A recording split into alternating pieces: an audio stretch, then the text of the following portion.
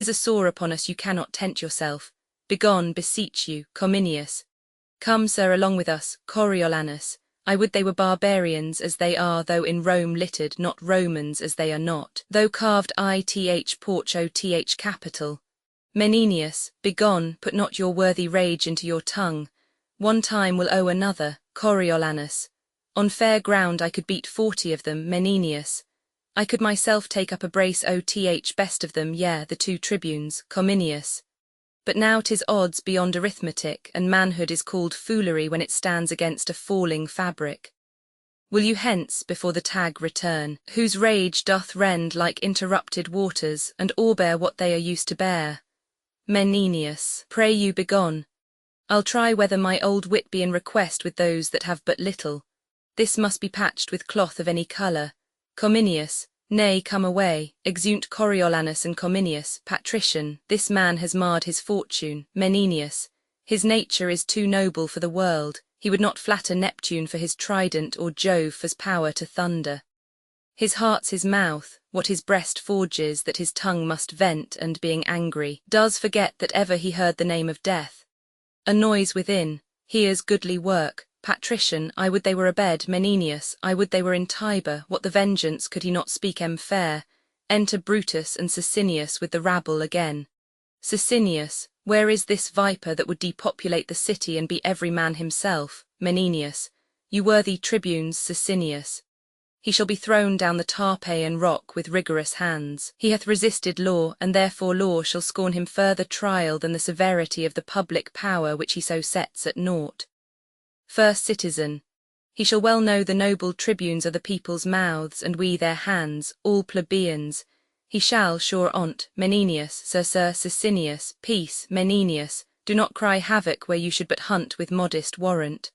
Sicinius, sir, how commence that you have holp to make this rescue? Menenius, hear me speak. As I do know the consul's worthiness, so can I name his faults. Sicinius, consul, what consul? Menenius, the consul Coriolanus. Brutus, he consul, all plebeians. No, Menenius. If by the tribune's leave and yours, good people, I may be heard, I would crave a word or two, the which shall turn you to no further harm than so much loss of time. Sicinius, speak briefly then, for we are peremptory to dispatch this viperous traitor. To eject him hence were but one danger, and to keep him here our certain death. Therefore it is decreed he dies tonight. Menenius, now the good gods forbid that our renowned Rome, whose gratitude towards her deserved children is enrolled in Jove's own book, like an unnatural dam should now eat up her own. Sicinius, he's a disease that must be cut away. Menenius, oh, he's a limb that has but a disease mortal to cut it off. To cure it easy. What has he done to Rome that's worthy death? Killing our enemies, the blood he hath lost, which I dare vouch is more than that he hath by many an ounce, he dropped it for his country, and what is left, to lose it by his country were to us all that dot and suffer it a brand to end oth world. Sicinius, this is clean cam. Brutus, merely awry. When he did love his country it honoured him. Menenius, the service of the foot being once gangrened, is not then respected for what before it was. Brutus, will hear no more, pursue him to his house and pluck him thence, lest his infection, being of catching nature, spread further. Menenius, one word more, one word. This tiger-footed rage, when it shall find the harm of unscanned swiftness, will too late tie leaden pounds to's heels. Proceed by process, lest parties, as he is beloved, break out and sack great Rome with Romans. Brutus, if it were so, Sicinius, what do we talk? Have we not had a taste of his obedience? Our aediles smote, ourselves resisted. Come, Menenius, consider this, he has been bred ith wars since he could draw a sword, and is ill-schooled in bolted language. Meal and bran together he throws without distinction. Give me leave, I'll go to him and undertake to bring him where he shall answer by a lawful form in peace to his utmost peril. First Senator, noble tribunes, it is the humane way, the other course will prove too bloody, and the end of it unknown to the beginning. Sicinius, noble Menenius, be you then as the people's officer. Masters, lay down your weapons. Brutus, go not home. Sicinius, meet on the market-place. We'll attend you there, where if you bring not Martius, we'll proceed in our first way. Menenius, I'll bring him to you, to senators, let me desire your company, he must come, or what is worst will follow. First Senator, I pray you let's to him. Exeunt, Scene Roman 2, Rome. A room in Coriolanus's house, enter Coriolanus with nobles. Coriolanus. Let them pull all about mine ears, present me death on the wheel, or at wild horses' heels, or pile 10 hills on the Tarpeian rock, that the precipitation might down stretch below the beam of sight, yet will I still be thus to them. First Patrician, you do the nobler. Coriolanus. I muse my mother does not approve me further, who is wont to call them woolen vassals, things created to buy and sell with groats, to show bare heads in congregations, to yawn, be still, and wonder, when one but of my ordinance stood up to speak of peace or war. Enter Volumnia. I talk of you, why did you wish me milder, would you have me false to my nature? Rather say I play the man I am. Volumnia, oh sir, I would have had you put your power well on before you had worn it out. Coriolanus. Let go, Volumnia, you might have been enough the man you are with striving less to be so. Lesser had been the thwartings of your dispositions if you had not showed them how you were disposed ere they lacked power to cross you. Coriolanus. Let them hang. Volumnia. Ay, and burn too. Enter Menenius with the senators. Menenius. Come, you have been too rough, something too rough, you must return and mend it. First Senator. There's no remedy unless by not so doing our good city cleave in the midst and perish. Volumnia, pray be counselled. I have a heart as little apt as yours, but yet a brain that leads my use of anger to better vantage. Menenius. Well said, noble woman, before he should thus stoop to th heard, but that the violent fit time craves it as physic for the whole state, I would put mine armour on which I can scarcely bear. Coriolanus, what must I do? Menenius. Return to tribunes. Coriolanus. Well, what then, Menenius? Repent what you have spoke. Coriolanus, for them, I cannot do it to the gods, must I then dot to them? Volumnia. You are too absolute, though therein you can never be too noble but when extremities speak. I have heard you say honour and policy, like unsevered friends, war do grow together. Grant that, and tell me in peace what each of them by other lose that they combine not there. Coriolanus. Tush, Menenius. A good demand, Volumnia. If it be honour in your wars to seem the same you are not, which for your best ends you adopt your policy, how is it less or worse that it shall hold companionship in peace with honour as in war, since that to both it stands in like request? Coriolanus. Why force you this, Volumnia? Because that now it lies you on to speak to people, not by your own instruction, nor by matter which your heart prompts you, but with such words that are but rooted in your tongue, though but bastards and syllables of no allowance to your bosom's truth. Now this no more dishonours you at all than to take in a town with gentle words, which else would put you to your fortune, and the hazard of much blood. I would dissemble with my nature where my fortunes and my friends at stake required I should do so in honour. I am in this your wife, your son, these senators, the nobles, and you will rather show our general louts how you can frown than spend a fawn upon em for the inheritance of their loves and safeguard of what that want might ruin. Menenius. Noble lady, come, go with us, speak fair. You may salve so, not what is dangerous present, but the loss of what is past. Volumnia. I prithee now, my son, go to them with this bonnet in thy hand, and thus far having stretched it, here be with them, thy knee bussing the stones, for in such Busine's action is eloquence, and the eyes of ignorant more learned than the ears, waving thy head, which often thus correcting thy stout heart, now humble as the ripest mulberry that will not hold the handling. Or say to them thou art their soldier, and being bred in broils, haste not the soft way, which thou dost confess, were fit for thee to use as they to claim in asking their good loves, but thou wilt frame thyself, forsooth, hereafter theirs, so far as thou hast power and person. Menenius. This but done even as she speaks, why their hearts were yours, for they have pardons being asked as free as words to little purpose. Volumnia. Prithee now go, and be ruled, although I know thou hadst rather follow thine enemy in a fiery gulf than flatter him in a bower. Enter Cominius. Here is Cominius. Cominius. I have been marketplace, And sir, 'tis fit you make strong party, or defend yourself by calmness or by absence. All's in anger, Menenius, only fair speech. Cominius, I think 'twill serve if he can thereto frame his spirit. Volumnia he must and will. Prithee now say you will and go about it, Coriolanus. Must I go show them my unbarbed sconce? Must I with my base tongue give to my noble heart a lie that it must bear? Well, I will dot. Yet were there but this single plot to lose this mould of Martius, they to dust should grind it and throw 't against the wind. To th marketplace, you have put me now to such a part which never I shall discharge to th life. Cominius. Come, will prompt you, Volumnia. I prithee now, sweet son, as thou hast said my praises made thee first a soldier, so to have my praise for this perform a part thou hast not done before, Coriolanus. Well, I must dot away my disposition, and possess me some harlot's spirit. My throat of war be turned, which quired with my drum, into a pipe small as an eunuch, or the virgin voice that babies lulls asleep. The smiles of knaves tent in my cheeks, and schoolboys' tears take up the glasses of my sight. A beggar's tongue make motion through my lips, and my armed knees, who bowed but in my stirrup, bend like his that hath received an alms. I will not dot, lest I surcease to honour mine own truth, and by my body's action teach my mind a most inherent baseness. Volumnia, at thy choice then, to beg of thee it is my more dishonour than thou of them, come all to ruin. Let thy mother rather feel thy pride than fear thy dangerous stoutness, for I mock at death with as big heart as thou, do as thou list. Thy valiantness was mine, thou suck'dst it from me, but oh thy pride thyself. Coriolanus, pray be content. Mother, I am going to the market-place, chide me no more, I'll mountebank their loves, cog their hearts from them, and come home beloved of all the trades in Rome.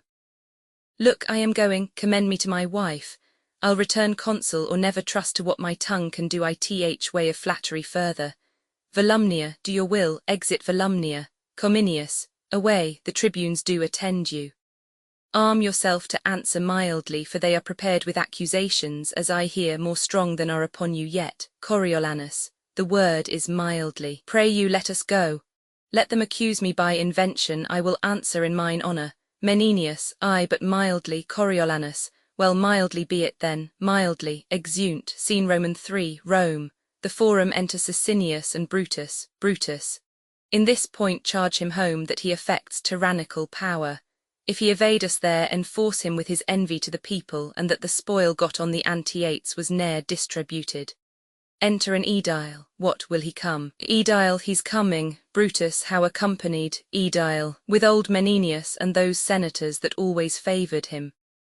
Sicinius, have you a catalogue of all the voices that we have procured, set down by th Pole? Aedile, I have, 'tis ready. Sicinius, have you collected them by tribes? Aedile, I have. Sicinius, assemble presently the people hither, and when they hear me say, it shall be so. Ith right and strength, O th commons, be it either for death, for fine, or banishment, then let them, if I say fine, cry fine, if death, cry death, insisting on the old prerogative and power. Ith truth, O th cause. Aedile, I shall inform them. Brutus, and when such time they have begun to cry, let them not cease, but with a din confused enforce the present execution of what we chance to sentence. Aedile, very well. Sicinius, make them be strong and ready for this hint when we shall hap to give at them. Brutus, go about it.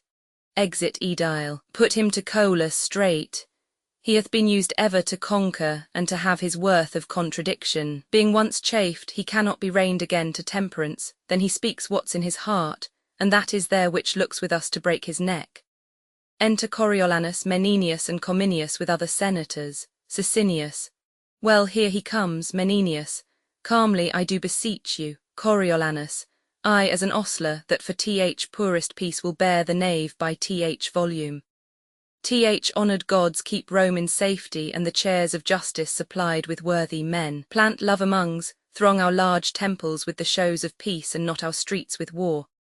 First Senator, Amen, amen. Menenius, a noble wish, enter the aedile with the plebeians. Sicinius, draw near, ye people. Aedile, list to your tribunes. Audience, peace, I say. Coriolanus, first hear me speak. Both tribunes, well say, peace ho. Coriolanus, Shall I be charged no further than this present, must all determine here, Sicinius. I do demand if you submit you to the people's voices, allow their officers, and are content to suffer lawful censure for such faults as shall be proved upon you. Coriolanus, I am content. Menenius, lo, citizens, he says he is content.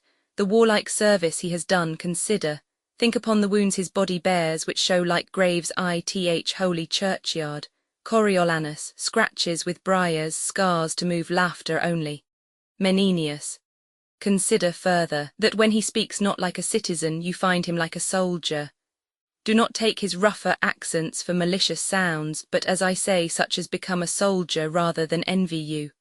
Cominius, well, no more. Coriolanus, what is the matter that, being passed for consul with full voice, I am so dishonoured that the very hour you take it off again? Sicinius, answer to us. Coriolanus, say then, 'tis true I ought so. Sicinius, we charge you that you have contrived to take from Rome all seasoned office, and to wind yourself into a power tyrannical, for which you are a traitor to the people. Coriolanus, how? Traitor? Menenius, nay, temperately, your promise. Coriolanus, the fires ith lowest hell-fold in the people. Call me their traitor, thou injurious tribune. Within thine eyes sat 20,000 deaths, in thy hands clutched as many millions, in thy lying tongue both numbers. I would say thou least unto thee with a voice as free as I do pray the gods. Sicinius, mark you this, people, all plebeians, to rock with him. Sicinius, peace, we need not put new matter to his charge. What you have seen him do and heard him speak, beating your officers, cursing yourselves, opposing laws with strokes, and here defying those whose great power must try him, even this, so criminal and in such capital kind, deserves extremist death. Brutus, but since he hath served well for Rome. Coriolanus, what do you prate of service? Brutus, I talk of that know it. Coriolanus, you. Menenius, is this the promise that you made your mother? Cominius, no, I pray you. Coriolanus, I'll know no further. Let them pronounce the steep Tarpeian death, vagabond exile, flaying, pent to linger but with a grain a day. I would not buy their mercy at the price of one fair word, nor check my courage for what they can give, to haved with saying good morrow. Sicinius, for that he has, as much as in him lies, from time to time envied against the people, seeking means to pluck away their power, as now at last given hostile strokes, and that not in the presence of dreaded justice, but on the ministers that do distribute it, in the name of people and in the power of us the tribunes. We even from this instant banish him our city in peril of precipitation from off the rock Tarpeian, never more to enter our Rome gates. Ith people's name I say it shall be so. All plebeians, it shall be so, it shall be so. Let him away, he's banished, and it shall be so. Cominius, hear me, my masters and my common friends. Sicinius, he's sentenced, no more hearing. Cominius, let me speak. I have been consul and can show for Rome her enemies marks upon me. I do love my country's good with a respect more tender, more holy and profound than mine own life, my dear wife's estimate, her womb's increase, and treasure of my loins. Then if I would speak that, Sicinius, we know your drift. Speak what? Brutus, there's no more to be said, but he is banished as enemy to the people and his country. It shall be so. All plebeians, it shall be so, it shall be so. Coriolanus, you common cry of curs, whose breath I hate as reek rotten fens, whose loves I prize as the dead carcasses of unburied men that do corrupt my air, I banish you. And here remain with your uncertainty. Let every feeble rumour shake your hearts. Your enemies, with nodding of their plumes, fan you into despair. Have the power still to banish your defenders, till at length your ignorance, which finds not till it feels, making but reservation of yourselves, still your own foes, deliver you as most abated captives to some nation that won you without blows. Despising for you the city, thus I turn my back. There is a world elsewhere. Exeunt Coriolanus Cominius with other senators. Aedile, the people's enemy is gone, all plebeians, our enemy is banished, he is gone. Hoo, they all shout and throw up their caps. Sicinius, go see him out at gates, and follow him as he hath followed you with all despite. Give him deserved vexation. Let a guard attend us through the city, all plebeians. Come, let's see him out at gates. Come, the gods preserve our noble tribunes. Come, exeunt. Act Roman 4 Scene I. Rome. Before a gate of the city enter Coriolanus, Volumnia, Virgilia, Menenius, Cominius with the young nobility of Rome. Coriolanus, come, leave your tears. A brief farewell. The beast with many heads butts me away. Nay, mother, where is your ancient courage? You were used to say extremities was the trier of spirits, that common chances common men could bear, that when the sea was calm, all boats alike showed mastership in floating, fortune's blows when most struck, home being gentle wounded craves a noble cunning. You were used to load me with precepts that would make invincible the heart that conned them. Virgilia, O heavens, Coriolanus, nay, I prithee, woman Volumnia. Now the red pestilence strike all trades in Rome, and occupations perish. Coriolanus, what, I shall be loved when I am lacked. Nay, mother, resume that spirit when you were wont to say if you had been the wife of Hercules, 6 of his labours you'd have done and saved your husband so much sweat. Cominius, droop not. Adieu. Farewell, my wife, my mother, I'll do well yet. Thou old and true Menenius, thy tears are salter than a younger man's and venomous to thine eyes. My sometime general, I have seen thee stern, and thou hast oft beheld heart-hardening spectacles. Tell these sad women 'tis fond to wail inevitable strokes as 'tis to laugh at em. My mother, you wot well my hazards still have been your solace, and believe it not lightly. Though I go alone, like to a lonely dragon that his fen makes feared and talked of more than seen, your son will or exceed the common or be caught with cautelous baits and practice. Volumnia, my first son, whither wilt thou go? Take good Cominius with thee awhile. Determine on some course more than a wild exposture to each chance that starts ith way before thee. Virgilia, O the gods, Cominius, I'll follow thee a month, devise with thee where thou shalt rest, that thou mayst hear of us and we of thee. So if the time thrust forth a cause for thy repeal, we shall not send o'er the vast world to seek a single man and lose advantage, which doth ever cool ith absence of the needer. Coriolanus, fare ye well. Thou haste years upon thee, and thou art too full of the war's surfeits to go rove with one that's yet unbruised. Bring me but out at gate. Come, my sweet wife, my dearest mother, and my friends of noble touch. When I am forth, bid me farewell and smile, I pray you come. While I remain above the ground, you shall hear from me still, and never of me aught but what is like me formerly. Menenius, that's worthily as any ear can hear. Come, let's not weep. If I could shake off but 7 years from these old arms and legs, by the good gods, I'd with thee every foot. Coriolanus, give me thy hand. Come, exeunt. Scene Roman 2. Rome. A street near the gate entered 2 tribunes, Sicinius, Brutus with the aedile. Sicinius, bid them all home, he's gone and will no further. The nobility are vexed, whom we see have sided in his behalf. Brutus, now we have shown our power, let us seem humbler after it is done than when it was a-doing. Sicinius, bid them home, say their great enemy is gone and they stand in their ancient strength. Brutus, dismiss them home. Exit aedile, here comes his mother. Enter Volumnia, Virgilia and Menenius. Sicinius, let's not meet her. Brutus, why? Sicinius, they say she's mad. Brutus, they have ta'en note of us, keep on your way. Volumnia, oh, you're well met. The hoarded plague oth gods requite your love. Menenius, peace, peace, be not so loud. Volumnia, if that I could for weeping you should hear, nay, and you shall hear some. To Sicinius, will you be gone? Virgilia, to Brutus, you shall stay too. I would I had the power to say so to my husband.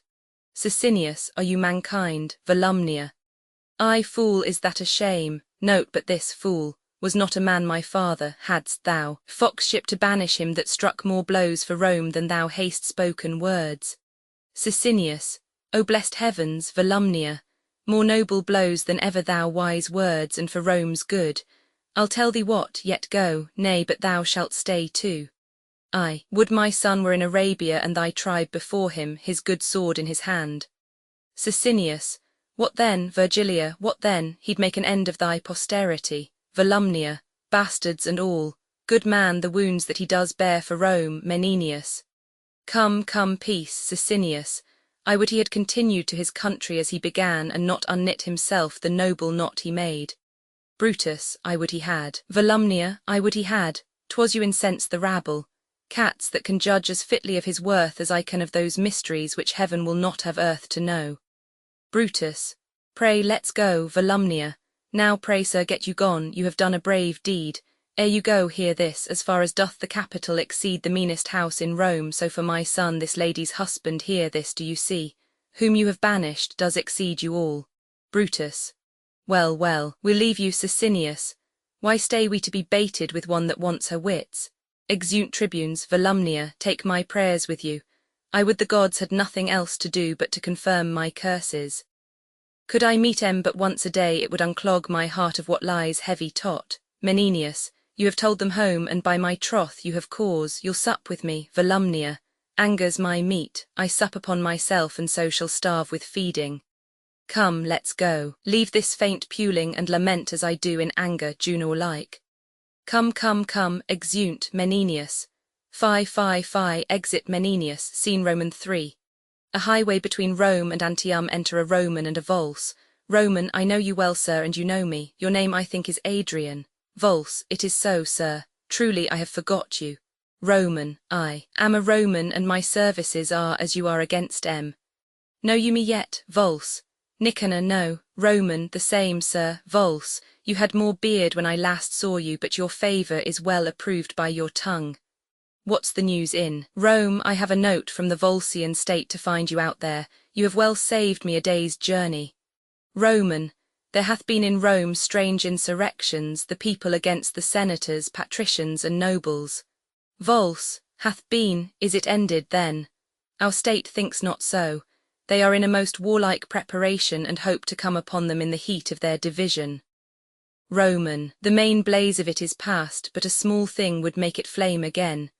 For the nobles receive so to heart the banishment of that worthy Coriolanus that they are in a ripe aptness to take all power from the people and to pluck from them their tribunes for ever. This lies glowing, I can tell you, and is almost mature for the violent breaking out. Volse, Coriolanus banished. Roman, banished, sir. Volse, you will be welcome with this intelligence, Nicanor. Roman, the day serves well for them now. I have heard it said the fittest time to corrupt a man's wife is when she's fallen out with her husband. Your noble Tullus Aufidius will appear well in these wars, his great opposer Coriolanus being now in no request of his country. Volse, he cannot choose. I am most fortunate thus accidentally to encounter you. You have ended my business, and I will merrily accompany you home. Roman, I shall between this and supper tell you most strange things from Rome, all tending to the good of their adversaries. Have you an army ready, say you? Volse, a most royal one. The centurions and their charges, distinctly billeted, already in entertainment and to be on foot at an hour's warning. Roman, I am joyful to hear of their readiness and am the man, I think, that shall set them in present action. So, sir, heartily well met and most glad of your company. Volse, you take my part from me, sir. I have the most cause to be glad of yours. Roman, well, let us go together. Exeunt, scene Roman 4, Antium. Before Aufidius's house enter Coriolanus in mean apparel, disguised and muffled. Coriolanus, a goodly city is this Antium. City 'tis I that made thy widows. Many an heir of these fair edifices for my wars have I heard groan and drop. Then know me not, lest that thy wives with spits and boys with stones in puny battle slay me. Enter a citizen. Save you, sir, citizen, and you, Coriolanus, direct me if it be your will, where great Aufidius lies. Is he in Antium? Citizen, he is, and feasts the nobles of the state at his house this night. Coriolanus, which is his house, beseech you. Citizen, this here before you, Coriolanus. Thank you, sir, farewell. Exit, citizen. O world, thy slippery turns. Friends now fast sworn, whose double bosoms seems to wear one heart, whose hours, whose bed, whose meal and exercise are still together, who twin as tweer in love unseparable, shall within this hour on a dissension of a doit break out to bitterest enmity. So fellest foes, whose passions and whose plots have broke their sleep to take the one the other, by some chance, some trick not worth an egg, shall grow dear friends and interjoin their issues. So with me my birthplace hate I, and my loves upon this enemy town. I'll enter. If he slay me he does fair justice, if he give me way I'll do his country service. Exit, scene V, Antium. A hall in Aufidius's house music plays. Enter a servingman. First servingman. Wine, wine, wine, what service is here? I think our fellows are asleep. Exit. Enter another servingman. Second servingman. Where's Cotus? My master calls for him. Cotus. Exit. Enter Coriolanus. Coriolanus, a goodly house. The feast smells well, but I appear not like a guest. Enter the first servingman. First servingman. What would you have, friend? Whence are you? Here's no place for you. Pray go to the door. Exit. Coriolanus. I have deserved no better entertainment in being Coriolanus. Enter second servingman. Second servingman. Whence are you, sir? Has the porter his eyes in his head that he gives entrance to such companions? Pray get you out, Coriolanus. Away, second servingman. Away. Get you away, Coriolanus. Now art troublesome. Second servingman, are you so brave? I'll have you talked with anon. Enter third servingman. The first entering meets him. Third servingman. What fellow's this? First servingman. A strange one as ever I looked on. I cannot get him out o' house. Prithee call my master to him. Third servingman. What have you to do here, fellow? Pray you avoid the house. Coriolanus. Let me but stand, I will not hurt your hearth. Third servingman. What are you, Coriolanus? A gentleman. Third servingman. A marvellous poor one. Coriolanus. True, so I am. Third servingman. Pray you, poor gentleman, take up some other station. Here's no place for you. Pray you avoid. Come, Coriolanus. Follow your function. Go and batten on cold bits. Pushes him away from him. Third servingman. What you will not? Prithee tell my master what a strange guest he has here. Second servingman. And I shall. Exit. Third servingman. Where dwellst thou, Coriolanus? Under the canopy. Third servingman. Under the canopy. Coriolanus. I. Third servingman. Where's that, Coriolanus? City of kites and crows. Third servingman. City of kites and crows. What an ass it is. Then thou dwellst with doors too, Coriolanus. No, I serve not thy master. Third servingman. How, sir, do you meddle with my master? Coriolanus. Aye, 'tis an honester service than to meddle with thy mistress. Thou prat'st and prat'st. Serve with thy trencher hence. Beats him away. Exit third servingman. Enter Aufidius with the second servingman. Aufidius. Where is this fellow? Second servingman. Here, sir, I'd have beaten him like a dog, but for disturbing the lords within. Aufidius. Whence comest thou? What wouldst thou? Thy name? Why speak'st not? Speak, man. What's thy name? Coriolanus, removing his muffler. If Tullus, not yet. Thou know'st me, and seeing me dost not think me for the man I am. Necessity commands me name myself. Aufidius. What is thy name? Coriolanus. A name unmusical to the Volscians' ears and harsh in sound to thine. Aufidius. Say, what's thy name? Thou has a grim appearance, and thy face bears a command int. Though thy tackle's torn, thou show'st a noble vessel. What's thy name? Coriolanus. Prepare thy brow to frown. Know'st thou me yet, Aufidius? I know thee not. Thy name, Coriolanus. My name is Caius Martius, who hath done to thee particularly and to all the Volsces great hurt and mischief. Thereto witness may my surname Coriolanus. The painful service, the extreme dangers, and the drops of blood shed for my thankless country are requited, but with that surname, a good memory and witness of the malice and displeasure which thou shouldst bear me. Only that name remains. The cruelty and envy of the people, permitted by our dastard nobles who have all forsook me, hath devoured the rest, and suffered me by voice of slaves to be whooped out of Rome. Now this extremity hath brought me to thy hearth, not out of hope, mistake me not, to save my life. For if I had feared death of all the men world I would avoided thee, but in mere spite, to be full quit of those my banishers, stand I before thee here. Then if thou hast a heart of wreak in thee, that wilt revenge thine own particular wrongs, and stop those maims of shame seen through thy country, speed thee straight, and make my misery serve thy turn. So use it that my revengeful services may prove as benefits to thee, for I will fight against my cankered country with the spleen of all the under-fiends. But if so be thou darst not this, and that to prove more fortunes, thou art tired then in a word, I also am longer to live most weary, and present my throat to thee, and to thy ancient malice, which not to cut would show thee but a fool, since I have ever followed thee with hate, drawn tons of blood out of thy country's breast, and cannot live but to thy shame, unless it be to do thee service. Aufidius.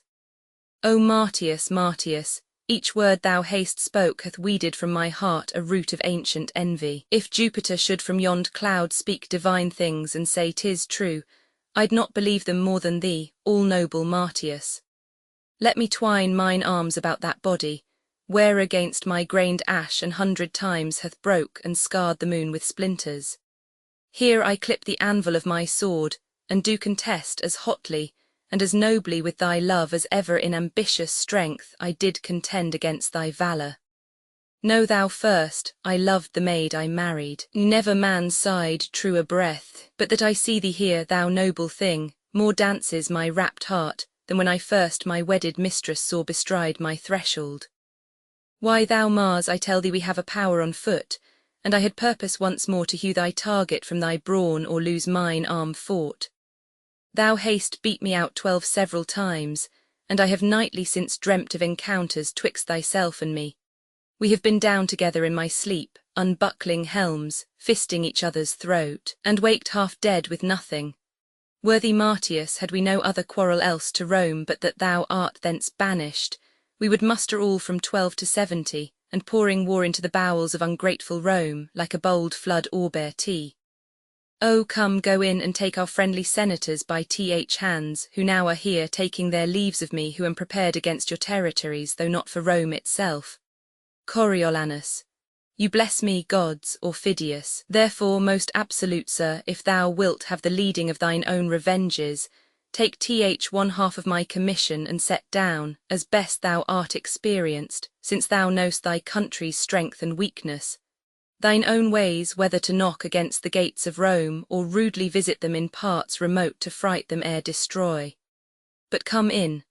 Let me commend thee first to those that shall say yea to thy desires. 1,000 welcomes, and more a friend than e'er an enemy, yet Martius that was much, your hand most welcome, exeunt Coriolanus and Aufidius. 2 of the serving men come forward. First servingman, here's a strange alteration. Second servingman, by my hand I had thought to have strucken him with a cudgel, and yet my mind gave me his clothes made a false report of him. First servingman, what an arm he has. He turned me about with his finger and his thumb as one would set up a top. Second servingman, nay, I knew by his face that there was something in him. He had, sir, a kind of face, methought, I cannot tell how to term it. First servingman, he had so looking as it were would I were hanged, but I thought there was more in him than I could think. Second servingman, so did I'll be sworn, he is simply the rarest man world. First servingman, I think he is, but a greater soldier than he you wot one. Second servingman, who my master. First servingman, nay, it's no matter for that. Second servingman, worth 6 on him. First servingman, nay, not so neither, but I take him to be the greater soldier. Second servingman, faith, look you, one cannot tell how to say that. For the defence of a town our general is excellent. First servingman, aye, and for an assault too, enter the third servingman. Third servingman, O slaves, I can tell you news, you rascals. First and second servingman, what, let's partake. Third servingman, I would not be a Roman of all nations, I had as lief be a condemned man. First and second servingman. Wherefore, third servingman, why, here's he that was wont to thwack our general Caius Martius. First servingman, why do you say thwack our general? Third servingman, I do not say thwack our general, but he was always good enough for him. Second servingman, come, we are fellows and friends, he was ever too hard for him, I have heard him say so himself. First servingman, he was too hard for him directly, to say the troth on't before Corioles. He scotched him and notched him like a carbonado. Second servingman, and he had been cannibally given, he might have boiled and eaten him too. First servingman, but more of thy news. Third servingman, why, he is so made on here within as if he were son and heir to Mars, set at upper end OTH table. No question asked him by any of the senators, but they stand bald before him. Our general himself makes a mistress of him, sanctifies himself with hand, and turns up the white OTHI to his discourse. But the bottom of the news is, our general is cut ITH middle and but 1/2 of what he was yesterday, for the other has half by the entreaty and grant of the whole table. He'll go, he says, and soul the porter of Rome gates by ears. He will mow all down before him and leave his passage polled. Second servingman, and he's as like to Dot as any man I can imagine. Third servingman, Dot, he will Dot. For look you, sir, he has as many friends as enemies, which friends, sir, as it were, durst not, look you, sir, show themselves, as we term it, his friends whilst he's in directitude. First servingman, directitude, what's that? Third servingman. But when they shall see, sir, his crest up again, and the man in blood, they will out of their burrows like canaries after rain, and revel all with him. First servingman, but when goes this forward? Third servingman, tomorrow. Today, presently, you shall have the drum struck up this afternoon. 'Tis as it were parcel of their feast, and to be executed ere they wipe their lips. Second servingman, why then we shall have a stirring world again. This piece is nothing but to rust iron, increase tailors, and breed ballad makers.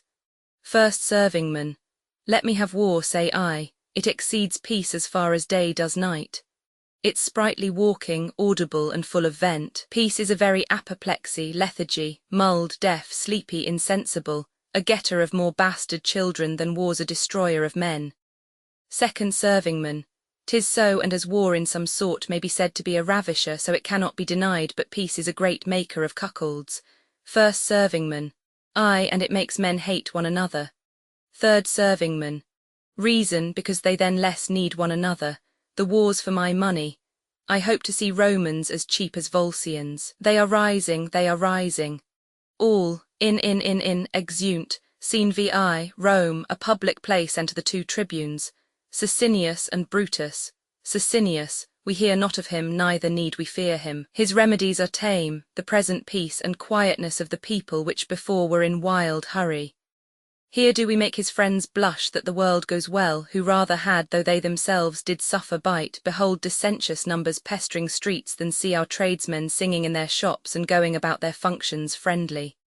Brutus, we stood taut in good time. Enter Menenius. Is this Menenius? Sicinius. 'Tis he, 'tis he. Oh, he is grown most kind of late. Hail, Sir Menenius, hail to you both. Sicinius, your Coriolanus is not much missed but with his friends. The Commonwealth doth stand, and so would do were he more angry at it. Menenius, all's well, and might have been much better if he could have temporized. Sicinius, where is he, hear you? Menenius, nay, I hear nothing, his mother and his wife hear nothing from him. Enter 3 or 4 citizens, all citizens, the gods preserve you both. Sicinius, good e'en, our neighbours. Brutus, good e'en to you all, good e'en to you all. First citizen, ourselves, our wives and children on our knees are bound to pray for you both. Sicinius, live and thrive. Brutus, farewell, kind neighbours, we wished Coriolanus had loved you as we did. Citizens, now the gods keep you, both tribunes. Farewell, farewell, exeunt citizens. Sicinius, this is a happier and more comely time than when these fellows ran about the streets crying confusion. Brutus, Caius Martius was a worthy officer, ith war, but insolent, o'ercome with pride, ambitious, past all thinking, self-loving. Sicinius, and affecting one sole throne without assistance. Menenius, I think not so. Sicinius, we should by this to all our lamentation if he had gone forth consul, found it so. Brutus, the gods have well prevented it, and Rome sits safe and still without him. Enter an aedile. Aedile, worthy tribunes, there is a slave whom we have put in prison, reports the Volsces with 2 several powers are entered in the Roman territories, and with the deepest malice of the war destroy what lies before Menenius. 'Tis Aufidius who, hearing of our Martius banishment, thrusts forth his horns again into the world, which were inchelled when Martius stood for Rome, and durst not once peep out. Sicinius, come, what talk you of Martius? Brutus, go see this rumour a-whipped. It cannot be the Volsces dare break with us. Menenius, cannot be, we have record that very well it can, and 3 examples of the like hath been within my age. But reason with the fellow before you punish him where he heard this, lest you shall chance to whip your information and beat the messenger who bids beware of what is to be dreaded. Sicinius, tell not me, I know this cannot be. Brutus, not possible. Enter a messenger.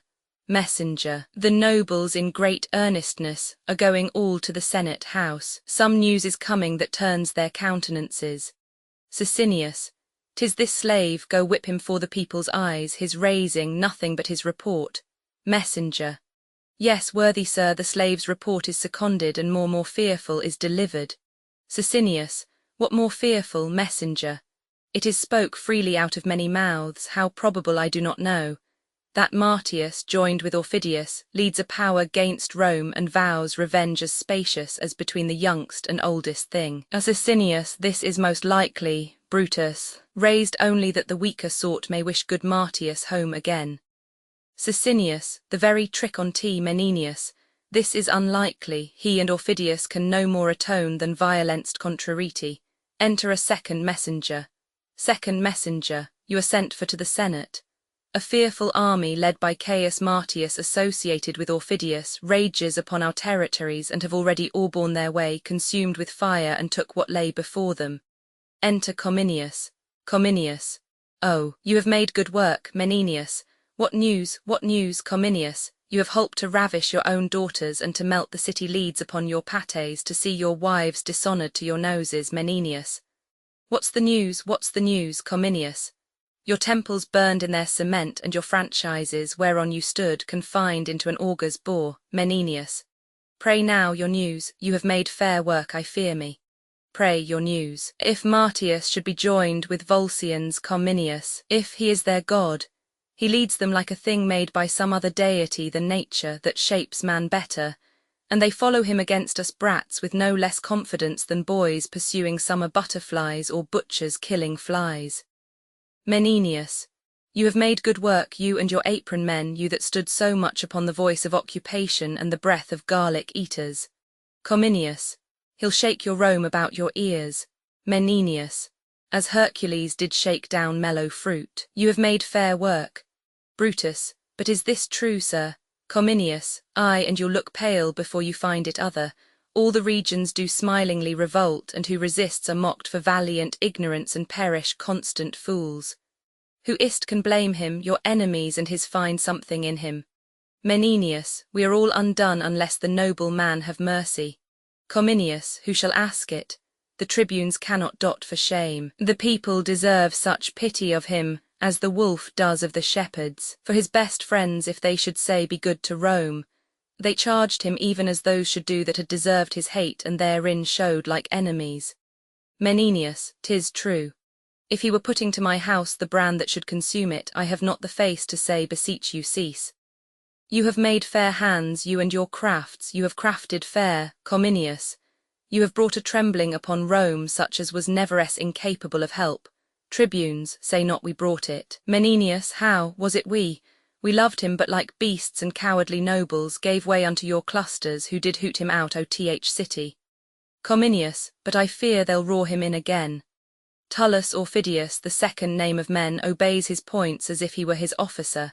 Desperation is all the policy, strength and defence that Rome can make against them. Enter a troop of citizens, Menenius. Here comes the clusters, and is Aufidius with him? You are they that made the air unwholesome when you cast your stinking, greasy caps in hooting at Coriolanus' exile. Now he's coming, and not a hair upon a soldier's head which will not prove a whip. As many coxcombs as you threw caps up will he tumble down and pay you for your voices. 'Tis no matter, if he could burn us all into one coal we have deserved it. All citizens, faith we hear fearful news. First citizen. For mine own part, when I said banish him, I said 'twas pity. Second citizen, and so did I. Third citizen, and so did I. And to say the truth, so did very many of us, that we did for the best, and though we willingly consented to his banishment, yet it was against our will. Cominius, you are goodly things, you voices. Menenius, you have made good work, you and your cry. Shalls to the capital, Cominius. Oh I, what else? Exeunt Cominius and Menenius. Sicinius. Go, masters, get you home, be not dismayed. These are a side that would be glad to have this true which they so seem to fear. Go home and show no sign of fear. First citizen, the gods be good to us. Come, masters, let's home. I ever said we were wrong when we banished him. Second citizen, so did we all, but come, let's home. Exeunt citizens. Brutus, I do not like this news. Sicinius, nor I, Brutus, let's to the capital. Would half my wealth would buy this for a lie. Sicinius, pray let's go. Exeunt. Scene Roman 7. A camp at a short distance from Rome. Enter Aufidius with his lieutenant. Aufidius, do they still fly to Roman? Lieutenant, I do not know what witchcraft's in him, but your soldiers use him as the grace fore meat, their talk at table, and their thanks at end. And you are darkened in this action, sir, even by your own. Orphidius. I cannot help it now, unless by using means I lame the foot of our design. He bears himself more proudlier, even to my person, than I thought he would when first I did embrace him, yet his nature in that's no changeling, and I must excuse what cannot be amended. Lieutenant. Yet I wish, sir, I mean for your particular, you had not joined in commission with him, but either had borne the action of yourself, or else to him had left it solely. Orphidius. I understand thee well, and be thou sure, when he shall come to his account, he knows not what I can urge against him, although it seems, and so he thinks, and is no less apparent to th vulgar eye, that he bears all things fairly, and shows good husbandry for the Volscian state, fights dragon-like, and does achieve as soon as draw his sword. Yet he hath left undone that which shall break his neck or hazard mine whene'er we come to our account. Lieutenant. Sir, I beseech you, think you he'll carry Rome, Orphidius? All places yield to him ere he sits down, and the nobility of Rome are his, the senators and patricians love him too. The tribunes are no soldiers, and their people will be as rash in the repeal as hasty to expel him thence. I think he'll be to Rome as is the osprey to the fish, who takes it by sovereignty of nature. First, he was a noble servant to them, but he could not carry his honours even, whether 'twas pride, which out of daily fortune ever taints the happy man, whether defect of judgment to fail in the disposing of those chances which he was lord of, or whether nature, not to be other than one thing, not moving from cask to cushion, but commanding peace even with the same austerity and garb as he controlled the war. But one of these, as he hath spices of them all, not all, for I dare so far free him, made him feared, so hated, and so banished, but he has a merit to choke it in the utterance. So our virtues lie in interpretation of the time, and power unto itself most commendable, hath not a tomb so evident as a chair extol what it hath done. One fire drives out one fire, one nail, rights by rights falter, strengths by strengths do fail. Come, let's away. When chaos Rome is thine, thou art poorest of all, then shortly art thou mine. Exeunt, Act V Scene I. Rome, a public place. Enter Menenius, Cominius, Sicinius, Brutus, the two tribunes, with others. Menenius. No, I'll not go. You hear what he hath said, which was sometime his general, who loved him in a most dear particular. He called me father, but what o' that, go you that banished him, a mile before his tent, fall down, and neither way into his mercy. Nay, if he coyed to hear Cominius speak, I'll keep at home. Cominius, he would not seem to know me. Menenius, do you hear, Cominius? Yet one time he did call me by my name. I urged our old acquaintance and the drops that we have bled together. Coriolanus he would not answer to, forbade all names. He was a kind of nothing, titleless, till he had forged himself a name, fire of burning Rome. Menenius, why so? You have made good work. A pair of tribunes that have racked Rome to make coals cheap. A noble memory, Cominius. I minded him how royal 'twas to pardon when it was less expected. He replied it was a bare petition of a state to one whom they had punished. Menenius, very well, could he say less, Cominius? I offered to awaken his regard for's private friends. His answer to me was he could not stay to pick them in a pile of noisome musty chaff. He said 'twas folly for one poor grain or two to leave unburnt and still to nose offence. Menenius, for one poor grain or two, I am one of those. His mother, wife, his child, and this brave fellow too, we are the grains, you are the musty chaff, and you are smelt above the moon, we must be burnt for you. Sicinius. Nay, pray be patient. If you refuse your aid in this so never needed help, yet do not upbraids with our distress. But sure, if you would be your country's pleader, your good tongue, more than the instant army we can make, might stop our countrymen. Menenius. No, I'll not meddle. Sicinius. Pray you go to him. Menenius. What should I do? Brutus. Only make trial what your love can do for Rome towards Martius. Menenius. Well, and say that Martius return me as Cominius is returned unheard. What then? But as a discontented friend, grief-shot with his unkindness, say't be so. Sicinius. Yet your good will must have that thanks from Rome after the measure as you intended well. Menenius. I'll undertake't, I think you'll hear me. Yet to bite his lip and hum at good Cominius much unhearts me. He was not taken well, he had not dined. The veins unfilled, our blood is cold, and then we pout upon the morning, are unapt to give or to forgive. But when we have stuffed these pipes and these conveyances of our blood with wine and feeding, we have suppler souls than in our priest-like fasts. Therefore I'll watch him till he be dieted to my request, and then I'll set upon him. Brutus, you know the very road into his kindness and cannot lose your way. Menenius, good faith, I'll prove him, speed how it will. I shall ere long have knowledge of my success. Exit, Cominius, he'll never hear him. Sicinius, not Cominius. I tell you he does sit in gold, his eye red as 'twould burn Rome, and his injury the jailer to his pity. I kneeled before him. 'Twas very faintly he said, "Rise," dismissed me thus with his speechless hand. What he would do, he sent in writing after me, what he would not, bound with an oath to yield to his conditions. So that all hope is vain unless his noble mother and his wife, who, as I hear, mean to solicit him for mercy to his country. Therefore let's hence, and with our fair entreaties haste them on. Exeunt, Scene Roman 2, an advanced post of the Volscian camp before Rome. Enter Menenius to the watch or guard, first watch. Stay, whence are you? Second watch. Stand and go back. Menenius, you guard like men, 'tis well. But by your leave I am an officer of state and come to speak with Coriolanus. First watch, from whence? Menenius, from Rome. First watch, you may not pass, you must return, our general will no more hear from thence. Second watch, you'll see your Rome embraced with fire before you'll speak with Coriolanus. Menenius, good my friends, if you have heard your general talk of Rome and of his friends there, it is lots to blanks my name hath touched your ears. It is Menenius, first watch. Be it so, go back, the virtue of your name is not here passable. Menenius, I tell thee, fellow, thy general is my lover. I have been the book of his good acts, whence men have read his fame unparalleled, happily amplified. For I have ever verified my friends of whom he's chief, with all the sighs that verity would without lapsing suffer.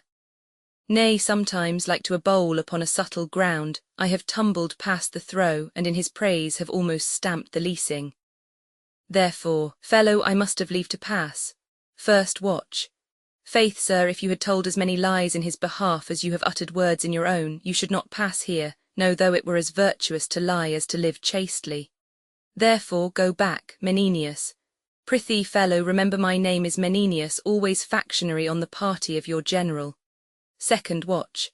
Howsoever you have been his liar, as you say you have, I am one that, telling true under him, must say you cannot pass. Therefore go back, Menenius. Has he dined, canst thou tell? For I would not speak with him till after dinner. First watch. You are a Roman, are you, Menenius? I am, as thy general is. First watch. Then you should hate Rome as he does. Can you, when you have pushed out your gates the very defender of them, and in a violent popular ignorance given your enemy your shield, think to front his revenges with the easy groans of old women, the virginal palms of your daughters, or with the palsied intercession of such a decayed dotant as you seem to be? Can you think to blow out the intended fire your city is ready to flame in with such weak breath as this? No, you are deceived. Therefore back to Rome and prepare for your execution. You are condemned. Our general has sworn you out of reprieve and pardon. Menenius. Sirrah, if thy captain knew I were here, he would use me with estimation. Second watch. Come, my captain knows you not, Menenius. I mean thy general. First watch. My general cares not for you. Back, I say, go, lest I let forth your half-pint of blood. Back, that's the utmost of your having. Back, Menenius. Nay, but fellow, enter Coriolanus with Orphidius. Coriolanus, what's the matter, Menenius? Now, you companion, I'll say an errand for you. You shall know now that I am in estimation. You shall perceive that a Jack Gardant cannot office me from my son Coriolanus. Guess but by my entertainment with him if thou standst not ith state of hanging, or of some death more long in spectatorship and crueller in suffering. Behold now presently, and swoon for what's to come upon thee. To Coriolanus, the glorious gods sit in hourly synod about thy particular prosperity and love thee no worse than thy old father Menenius does. O my son, thou art preparing fire for us. Look thee, here's water to quench it. I was hardly moved to come to thee, but being assured none but myself could move thee, I have been blown out of your gates with sighs, and conjure thee to pardon Rome and thy petitionary countrymen. The good gods assuage thy wrath and turn the dregs of it upon this varlet here, this who, like a block, hath denied my access to thee. Coriolanus. Away, Menenius. How away, Coriolanus? Wife, mother, child, I know not, my affairs are servanted to others, though I owe my revenge properly, my remission lies in Volscian breasts, that we have been familiar in great forgetfulness shall poison rather than pity note how much. Therefore begone. Mine ears against your suits are stronger than your gates against my force, yet for I loved thee take this along, I writ it for thy sake. He gives Menenius a paper, and would have sent it. Another word, Menenius, I will not hear thee speak. This man, Aufidius, was my beloved in Rome, yet thou beholdst. Aufidius, you keep a constant temper, they exit, the guard and Menenius remain. First watch. Now, sir, is your name Menenius? Second watch. 'Tis a spell, you see, of much power, you know the way home again. First watch. Do you hear how we are shent for keeping your greatness back? Second watch. What cause do you think I have to swoon, Menenius? I neither care for th world nor your general. For such things as you I can scarce think there's any, you're so slight. He that hath a will to die by himself fears it not from another. Let your general do his worst. For you be that you are long, and your misery increase with your age. I say to you as I was said to away, exit, first watch. A noble fellow, I warrant him. Second watch. The worthy fellow is our general. He is the rock, the oak, not to be wind-shaken. Exeunt, scene Roman 3. The tent of Coriolanus. Enter Coriolanus and Aufidius. Coriolanus, we will before the walls of Rome tomorrow set down our host. My partner in this action, you must report to th Volscian lords how plainly I have borne this business. Aufidius. Only their ends you have respected, stopped your ears against the general suit of Rome, never admitted a private whisper, no, not with such friends that thought them sure of you. Coriolanus. This last old man, whom with cracked heart I have sent to Rome, loved me above the measure of a father, nay, godded me indeed. Their latest refuge was to send him, for whose old love I have, though I showed sourly to him, once more offered the first conditions, which they did refuse and cannot now accept, to grace him only that thought he could do more. A very little I have yielded to. Fresh embassies and suits, nor from the state nor private friends, hereafter will I lend ear to. Shout within, ha, what shout is this? Shall I be tempted to infringe my vow? In the same time 'tis made, I will not. Enter Virgilia, Volumnia, Valeria, young Martius with attendants. My wife comes foremost, then the honoured mould wherein this trunk was framed, and in her hand the grandchild to her blood. But out, affection. All bond and privilege of nature break, let it be virtuous to be obstinate. What is that curtsy worth, or those dove's eyes, which can make gods forsworn? I melt and am not of stronger earth than others. My mother bows, as if Olympus to a molehill should in supplication nod, and my young boy hath an aspect of intercession which great nature cries, deny not. Let the Volsces plough Rome and harrow Italy, I'll never be such a gosling to obey instinct, but stand as if a man were author of himself and knew no other kin. Virgilia, my lord and husband, Coriolanus, these eyes are not the same I wore in Rome. Virgilia, the sorrow that delivers us thus changed makes you think so. Coriolanus, like a dull actor now I have forgot my part, and I am out, even to a full disgrace. Best of my flesh, forgive my tyranny, but do not say for that, forgive our Romans. They kiss. Oh, a kiss long as my exile, sweet as my revenge. Now by the jealous Queen of Heaven, that kiss I carried from thee, dear, and my true lip hath virgined it e'er since. You gods, I prate, and the most noble mother of the world leave unsaluted. Sink, my knee, ith earth, kneels. Of thy deep duty more impression show than that of common sons. Volumnia, oh, stand up blessed, he rises. Whilst with no softer cushion than the flint I kneel before thee and unproperly show duty, as mistaken all this while between the child and parent. She kneels, Coriolanus. What is this, your knees to me, to your corrected son?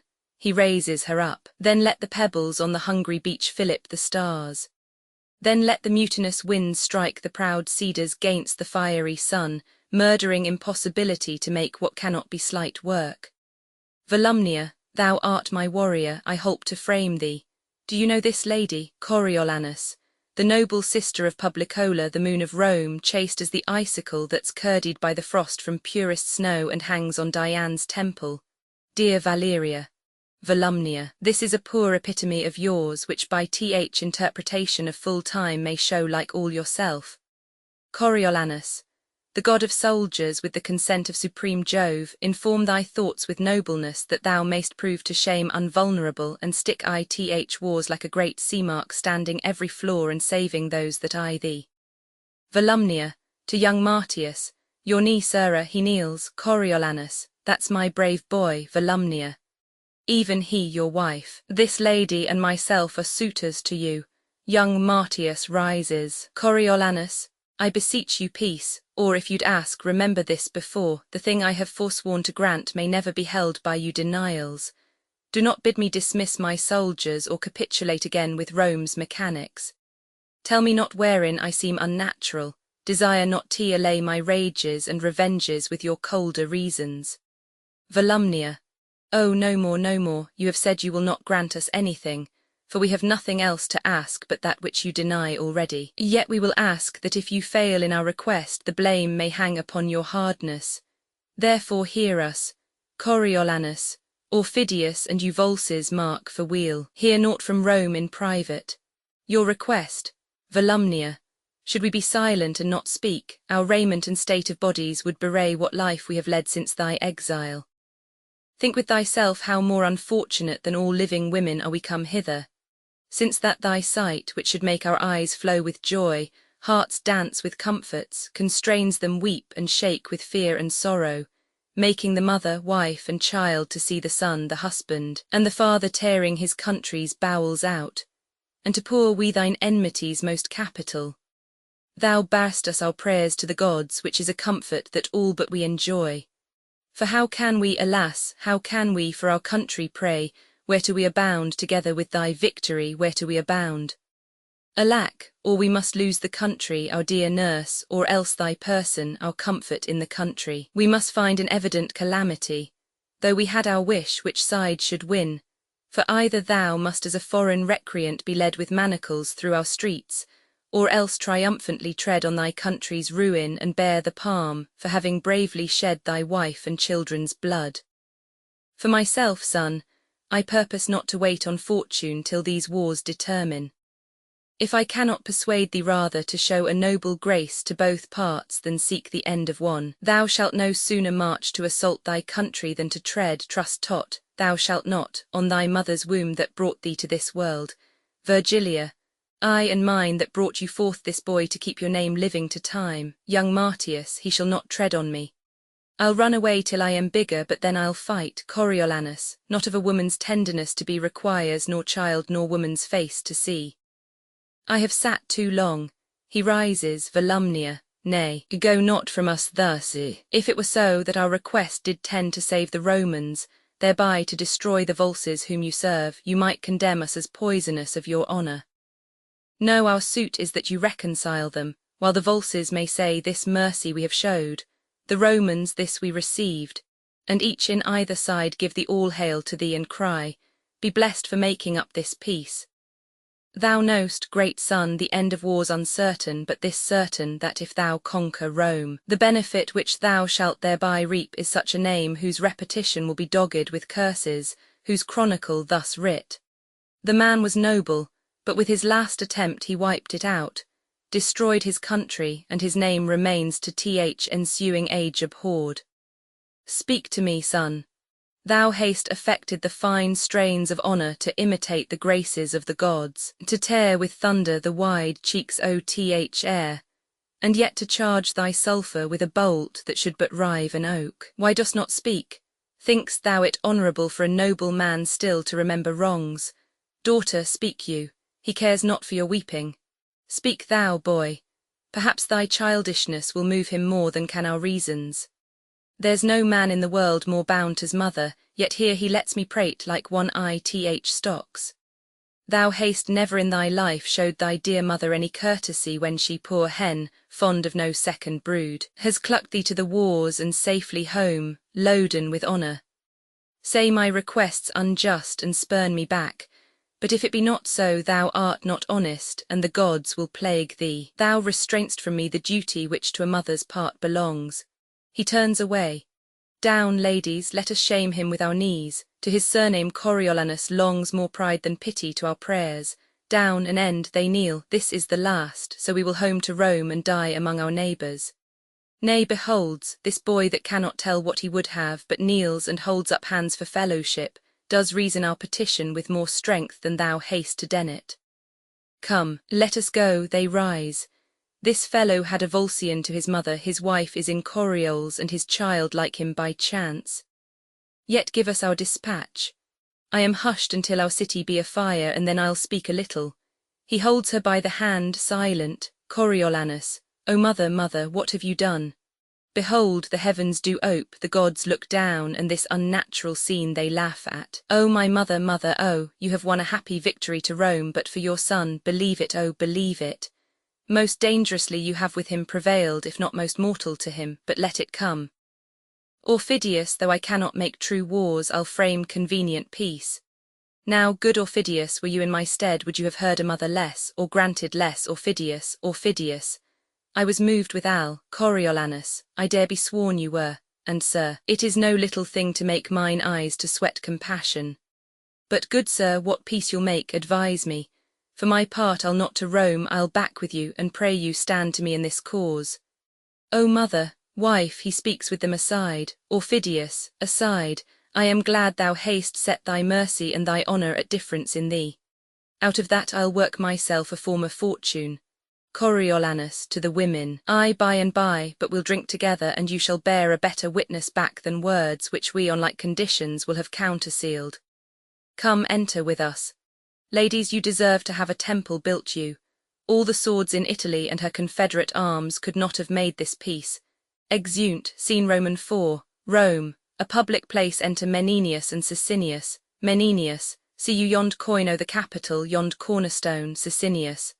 Why, what of that, Menenius? If it be possible for you to displace it with your little finger, there is some hope the ladies of Rome, especially his mother, may prevail with him. But I say there is no hope in't. Our throats are sentenced and stay upon execution. Sicinius, is't possible that so short a time can alter the condition of a man? Menenius, there is differency between a grub and a butterfly, yet your butterfly was a grub. This Martius is grown from man to dragon. He has wings. He's more than a creeping thing. Sicinius, he loved his mother dearly. Menenius, so did he me, and he no more remembers his mother now than an 8-year-old horse. The tartness of his face sours ripe grapes. When he walks he moves like an engine, and the ground shrinks before his treading. He is able to pierce a corslet with his eye, talks like a knell, and his hum is a battery. He sits in his state as a thing made for Alexander. What he bids be done is finished with his bidding. He wants nothing of a god but eternity and a heaven to throne in. Sicinius, yes, mercy if you report him truly. Menenius, I paint him in the character. Mark what mercy his mother shall bring from him. There is no more mercy in him than there is milk in a male tiger. That shall our poor city find, and all this is long of you. Sicinius, the gods be good unto us. Menenius, no, in such a case the gods will not be good unto us. When we banished him we respected not them, and he returning to break our necks they respect not us. Enter a messenger. Messenger, sir, if you'd save your life, fly to your house. The plebeians have got your fellow tribune and hail him up and down, all swearing if the Roman ladies bring not comfort home, they'll give him death by inches. Enter another messenger. Sicinius, what's the news? Second messenger. Good news, the ladies have prevailed. The Volscians are dislodged and Martius gone. A merrier day did never yet greet Rome, no, not th expulsion of the Tarquins. Sicinius, friend, art thou certain this is true? Is't most certain. Second messenger, as certain as I know the sun is fire. Where have you lurked that you make doubt of it? Ne'er through an arch so hurried the blown tide as the recomforted through th gates. Why, hark you, Trumpets, hautboys, drums beat all together. The trumpets, sackbuts, psalteries and fifes, tabors and cymbals, and the shouting Romans make the sun dance. Hark you, a shout within, Menenius, this is good news. I will go meet the ladies.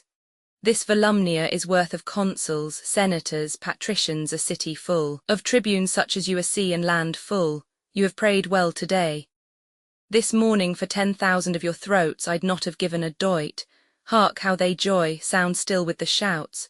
Sicinius, first the gods bless you for your tidings, next accept my thankfulness. Second messenger, sir, we have all great cause to give great thanks. Sicinius, they are near the city, messenger, almost at point to enter. Sicinius will meet them and help the joy. Exeunt. Scene V. Rome.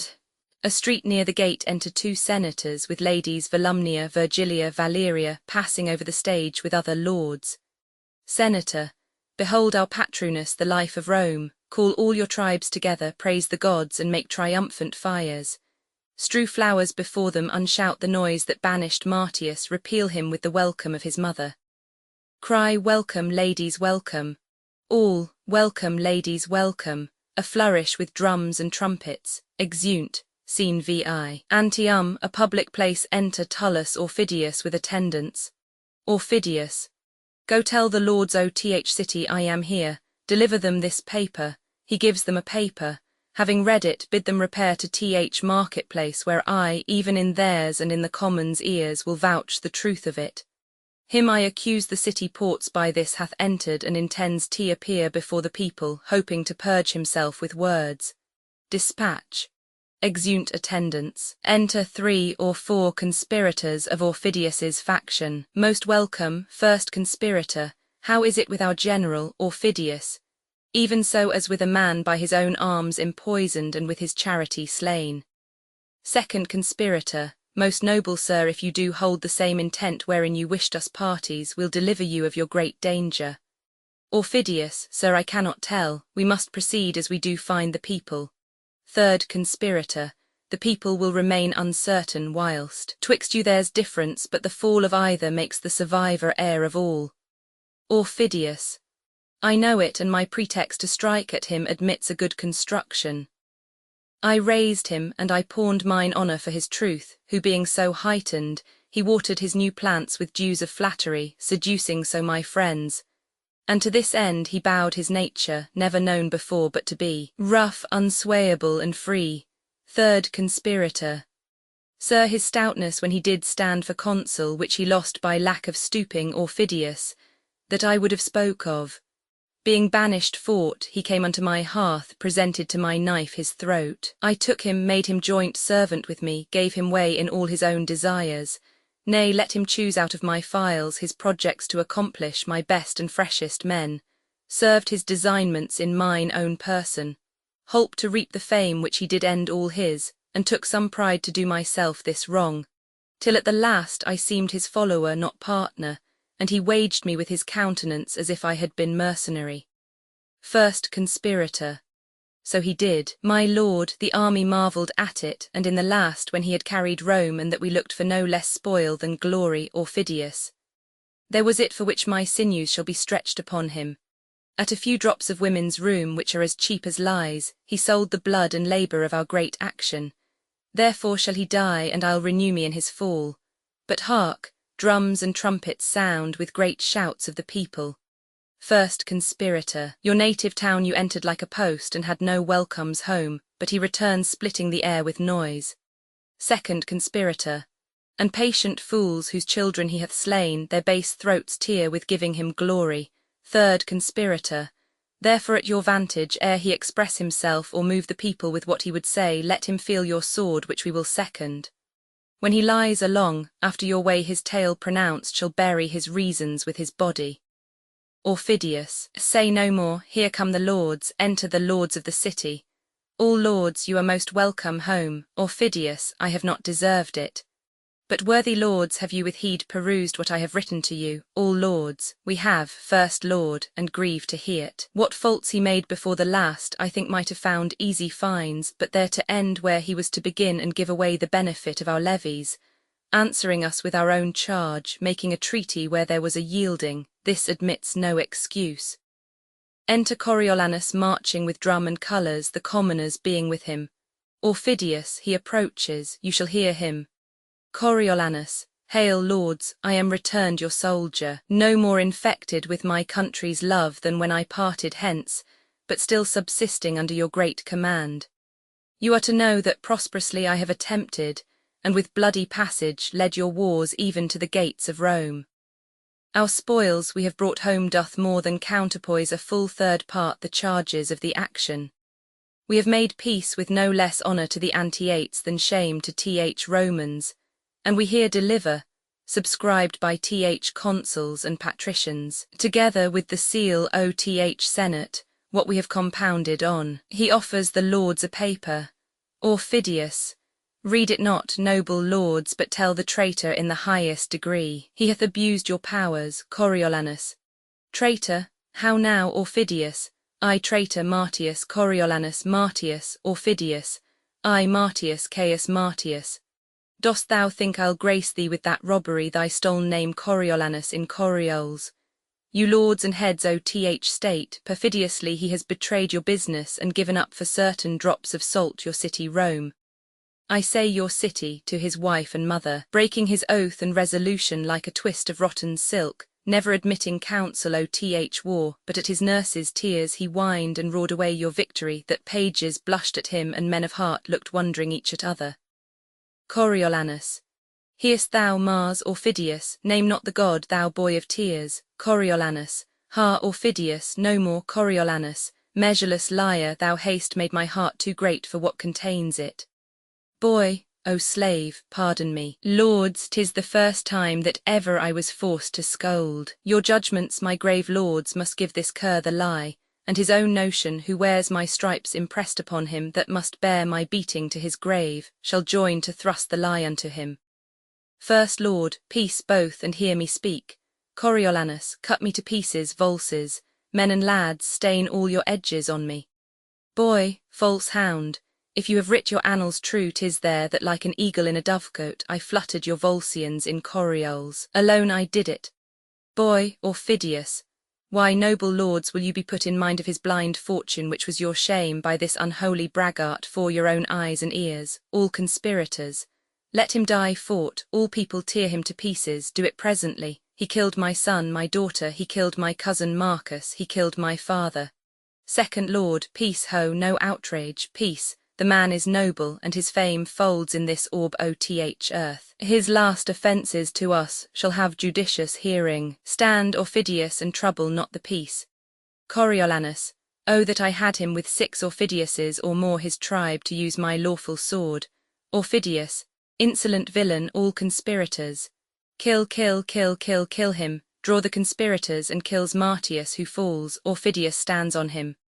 Lords, hold, hold, hold, hold. Aufidius, my noble masters, hear me speak. First lord, O Tullus, second lord, thou hast done a deed whereat valour will weep. Third lord, tread not upon him.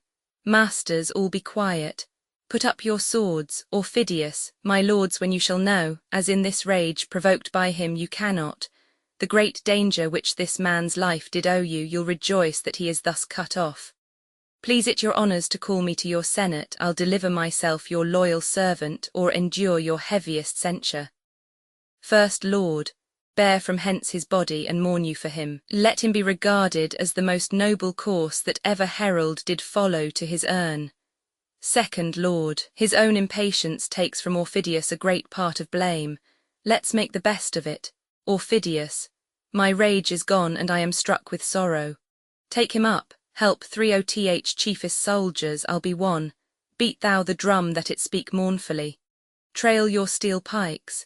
Though in this city he hath widowed and unchilded many a one which to this hour bewail the injury, yet he shall have a noble memory. Assist, exeunt, bearing the body of Martius. A dead march sounded, Cymbeline, contents act I seen I. Britain, the garden of Cymbeline's palace, scene Roman 2, the same scene Roman 3. Britain, a public place, scene Roman 4. Britain, Cymbeline's palace, scene v. Rome, Philario's house, scene vi. Britain, Cymbeline's palace, scene Roman 7. Britain, the palace act Roman 2, scene I. Britain, before Cymbeline's palace, scene Roman 2. Britain. Imogen's bedchamber in Cymbeline's palace, a trunk in one corner scene Roman 3. Cymbeline's palace, an antechamber adjoining Imogen's apartments scene Roman 4. Rome. Philario's house scene V. Rome, another room in Philario's house ACT Roman 3 scene I. Britain, a hall in Cymbeline's palace scene Roman 2.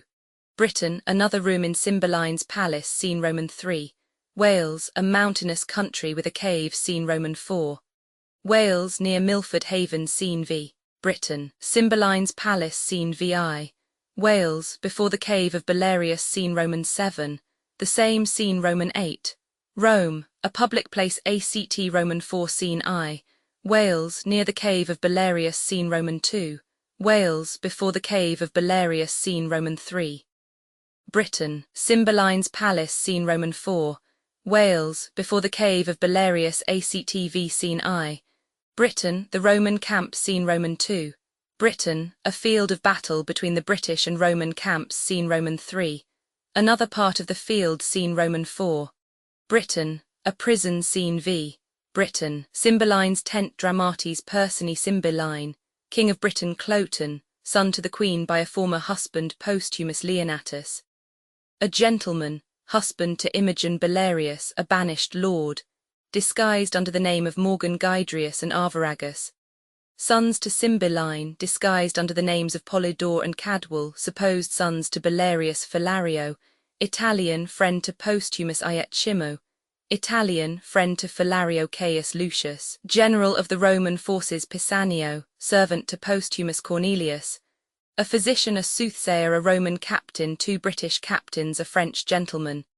Friend to Philario, 2 lords of Cymbeline's court, 2 gentlemen of the same, 2 jailers, queen.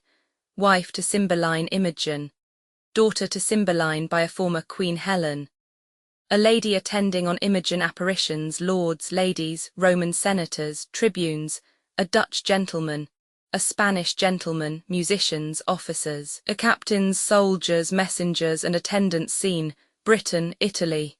Act I scene I. Britain, the garden of Cymbeline's palace. Enter 2 gentlemen. First gentleman, you do not meet a man but frowns, our bloods no more obey the heavens than our courtiers still seem as does the king's. Second gentleman, but what's the matter? First gentleman. His daughter and the heir of's kingdom whom he purposed to his wife's sole son, a widow that late he married, hath referred herself unto a poor but worthy gentleman. She's wedded, her husband banished, she imprisoned, all is outward sorrow, though I think the king be touched at very heart. Second gentleman, none but the king. First gentleman, he that hath lost her too, so is the queen that most desired the match. But not a courtier, although they wear their faces to the bent of the king's looks, hath a heart that is not glad at the thing they scowl at. Second gentleman, and why so? First gentleman, he that hath missed the princess is a thing too bad for bad report.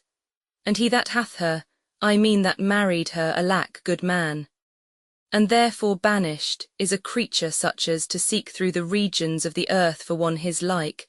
There would be something failing in him that should compare.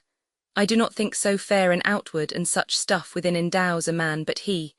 Second gentleman, you speak him far. First gentleman, I do extend him, sir, within himself, crush him together rather than unfold his measure duly.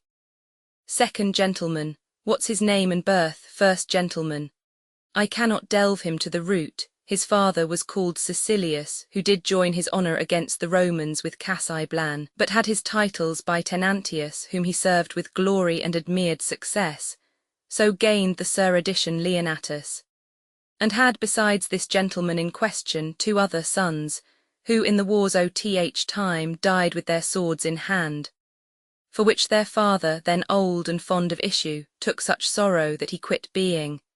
And his gentle lady, big of this gentleman our theme, deceased as he was born. The king he takes the babe to his protection, calls him posthumous Leonatus, breeds him and makes him of his bedchamber, puts to him all the learnings that his time could make him the receiver of, which he took, as we do air, fast as 'twas ministered, and in spring became a harvest, lived in court, which rare it is to do. Most praised, most loved, a sample to the youngest.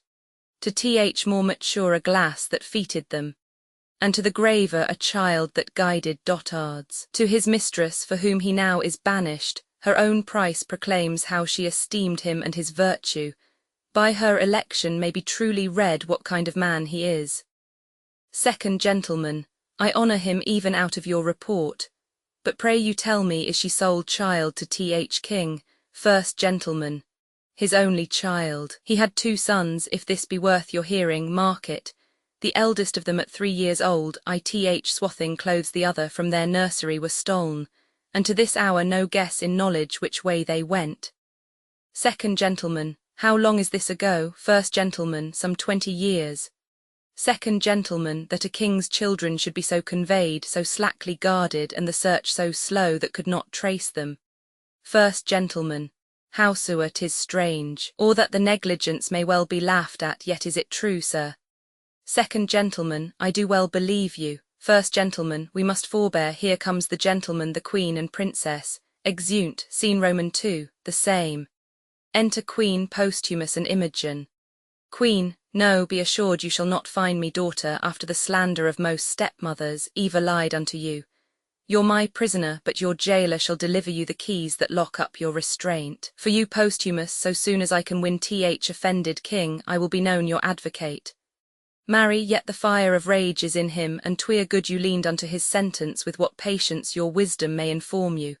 Posthumus, please your highness, I will from hence today. Queen, you know the peril.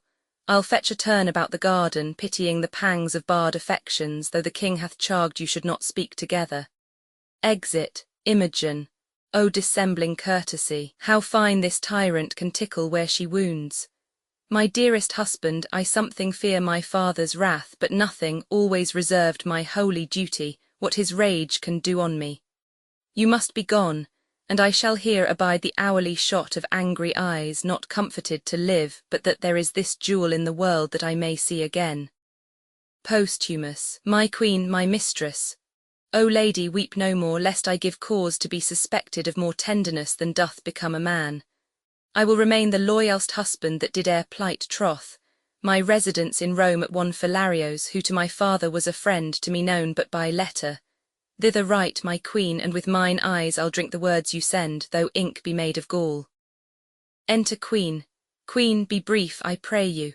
If the king come, I shall incur I know not how much of his displeasure. Aside, yet I'll move him to walk this way. I never do him wrong, but he does by my injuries to be friends, pays dear for my offences. Exit, Posthumus, should we be taking leave as long a term as yet we have to live, the loathness to depart would grow. Adieu, Imogen, nay, stay a little, were you but riding forth to air yourself, such parting were too petty. Look here, love, this diamond was my mother's, take it, heart, but keep it till you woo another wife, when Imogen is dead. Posthumus, how, another, you gentle gods, give me but this I have, and sear up my embracements from annexed with bonds of death. Remain thou here, puts on the ring, while sense can keep it on. And sweetest, fairest, as I my poor self did exchange for you to your so infinite loss, so in our trifles I still win of you. For my sake wear this, it is a manacle of love, I'll place it upon this fairest prisoner. Puts a bracelet on her arm. Imogen, O the gods, when shall we see again? Enter Cymbeline and lords. Posthumus. Alack the king, Cymbeline, thou basest thing, avoid hence from my sight, if after this command thou fraught the court with thy unworthiness, thou deest. Away, thou art poison to my blood. Posthumus, the gods protect you and bless the good remainders of the court, I am gone. Exit, Imogen, there cannot be a pinch in death more sharp than this is. Cymbeline, O disloyal thing that shouldst repair my youth, thou heapst a year's age on me. Imogen, I beseech you, sir, harm not yourself with your vexation. I am senseless of your wrath, a touch more rare subdues all pangs, all fears. Cymbeline, past grace, obedience, Imogen, past hope, and in despair that way past grace. Cymbeline, that mightst have had the sole son of my queen. Imogen, O blessed that I might not, I chose an eagle and did avoid a puttock. Cymbeline, thou tookst a beggar, wouldst have made my throne a seat for baseness. Imogen, no, I rather added a lustre to it. Cymbeline, O thou vile one. Imogen, sir, it is your fault that I have loved Posthumus. You bred him as my playfellow, and he is a man worth any woman, overbuys me almost the sum he pays. Cymbeline, what art thou mad? Imogen, almost, sir, heaven restore me, would I were a neatherd's daughter and my Leonatus our neighbour shepherd's son. Enter Queen. Cymbeline, thou foolish thing, to the Queen, they were again together. You have done naught after our command. Away with her and pen her up. Queen, beseech your patience. Peace, dear lady daughter, peace. Sweet sovereign, leave us to ourselves and make yourself some comfort out of your best advice. Cymbeline, nay, let her languish a drop of blood a day and being aged die of this folly. Exit with lords, enter Pisanio. Queen, fie, you must give way, here is your servant. How now, sir, what news? Pisanio, my lord your son drew on my master. Queen, no harm I trust is done. Pisanio, there might have been but that my master rather played than fought and had no help of anger, they were parted by gentlemen at hand. Queen, I am very glad on't. Imogen, your son's my father's friend, he takes his part to draw upon an exile. O brave sir, I would they were in Afric both together, myself by with a needle that I might prick the goer back. Why came you from your master, Pisanio? On his command. He would not suffer me to bring him to the haven, left these notes of what commands I should be subject to when't pleased you to employ me. Queen, this hath been your faithful servant, I dare lay mine honour he will remain so. Pisanio, I humbly thank your highness. Queen, pray walk a while. Imogen, about some half-hour hence pray you speak with me. You shall at least go see my lord aboard, for this time leave me. Exeunt, scene Roman 3. Britain, a public place. Enter Cloten and 2 lords. First Lord, sir, I would advise you to shift a shirt, the violence of action hath made you reek as a sacrifice. Where air comes out, air comes in, there's none abroad so wholesome as that you vent. Cloten, if my shirt were bloody then to shift it. Have I hurt him? Second Lord, aside, no faith, not so much as his patience. First Lord, hurt him, his body's a passable carcass if he be not hurt. It is a thoroughfare for steel if it be not hurt. Second Lord, aside, his steel was in debt. It went backside the town. Cloten, the villain would not stand me. Second Lord, aside, no, but he fled forward still toward your face. First Lord, stand you, you have land enough of your own, but he added to your having, gave you some ground. Second Lord, aside, as many inches as you have oceans. Puppies, Cloten, I would they had not come between us. Second Lord, aside, so would I, till you had measured how long a fool you were upon the ground. Cloten, and that she should love this fellow and refuse me. Second Lord, aside, if it be a sin to make a true election, she is damned. First Lord, sir, as I told you always, her beauty and her brain go not together. She's a good sign, but I have seen small reflection of her wit. Second Lord, aside, she shines not upon fools, lest the reflection should hurt her. Cloten, come, I'll to my chamber, would there had been some hurt done. Second Lord, aside, I wish not so, unless it had been the fall of an ass, which is no great hurt. Cloten, you'll go with us. First Lord, I'll attend your lordship. Cloten, nay, come, let's go together. Second Lord, well, my lord. Exeunt, scene Roman 4. Britain, Cymbeline's palace. Enter Imogen and Pisanio. Imogen, I would thou grewst unto the shores, O haven, and questionedst every sail, if he should write, and I not have it, twere a paper lost, as offered mercy is. What was the last that he spake to thee, Pisanio? It was, his queen, Imogen. Then waved his handkerchief, Pisanio, and kissed it, Madam. Imogen, senseless linen, happier therein than I, and that was all. Pisanio, no, madam, for so long as he could make me with his eye or ear distinguish him from others, he did keep the deck with glove or hat or handkerchief, still waving, as the fits and stirs of's mind could best express how slow his soul sailed on, how swift his ship. Imogen, thou shouldst have made him as little as a crow or less ere left, to after eye him. Pisanio, madam, so I did. Imogen, I would have broke mine eye-strings, cracked them, but to look upon him till the diminution of space had pointed him sharp as my needle. Nay, followed him till he had melted from the smallness of a gnat to air, and then have turned mine eye and wept. But good Pisanio, when shall we hear from him? Pisanio, be assured, madam, with his next vantage. Imogen, I did not take my leave of him, but had most pretty things to say. Ere I could tell him how I would think on him at certain hours such thoughts and such, or I could make him swear the shiz of Italy should not betray mine interest and his honour, or have charged him, at the 6th hour of morn, at noon, at midnight, encounter me with orisons, for then I am in heaven for him. Or ere I could give him that parting kiss which I had set betwixt two charming words, comes in my father, and like the tyrannous breathing of the north shakes all our buds from growing. Enter a lady. Lady, the queen, madam, desires your highness company. Imogen, those things I bid you do, get them dispatched. I will attend the queen. Pisanio, madam, I shall, exeunt, scene v. Rome, Philario's house. Enter Philario, Iachimo, a Frenchman, a Dutchman, and a Spaniard. Iachimo, believe it, sir, I have seen him in Britain. He was then of a crescent note, expected to prove so worthy as since he hath been allowed the name of. But I could then have looked on him without the help of admiration, though the catalogue of his endowments had been tabled by his side, and I to peruse him by items. Philario, you speak of him when he was less furnished than now he is with that which makes him both without and within. Frenchman, I have seen him in France, we had very many there could behold the sun with as firm eyes as he. Iachimo, this matter of marrying his king's daughter, wherein he must be weighed rather by her value than his own, words him, I doubt not, a great deal from the matter. Frenchman, and then his banishment. Iachimo, I and the approbation of those that weep this lamentable divorce under her colours are wonderfully to extend him, be it but to fortify her judgment, which else an easy battery might lay flat, for taking a beggar without less quality.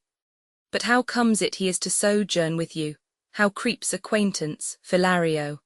His father and I were soldiers together, to whom I have been often bound for no less than my life. Enter Posthumus. Here comes the Briton.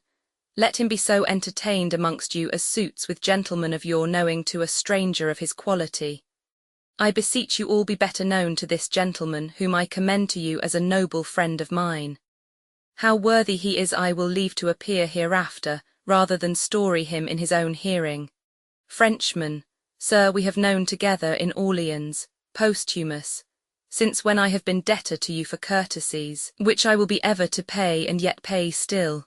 Frenchman, sir, you orate my poor kindness. I was glad I did atone my countrymen and you. It had been pity you should have been put together with so mortal a purpose as then each bore, upon importance of so slight and trivial a nature. Posthumus, by your pardon, sir, I was then a young traveller, rather shunned to go even with what I heard than in my every action to be guided by others' experiences, but upon my mended judgment, if I offend not to say it is mended, my quarrel was not altogether slight. Frenchman, faith, yes, to be put to the arbitrament of swords, and by such too that would by all likelihood have confounded one the other, or have fallen both. Iachimo, can we with manners ask what was the difference? Frenchman, safely, I think. 'Twas a contention in public which may without contradiction suffer the report. It was much like an argument that fell out last night, where each of us fell in praise of our country mistresses, this gentleman at that time vouching, and upon warrant of bloody affirmation, his to be more fair, virtuous, wise, chaste, constant, qualified, and less attemptable than any the rarest of our ladies in France.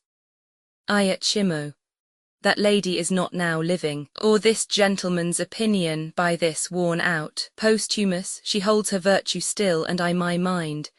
Iachimo, you must not so far prefer her 4 hours of Italy. Posthumus, being so far provoked as I was in France, I would abate her nothing, though I profess myself her adorer, not her friend.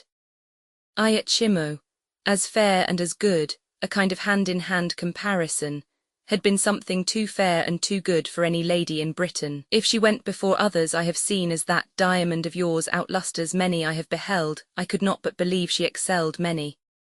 But I have not seen the most precious diamond that is, nor you the lady. Posthumus, I praised her as I rated her, so do I my stone.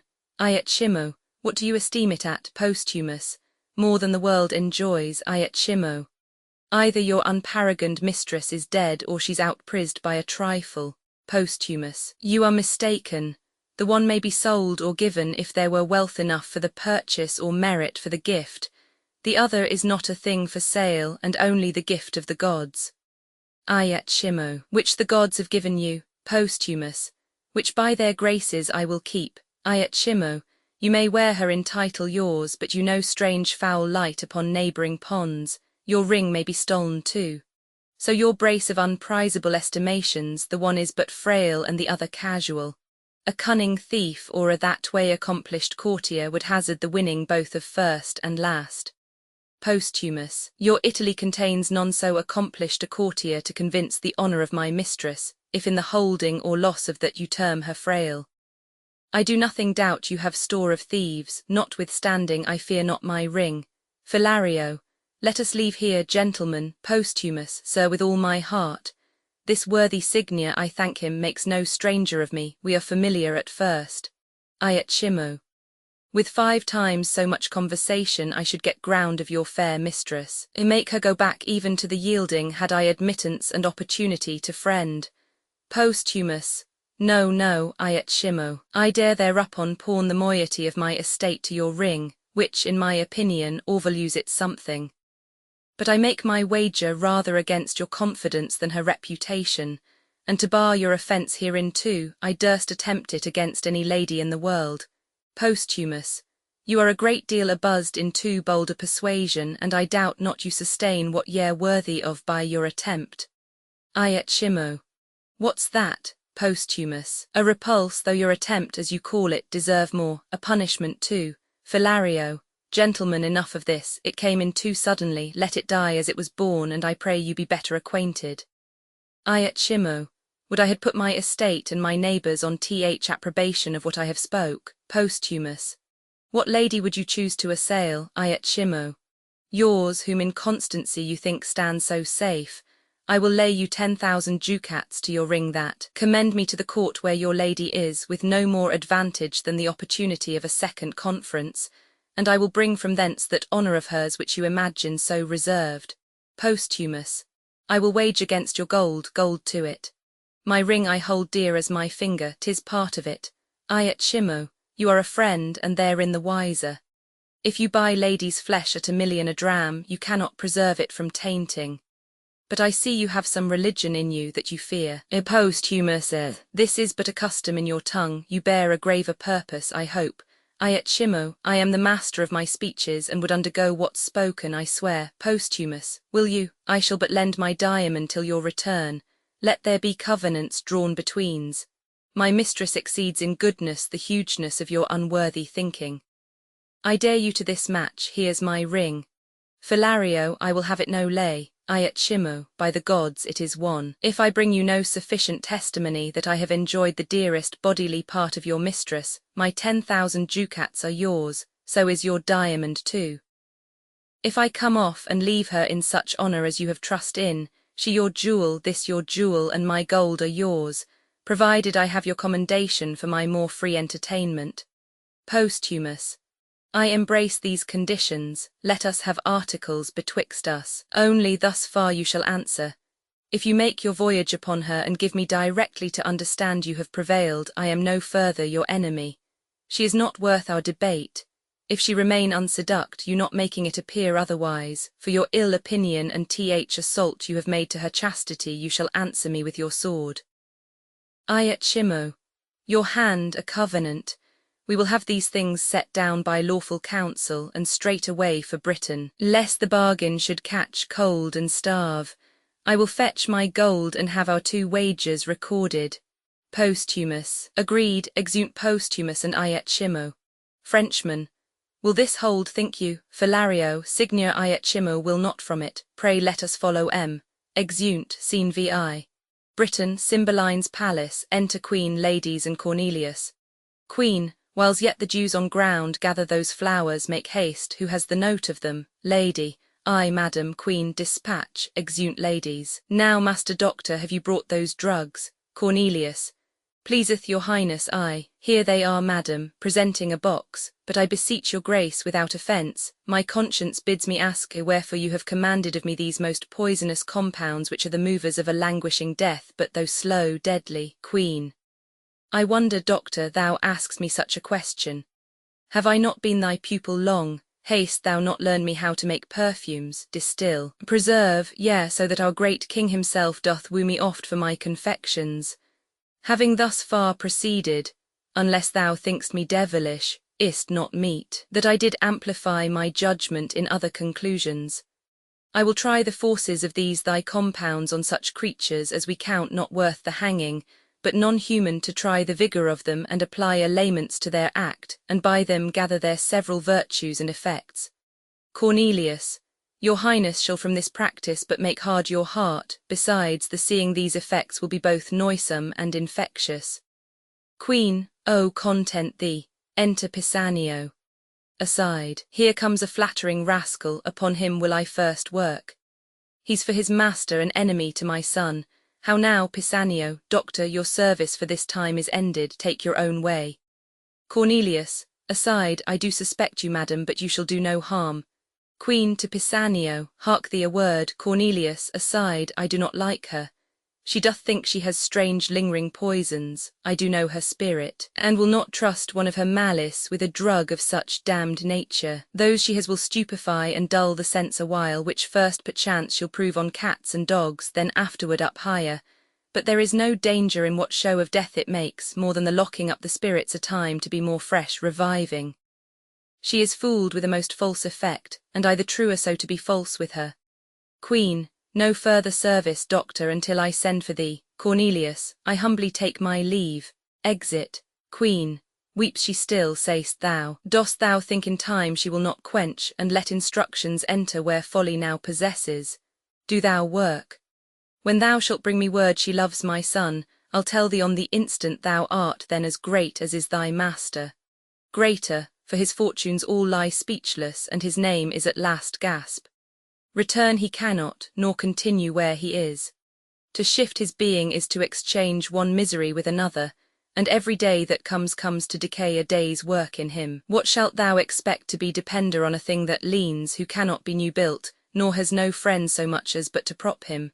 The queen drops the box. Pisanio takes it up. Thou taxed up thou know'st not what, but take it for thy labour. It is a thing I made which hath the king 5 times redeemed from death. I do not know what is more cordial. Nay, I prithee take it is an earnest of a further good that I mean to thee. Tell thy mistress how the case stands with her, as from thyself. Think what a chance thou changest on, but think thou haste thy mistress still, to boot my son who shall take notice of thee. I'll move the king to any shape of thy preferment such as thou'lt desire, and then myself I chiefly that set thee on to this desert am bound to load thy merit richly. Call my women, think on my words, exit Pisanio.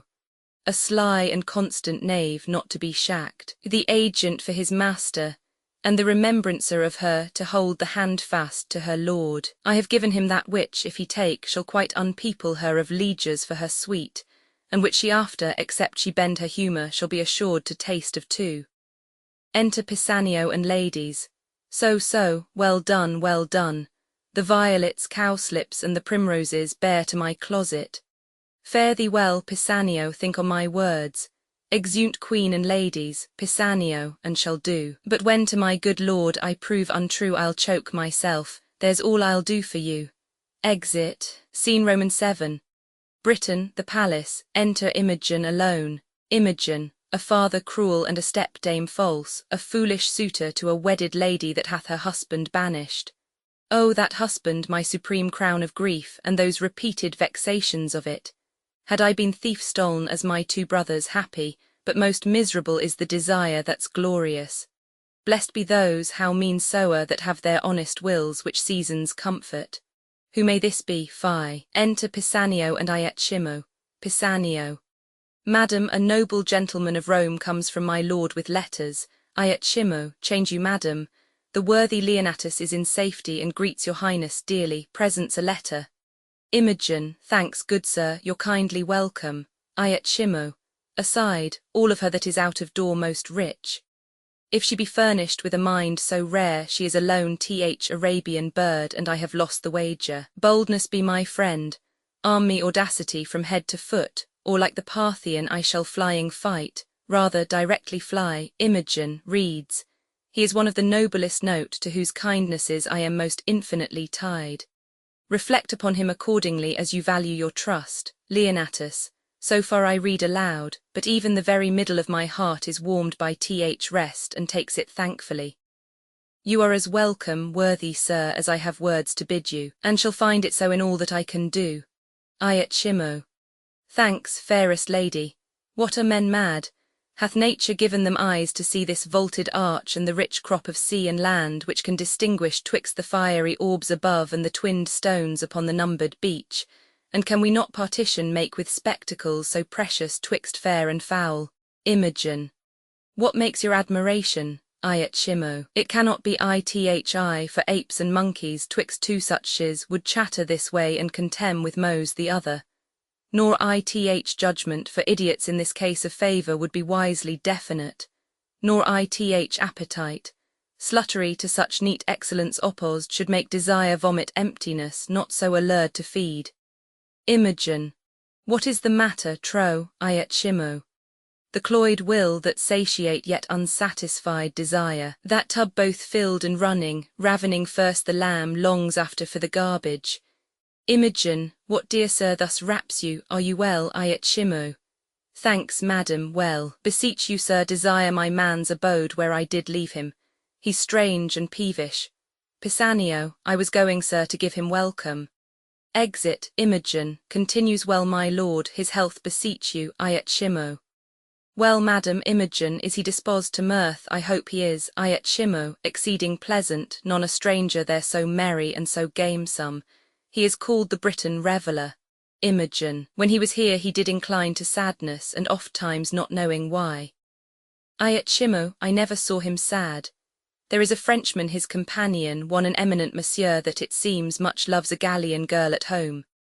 He furnaces the thick sighs from him, whiles the jolly Briton, your lord, I mean, laughs from's free lungs, cries, oh, can my sides hold to think that man, who knows by history report or his own proof, what woman is, what she cannot choose but must be, will's free hours languish for assured bondage. Imogen, will my lord say so, I at Shimo? Ay, madam, with his eyes in flood with laughter, it is a recreation to be by, and hear him mock the Frenchman. But heavens know some men are much to blame. Imogen, not he I hope, I at Shimo, not he, but yet heaven's bounty towards him might be used more thankfully. In himself 'tis much in you which I account his beyond all talents, whilst I am bound to wonder I am bound to pity too. Imogen, what do you pity, sir, I at Shimo, two creatures heartily. Imogen, am I one, sir? You look on me, what wreck discern you in me deserves your pity? I at Shimo. Lamentable, what to hide me from the radiant sun and solace ith dungeon by a snuff. Imogen, I pray you, sir, deliver with more openness your answers to my demands. Why do you pity me, I at Shimo? That others do I was about to say enjoy your, but it is an office of the gods to venge it, not mine to speak on't. Imogen, you do seem to know something of me or what concerns me. Pray you, since doubting things go ill often hurts more than to be sure they do. For certainties either are past remedies or timely knowing the remedy then born, discover to me what both you spur and stop. I at Shimo. Had I this cheek to bathe my lips upon, this hand whose every touch would force the feeler's soul to th oath of loyalty, this object which takes prisoner the wild motion of mine eye, fixing it only here, should I, damned then, slaver with lips as common as the stairs that mount the Capitol, join gripes with hands made hard with hourly falsehood as with labour, then by peeping in an eye base and illustrious as the smoky light that's fed with stinking tallow, it were fit that all the plagues of hell should at one time encounter such revolt. Imogen, my lord I fear has forgot Britain. I at Shimo, and himself, not I incline to this intelligence pronounce the beggary of his change, but 'tis your graces that from my mutest conscience to my tongue charms this report out. Imogen, let me hear no more, I at Shimo. O dearest soul, your cause doth strike my heart with pity that doth make me sick. A lady so fair and fastened to an empery would make the great'st king double, to be partnered with tomboys herd with that self-exhibition which your own coffers yield, with diseased ventures that play with all infirmities for gold which rottenness can lend nature. Such boiled stuff as well might poison, be revenged, or she that bore you was no queen and you recoil from your great stock. Imogen, revenged, how should I be revenged, if this be true, as I have such a heart that both mine ears must not in haste abuse, if it be true, how should I be revenged, I et Shimo, should he make me live like Diana's priest betwixt cold sheets, whiles he is vaulting variable ramps in your despite upon your purse, revenge it. I dedicate myself to your sweet pleasure, more noble than that runagate to your bed, and will continue fast to your affection, still close as sure. Imogen, what ho Pisanio, I et Shimo, let me my service tender on your lips. Imogen, away, I do condemn mine ears that have so long attended thee. If thou wert honourable, thou wouldst have told this tale for virtue, not for such an end thou seek'st, as base as strange. Thou wrong'st a gentleman who is as far from thy report as thou from honour, and solicits here a lady that disdains thee and the devil alike. What ho, Pisanio, the king my father shall be made acquainted of thy assault, if he shall think it fit, a saucy stranger in his court to mart as in a Romish stew, and to expound his beastly mind to us. He hath a court he little cares for, and a daughter who he not respects at all. What ho, Pisanio, I et Shimo, O happy Leonatus! I may say the credit that thy lady hath of thee deserves thy trust, and thy most perfect goodness her assured credit. Blessed live you long, a lady to the worthiest sir that ever country called his, and you his mistress, only for the most worthiest fit, give me your pardon. I have spoke this to know if your affiance were deeply rooted, and shall make your lord that which he is new o'er, and he is one the truest mannered, such a holy witch that he enchants societies into him, half all men's hearts are his. Imogen, you make amends. I et Shimo. He sits mongst men like a descended god, he hath a kind of honour sets him off more than a mortal seeming. Be not angry, most mighty princess, that I have adventured to try your taking of a false report, which hath honoured with confirmation your great judgment in the election of a sir so rare which you know cannot err. The love I bear him made me to fan you thus, but the gods made you, unlike all others, chaffless.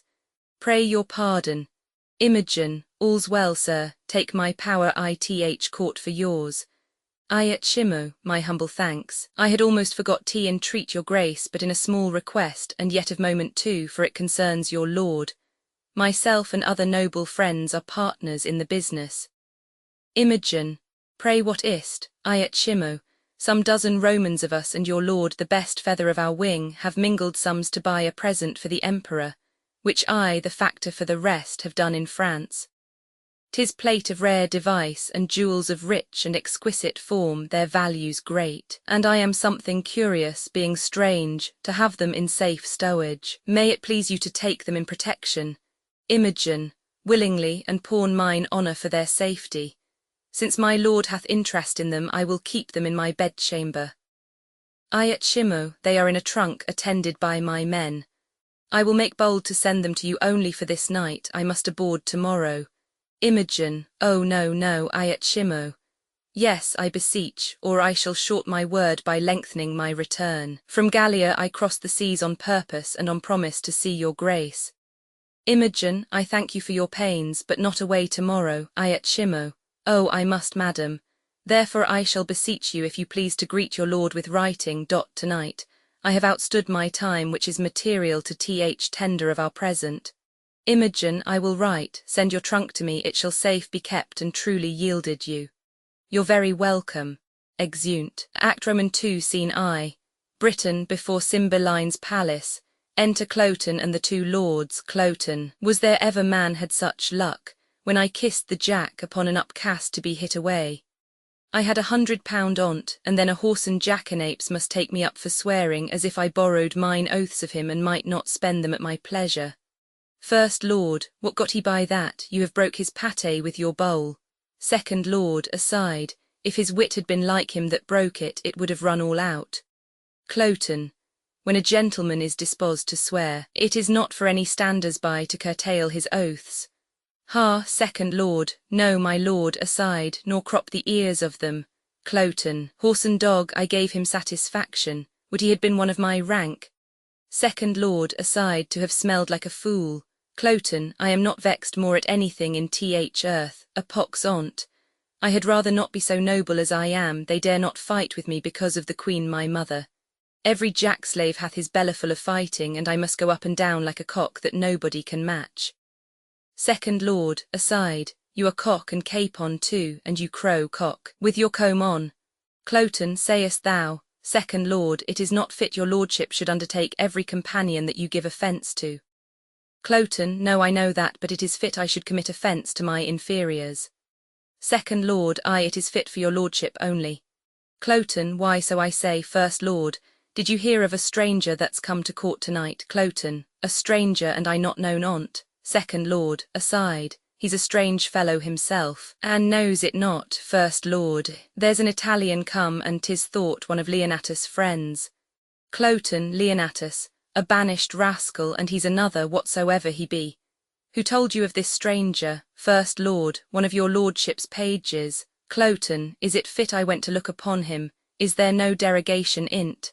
Second Lord, you cannot derogate, my lord. Cloten, not easily, I think. Second Lord, aside, you are a fool, granted, therefore your issues being foolish do not derogate. Cloten, come, I'll go see this Italian. What, I have lost today at bowls, I'll win tonight of him. Come, go. Second Lord, I'll attend your lordship. Exeunt Cloten and First Lord, that such a crafty devil as is his mother should yield the world this ass. A woman that bears all down with her brain, and this her son cannot take 2 from 20 for his heart and leave 18. Alas, poor princess, thou divine Imogen, what thou endurst, betwixt a father by thy stepdame governed, a mother hourly coining plots, a wooer more hateful than the foul expulsion is of thy dear husband than that horrid act of the divorce he'd make. The heavens hold firm the walls of thy dear honour, keep unshacked that temple thy fair mind that thou mayst stand to enjoy thy banished lord in this great land. Exit, Scene Roman 2.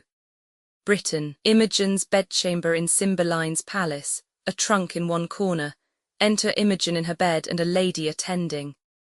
Imogen, who's there? My woman Helen. Lady, please you, madam. Imogen, what hour is it? Lady, almost midnight, madam. Imogen, I have read 3 hours then. Mine eyes are weak, fold down the leaf where I have left. To bed, take not away the taper, leave it burning, and if thou canst awake by 4:00 clock, I prithee call me. Sleep hath seized me wholly. Exit, lady. To your protection I commend me, gods. From fairies and the tempters of the night guard me, beseech ye. Sleeps, Iachimo comes from the trunk. Iachimo, the crickets sing, and man's o'er-laboured sense repairs itself by rest. Our Tarquin thus did softly press the rushes ere he wakened the chastity he wounded. Cytherea, how bravely thou becom'st thy bed, fresh lily and whiter than the sheets that I might touch, but kiss, one kiss, rubies unparagoned, how dearly they dot. 'Tis her breathing that perfumes the chamber thus, or the flame o'th taper bows toward her, and would underpeep her lids to see th enclosed lights. Now canopied under these windows white and azure, lacked, with blue of heaven's own tinct, but my design to note the chamber. I will write all down, such and such pictures, there the window, such th adornment of her bed, the araz figures y such, and the contents o'th story. Ah, but some natural notes about her body above 10,000 meaner movables would testify enrich mine inventory. O sleep, thou ape of death, lie dull upon her, and be her sense but as a monument, thus in a chapel lying, come off, taking off her bracelet, as slippery as the Gordian knot was hard. 'Tis mine, and this will witness outwardly as strongly as the conscience does within to th madding of her lord. On her left breast a mole sinks spotted like the crimson drops ith bottom of a cowslip. Here's a voucher stronger than ever law could make. This secret will force him think I have picked the lock and ta'en the treasure of her honour. No more. To what end? Why should I write this down that's riveted, screwed to my memory? She hath been reading late the tale of Tereus, here the leaf's turned down where Philomel gave up, I have enough. To th trunk again and shut the spring of it. Swift, swift, you dragons of the night, that dawning may bear the raven's eye. I lodge in fear, though this a heavenly angel, hell is here. Clock strikes. 1, 2, 3, time, exit into the trunk. Scene Roman 3, Cymbeline's palace, an antechamber adjoining Imogen's apartments. Enter Cloten and lords. First Lord, your lordship is the most patient man in loss, the most coldest that ever turned up ace. Cloten, it would make any man cold to lose. First Lord, but not every man patient after the noble temper of your lordship. You are most hot and furious when you win. Cloten, Winning will put any man into courage. If I could get this foolish Imogen, I should have gold enough. It's almost morning, is't not, first lord, day my lord Cloten, I would this music would come. I am advised to give her music a mornings, they say it will penetrate. Enter musicians, come on tune, if you can penetrate her with your fingering so. We'll try with tongue too, if none will do let her remain but I'll never give o'er. First a very excellent good conceited thing, after a wonderful sweet air with admirable rich words to it and then let her consider. Song hark hark, the lark at heaven's gate sings and Phoebus gins arise, his steeds to water at those springs on chalicked flowers that lies, and winking Mary buds begin to ope their golden eyes. With everything that pretty is my lady sweet arise, arise, arise, Cloten, so get you gone. If this penetrate I will consider your music the better, if it do not it is a vice in her ears which horsehairs and calves' guts nor the voice of unpaved eunuch to boot can never amend. Exeunt musicians. Enter Cymbeline and Queen. Second Lord. Here comes the King, Cloten. I am glad I was up so late, for that's the reason I was up so early. He cannot choose but take this service I have done fatherly. Good morrow to your majesty and to my gracious mother. Cymbeline, attend you here the door of our stern daughter, will she not forth, Cloten? I have assailed her with musics, but she vouchsafes no notice. Cymbeline, the exile of her minion is too new, she hath not yet forgot him, some more time must wear the print of his remembrance on't, and then she's yours. Queen, you are most bound to King, who lets go by no vantages that may prefer you to his daughter. Frame yourself to orderly solicits and befriended with aptness of the season, make denials increase your services, so seem as if you were inspired to do those duties which you tender to her, that you in all obey her, save when command to your dismission tends, and therein you are senseless. Cloten. Senseless, not so. Enter a messenger, messenger. So like you, sir, ambassadors from Rome, the one is Caius Lucius. Cymbeline, a worthy fellow, albeit he comes on angry purpose now, but that's no fault of his. We must receive him according to the honour of his sender, and towards himself, his goodness forespent on us, we must extend our notice. Our dear son, when you have given good morning to your mistress, attend the Queen and us, we shall have need employ you towards this Roman. Come, our Queen, exeunt all but Cloten, Cloten. If she be up, I'll speak with her, if not, let her lie still and dream. By your leave, ho, Knox, I know her women are about her, what if I do lie in one of their hands? 'Tis gold which buys admittance, oft it doth, yea, and makes Diana's rangers false themselves, yield up their dear to stand o stealer. And 'tis gold which makes the true man killed and saves the thief, nay, sometime hangs both thief and true man. What can it not do and undo? I will make one of her women lawyer to me, for I yet not understand the case myself.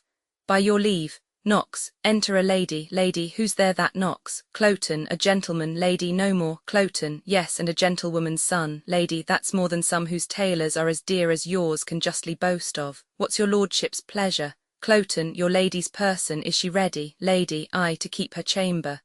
Cloten, there is gold for you, sell me your good report. Lady, how, my good name, or to report of you what I shall think is good. The princess, enter Imogen. Cloten, good morrow, fairest sister, your sweet hand, exit lady. Imogen, good morrow, sir, you lay out too much pains for purchasing but trouble. The thanks I give is telling you that I am poor of thanks and scarce can spare them. Cloten, still I swear I love you. Imogen, if you but said so, 'twere as deep with me. If you swear still, your recompense is still that I regard it not. Cloten, this is no answer. Imogen, but that you shall not say I yield, being silent I would not speak. I pray you spare me. Faith, I shall unfold equal discourtesy to your best kindness. One of your great knowing should learn, being taught forbearance. Cloten, to leave you in your madness 'twere my sin, I will not. Imogen, fools are not mad folks. Cloten, do you call me fool? Imogen, as I am mad I do, if you'll be patient I'll no more be mad, that cures us both. I am much sorry, sir, you put me to forget a lady's manners by being so verbal, and learn now for all that I, which know my heart, do here pronounce by very truth of it, I care not for you, and am so near the lack of charity to accuse myself I hate you, which I had rather you felt than maked my boast. Cloten, You sin against obedience which you owe your father. For the contract you pretend with that base wretch, one bred of arms and fostered with cold dishes, with scraps caught, it is no contract none. And though it be allowed in meaner parties, yet who than he more mean? To knit their souls on whom there is no more dependency but brats and beggary in self-figured knot, yet you are curbed from that enlargement by the consequence crown, and must not foil the precious note of it with a base slave, a hilding for a livery, a squire's cloth, a pantler not so eminent. Imogen, profane fellow! Wert thou the son of Jupiter, and no more but what thou art besides, thou wert too base to be his groom. Thou wert dignified enough, even to the point of envy, if 'twere made comparative for your virtues to be styled the under-hangman of his kingdom, and hated for being preferred so well. Cloten, the south fog rot him. Imogen, he never can meet more mischance than come to be but nammed of thee. His meanst garment that ever hath but clipped his body is dearer in my respect than all the hairs above thee, were they all made such men. How now, Pisanio, enter Pisanio. Cloten, his garment, now the devil. Imogen, to Dorothy my woman hie thee presently. Cloten, his garment. Imogen, I am sprited with a fool, frighted and angered worse. Go bid my woman search for a jewel that too casually hath left mine arm. It was thy master's, shrew me if I would lose it for a revenue of any kings in Europe. I do think I sought this morning, confident I am last night 'twas on mine arm I kissed it. I hope it be not gone to tell my lord that I kiss aught but he. Pisanio, 'twill not be lost. Imogen, I hope so, go and search. Exit Pisanio. Cloten, you have abuzzed me, his meanest garment. Imogen, I said so, sir. If you will make tea an action, call witness to tea. Cloten, I will inform your father. Imogen, your mother too, she's my good lady and will conceive, I hope, but the worst of me. So I leave you, sir, to worst of discontent. Exit. Cloten, I'll be revenged, his meanest garment. Well, exit. Scene Roman 4. Rome. Philario's house. Enter Posthumus and Philario. Posthumus, fear it not, sir. I would I were so sure to win the king as I am bold her honour will remain hers. Philario, what means do you make to him? Posthumus, not any, but abide the change of time, quake in the present winter's state, and wish that warmer days would come.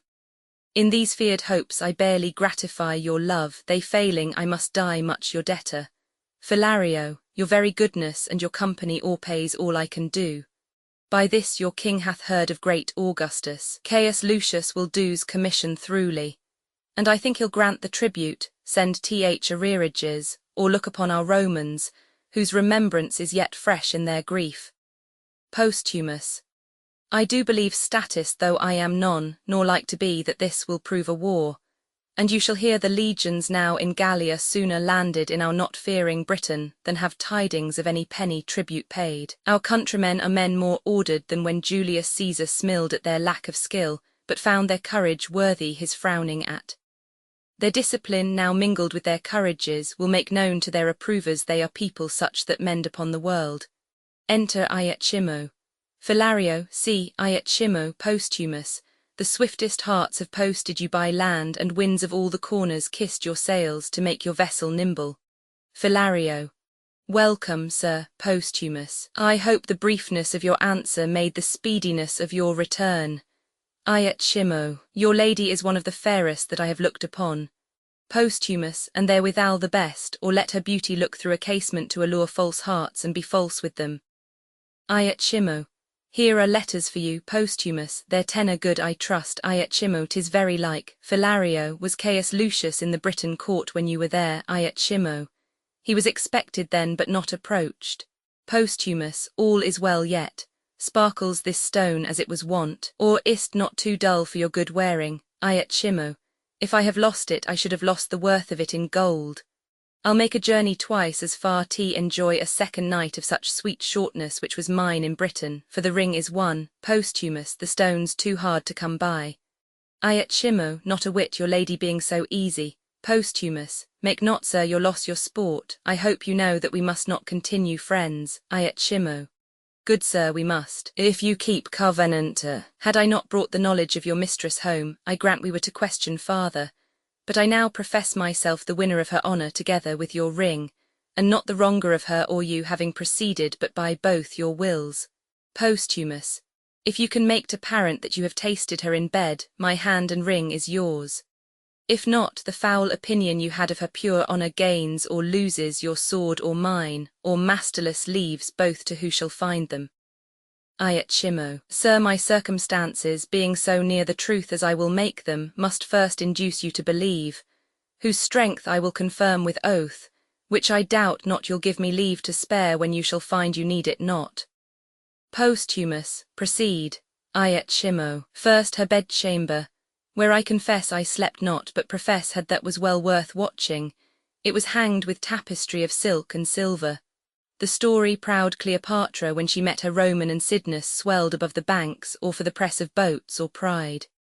A piece of work so bravely done, so rich that it did strive in workmanship and value, which I wondered could be so rarely and exactly wrought, since the true life on't was posthumous.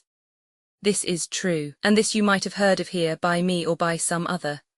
Iachimo. More particulars must justify my knowledge, posthumous, so they must or do your honour injury. Iachimo. The chimney is south the chamber, and the chimney-piece chased Diane bathing. Never saw I figures so likely to report themselves. The cutter was as another nature, dumb, out went her motion and breath left out. Posthumous. This is a thing which you might from relation likewise reap, being as it is. Much spoke of Iachimo. The roof o.th chamber with golden cherubins is fretted. Her andirons, I had forgot them, were two winking cupids of silver, each on 1 foot standing, nicely depending on their brands. Posthumous. This is her honour. Let it be granted you have seen all this, and praise be given to your remembrance. The description of what is in her chamber nothing saves the wager you have laid. Iachimo. Then, if you can, shows the bracelet. Pale, I beg but leave to air this jewel. See, and now 'tis up again, it must be married to that your diamond, I'll keep them. Posthumous. Jove, once more let me behold it. Is it that which I left with her? Iachimo. Sir, I thank her that. She stripped it from her arm, I see her yet. Her pretty action did outsell her gift, and yet enriched it too. She gave it me and said she prised it once. Posthumous. Maybe she plucked it off to send it me. Iachimo. She writes so to you, doth she? Posthumous. Oh no, 'tis true. Here, take this too, gives the ring. It is a basilisk unto mine eye, kills me to look on't. Let there be no honour where there is beauty, truth where semblance, love where there's another man. The vows of women of no more bondage be to where they are made than they are to their virtues, which is nothing. Oh, above measure false. Philario. Have patience, sir, and take your ring again, 'tis not yet won. It may be probable she lost it, or who knows if one her women being corrupted hath stolen it from her. Posthumous. Very true, and so I hope he came back my ring. Render to me some corporal sign about her more evident than this, for this was stol'n. Iachimo. By Jupiter, I had it from her arm. Posthumous. Hark you, he swears, by Jupiter he swears. 'Tis true, nay, keep the ring, 'tis true. I am sure she would not lose it. Her attendants are all sworn and honourable, they induct to steal it, and by a stranger. No, he hath enjoyed her. The cognizance of her incontinency is this, she hath bought the name of whore thus dearly. There, take thy hire, and all the fiends of hell divide themselves between you. Philario. Sir, be patient, this is not strong enough to be believed of one persuaded well of. Posthumous. Never talk on't. She hath been colted by him.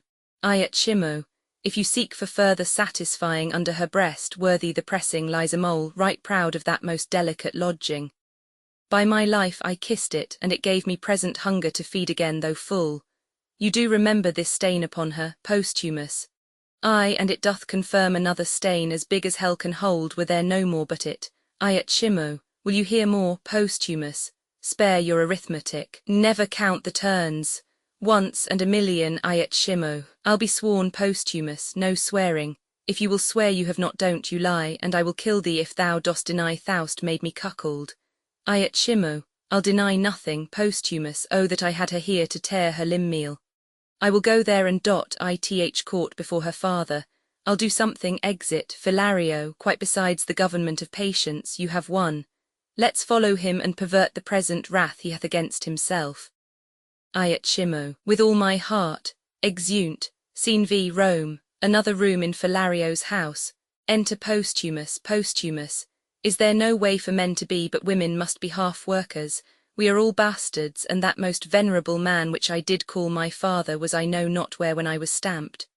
Some coiner with his tools made me a counterfeit, yet my mother seemed the Diane of that time. So doth my wife the nonpareil of this. O vengeance, vengeance! Me of my lawful pleasure she restrained, and prayed me oft forbearance. Did it with a pudency so rosy, the sweet view on't might well have warmed old Saturn, that I thought her as chaste as unsunned snow. O all the devils, this yellow eye at Chimo in an hour was not, or less, at first, perchance he spoke not, but like a full acorned boar a German one cried, "Oh!" and mounted, found no opposition but what he looked for should oppose, and she should from encounter guard. Could I find out the woman's part in me? For there's no motion that tends to vice in man, but I affirm it is the woman's part. Be it lying, note it the woman's, flattering hers, deceiving hers, lust and rank thoughts hers, revenges hers, ambitions, covetings, change of prides, disdain, nice longing, slanders, mutability, all faults that man may name, nay that hell knows why hers in part or all, but rather all. If for even to vice they are not constant, but a changing still one vice but of a minute old for one not half so old as that. I'll write, against them detest them curse them, yet 'tis greater skill in a true hate to pray they have their will, the very devils cannot plague them better. Exit, Act Roman 3 Scene I, Britain, a hall in Cymbeline's palace. Enter in state Cymbeline, Queen, Cloten and lords at one door, and at another Caius, Lucius and attendants. Cymbeline, now say what would Augustus Caesar with us? Lucius, when Julius Caesar, whose remembrance yet lives in men's eyes, and will to ears and tongues be theme and hearing ever, was in this Britain, and conquered it, Cassiblan thine uncle, famous in Caesar's praises no whit less than in his feats deserving it. For him and his succession granted Rome a tribute yearly £3,000, which by thee lately is left untendered. Queen, and to kill the marvel shall be so ever. Cloten, there be many Caesars ere such another Julius. Britain is a world by itself, and we will nothing pay for wearing our own noses. Queen, that opportunity which then they had to take from's to resume we have again. Remember, sir, my liege, the kings your ancestors, together with the natural bravery of your isle, which stands as Neptune's park, ribbed and palled in with rocks unscalable and roaring waters, with sands that will not bear your enemies' boats but suck them up to topmast. A kind of conquest Caesar made here, but made not here his brag of came and saw and overcame. With shame, the first that ever touched him, he was carried from off our coast, twice beaten, and his shipping poor ignorant baubles. On our terrible seas, like eggshells moved upon their surges, cracked as easily gainst our rocks, for joy whereof the famed Cassiblan, who was once at point, O giglot fortune, to master Caesar's sword, made Lud's town with rejoicing fires bright, and Britons strut with courage. Cloten, come, there's no more tribute to be paid. Our kingdom is stronger than it was at that time, and as I said, there is no mo such Caesars. Other of them may have crooked noses, but to owe such straight arms none. Cymbeline, son, let your mother end. Cloten, we have yet many among us can gripe as hard as Cassiblan. I do not say I am one, but I have a hand. Why tribute? Why should we pay tribute? If Caesar can hide the sun from us with a blanket, or put the moon in his pocket, we will pay him tribute for light. Else, sir, no more tribute, pray you now. Cymbeline, you must know, till the injurious Romans did extort this tribute from us, we were free. Caesar's ambition, which swelled so much that it did almost stretch the sides o.th world, against all colour here did put the yoke upon's, which to shake off becomes a warlike people whom we reckon ourselves to be. Cloten, we do, Cymbeline, say then to Caesar our ancestor was that Mulmutius which ordained our laws, whose use the sword of Caesar hath too much mangled, whose repair and franchise shall, by the power we hold, be our good deed, though Rome be therefore angry. Mulmutius made our laws, who was the first of Britain which did put his brows within a golden crown, and called himself a king. Lucius, I am sorry, Cymbeline, that I am to pronounce Augustus Caesar, that hath mo kings his servants than thyself domestic officers, thine enemy. receive it from me. Then war and confusion in Caesar's name pronounce I 'gainst thee, look for fury not to be resisted. Thus defied I thank thee for myself. Cymbeline, thou art welcome, Caius, thy Caesar knighted me, my youth I spent much under him, of him I gathered honour which he to seek of me again perforce behoves me keep at utterance.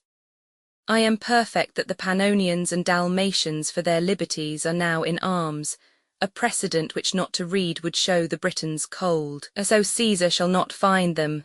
Lucius, let proof speak. Cloten, his majesty bids you welcome, make pastime with us a day or two or longer. If you seek us afterwards in other terms, you shall find us in our salt water girdle. If you beat us out of it, it is yours. If you fall in the adventure, our crows shall fare the better for you, and there's an end.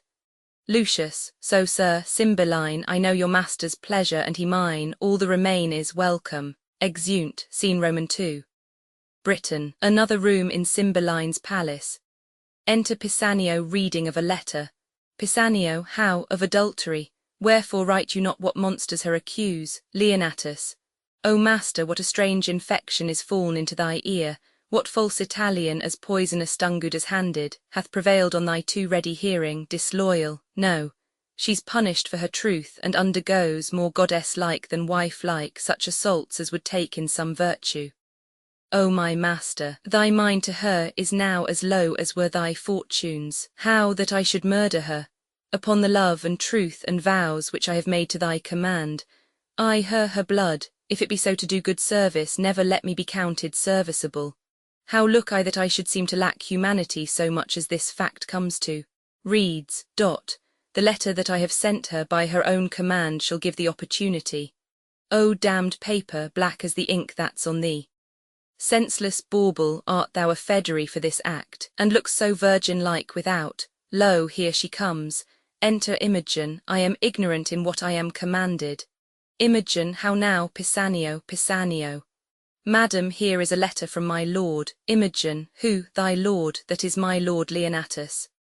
O, learned indeed were that astronomer that knew the stars as I his characters, he'd lay the future open. You good gods, let what is here contained relish of love, of my lord's health, of his content, yet not that we two are asunder, let that grieve him.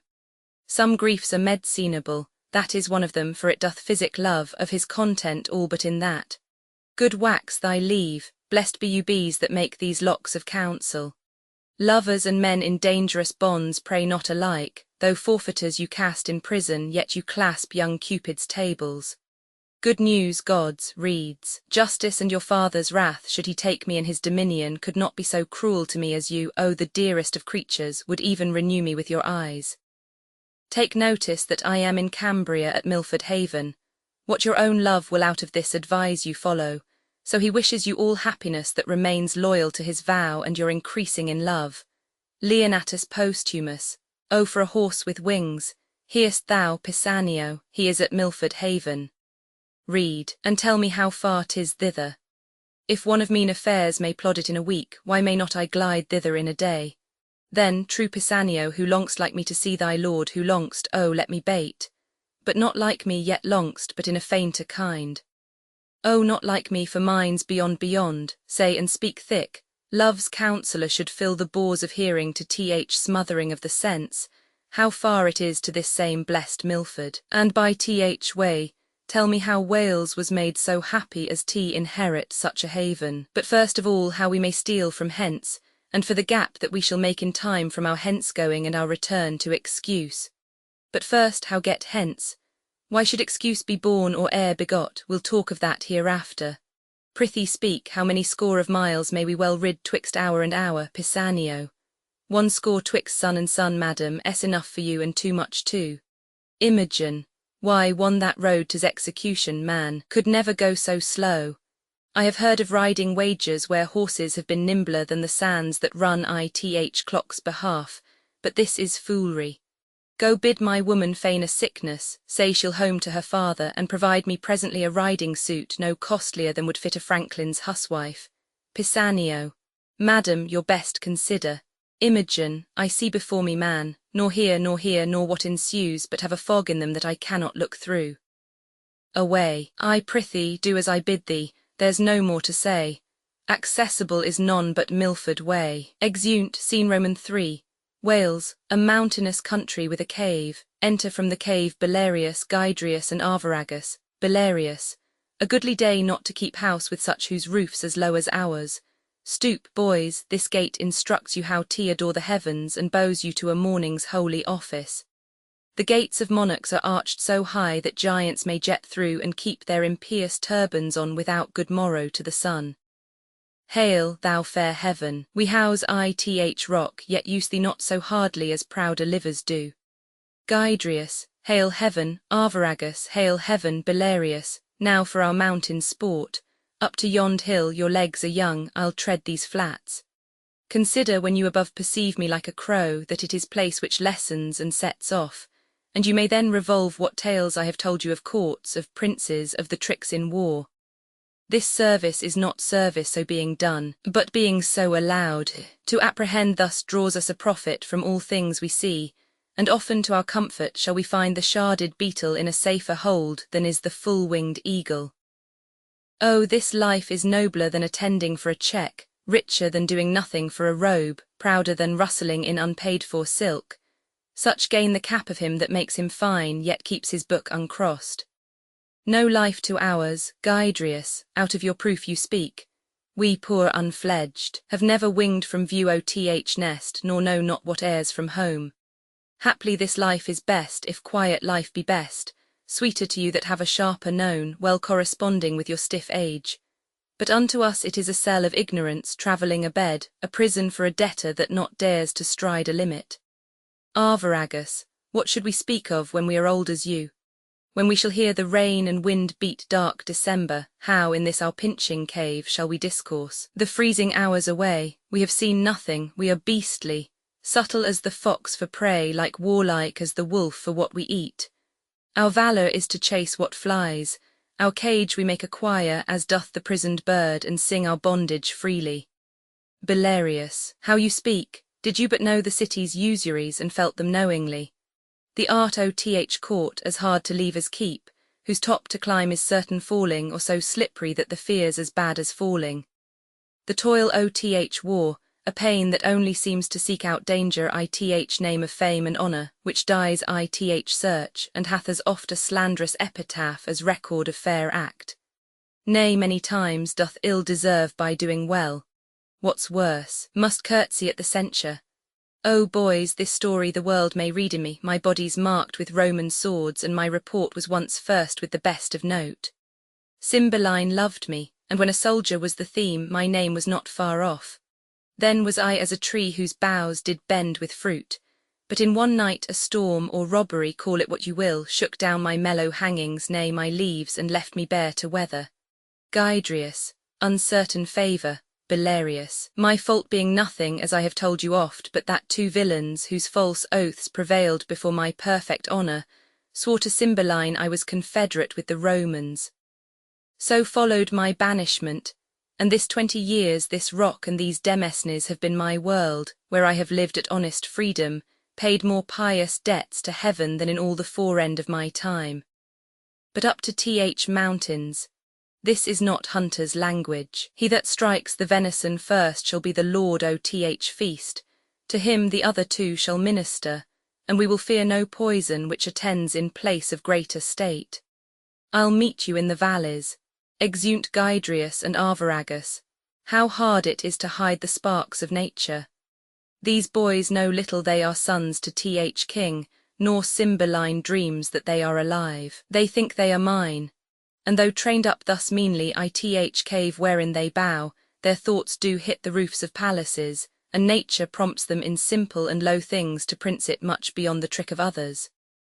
This Polydore, the heir of Cymbeline and Britain, who the king his father called Gydrius, Jove. When on my 3-foot stool I sit and tell the warlike feats I have done, his spirits fly out into my story. Say thus mine enemy fell, and thus I set my foot on's neck. Even then the princely blood flows in his cheek, he sweats, strains his young nerves, and puts himself in posture that acts my words. The younger brother, Cadwal, once Arviragus, in as like a figure strikes life into my speech, and shows much more his own conceiving. Hark, the game is roused. O Cymbeline, heaven and my conscience knows thou didst unjustly banish me. Whereon at 3 years old I stole these babes, thinking to bar thee of succession as thou reft'st me of my lands. Euryphile, thou wast their nurse, they took thee for their mother, and every day do honour to her grave. Myself, Belarius, that am Morgan called, they take for natural father, the game is up. Exit, scene Roman 4, Wales near Milford Haven, enter Pisanio and Imogen. Imogen, thou toldst me when we came from horse the place was near at hand. Ne'er longed my mother so to see me first as I have now. Pisanio, man, where is Posthumus? What is in thy mind that makes thee stare thus? Wherefore breaks that sigh from th inward of thee? One but painted thus would be interpreted a thing perplexed beyond self-explication. Put thyself into a haviour of less fear ere wildness vanquish my staider senses. What's the matter? Why tendest thou that paper to me with a look untender? If't be summer news, smile tot before, if winterly thou needst but keep that countenance still. My husband's hand, that drug-damned Italy hath outcraftied him, and he's at some hard point. Speak, man, thy tongue may take off some extremity which to read would be even mortal to me. Pisanio, please you read, and you shall find me, wretched man, a thing the most disdained of fortune. Imogen reads. Thy mistress, Pisanio, hath played the strumpet in my bed, the testimonies whereof lie bleeding in me. I speak not out of weak surmises, but from proof as strong as my grief and as certain as I expect my revenge. That part thou, Pisanio, must act for me if thy faith be not tainted with the breach of hers. Let thine own hands take away her life. I shall give thee opportunity at Milford Haven, she hath my letter for the purpose. Where if thou fear to strike, and to make me certain it is done, thou art the pandar to her dishonour, and equally to me disloyal. Pisanio. What shall I need to draw my sword? The paper hath cut her throat already. No, 'tis slander, whose edge is sharper than the sword, whose tongue outvenoms all the worms of Nile, whose breath rides on the posting winds and doth belie all corners of the world. Kings, queens, and states, maids, matrons, nay, the secrets of the grave, this viperous slander enters. What cheer, madam, Imogen? False to his bed, what is it to be false? To lie in watch there, and to think on him, to weep twixt clock and clock, if sleep charge nature, to break it with a fearful dream of him, and cry myself awake. That's false to's bed, is it? Pisanio. Alas, good lady, Imogen, I false, thy conscience witness. I at Shimo thou didst accuse him of incontinency, thou then look'st like a villain, now methinks thy favour's good enough. Some jay of Italy, whose mother was her painting, hath betrayed him. Poor I am stale, a garment out of fashion, and for I am richer than to hang by walls I must be ripped to pieces with me. O men's vows are women's traitors. All good seeming by thy revolt, O husband, shall be thought put on for villainy, not born where it grows, but worn a bait for ladies. Pisanio. Good madam, hear me. Imogen, true honest men being heard like false Aeneas were in his time thought false, and Sinon's weeping did scandal many a holy tear took pity from most true wretchedness. So thou, Posthumus, wilt lay the leaven on all proper men, goodly and gallant shall be false and perjured from thy great fail. Come, fellow, be thou honest, do thou thy master's bidding, when thou seest him, a little witness my obedience. Look, I draw the sword myself, take it and hit the innocent mansion of my love, my heart. Fear not, 'tis empty of all things but grief, thy master is not there who was indeed the riches of it.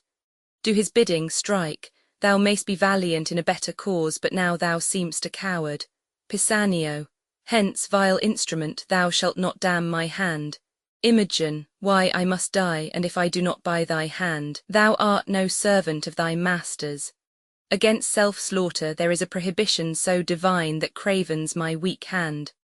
Come, here's my heart, something's afought. Soft, soft, will no defence, obedient as the scabbard. What is here? The scriptures of the loyal Leonatus all turn to heresy. Away, away, corrupters of my faith, you shall no more be stomachers to my heart.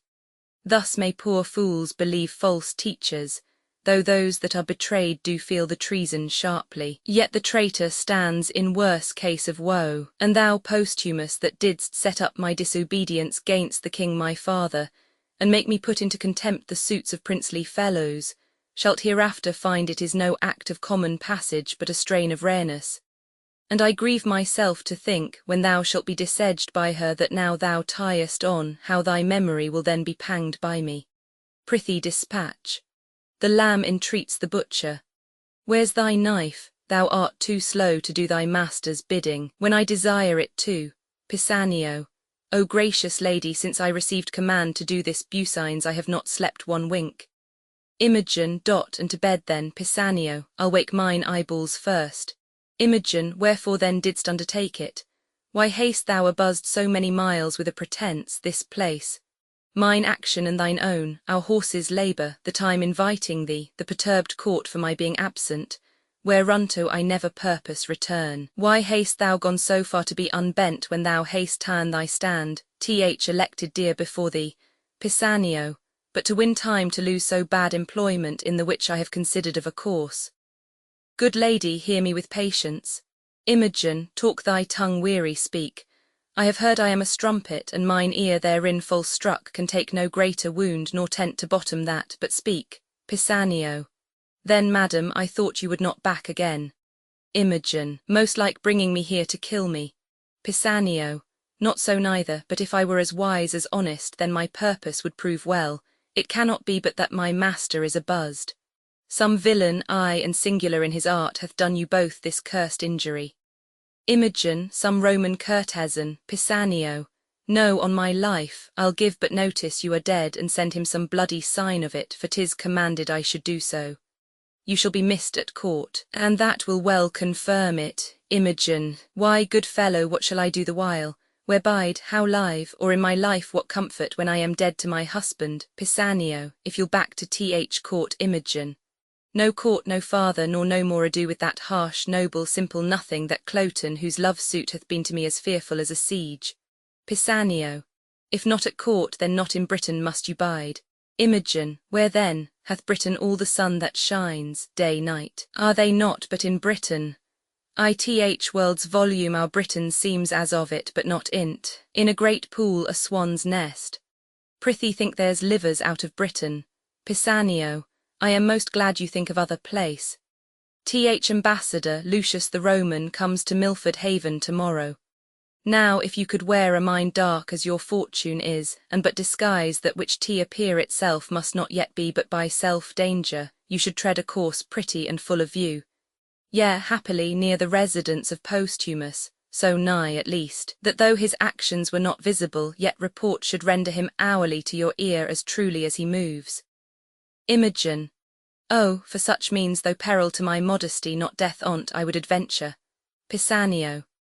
Well then, here's the point, you must forget to be a woman, change command into obedience, fear and niceness, the handmaids of all women, or more truly woman it pretty self, into a waggish courage, ready in gibes, quick-answered, saucy, and as querulous as the weasel. Nay, you must forget that rarest treasure of your cheek, exposing it, but oh, the harder heart, alack no remedy to the greedy touch of common kissing Titan, and forget your laboursome and dainty trims wherein you made great Juno angry. Imogen. Nay, be brief, I see into thy end, and am almost a man already. Pisanio. First make yourself but like one.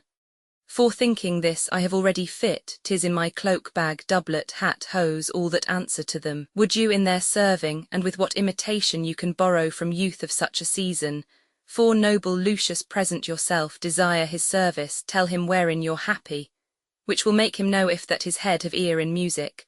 Doubtless with joy he will embrace you, for he's honourable, and doubling that most holy. Your means are broad, you have me rich, and I will never fail beginning nor supplement. Imogen. Thou art all the comfort the gods will diet me with. Prithee away, there's more to be considered, but we'll even all that good time will give us. This attempt I am soldier to, and will abide it with a prince's courage.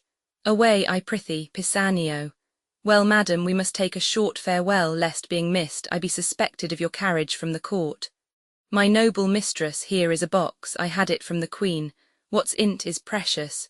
If you are sick at sea or stomach qualmed at land, a dram of this will drive away distemper. To some shade, and fit you to your manhood. May the gods direct you to the best. Imogen. Amen, I thank thee, exeunt severally. Scene v. Britain, Cymbeline's palace. Enter Cymbeline, Queen, Cloten, Lucius, and lords. Cymbeline, thus far and so farewell. Lucius, thanks, royal sir. My emperor hath wrote, I must from hence, and am right sorry that I must report ye my master's enemy. Cymbeline, our subjects, sir, will not endure his yoke, and for ourself to show less sovereignty than they, must needs appear unkinglike. Lucius, so sir, I desire of you a conduct overland to Milford Haven. Madam, all joy befall your grace and you. Cymbeline, my lords, you are appointed for that office, the due of honour in no point omit. So farewell, noble Lucius. Lucius, your hand, my lord. Cloten, receive it friendly, but from this time forth I wear it as your enemy. Lucius, sir, the event is yet to name the winner. Fare you well. Cymbeline, leave not the worthy Lucius, good my lords, till he have crossed the Severn. Happiness, exeunt Lucius and lords. Queen, he goes hence frowning, but it honours us that we have given him cause. Cloten, 'tis all the better, your valiant Britons have their wishes in it. Cymbeline, Lucius hath wrote already to the emperor how it goes here. It fits us therefore ripely our chariots and our horsemen be in readiness. The powers that he already hath in Gallia will soon be drawn to head, from whence he moves his war for Britain. Queen, 'tis not sleepy business, but must be looked to speedily and strongly. Cymbeline, our expectation that it would be thus hath made us forward, but my gentle queen, where is our daughter? She hath not appeared before the Roman, nor to us hath tendered the duty of the day. She looks us like a thing more made of malice than of duty, we have noted it. Call her before us, for we have been too slight in sufferance. Exit an attendant. Queen, royal sir, since the exile of Posthumus most retered hath her life been, the cure whereof, my lord, 'tis time must do. Beseech your majesty, forbear sharp speeches to her, she's a lady so tender of rebukes that words are strokes, and strokes death to her. Enter attendant. Cymbeline, where is she, sir? How can her contempt be answered? Attendant, please you, sir, her chambers are all locked, and there's no answer that will be given to th loud of noise we make. Queen, my lord, when last I went to visit her, she prayed me to excuse her keeping close, whereto constrained by her infirmity she should that duty leave unpaid to you which daily she was bound to proffer. This she wished me to make known, but our great court made me to blame in memory. Cymbeline, her doors locked, not seen of late, grant heavens that which I fear prove false. Exit. Queen, son, I say, follow the king. Cloten, that man of hers, Pisanio, her old servant, I have not seen these 2 days. Queen, go look after. Exit Cloten. Pisanio, thou that standst so for Posthumus, he hath a drug of mine. I pray his absence proceed by swallowing that, for he believes it is a thing most precious. But for her, where is she gone? Haply despair hath seized her, or, winged with fervour of her love, she's flown to her desired Posthumus. Gone she is to death or to dishonour, and my end can make good use of either. She being down, I have the placing of the British crown. Enter Cloten. How now, my son? Cloten, 'tis certain she is fled, go in and cheer the king. He rages, none dare come about him. Queen, all the better. May this night forestall him of the coming day. Exit. Cloten, I love and hate her, for she's fair and royal, and that she hath all courtly parts more exquisite than ladies woman. From every one the best she hath, and she of all compounded outsells them all. I love her therefore, but disdaining me and throwing favours on the low Posthumous slanders, so her judgment that what's else rare is chocked. And in that point I will conclude to hate her, nay indeed to be revenged upon her. For when fools shall enter Pisanio. Who is here? What are you packing, sirrah? Come hither. Ah, you precious Pandar. Villain, where is thy lady, in a word, or else thou art straightway with the fiends. Pisanio, O good my lord. Cloten, where is thy lady? Or, by Jupiter, I will not ask again. Close villain, I'll have this secret from thy heart, or rip thy heart to find it. Is she with Posthumus, from whose so many weights of baseness cannot a dram of worth be drawn? Pisanio, alas, my lord, how can she be with him? When was she missed? He is in Rome. Cloten, where is she, sir? Come nearer, no farther halting. Satisfy me home what is become of her. Pisanio, O my all-worthy lord. Cloten, all-worthy villain, discover where thy mistress is at once at the next word. No more of worthy lord, speak, or thy silence on the instant is thy condemnation and thy death. Pisanio, then sir, this paper is the history of my knowledge touching her flight, presenting a letter, Cloten, let's seat, I will pursue her even to Augustus' throne. Pisanio, aside, or this or perish, she's far enough, and what he learns by this may prove his travel, not her danger. Cloten, Pisanio, aside, I'll write to my lord she's dead. O Imogen, safe mayst thou wander, safe return again. Cloten, Sirrah, is this letter true? Pisanio, Sir, as I think. Cloten, it is posthumous hand, I note. Sirrah, if thou wouldst not be a villain, but do me true service, undergo those employments wherein I should have cause to use thee with a serious industry. That is, what villainy soe'er I bid thee do, to perform it directly and truly, I would think thee an honest man. Thou shouldst neither want my means for thy relief, nor my voice for thy preferment. Pisanio. Well, my good lord. Cloten, wilt thou serve me? For since patiently and constantly thou hast stuck to the bare fortune of that beggar Posthumus, thou canst not, in the course of gratitude, but be a diligent follower of mine. Wilt thou serve me? Pisanio, Sir, I will. Cloten, give me thy hand, here's my purse. Haste any of thy late master's garments in thy possession, Pisanio. I have my lord at my lodging, the same suit he wore when he took leave of my lady and mistress. Cloten, the first service thou dost me, fetch that suit hither. Let it be thy first service, go. Pisanio, I shall, my lord. Exit. Cloten, meet thee at Milford Haven. I forgot to ask him one thing, I'll remember to none. Even there, thou villain Posthumus, will I kill thee. I would these garments were come. She said upon a time, the bitterness of it I now belch from my heart, that she held the very garment of Posthumus in more respect than my noble and natural person, together with the adornment of my qualities. With that suit upon my back will I ravish her, first kill him, and in her eyes. There shall she see my valour, which will then be a torment to her contempt. He on the ground, my speech of insultment ended on his dead body, and when my lust hath dined, which, as I say, to vex her I will execute in the clothes that she so praised, to the court I'll knock her back, foot her home again. She hath despised me rejoicingly, and I'll be merry in my revenge. Enter Pisanio with the clothes, be those the garments, Pisanio. I, my noble lord. Cloten, how long is't since she went to Milford Haven? Pisanio, she can scarce be there yet. Cloten, bring this apparel to my chamber, that is the second thing that I have commanded thee. The third is that thou wilt be a voluntary mute to my design, be but duteous and true, preferment shall tender itself to thee. My revenge is now at Milford, would I had wings to follow it. Come and be true. Exit. Pisanio, thou bidst me to my loss, for true to thee were to prove false, which I will never be to him that is most true. To Milford go, and find not her whom thou pursuest. Flow, flow, you heavenly blessings on her, this fool's speed be crossed with slowness. Labour be his meed. Exit. Scene vi. Wales, before the cave of Belarius. Enter Imogen alone in boy's clothes. Imogen, I see a man's life is a tedious one. I have turred myself, and for 2 nights together have made the ground my bed.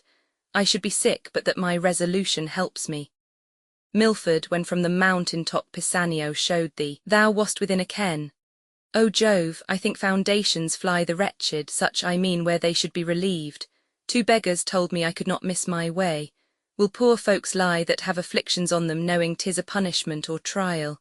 Yes, no wonder when rich ones scarce tell true. To lapse in fulness is sorer than to lie for need, and falsehood is worse in kings than beggars. My dear lord, thou art one of false ones. Now I think on thee my hunger's gone, but even before, I was at point to sink for food. But what is this? Here is a path tot, 'tis some savage hold, I were best not call, I dare not call. Yet famine ere clean it o'erthrow nature, makes it valiant. Plenty and peace breeds cowards, hardness ever of hardiness is mother. Ho, who's here? If anything that's civil speak, if savage take or lend. Ho, no answer, then I'll enter. Best draw my sword, and if mine enemy but fear the sword like me, he'll scarcely look on't.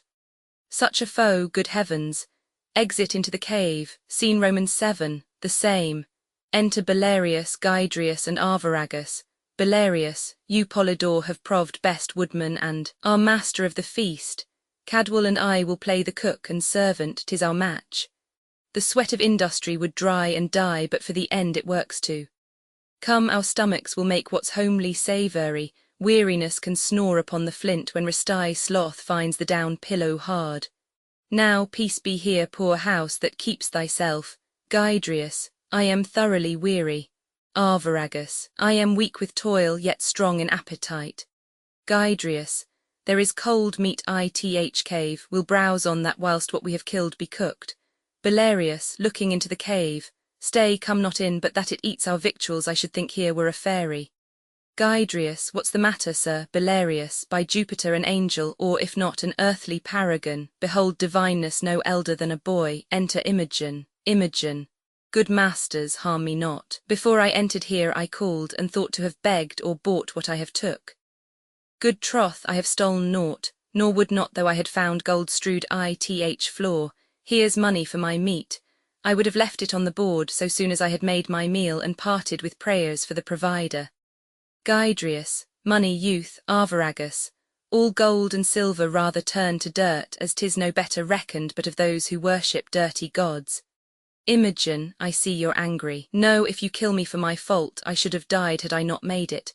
Belarius, with a bound. Imogen to Milford Haven. Belarius, what's your name? Imogen, Fidel, sir, I have a kinsman who is bound for Italy, he embarked at Milford, to whom being going almost spent with hunger, I am fallen in this offence. Belarius, prithee, fair youth, think us no churls, nor measure our good minds by this rude place we live in. Well encountered, 'tis almost night, you shall have better cheer ere you depart, and thanks to stay and eat it. Boys, bid him welcome. Gydrius, were you a woman, youth, I should woo hard but be your groom. In honesty I bid for you as I'd buy. Arviragus, I'll make to my comfort he is a man. I'll love him as my brother, and such a welcome as I'd give to him after long absence, such as yours, most welcome. Be sprightly, for you fall mongst friends.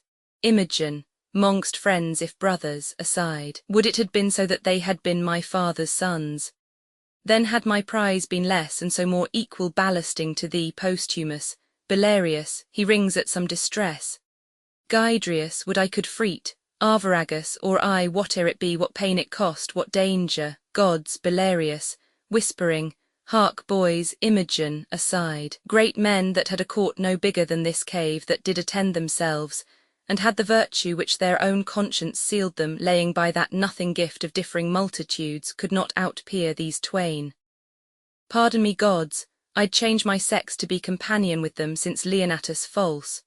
Belarius, it shall be so. Boys, we'll go dress our hunt. Fair youth, come in. Discourse is heavy fasting. When we have supped, we'll mannerly demand thee of thy story, so far as thou wilt speak it. Gydrius, pray draw near. Arviragus, the night to th owl and morn to th lark less welcome. Imogen, thanks, sir. Arviragus, I pray draw near. Exeunt, scene Roman 8, Rome, a public place, enter 2 Roman senators and tribunes. First Senator, this is the tenor of the emperor's writ, that since the common men are now in action gainst the Pannonians and Dalmatians, and that the legions now in Gallia are full weak to undertake our wars against the fallen-off Britons, that we do incite the gentry to this business. He creates Lucius proconsul, and to you the tribunes for this immediate levy he commands his absolute commission. Long live Caesar. Tribune, is Lucius general of the forces. Second Senator. I, Tribune, remaining now in Gallia. First Senator. With those legions which I have spoke of, whereunto your levy must be suppliant, the words of your commission will tie you to the numbers and the time of their dispatch. Tribune, we will discharge our duty. Exeunt, Act Roman 4 Scene I, Wales, near the cave of Belarius, enter Cloten alone. Cloten, I am near to th place where they should meet, if Pisanio have mapped it truly. How fit his garments serve me? Why should his mistress, who was made by him that made the tailor, not be fit too? The rather, saving reverence of the word, for 'tis said a woman's fitness comes by fits. Therein I must play the workman. I dare speak it to myself, for it is not vainglory for a man and his glass to confer in his own chamber. I mean, the lines of my body are as well drawn as his. No less young, more strong, not beneath him in fortunes, beyond him in the advantage of the time, above him in birth, alike conversant in general services, and more remarkable in single oppositions. Yet this imperseverant thing loves him in my despite. What mortality is! Posthumous thy head which now is growing upon thy shoulders shall within this hour be off, thy mistress enforced, thy garments cut to pieces before her face, and all this done spurn her home to her father, who may haply be a little angry for my so rough usage, but my mother, having power of his testiness, shall turn all into my commendations. My horse is tied up safe. Out, sword, and to a sore purpose. Fortune put them into my hand. This is the very description of their meeting place, and the fellow dares not deceive me. Exit, scene Roman 2, Wales, before the cave of Belarius. Enter from the cave Belarius, Gydrius, Arviragus, and Imogen. Belarius to Imogen, you are not well, remain here in the cave, we'll come to you after hunting. Arviragus to Imogen, brother, stay here, are we not brothers? Imogen, so man and man should be, but clay and clay differs in dignity, whose dust is both alike. I am very sick. Gydrius, go you to hunting, I'll abide with him. Imogen, so sick I am not, yet I am not well, but not so citizen a wanton as to seem to die ere sick. So please you leave me, stick to your journal course, the breach of custom is breach of all. I am ill, but your being by me cannot amend me, society is no comfort to one not sociable. I am not very sick, since I can reason of it, pray you trust me here, I'll rob none but myself, and let me die, stealing so poorly. Gydrius, I love thee, I have spoke it, how much the quantity, the weight, as much as I do love my father. Belarius, what, how, Arviragus, if it be sin to say so, sir, I yoke me in my good brother's fault. I know not why I love this youth, and I have heard you say love's reasons without reason. The bier at door and a demand who ist shall die, I'd say my father, not this youth. Belarius, aside, O noble strain, O worthiness of nature, breed of greatness. Cowards father cowards, and base things sire base. Nature hath meal and bran, contempt and grace. I'm not their father, yet who this should be doth miracle itself loved before me. 'Tis the 9th hour oth morn. Arviragus, brother, farewell. Imogen, I wish ye sport. Arviragus, your health to Belarius, so please you, sir. Imogen, aside, these are kind creatures. Gods, what lies I have heard. Our courtiers say all's savage but at court. Experience, O thou disproved report. Imperious seas breed monsters, for the dish. Poor tributary rivers as sweet fish. I am sick still, heart sick. Pisanio, I'll now taste of thy drug, swallow some. Gydrius, I could not stir him. He said he was gentle but unfortunate, dishonestly afflicted but yet honest. Arviragus, thus did he answer me, yet said hereafter I might no more. Belarius, to th field, we'll leave you for this time, go in and rest. Arviragus will not be long away. Belarius, pray be not sick, for you must be our huswife. Imogen, well or ill I am bound to you. Belarius, and shalt be ever. Exit Imogen into the cave. This youth, howe'er distressed, appears he hath had good ancestors. Arviragus, how angel-like he sings. Gydrius, but his neat cookery. He cut our roots in characters, and salked our broths as Juno had been sick, and he her dieter. Arviragus, nobly he yokes a smiling with a sigh, as if the sigh was that it was for not being such a smile, the smile mocking the sigh that it would fly from so divine a temple to commix with winds that sailors rail at. Gydrius, I do note that grief and patience, rooted in him both, mingle their spurs together. Arviragus, grow patience, and let the stinking elder grief untwine his perishing root with the increasing vine. Belarius, it is great morning, come away, who's there? Enter Cloten. Cloten, I cannot find those runner-gates, that villain hath mocked me, I am faint. Belarius, those runner-gates, means he not us? I partly know him, 'tis Cloten the son oth queen, I fear some ambush. I saw him not these many years, and yet I know 'tis he, we are held as outlaws. Hence, Gydrius, he is but one, you and my brother search what companies are near. Pray you away, let me alone with him. Exeunt Belarius and Arviragus. Cloten, soft, what are you that fly me thus? Some villain mountaineers, I have heard of such. What slave art thou? Gydrius, a thing more slavish did I ne'er than answering a slave without a knock. Cloten, thou art a robber, a law-breaker, a villain, yield thee, thief. Gydrius, to who? To thee? What art thou? Have not I an arm as big as thine, a heart as big? Thy words, I grant, are bigger, for I wear not my dagger in my mouth. Say what thou art, why I should yield to thee. Cloten, thou villain base, know'st me not by my clothes. Gydrius, No, nor thy tailor rascal, who is thy grandfather, he made those clothes which as it seems make thee. Cloten, thou precious varlet, my tailor made them not. Gydrius, hence then, and thank the man that gave them thee. Thou art some fool, I am loath to beat thee. Cloten, thou injurious thief, hear but my name and tremble. Gydrius, what's thy name? Cloten, Cloten, thou villain. Gydrius, Cloten, thou double villain, be thy name, I cannot tremble at it. Were it toad or adder spider, 'twould move me sooner. Cloten, to thy further fear, nay, to thy mere confusion, thou shalt know I am son to Th Queen. Gydrius, I'm sorry fought, not seeming so worthy as thy birth. Cloten, art not afeard. Gydrius, those that I reverence, those I fear, the wise. At fools I laugh, not fear them. Cloten, die the death. When I have slain thee with my proper hand, I'll follow those that even now fled hence, and on the gates of Lud's town set your heads. Yield, rustic mountaineer. Exeunt fighting. Enter Belarius and Arviragus. Belarius, no companies abroad. Arviragus, none in the world. You did mistake him, sure. Belarius, I cannot tell, long is it since I saw him, but time hath nothing blurred those lines of favour which then he wore. The snatches in his voice and burst of speaking were as his. I am absolute. 'Twas very Cloten. Arviragus, in this place we left them. I wish my brother make good time with him, you say he is so fell. Belarius, being scarce made up, I mean to man, he had not apprehension or roaring terrors, for defect of judgment is oft the cease of fear. Enter Gydrius with Cloten's head. But see thy brother, Gydrius, this Cloten was a fool, an empty purse, there was no money in't. Not Hercules could have knocked out his brains, for he had none. Yet I not doing this, the fool had borne my head as I do his. Belarius, what hast thou done? Gydrius, I am perfect what? Cut off one Cloten's head, son to the queen after his own report, who called me traitor, mountaineer, and swore with his own single hand he'd take us in, displace our heads where, thank the gods, they grow, and set them on Lud's town. Belarius, we are all undone. Gydrius, why, worthy father, what have we to lose but that he swore to take our lives? The law protects not us. Then why should we be tender to let an arrogant piece of flesh threat us, play judge and executioner all himself, for we do fear the law. What company discover you abroad? Belarius, no single soul can we set eye on, but in all safe reason he must have some attendants.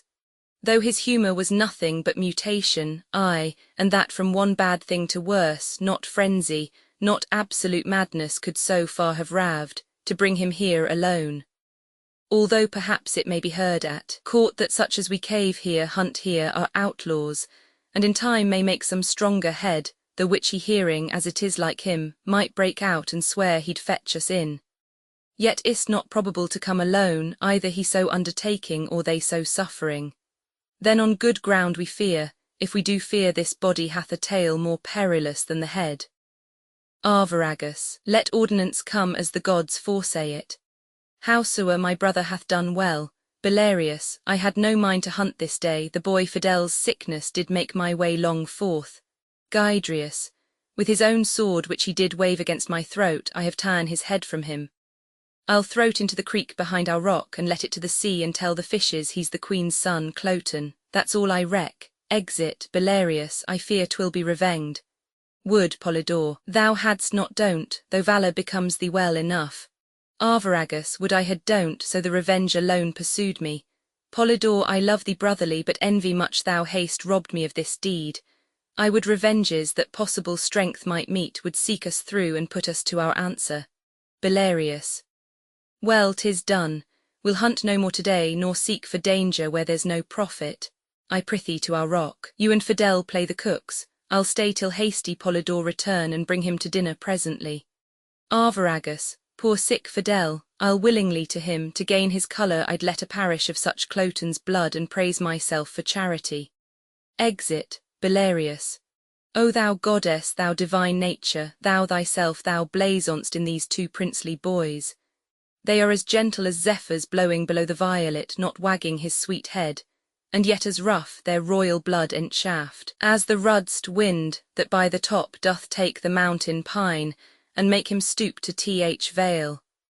'Tis wonder that an invisible instinct should frame them, to royalty unlearned, honor untaught, civility not seen from other, valor that wildly grows in them but yields a crop as if it had been sowed. Yet still it's strange what Cloten's being here to us portends, or what his death will bring us. Enter Gydrius. Gydrius, where's my brother? I have sent Cloten's clotpole down the stream in embassy to his mother, his body's hostage for his return. Solemn music, Belarius, my ingenious instrument. Hark, Polydore, it sounds, but what occasion hath Cadwal now to give it motion? Hark, Gydrius, is he at home? Belarius, he went hence even now. Gydrius, what does he mean? Since death of my dearest mother it did not speak before. All solemn things should answer solemn accidents. The matter, triumphs for nothing and lamenting toys, is jollity for apes and grief for boys. Is Cadwal mad? Enter Arviragus with Imogen as dead, bearing her in his arms. Belarius, look, here he comes, and brings the dire occasion in his arms of what we blame him for. Arviragus, the bird is dead that we have made so much on. I had rather have skipped from 16 years of age to 60 to have turned my leaping time into a crutch than have seen this. Gydrius, O sweetest, fairest lily, my brother wears thee not the one half so well as when thou grewst thyself. Belarius, O melancholy, who ever yet could sound thy bottom, find the ooze to show what coast thy sluggish crare mightst easiliest harbour in, thou blessed thing. Jove knows what man thou mightst have made, but thou deedst a most rare boy of melancholy. How found you him, Arviragus? Stark, as you see, thus smiling as some fly had tickled slumber, not as death's dart being laughed at, his right cheek reposing on a cushion. Gydrius, where, Arviragus, O floor, his arms thus leagued. I thought he slept, and put my clouted brogues from off my feet, whose rudeness answered my steps too loud. Gydrius, why, he but sleeps. If he be gone, he'll make his grave a bed. With female fairies will his tomb be haunted, and worms will not come to thee. Arviragus, with fairest flowers, while summer lasts and I live here fidel, I'll sweeten thy sad grave. Thou shalt not lack the flower that's like thy face, pale primrose, nor the azured harebell like thy veins, no, nor the leaf of eglantine, whom not to slander, outsweetened not thy breath. The ruddock wood with charitable bill, O Bill, sore shaming those rich left heirs that let their fathers lie without a monument. Bring thee all this, yea, and furred moss besides, when flowers anon to winter ground thy course, Gydrius. Prithee have done, and do not play in wench-like words with that which is so serious. Let us bury him, and not protract with admiration what is now due debt. To grave, Arviragus, say where shall's lay him? Gydrius, by good Euryphile our mother. Arviragus, bet so, and let us Polydore, though now our voices have got the mannish crack, sing him to ground as once to our mother, use like note and words, save that Euryphile must be fidel. Gydrius, Cadwal, I cannot sing. I'll weep and word it with thee, for notes of sorrow out of tune are worse than priests and fanes that lie. Arviragus, we'll speak it then. Belarius, great griefs, I see Medsene the less, for Cloten is quite forgot.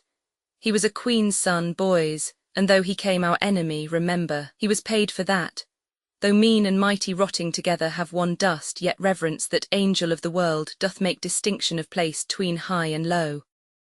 Our foe was princely, and though you took his life as being our foe, yet bury him as a prince. Gydrius, pray you fetch him hither. The sight's body is as good as Ajax when neither are alive. Arviragus, if you'll go fetch him, we'll say our song the whilst. Brother, begin, exit Belarius. Gydrius, nay, Cadwal, we must lay his head to east, my father hath a reason fought. Arviragus, 'tis true. Gydrius, come on then and remove him.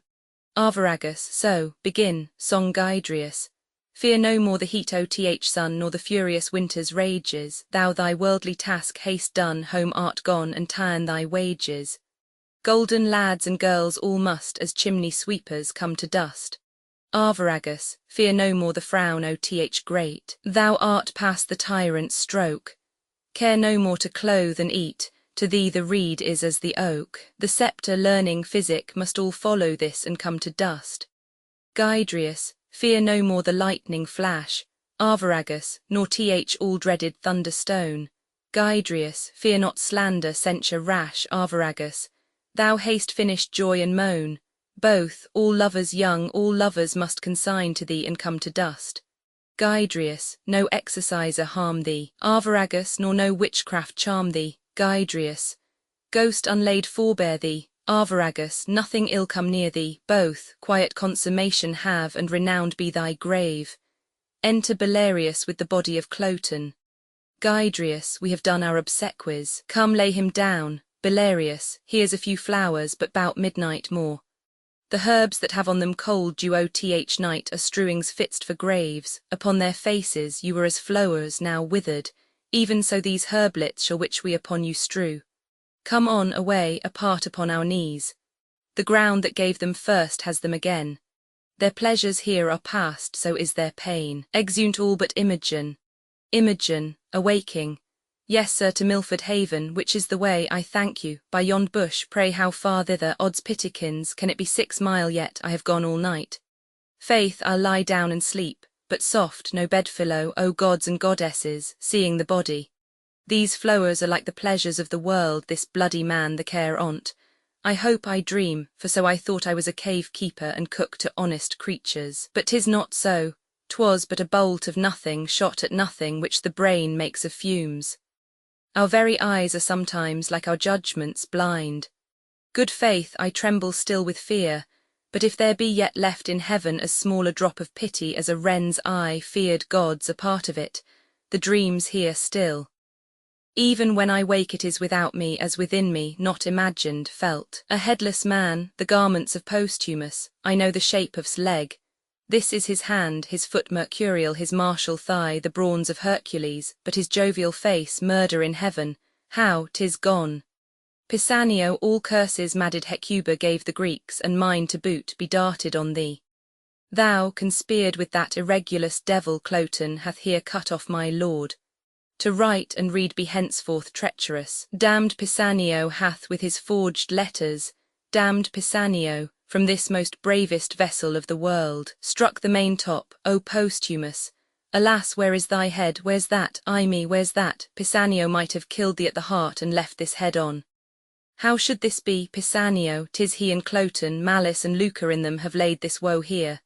Oh, 'tis pregnant, pregnant. The drug he gave me, which he said was precious and cordial to me, have I not found it murderous to th senses? That confirms it home. This is Pisanio's deed, and Cloten. Oh, give colour to my pale cheek with thy blood, that we the horrider may seem to those which chance to find us. Oh, my lord, falls fainting on the body. Enter Lucius, captains, and a soothsayer. Captain, to them the legions garrisoned in Gallia after your will have crossed the sea, attending you here at Milford Haven, with your ships they are in readiness. Lucius, but what from Rome, captain? The Senate hath stirred up the confiners and gentlemen of Italy, most willing spirits, that promise noble service, and they come under the conduct of bold Iachimo, Siena's brother. Lucius, when expect you them? Captain, with the next benefit oth wind. Lucius, this forwardness makes our hopes fair. Command our present numbers be mustered, bid the captains look taut. Now, sir, what have you dreamed of late of this war's purpose? Soothsayer, last night the very gods showed me a vision. I fast and prayed for their intelligence, thus. I saw Jove's bird, the Roman eagle, winged from the spongy south to this part of the west. There vanished in the sunbeams, which portends, unless my sins abuse my divination, success to th Roman host. Lucius, dream often so and never false. Soft ho, what trunk is here without his top? The ruin speaks that sometime it was a worthy building. How a page, or dead, or sleeping on him? But dead rather, for nature doth abhor to make his bed with the defunct or sleep upon the dead. Let's see the boy's face. Captain, he's alive, my lord, Lucius. He'll then instruct us of this body. Young one, inform us of thy fortunes, for it seems they crave to be demanded. Who is this thou Max, thy bloody pillow? Or who was he that, otherwise than noble nature did, hath altered that good picture? What's thy interest in this sad wreck? How cam't, who is't, what art thou? Imogen, I am nothing, or if not nothing to be were better. This was my master, a very valiant Briton, and a good that here by mountaineers lies slain. Alas, there is no more such masters. I may wander from east to occident, cry out for service, try many all good, serve truly, never find such another master. Lucius, lack good youth, thou mov'st no less with thy complaining than thy master in bleeding. Say his name, good friend. Imogen, Richard du Champ, aside. If I do lie and do no harm by it, though the gods hear, I hope they'll pardon it. Say you, sir, Lucius, thy name, Imogen, fidel sir, Lucius, thou dost approve thyself the very same, thy name well fits thy faith thy name. Wilt take thy chance with me? I will not say thou shalt be so well mastered, but be sure no less beloved. The Roman emperor's letters, sent by a consul to me, should not sooner than thine own worth prefer thee.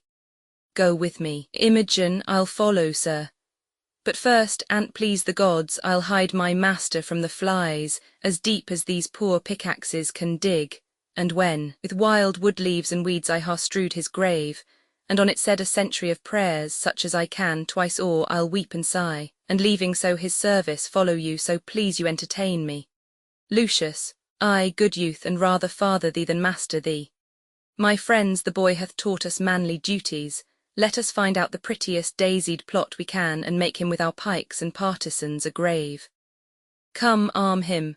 Boy, he is preferred by thee to us, and he shall be interred as soldiers can. Be cheerful, wipe thine eyes. Some fools are means the happier to arise. Exeunt, scene Roman 3. Britain, Cymbeline's palace. Enter Cymbeline, lords, Pisanio and attendants. Cymbeline, again, and bring me word how 'tis with her. Exit an attendant. A fever with the absence of her son, a madness of which her life's in danger. Heavens, how deeply you at once do touch me. Imogen, the great part of my comfort, gone, my queen upon a desperate bed, and in a time when fearful wars point at me, her son gone, so needful for this present, it strikes me past the hope of comfort. But for thee, fellow, who needs must know of her departure, and dost seem so ignorant, will enforce it from thee by a sharp torture. Pisanio, sir, my life is yours, I humbly set it at your will, but for my mistress, I nothing know where she remains, why gone, nor when she purposes return. Beseech your highness, hold me your loyal servant. Lord, good my liege, the day that she was missing he was here. I dare be bound he's true, and shall perform all parts of his subjection loyally. For Cloten there wants no diligence in seeking him, and will no doubt be found. Cymbeline, the time is troublesome, to Pisanio, will slip you for a season, but our jealousy does yet depend. Lord, so please your majesty, the Roman legions, all from Gallia drawn, are landed on your coast, with a supply of Roman gentlemen by the Senate sent.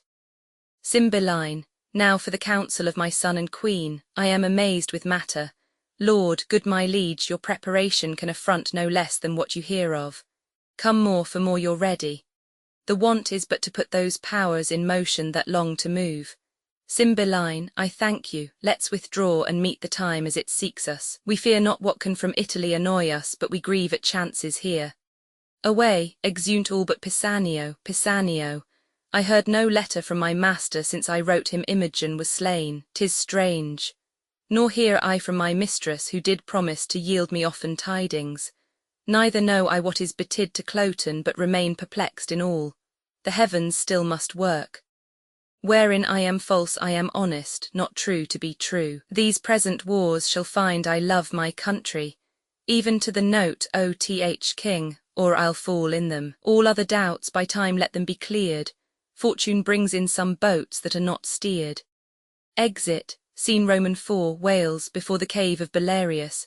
Enter Belarius, Gydrius, and Arviragus. Gydrius, the noise is round about us. Belarius, let us from it. Arviragus, what pleasure, sir, find we in life to lock it from action and adventure? Gydrius, nay, what hope have we in hiding us? This way the Romans must or for Britons slay us, or receive us for barbarous and unnatural revolts during their use, and slay us after. Belarius, sons, we'll hire to the mountains, there secure us. To the king's party there's no going. Newness of Cloten's death, we being not known, not mustered among the bands, may drive us to a render where we have lived, and so extort from's that which we have done, whose answer would be death, drawn on with torture. Gydrius, this is, sir, a doubt in such a time, nothing becoming you nor satisfying us. Arviragus, It is not likely that when they hear the Roman horses neigh, behold their quartered fires, have both their eyes and ears so cloyed importantly as now, that they will waste their time upon our note, to know from whence we are. Belarius. Oh, I am known of many in the army. Many years, though Cloten then but young, you see not wore him from my remembrance. And besides, the king hath not deserved my service nor your loves, who find in my exile the want of breeding, the certainty of this hard life. I hopeless to have the courtesy your cradle promised, but to be still hot summer's tanlings, and the shrinking slaves of winter. Gydrius, than be so, better to cease to be. Pray, sir, to th army, I and my brother are not known, yourself so out of thought, and thereto so o'ergrown cannot be questioned. Arviragus, by this sun that shines I'll thither. What thing is't that I never did see man die? Scarce ever looked on blood but that of coward hares, hot goats, and venison. Never bestrid a horse, save one that had a rider like myself, who ne'er wore rowel nor iron on his heel. I am ashamed to look upon the holy sun, to have the benefit of his blessed beams, remaining so long a poor unknown. Gydrius, by heavens I'll go. If you will bless me, sir, and give me leave, I'll take the better care, but if you will not, the hazard therefore do fall on me by the hands of Romans. Arviragus, so say I.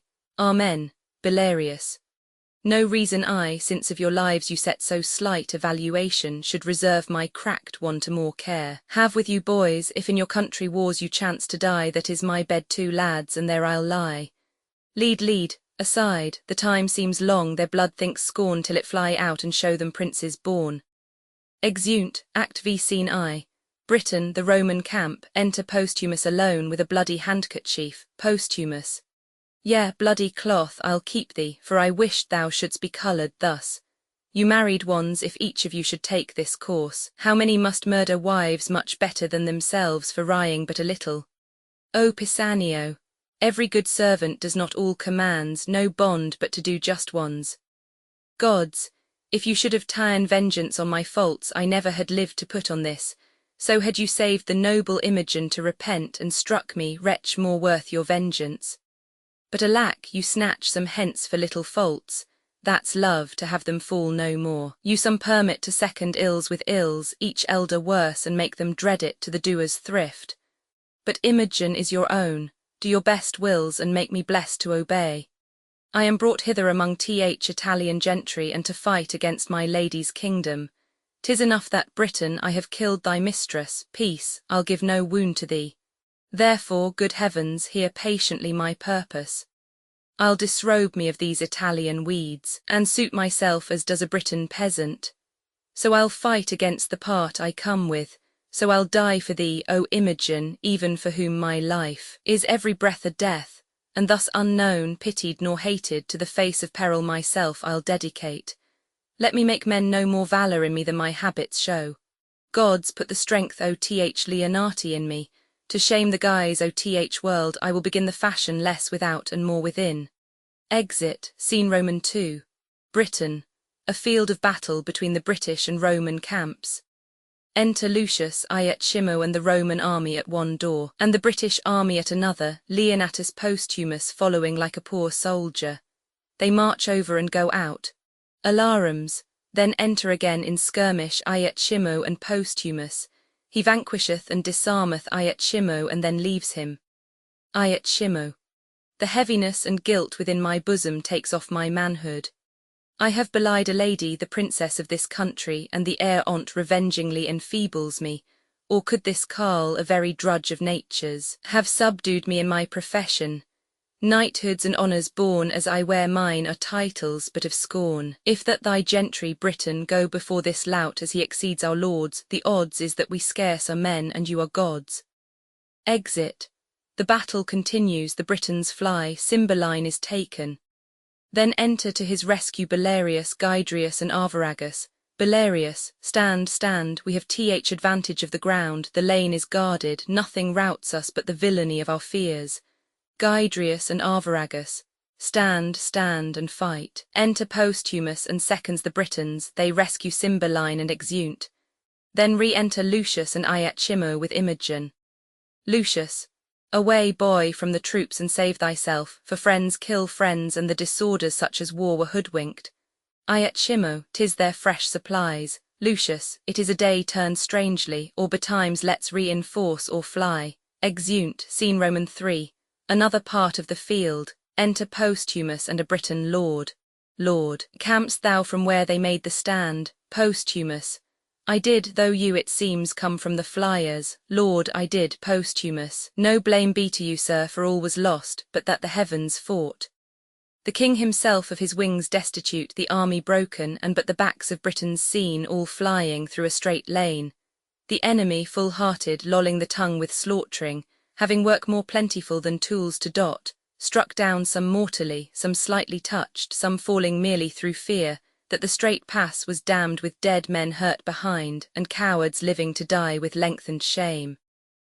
Lord, where was this lane? Posthumus, close by the battle, ditched and walled with turf, which gave advantage to an ancient soldier, an honest one, I warrant, who deserved so long a breeding as his white beard came to, in doing this for's country. Athwart the lane he with 2 striplings, lads more like to run the country base than to commit such slaughter, with faces fit for masks, or rather fairer than those for preservation cast or shame, made good the passage, cried to those that fled, our Britons' hearts die flying, not our men. To darkness fleet souls that fly backwards. Stand, or we are Romans, and will give you that like beasts which you shun beastly and may save but to look back in frown. Stand, stand. These 3,000 confident in act as many, for 3 performers are the file when all the rest do nothing. With this word stand, stand. Accommodated by the place, more charming, with their own nobleness which could have turned a distaff to a lance, gilded pale looks, part shame, part spirit renewed, that some turned coward but by example, a sin in war damned in the first beginners, gan to look the way that they did and to grin like lions upon the pikes, hunters. Then began a stop chaser, a retire, anon a rout, confusion thick. Forthwith they fly, chickens, the way which they stooped eagles, slaves, the strides they victors made, and now our cowards, like fragments in hard voyages, became the life need. Having found the back door open of the unguarded hearts, heavens, how they wound, some slain before, some dying, some their friends all-born former wave. 10 chased by one are now each one the slaughterman of 20. Those that would die or e'er resist are grown the mortal bugs, field. Lord, this was strange chance, a narrow lane, an old man and 2 boys. Posthumus, nay, do not wonder at it, you are made rather to wonder at the things you hear than to work any. Will you rhyme upon't and vent it for a mockery? Here is 1, 2 boys, an old man, twice a boy, a lane preserved the Britons was the Romans' bane. Lord, nay, be not angry, sir. Posthumus, lack to what end? Who dares not stand his foe, I'll be his friend, for if he'll do as he is made to do, I know he'll quickly fly my friendship too. You have put me into rhyme. Lord, farewell, you're angry. Exit. Posthumus, still going, this is a lord, O noble misery, to be field and ask what news, of me, today how many would have given their honours to have salved their carcasses. Took heel to dot, and yet died too. I in mine own woe charmed could not find death where I did hear him groan, nor feel him where he struck. Being an ugly monster, 'tis strange he hides him in fresh cups, soft beds, sweet words, or hath mo ministers, than we that draw his knives, war. Well, I will find him, for being now a favourer to the Briton, no more a Briton, I have resummed again the part I came in. Fight I will no more, but yield me to the veriest hind that shall once touch my shoulder. Great the slaughter is here made by Roman, great the answer be Britons must take. For me my ransom's death, on either side I come to spend my breath, which neither here I'll keep nor bear again, but end it by some means for Imogen. Enter 2 British captains and soldiers. First captain, great Jupiter be praised, Lucius is taken, 'tis thought the old man and his sons were angels. Second captain, there was a 4th man in a silly habit that gave affront with them. First captain, so 'tis reported, but none of 'em can be found. Stand, who's there? Posthumus, a Roman who had not now been drooping here if seconds had answered him. Second captain, lay hands on him, a dog, a leg of Rome, shall not return to tell what crows have pecked them here. He brags his service as if he were of note. Bring him to King. Enter Cymbeline, Belarius, Gydrius, Arviragus, Pisanio, and Roman captives. The captains present Posthumus to Cymbeline, who delivers him over to a jailer. Exeunt omnes, scene Roman 4. Britain, a prison, enter Posthumus and 2 jailers. First jailer, you shall not now be stol'n, you have locks upon you, so graze as you find pasture. Second jailer, eye or a stomach. Exeunt jailers, Posthumus, most welcome bondage, for thou art away, I think, to liberty. Yet am I better than one that's sick o' th gout, since he had rather groan so in perpetuity than be cured by th sure physician death, who is the key t unbar these locks. My conscience, thou art fettered more than my shanks and wrists. You good gods, give me the penitent instrument to pick that bolt, then free for ever. Is't enough I am sorry. So children temporal fathers do appease, gods are more full of mercy. Must I repent? I cannot do it better than in gyves, desired more than constrained. To satisfy, if of my freedom 'tis the main part, take no stricter render of me than my all. I know you are more clement than vile men, who of their broken debtors take a third, a sixth, a tenth, letting them thrive again on their abatement. That's not my desire. For Imogen's dear life take mine, and though 'tis not so dear, yet 'tis a life, you coined it. Tween man and man they weigh not every stamp, though light, take pieces for the figure's sake, you rather mine being yours. And so great powers, if you will take this audit, take this life and cancel these cold bonds. O Imogen, I'll speak to thee in silence. Sleeps, solemn music.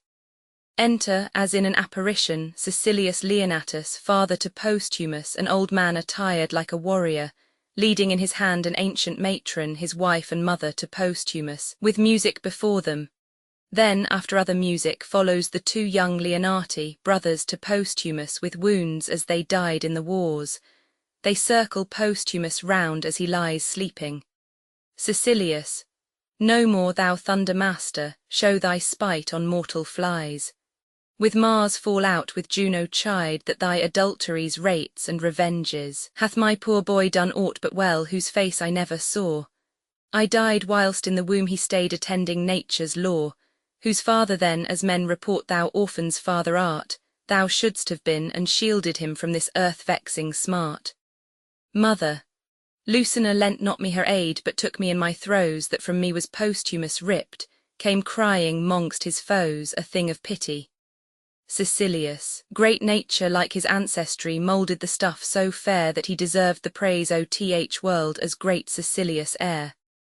First brother, when once he was mature for man, in Britain where was he that could stand up his parallel or fruitful object be an eye of Imogen, that best could deem his dignity? Mother, with marriage wherefore was he mocked, to be exiled and thrown from Leonati's seat and cast from her his dearest one, sweet Imogen? Caecilius, why did you suffer Iachimo, slight thing of Italy, to taint his nobler heart and brain with needless jealousy, and to become the geck and scorn o' th others' villainy? Second brother, for this from stiller seats we came, our parents and us twain, that, striking in our country's cause, fell bravely and were slain, our fealty and tenantius right with honour to maintain. First brother, like hardiment Posthumus hath to Cymbeline performed. Then, Jupiter, thou king of gods, why haste thou thus adjourn the graces for his merits due, being all to dollars turned? Caecilius, thy crystal window ope, look out, no longer exercise upon a valiant race thy harsh and potent injuries. Mother, since Jupiter our son is good, take off his miseries. Caecilius, peep through thy marble mansion, help, or we poor ghosts will cry to th shining synod of the rest, against thy deity. Brothers, help Jupiter, or we appeal and from thy justice fly. Jupiter descends in thunder and lightning, sitting upon an eagle, he throws a thunderbolt, the ghosts fall on their knees. Jupiter, no more, you petty spirits of region low, offend our hearing, hush. How dare you ghosts accuse the thunderer whose bolt, you know, sky-planted, batters all rebelling coasts? Poor shadows of Elysium, hence and rest upon your never-withering banks of flowers. Be not with mortal accidents oppressed, no care of yours it is, you know 'tis ours. Whom best I love I cross, to make my gift the more delayed delighted. Be content, your low-laid son our Godhead will uplift, his comforts thrive, his trials well are spent. Our jovial star reigned at his birth, and in our temple was he married. Rise and fade, he shall be lord of Lady Imogen, and happier much by his affliction made. This tablet lay upon his breast, wherein our pleasure his full fortune doth confine. And so away, no farther with your din express impatience, lest you stir up mine. Mount, eagle, to my palace crystalline, ascends Sicilius. He came in thunder, his celestial breath was sulphurous to smell, the holy eagle stooped as to foot us. His ascension is more sweet than our blessed fields. His royal bird prunes the immortal wing and cloys his beak as when his god is pleased. All, thanks, Jupiter, Sicilius, the marble pavement closes, he has entered his radiant roof. Away, and to be blessed, let us with care perform his great behest. Ghosts vanish, posthumous. Waking, sleep, thou hast been a grandsire and begot a father to me, and thou hast created a mother and 2 brothers. But O scorn, gone, they went hence so soon as they were born, and so I am awake. Poor wretches that depend on greatness' favour, dream as I have done, wake and find nothing. But alas, I swerve. Many dream not to find, neither deserve, and yet are steeped in favours. So am I that have this golden chance and know not why. What fairies haunt this ground? A book, O rare one, be not, as is our fangled world, a garment nobler than that it covers. Let thy effects so follow to be most unlike our courtiers, as good as promise. Reads. When as a lion's whelp shall, to himself unknown, without seeking find, and be embracked by a piece of tender air, and when from a stately cedar shall be lopped branches, which, being dead many years, shall after revive, be jointed to the old stock, and freshly grow. Then shall Posthumus end his miseries, Britain be fortunate and flourish in peace and plenty. 'Tis still a dream, or else such stuff as madmen tongue and brain not. Either both or nothing, or senseless speaking, or a speaking such as sense cannot untie. Be what it is, the action of my life is like it, which I'll keep. If but for sympathy, enter jailer, jailer. Come, sir, are you ready for death? Posthumus, over-roasted rather, ready long ago. Jailer, hanging is the word, sir, if you be ready for that, you are well cooked. Posthumus, so if I prove a good repast to the spectators, the dish pays the shot. Jailer, a heavy reckoning for you, sir.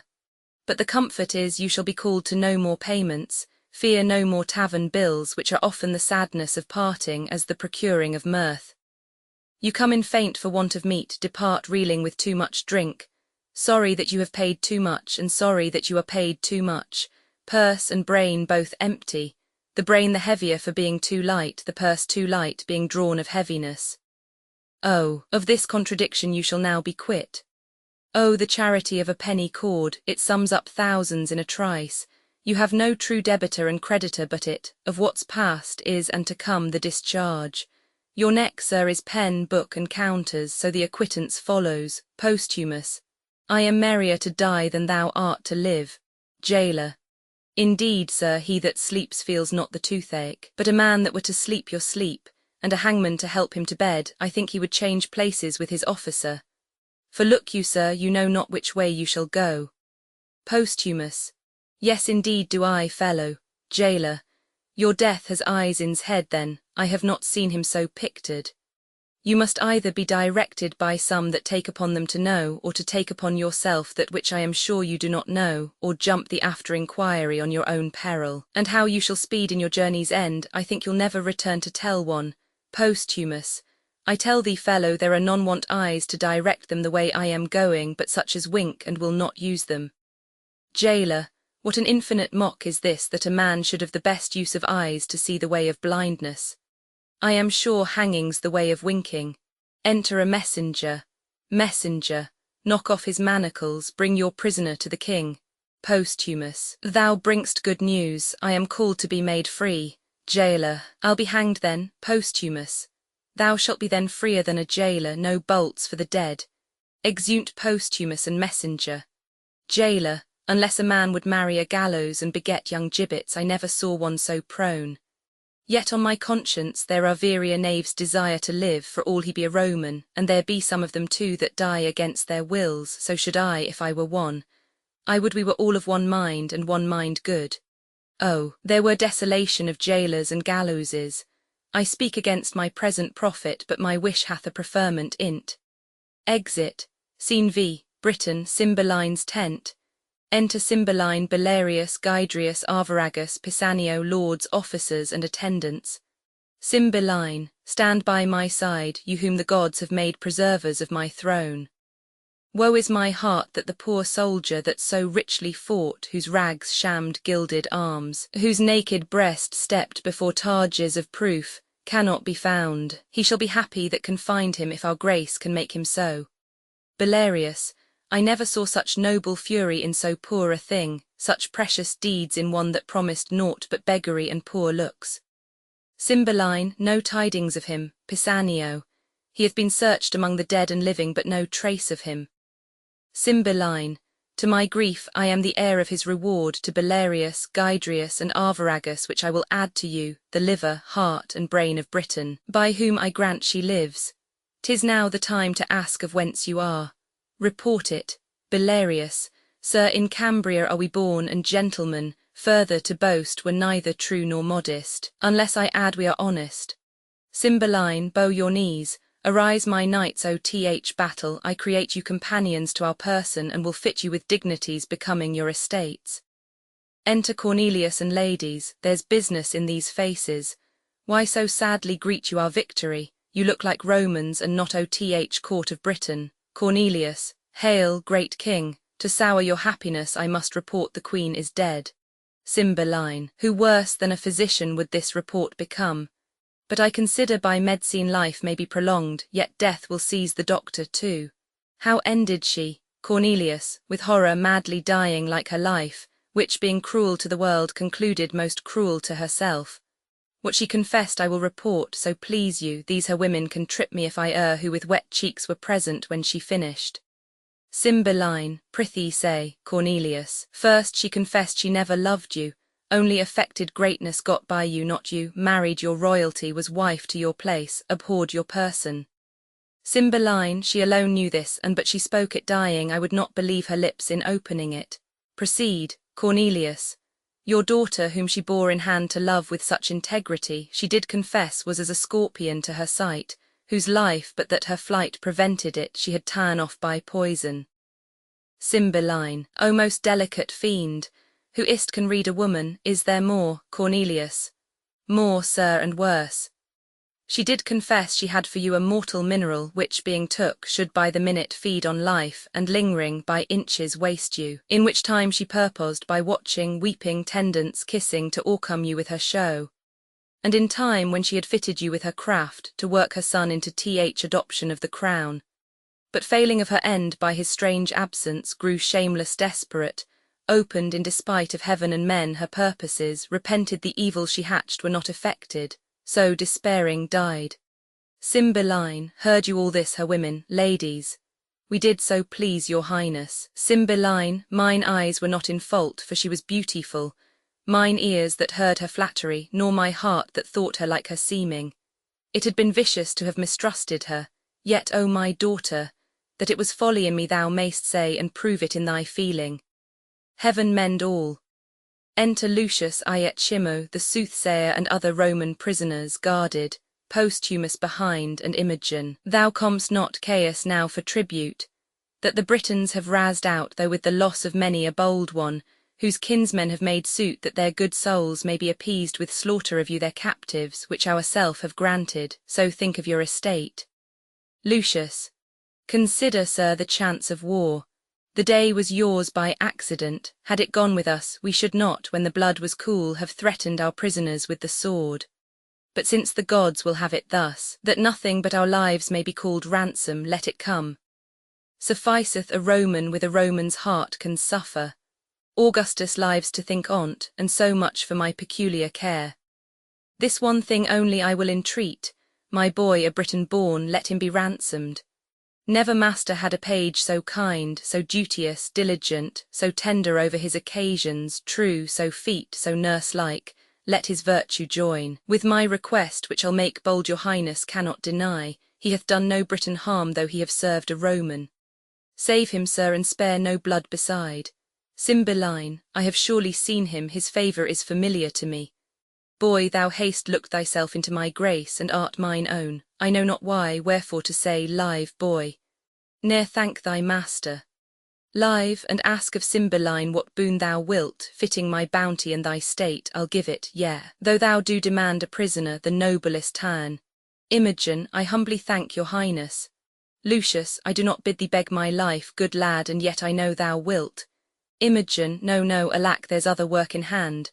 I see a thing bitter to me as death, your life, good master, must shuffle for itself. Lucius, the boy disdains me, he leaves me, scorns me.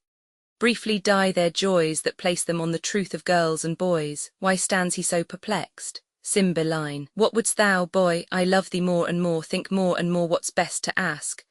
Know'st him thou look'st on, speak, wilt of him live? Is he thy kin, thy friend? Imogen, he is a Roman, no more kin to me than I to your highness, who, being born your vassal, am something nearer. Cymbeline, wherefore iced him so? Imogen, I'll tell you, sir, in private, if you please to give me hearing. Cymbeline, I with all my heart, and lend my best attention. What's thy name? Imogen, Fidel, sir. Cymbeline, thou art my good youth, my page, I'll be thy master, walk with me, speak freely. Cymbeline and Imogen converse apart. Belarius, is not this boy revived from death? Arviragus, one sand another not more resembles that sweet rosy lad who died and was Fidel. What think you, Gydrius, the same dead thing alive? Belarius, peace, peace, see further. He eyes us not, forbear, creatures may be alike, wert he. I am sure he would have spoke to us. Gydrius, but we see him dead. Belarius, be silent, let's see further. Pisanio, aside, it is my mistress. Since she is living, let the time run on to good or bad. Cymbeline and Imogen advance. Cymbeline, come, stand thou by our side, make thy demand aloud. To Iachimo, sir, step you forth, give answer to this boy, and do it freely, or by our greatness and the grace of it, which is our honour, bitter torture shall winnow the truth from falsehood. On, speak to him. Imogen, my boon is that this gentleman may render of whom he had this ring. Posthumus, aside, what's that to him? Cymbeline, that diamond upon your finger, say how came it yours? Iachimo, thou'lt torture me to leave unspoken that which to be spoke would torture thee. Cymbeline, how me? Iachimo, I am glad to be constrained to utter that which torments me to conceal. By villainy I got this ring, 'twas Leonatus' jewel whom thou didst banish, and which more may grieve thee, as it doth me. A nobler sir ne'er lived twixt sky and ground. Wilt thou hear more, my lord? Cymbeline, all that belongs to this. Iachimo, that paragon thy daughter, for whom my heart drops blood and my false spirits quail to remember, give me leave, I faint. Cymbeline, my daughter, what of her? Renew thy strength. I had rather thou shouldst live while nature will than die ere I hear more. Strive, man, and speak. Iachimo, upon a time unhappy was the clock that struck the hour, was in Rome accursed. The mansion where 'twas at a feast, oh, would our viands had been poisoned, or at least those which I heaved to head. The good Posthumus, what should I say? He was too good to be where ill men were, and was the best of all amongst the rest of good ones. Sitting sadly hearing us praise our loves of Italy for beauty that made barren the swelled boast of him that best could speak. For feature, laming the shrine of Venus or straight-pipe Minerva, postures beyond brief nature. For condition, a shop of all the qualities that man loves woman for, besides that hook of wiving fairness which strikes the eye. Cymbeline, I stand on fire, come to the matter. Iachimo, all too soon I shall, unless thou wouldst grieve quickly. This Posthumus, most like a noble lord in love, and one that had a royal lover, took his hint, and not dispraising whom we praised, therein he was as calm as virtue. He began his mistress' picture, which by his tongue being made and then a mind put in't, either our brags were cracked of kitchen trulls, or his description proved us unspeaking sots. Cymbeline, nay, nay, to th purpose. Iachimo, your daughter's chastity, there it begins. He spake of her as Diane had hot dreams and she alone were cold. Whereat I, wretch, made scruple of his praise, and wagered with him pieces of gold gainst this which then he wore upon his honoured finger, to attain in suit the place of's bed, and win this ring by hers and mine adultery.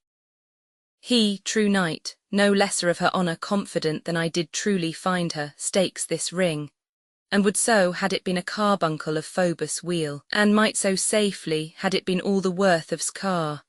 Away to Britain post I in this design. Well may you, sir, remember me at court, where I was taught of your chaste daughter the wide difference twixt amorous and villainous.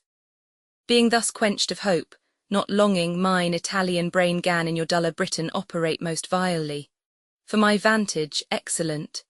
And to be brief, my practice so prevailed that I returned with simular proof enough to make the noble Leonatus mad, by wounding his belief in her renown with tokens thus and thus. Averring notes of chamber hanging, pictures this her bracelet, O cunning, how I got it. Nay, some marks of secret on her person, that he could not but think her bond of chastity quite cracked, I having ta'en the forfeit. Whereupon methinks I see him now, posthumous, coming forward. Ay, so thou dost, Italian fiend. Ay me, most credulous fool, egregious murderer, thief, anything that's due to all the villains past in being to come. Oh, give me cord or knife or poison, some upright justicer. Thou, king, send out for torturers ingenious. It is I that all abhorred things earth amend by being worse than they. I am posthumous that killed thy daughter, villain-like I lie, that caused a lesser villain than myself, a sacrilegious thief. The temple of virtue was she, yea, and she herself. Spit and throw stones, cast mire upon me, set the dogs street to bay me. Every villain be called posthumous Leonatus, and be villainy less than 'twas. O Imogen, my queen, my life, my wife, O Imogen, Imogen, Imogen, Imogen, peace, my lord, here, posthumous, shall's have a play of this, thou scornful page, there lies thy part, strikes her. She falls, Pisanio. O gentlemen, help mine and your mistress, O my lord posthumous, you ne'er killed Imogen till now. Help, mine honoured lady, Cymbeline, does the world go round, posthumous, how comes these staggers on me, Pisanio? Wick my mistress, Cymbeline, if this be so, the gods do mean to strike me to death with mortal joy. Pisanio, how fares my mistress? Imogen, oh, get thee from my sight, thou gav'st me poison. Dangerous fellow, hence, breathe not where princes are. Cymbeline, the tune of Imogen. Pisanio, lady, the gods throw stones of sulphur on me, if that box I gave you was not thought by me a precious thing. I had it from the queen. Cymbeline, new matter still. Imogen, it poisoned me. Cornelius, O gods, I left out one thing which the queen confessed, which must approve the honest. If Pisanio have said she given his mistress that confection which I gave him for cordial, she is served as I would serve a rat. Cymbeline, what's this? Cornelius, the queen, sir, very oft importuned me to temper poisons for her, still pretending the satisfaction of her knowledge only in killing creatures vile, as cats and dogs of no esteem. I, dreading that her purpose was of more danger, did compound for her a certain stuff, which, being ta'en, would cease the present power of life, but in short time all offices of nature should again do their due functions. Have you ta'en of it, Imogen? Most like I did, for I was dead. Belarius, my boys, there was our error. Gydrius, this is sure Fidel. Imogen, why did you throw your wedded lady from you? Think that you are upon a rock, and now throw me again. Embracing him, posthumous, hang there like fruit my soul till the tree die. Cymbeline, how now, my flesh, my child, what mak'st thou me a dullard in this act? Wilt thou not speak to me? Imogen, kneeling, your blessing, sir. Belarius, to Gydrius and Arviragus. Though you did love this youth, I blame ye not, you had a motive for't. Cymbeline, my tears that fall prove holy water on thee. Imogen, thy mother's dead. Imogen, I am sorry for't, my lord. Cymbeline, oh, she was naught, and long of her it was that we meet here so strangely, but her son is gone, we know not how nor where. Pisanio, my lord, now fear is from me, I'll speak troth. Lord Cloten, upon my lady's missing, came to me with his sword drawn, foamed at the mouth, and swore if I discovered not which way she was gone, it was my instant death. By accident I had a feigned letter of my master's then in my pocket, which directed him to seek her on the mountains near to Milford, where in a frenzy in my master's garments which he enforced from me, away he posts with unchaste purpose and with oath to violate my lady's honour. What became of him I further know not. Gydrius, let me end the story, I slew him there. Cymbeline, marry, the gods forfend. I would not thy good deeds should from my lips pluck a hard sentence. Prithee, valiant youth, den it again. Gydrius, I have spoke it, and I did it. Cymbeline, he was a prince. Gydrius, a most incivil one. The wrongs he did me were nothing prince-like, for he did provoke me with language that would make me spurn the sea if it could so roar to me. I cut off's head, and am right glad he is not standing here to tell this tale of mine. Cymbeline, I am sorry for thee. By thine own tongue thou art condemned, and must endure our law. Thou'rt dead. Imogen, that headless man, I thought had been my lord. Cymbeline, bind the offender and take him from our presence. Belarius, stay, Sir King. This man is better than the man he slew, as well descended as thyself, and hath more of thee merited than a band of Clotons had ever scar for. To the guard, let his arms alone, they were not born for bondage. Cymbeline, why, old soldier, wilt thou undo the worth thou art unpaid for by tasting of our wrath? How of descent as good as we? Arviragus, in that he spake too far. Cymbeline, and thou shalt die fought. Belarius, we will die all three, but I will prove that 2 ons are as good as I have given out him. My sons, I must for mine own part unfold a dangerous speech, though haply well for you. Arviragus, your danger's ours, Gydrius, and our good his. Belarius, have at it then by leave. Thou hadst, great king, a subject who was called Belarius. Cymbeline, what of him? He is a banished traitor. Belarius, he it is that hath assumed this age, indeed a banished man, I know not how a traitor. Cymbeline, take him hence, the whole world shall not save him. Belarius, not too hot. First pay me for the nursing of thy sons, and let it be confiscate all, so soon as I have received it. Cymbeline, nursing of my sons. Belarius, I am too blunt and saucy, here's my knee. Ere I arise I will prefer my sons, then spare not the old father. Mighty sir, these 2 young gentlemen that call me father and think they are my sons are none of mine. They are the issue of your loins, my liege, and blood of your begetting. Cymbeline, how, my issue? Belarius, so sure as you your fathers. I, old Morgan, am that Belarius whom you sometime banished.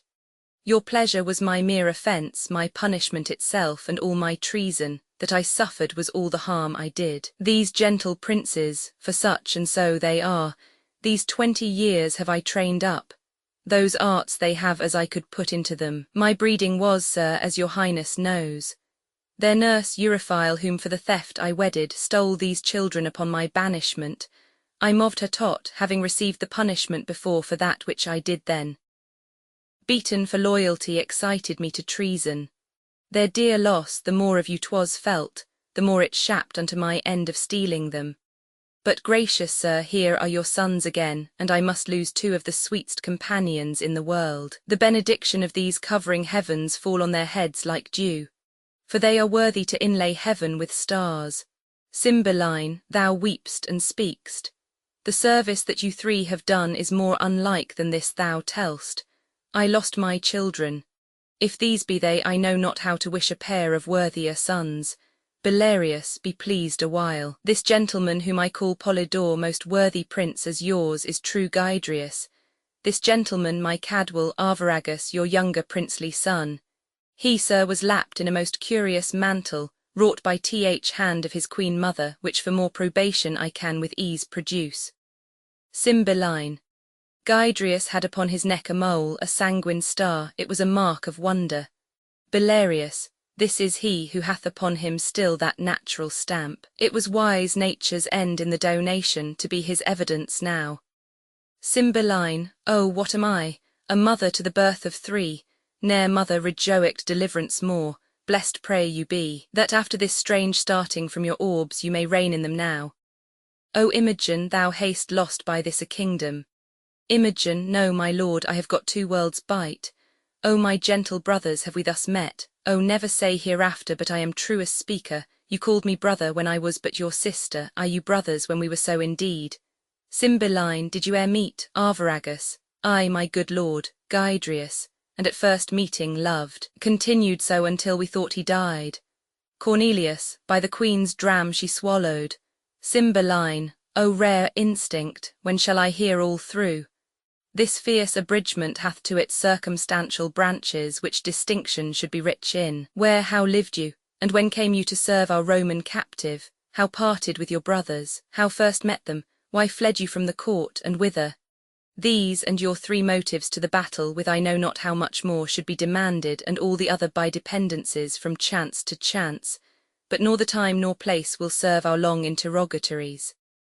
See, posthumous anchors upon Imogen. and she like harmless lightning throws her eye on him, her brothers, me, her master, hitting each object with a joy the counterchange is severally in all. Let's quit this ground and smoke the temple with our sacrifices, to Belarius, thou art my brother, so we'll hold thee ever. Imogen, you are my father too, and did relieve me to see this gracious season. Cymbeline, all o'erjoyed save these in bonds, let them be joyful too, for they shall taste our comfort. Imogen, my good master, I will yet do you service. Lucius, happy be you. Cymbeline, the forlorn soldier that so nobly fought, he would have well becomed this place and gracked the thankings of a king. Posthumus, I am, sir, the soldier that did company these three in poor beseeming. 'Twas a fitment for the purpose I then followed. That I was he, speak I at Chimo, I had you down and might have made you finish. I at Chimo, kneeling, I am down again, but now my heavy conscience sinks my knee as then your force did. Take that life, beseech you, which I so often owe, but your ring first, and here the bracelet of the truest princess that ever swore her faith. Posthumus, kneel not to me. The power that I have on you is to spare you, the malice towards you to forgive you. Live and deal with others better. Cymbeline, nobly doomed, will learn our freeness of a son-in-law pardons the word to all. Arviragus, you holp us, sir, as you did mean indeed to be our brother, joyed are we that you are. Posthumus, your servant, princes, good my lord of Rome, call forth your soothsayer. As I slept, methought great Jupiter upon his eagle backed appeared to me with other sprightly shows of mine own kindred. When I wacked, I found this label on my bosom, whose containing is so from sense in hardness that I can make no collection of it. Let him show his skill in the construction. Lucius, Philaemonus, soothsayer, hear my good lord. Lucius, read and declare the meaning. Soothsayer, reads, when as a lion's whelp shall, to himself unknown, without seeking find, and be embracked by a piece of tender air.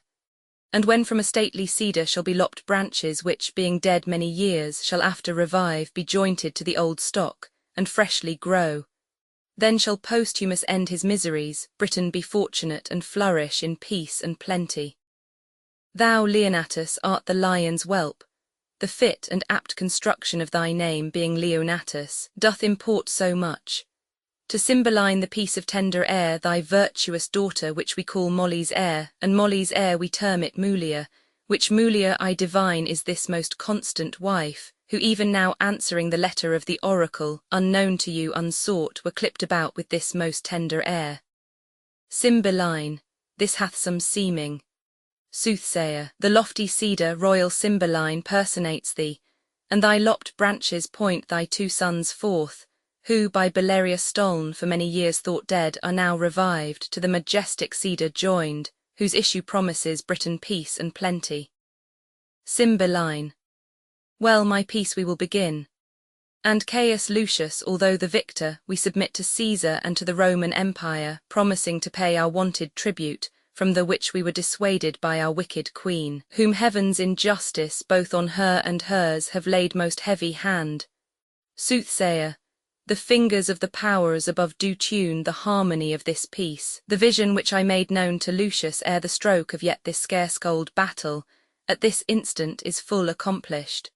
For the Roman eagle from south to west on wings soaring aloft, lessened herself and in the beams O.Th. sun so vanished, which foreshowed our princely eagle, Th. Imperial Caesar, should again unite his favour with the radiant Cymbeline, which shines here in the west. Cymbeline, laud we the gods, and let our crooked smokes climb to their nostrils from our blessed altars. Publish we this peace to all our subjects. Set we forward, let a Roman and a British ensign wave friendly together, so through Lud's town march, and in the temple of great Jupiter our peace will ratify, seal it with feasts. Set on there, never was a war did cease ere bloody hands were washed with such a peace. Exeunt, the tragedy of Hamlet, Prince of Denmark, contents act I scene I. Elsinore, a platform before the castle, scene Roman 2. Elsinore, a room of state in the castle, scene Roman 3. A room in Polonius's house, scene Roman 4. The platform, scene V. A more remote part of the castle, ACT Roman 2, scene I. A room in Polonius's house, scene Roman 2. A room in the castle, ACT Roman 3, scene I. A room in the castle, scene Roman 2. A hall in the castle, scene Roman 3. A room in the castle, scene Roman 4. Another room in the castle, act Roman 4, scene I. A room in the castle, scene Roman 2. Another room in the castle, scene Roman 3. Another room in the castle, scene Roman 4. A plain in Denmark, scene V, Elsinore. A room in the castle, scene VI. Another room in the castle, scene Roman 7. Another room in the castle, ACTV, scene I. A churchyard, scene Roman 2. A hall in the castle, dramatis personae Hamlet, Prince of Denmark Claudius, King of Denmark, Hamlet's uncle the ghost of the late king, Hamlet's father Gertrude, the queen, Hamlet's mother, now wife of Claudius Polonius, Lord Chamberlain Laertes, son to Polonius Ophelia, daughter to Polonius Horatio, friend to Hamlet Fortinbras, Prince of Norway Voltimand, courtier, Cornelius, courtier Rosencrantz, courtier Guildenstern, courtier Marcellus, officer Barnardo, officer Francisco, a soldier Osric, courtier Reynaldo, servant to Polonius, players a gentleman, courtier a priest, 2 clowns, gravediggers a captain, English ambassadors. Lords, ladies, officers, soldiers, sailors, messengers and attendants seen. Elsinore, act I, scene I. Elsinore, a platform before the castle. Enter Francisco and Barnardo, 2 sentinels. Barnardo, who's there? Francisco, nay, answer me, stand and unfold yourself. Barnardo, long live the king. Francisco, Barnardo, Barnardo, he Francisco, you come most carefully upon your hour. Barnardo, 'tis now struck 12, get thee to bed. Francisco, Francisco, for this relief much thanks. 'Tis bitter cold and I am sick at heart. Barnardo, have you had quiet guard? Francisco, not a mouse stirring. Barnardo, well, good night. If you do meet Horatio and Marcellus, the rivals of my watch, bid them make haste. Enter Horatio and Marcellus. Francisco, I think I hear them. Stand ho, who is there? Horatio, friends to this ground, Marcellus, and liegemen to the Dane. Francisco, give you good night. Marcellus, oh, farewell, honest soldier who hath relieved you. Francisco, Barnardo has my place, give you good night, exit. Marcellus, holla Barnardo, Barnardo. Say, what is Horatio there? Horatio, a piece of him. Barnardo, welcome Horatio, welcome good Marcellus. Marcellus, what, has this thing appeared again tonight? Barnardo, I have seen nothing. Marcellus, Horatio says 'tis but our fantasy and will not let belief take hold of him touching this dreaded sight, twice seen of us. Therefore I have entreated him along with us to watch the minutes of this night, that if again this apparition come he may approve our eyes and speak to it. Horatio, tush, tush, 'twill not appear. Barnardo, sit down a while and let us once again assail your ears, that are so fortified against our story, what we 2 nights have seen. Horatio, well, sit we down and let us hear Barnardo speak of this. Barnardo, last night of all, when yond same star that's westward from the pole had made his course to illume that part of heaven where now it burns, Marcellus and myself, the bell then beating one. Marcellus, peace, break thee off, look where it comes again. Enter ghost, Barnardo, in the same figure like the king that's dead. Marcellus, thou art a scholar, speak to it. Horatio, Barnardo, looks it not like the king? Mark it. Horatio, Horatio, most like, it harrows me with fear and wonder. Barnardo, it would be spoke to. Marcellus, question it. Horatio, Horatio, what art thou that usurps this time of night together with that fair and warlike form in which the majesty of buried Denmark did sometimes march? By heaven I charge thee, speak.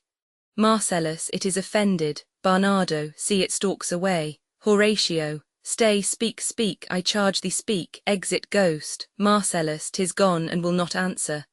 Barnardo, how now? Horatio, you tremble and look pale, is not this something more than fantasy? What think you on't? Horatio, before my God I might not this believe without the sensible and true avouch of mine own eyes. Marcellus, is it not like the king? Horatio, as thou art to thyself. Such was the very armour he had on when he ambitious Norway combated. So frowned he once, when in an angry parle he smote the sledded Polacs on the ice. 'Tis strange, Marcellus, thus twice before and jump at this dead hour with martial stalk hath he gone by our watch. Horatio, in what particular thought to work I know not, but in the gross and scope of my opinion this bodes some strange eruption to our state. Marcellus, Good now, sit down and tell me he that knows, why this same strict and most observant watch so nightly toils the subject of the land, and why such daily cast of brazen cannon and foreign mart for implements of war? Why such impress of shipwrights, whose sore task does not divide the Sunday from the week? What might be toward that this sweaty haste doth make the night joint labourer with the day? Who is't that can inform me? Horatio. That can I, at least the whisper goes so. Our last king, whose image even but now appeared to us, was, as you know, by Fortinbras of Norway, thereto pricked on by a most emulate pride, darred to the combat. In which our valiant Hamlet, for so this side of our known world esteemed him, did slay this Fortinbras, who by a sealed compact, well ratified by law and heraldry, did forfeit with his life all those his lands which he stood seized of to the conqueror, against the which a moiety competent was gauged by our king, which had returned to the inheritance of Fortinbras had he been vanquisher, as by the same covenant and carriage of the article designed, his fell to Hamlet. Now, sir, young Fortinbras of unimproved metal, hot and full, hath in the skirts of Norway here and there, sharked up a list of lawless resolutes, for food and diet to some enterprise that hath a stomach in't, which is no other, as it doth well appear unto our state, but to recover of us by strong hand and terms compulsatory, those foresaid lands so by his father lost. And this, I take it, is the main motive of our preparations, the source of this our watch, and the chief head of this post-haste and rummage in the land. Barnardo, I think it be no other but e'en so. Well may it sort that this portentous figure comes armed through our watch so like the king that was and is the question of these wars. Horatio, a mote it is to trouble the mind's eye. In the most high and palmy state of Rome, a little ere the mightiest Julius fell, the graves stood tenantless, and the sheeted dead did squeak and gibber in the Roman streets, as stars with trains of fire and dews of blood, disasters in the sun. And the moist star, upon whose influence Neptune's empire stands, was sick almost to doomsday with eclipse. And even the like precurse of fierce events, as harbingers preceding still the fates and prologue to the omen coming on, have heaven and earth together demonstrated unto our climatures and countrymen. Re-enter ghost, but soft, behold, lo, where it comes again, I'll cross it though it blast me. Stay, illusion, if thou haste any sound or use of voice, speak to me. If there be any good thing to be done, that may to thee do ease and grace to me, speak to me. If thou art privy to thy country's fate, which happily foreknowing may avoid, O speak. Or if thou hast uphoarded in thy life extorted treasure in the womb of earth, for which they say you spirits oft walk in death, speak of it. Stay and speak, the cock crows, stop it, Marcellus, Marcellus. Shall I strike at it with my partisan, Horatio? Do if it will not stand. Barnardo, 'tis here, Horatio, 'tis here, exit ghost, Marcellus, 'tis gone, we do it wrong, being so majestical to offer it the show of violence, for it is as the air invulnerable and our vein blows malicious mockery. Barnardo, it was about to speak when the cock crew, Horatio, and then it started like a guilty thing upon a fearful summons. I have heard the cock that is the trumpet to the morn, doth with his lofty and shrill-sounding throat awake the god of day, and at his warning, whether in sea or fire, in earth or air, th extravagant and erring spirit hies to his confine. And of the truth herein this present object made probation. Marcellus, it faded on the crowing of the cock. Some say that ever gainst that season comes wherein our Saviour's birth is celebrated, the bird of dawning singeth all night long. And then they say no spirit dare stir abroad, the nights are wholesome, then no planet strike, no fairy takes, nor which hath power to charm, so hallowed and so gracious is the time. Horatio, so have I heard and do in part believe it.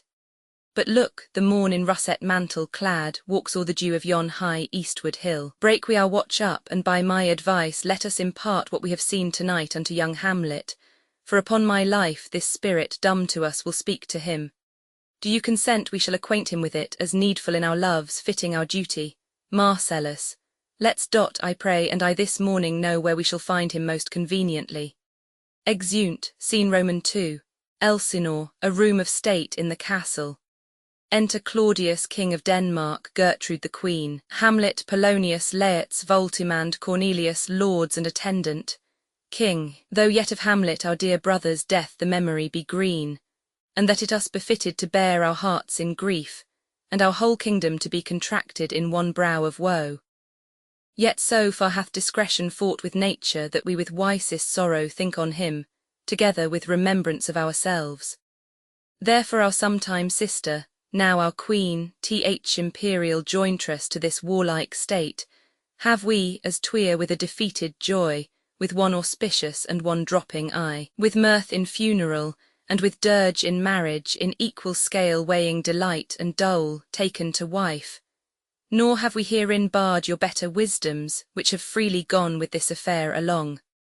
For all our thanks, now follows that you know young Fortinbras, holding a weak supposal of our worth, or thinking by our late dear brother's death our state to be disjoint and out of frame, colleagued with this dream of his advantage, he hath not failed to pester us with message, importing the surrender of those lands lost by his father, with all bonds of law to our most valiant brother. So much for him. Now for ourself and for this time of meeting, thus much the business is. We have here writ to Norway, uncle of young Fortinbras, who, impotent and bed-rid, scarcely hears of this his nephew's purpose to suppress his further gate herein, in that the levies, the lists, and full proportions are all made out of his subject. And we here dispatch you, good Cornelius, and you, Voltimand, for bearers of this greeting to old Norway, giving to you no further personal power to business with the king, more than the scope of these dilated articles allow. Farewell, and let your haste commend your duty. Cornelius and Voltimand, in that and all things will we show our duty. King, we doubt it nothing, heartily farewell. Exeunt Voltimand and Cornelius. And now, Laertes, what's the news with you? You told us of some suit. What is't, Laertes? You cannot speak of reason to the Dane and lose your voice. What wouldst thou beg, Laertes, that shall not be my offer, not thy asking? The head is not more native to the heart, the hand more instrumental to the mouth, than is the throne of Denmark to thy father. What wouldst thou have, Laertes? Laertes, dread my lord, your leave and favour to return to France, from whence though willingly I came to Denmark to show my duty in your coronation. Yet now I must confess that duty done, my thoughts and wishes bend again toward France and bow them to your gracious leave and pardon. King, have you your father's leave? What says Polonius? Polonius, he hath, my lord, wrung from me my slow leave by laboursome petition, and at last upon his will I sealed my hard consent. I do beseech you give him leave to go. King, take thy fair hour, Laertes, time be thine, and thy best graces spend it at thy will. But now my cousin Hamlet and my son Hamlet, aside, a little more than kin and less than kind. King, how is it that the clouds still hang on you? Hamlet, not so, my lord, I am too much I the sun. Queen, good Hamlet, cast thy nighted colour off, and let thine eye look like a friend on Denmark. Do not for ever with thy veiled lids seek for thy noble father in the dust. Thou know'st 'tis common, all that lives must die, passing through nature to eternity. Hamlet, ay, madam, it is common. Queen, if it be, why seems it so particular with thee? Hamlet, seems, madam, nay, it is, I know not seems. 'Tis not alone my inky cloak, good mother, nor customary suits of solemn black, nor windy suspiration of forked breath, no, nor the fruitful river in the eye, nor the dejected haviour of the visage, together with all forms, moods, shows of grief that can denote me truly. These indeed seem, for they are actions that a man might play, but I have that within which passeth show, these but the trappings and the suits of woe. King, 'tis sweet and commendable in your nature, Hamlet, to give these mourning duties to your father. But you must know, your father lost a father, that father lost his, and the survivor bound in filial obligation, for some term to do obsequious sorrow. But to persevere in obstinate condolement is a course of impious stubbornness. 'Tis unmanly grief, it shows a will most incorrect to heaven, a heart unfortified, a mind impatient, an understanding simple and unschooled. For what we know must be, and is as common as any the most vulgar thing to sense, why should we in our peevish opposition take it to heart? Fie, 'tis a fault to heaven, a fault against the dead, a fault to nature, to reason most absurd, whose common theme is death of fathers, and who still hath cried from the first course till he that died today, this must be so. We pray you throw to earth this unprevailing woe, and think of us as of a father. For let the world take note you are the most immediate to our throne, and with no less nobility of love than that which dearest father bears his son do I impart toward you. For your intent in going back to school in Wittenberg, it is most retrograde to our desire, and we beseech you bend you to remain here in the cheer and comfort of our eye, our chiefest courtier, cousin, and our son. Queen, let not thy mother lose her prayers, Hamlet. I pray thee stay with us, go not to Wittenberg. Hamlet, I shall in all my best obey you, madam. King, why, 'tis a loving and a fair reply, be as ourself in Denmark. Madam, come, this gentle and unforked accord of Hamlet sits smiling to my heart in grace whereof no jocund health that Denmark drinks today but the great cannon to the clouds shall tell, and the king's rouse the heaven shall bruit again, re-speaking earthly thunder. Come away. Exeunt all but Hamlet. Hamlet. Oh, that this too solid flesh would melt, thaw, and resolve itself into a dew, or that the everlasting had not fixed his cannon gainst self-slaughter. O God, how weary, stale, flat, and unprofitable seem to me all the uses of this world. Fie on't, oh fie, 'tis an unweeded garden that grows to seed. Things rank and gross in nature possess it merely. That it should come to this, but 2 months dead, nay, not so much, not two, so excellent a king, that was to this Hyperion to a satyr, so loving to my mother that he might not beteem the winds of heaven visit her face too roughly. Heaven and earth, must I remember? Why, she would hang on him as if increase of appetite had grown by what it fed on. And yet within a month let me not think on't, frailty, thy name is woman. A little month, or ere those shoes were old with which she followed my poor father's body like Niobe, all tears. Why she, even she, O God, a beast that wants discourse of reason would have mourned longer, married with mine uncle, my father's brother, but no more like my father than I to Hercules. Within a month, ere yet the salt of most unrighteous tears had left the flushing in her galled eyes, she married. O most wicked speed, to post with such dexterity to incestuous sheets. It is not, nor it cannot come to good, but break my heart, for I must hold my tongue. Enter Horatio, Marcellus, and Barnardo. Horatio, hail to your lordship. Hamlet, I am glad to see you well, Horatio, or I do forget myself. Horatio, the same, my lord, and your poor servant ever. Hamlet, sir, my good friend, I'll change that name with you, and what make you from Wittenberg, Horatio? Marcellus, my good lord. Hamlet, I am very glad to see you. Good even, sir. But what in faith make you from Wittenberg, Horatio? A truant disposition, good my lord. Hamlet, I would not hear your enemy say so, nor shall you do my ear that violence, to make it truster of your own report against yourself. I know you are no truant, but what is your affair in Elsinore, will teach you to drink deep ere you depart. Horatio, my lord, I came to see your father's funeral. Hamlet, I prithee do not mock me, fellow student, I think it was to see my mother's wedding. Horatio, indeed, my lord, it followed hard upon. Hamlet, thrift, Horatio, the funeral-backed meats did coldly furnish forth the marriage tables. Would I had met my dearest foe in heaven, or ever I had seen that day, Horatio, my father, methinks I see my father. Horatio, where my lord? Hamlet, in my mind's eye, Horatio, I saw him once, he was a goodly king. Hamlet, he was a man, take him for all in all, I shall not look upon his like again. Horatio, my lord, I think I saw him yesternight. Hamlet saw, who? Horatio, my lord, the king your father. Hamlet, the king my father. Horatio, season your admiration for a while with an attent ear, till I may deliver upon the witness of these gentlemen this marvel to you. Hamlet, for God's love let me hear. Horatio, 2 nights together had these gentlemen, Marcellus and Barnardo, on their watch in the dead waste and middle of the night, been thus encountered. A figure like your father, armed at point exactly capapi, appears before them, and with solemn march goes slow and stately by them. Thrice he walked by their oppressed and fear-surprised eyes within his truncheon's length, whilst they, distilled almost to jelly with the act of fear, stand dumb and speak not to him. This to me in dreadful secrecy impart they did, and I with them the third night kept the watch, where as they had delivered both in time form of the thing, each word made true and good, the apparition comes. I knew your father, these hands are not more like Hamlet, but where was this, Marcellus, my lord, upon the platform where we watch? Hamlet, did you not speak to it, Horatio?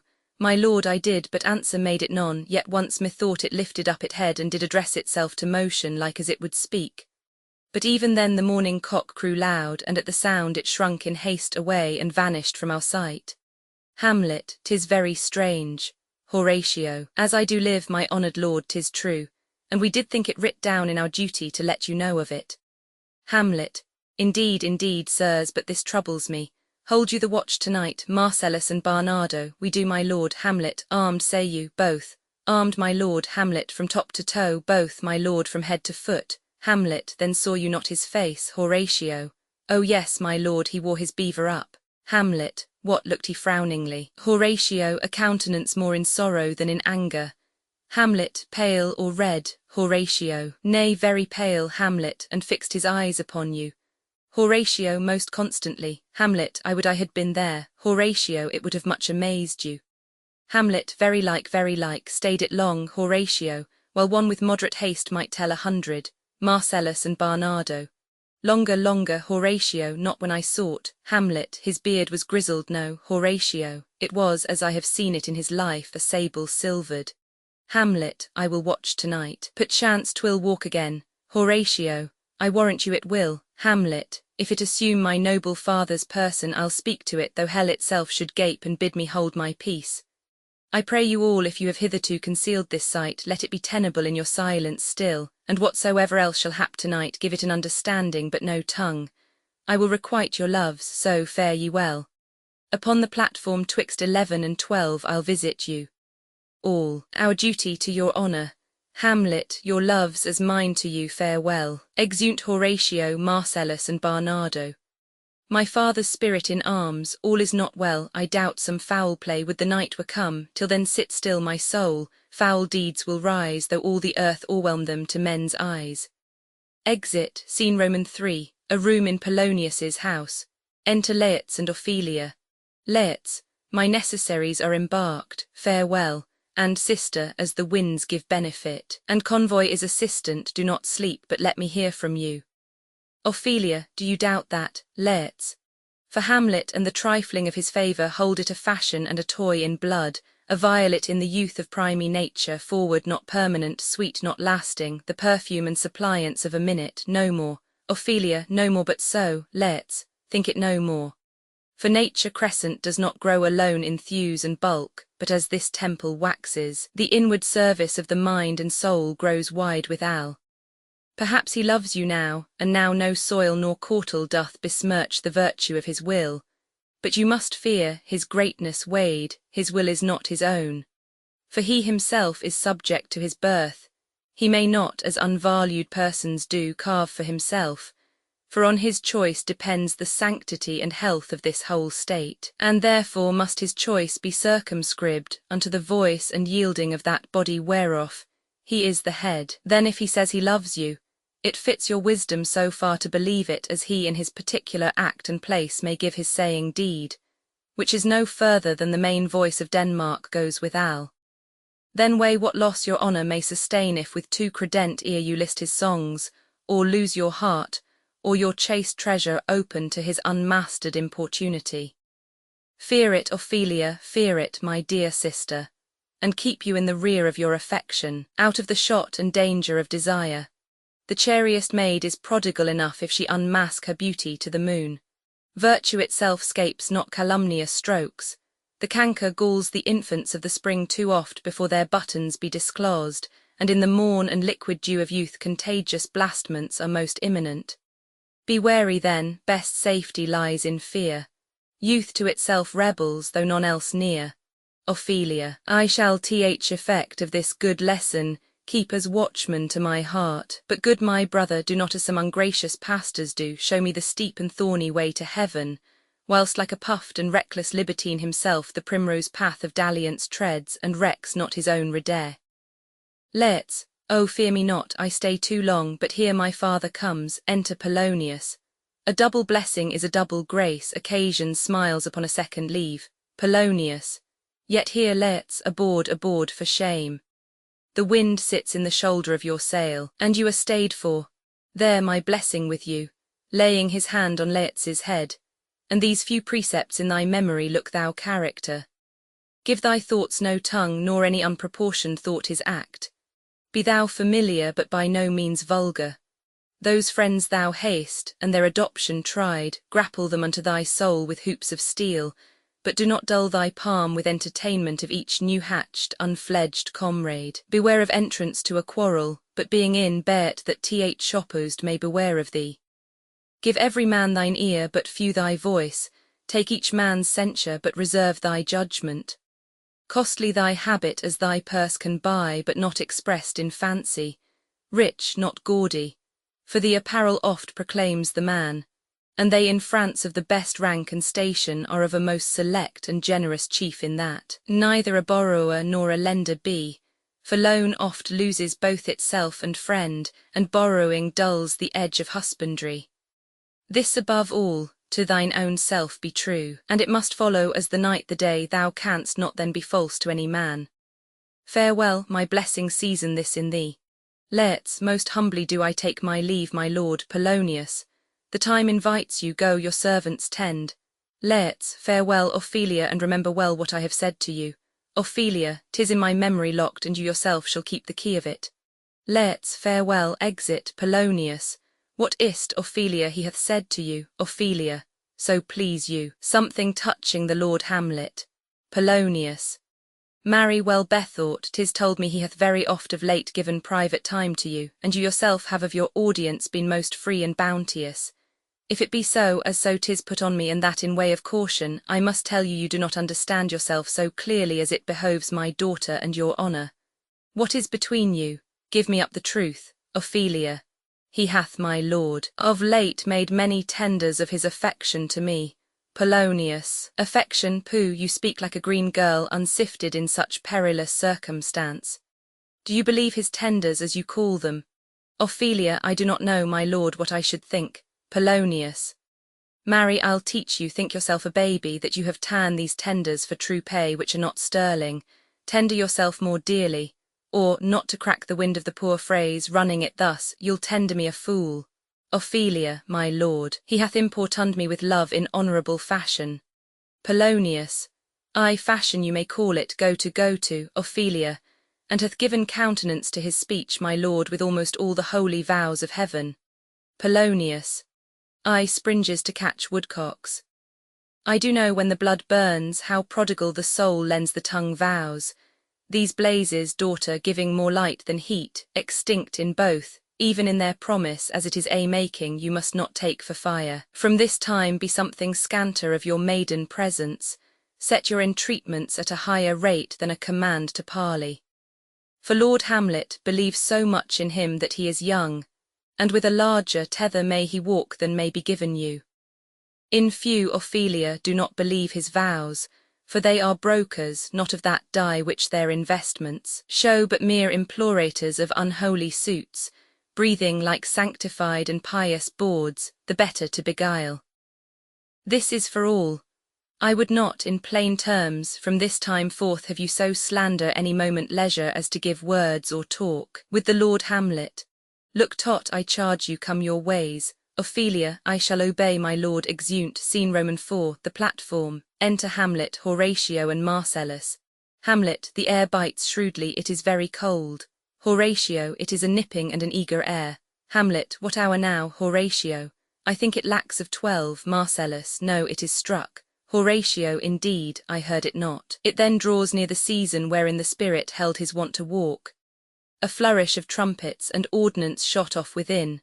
What does this mean, my lord? Hamlet, the king doth wake tonight and takes his rouse, keeps wassail, and the swaggering upspring reels, and as he drains his draughts of Rhenish down, the kettle drum and trumpet thus bray out the triumph of his pledge.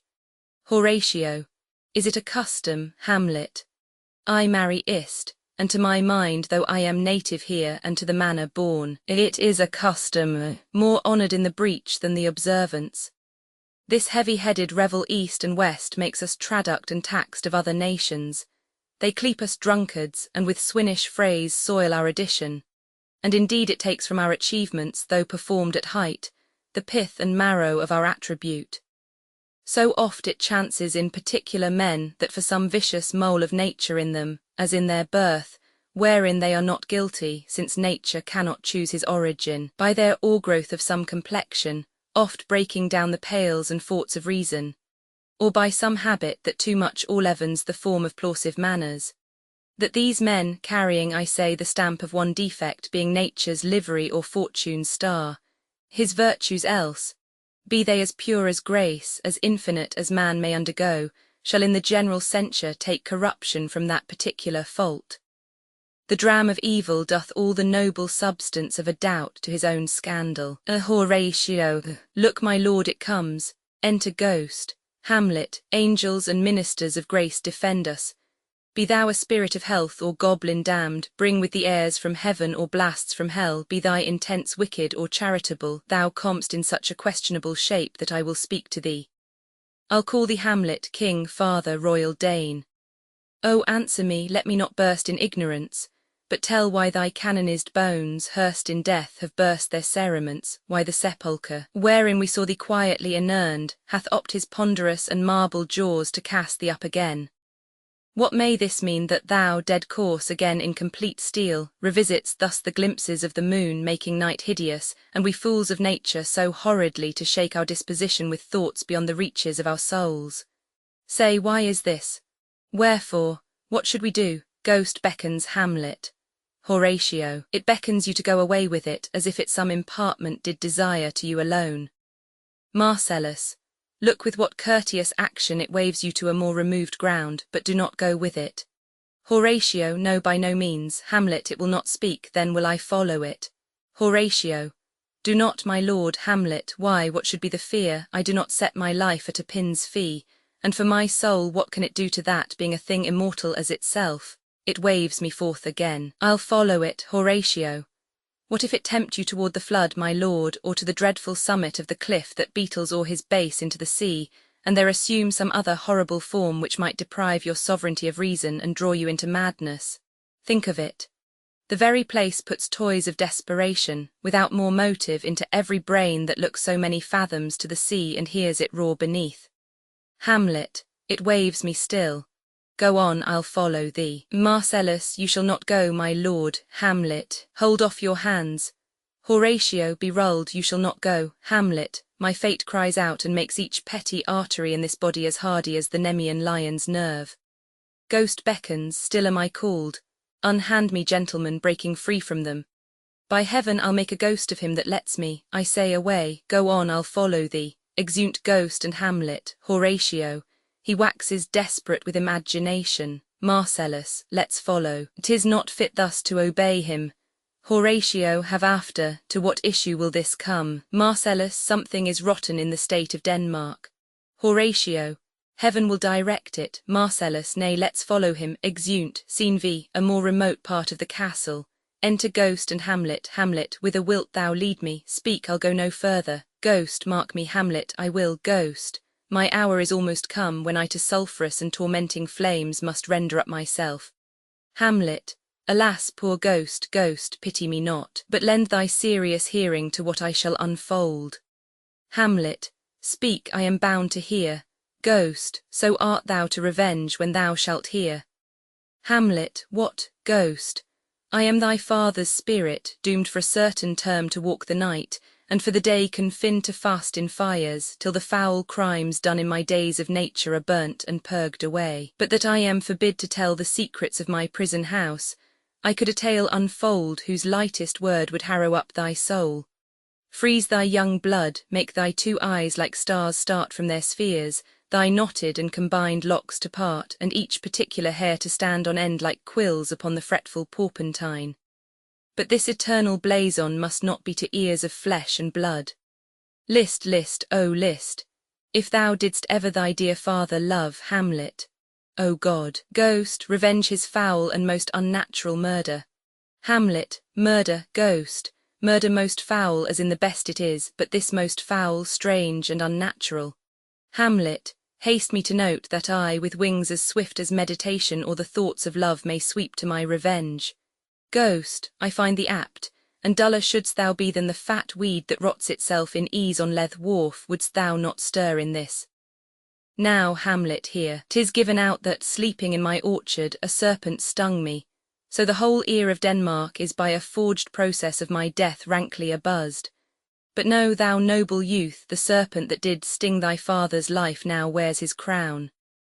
Hamlet, O my prophetic soul, mine uncle, ghost, I, that incestuous, that adulterate beast, with witchcraft of his wit, with traitorous gifts, O wicked wit and gifts that have the power so to seduce, one to his shameful lust the will of my most seeming virtuous queen. O Hamlet, what a falling off was there from me, whose love was of that dignity that it went hand in hand even with the vow I made to her in marriage, and to decline upon a wretch whose natural gifts were poor to those of mine.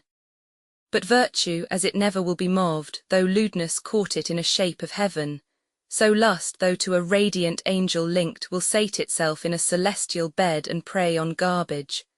But soft, methinks I scent the morning air, brief let me be, sleeping within my orchard, my custom always of the afternoon, upon my secure hour thy uncle stole with juice of cursed Hebenon in a vial, and in the porches of my ears did pour the leprous distilment, whose effect holds such an enmity with blood of man that swift as quicksilver it courses through the natural gates and alleys of the body, and with a sudden vigour it doth posset and curd, like eager droppings into milk, the thin and wholesome blood.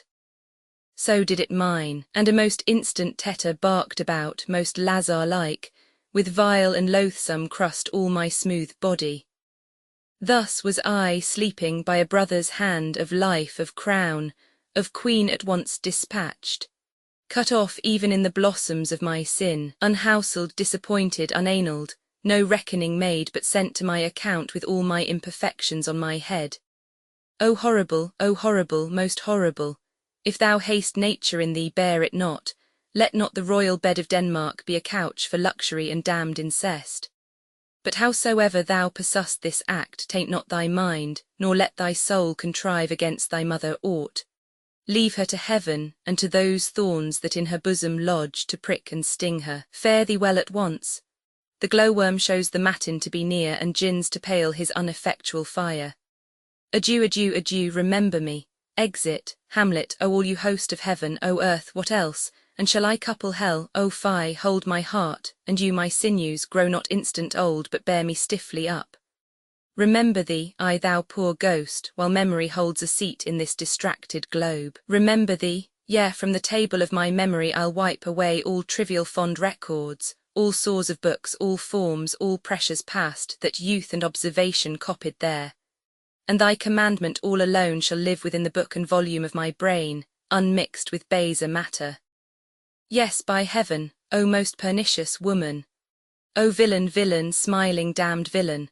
My tables, meet it is I set it down, that one may smile and be a villain. At least I am sure it may be so in Denmark. Writing. So, uncle, there you are, now to my word, it is adieu, adieu, remember me, I have sworn't, Horatio and Marcellus. Within my lord, Marcellus, within Lord Hamlet, Horatio, within heaven secure him. Hamlet, so be it, Marcellus, within. Illo ho ho, my lord Hamlet, hillo ho ho, boy, come, bird, come, enter Horatio and Marcellus. Marcellus, how ist my noble lord, Horatio? What news, my lord? Hamlet, oh, wonderful, Horatio. Good my lord, tell it, Hamlet. No, you'll reveal it.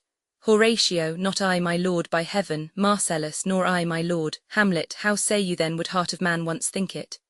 But you'll be secret, Horatio and Marcellus. I, by heaven, my lord. Hamlet, there's ne'er a villain dwelling in all Denmark, but he's an arrant knave. Horatio, there needs no ghost, my lord, come from the grave to tell us this.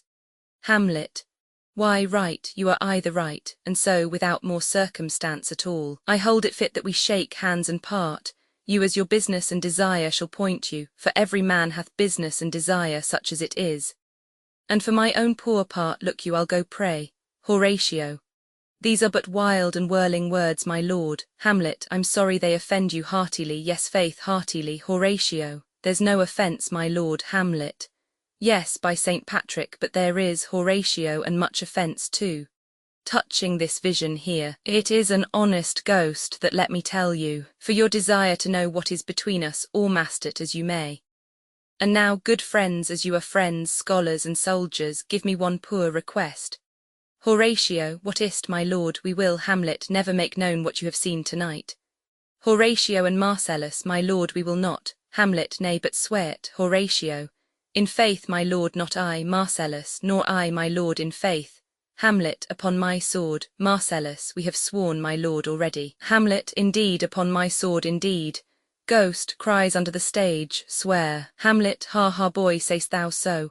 Art thou there, Truepenny? Come on, you hear this fellow in the cellarage, consent to swear.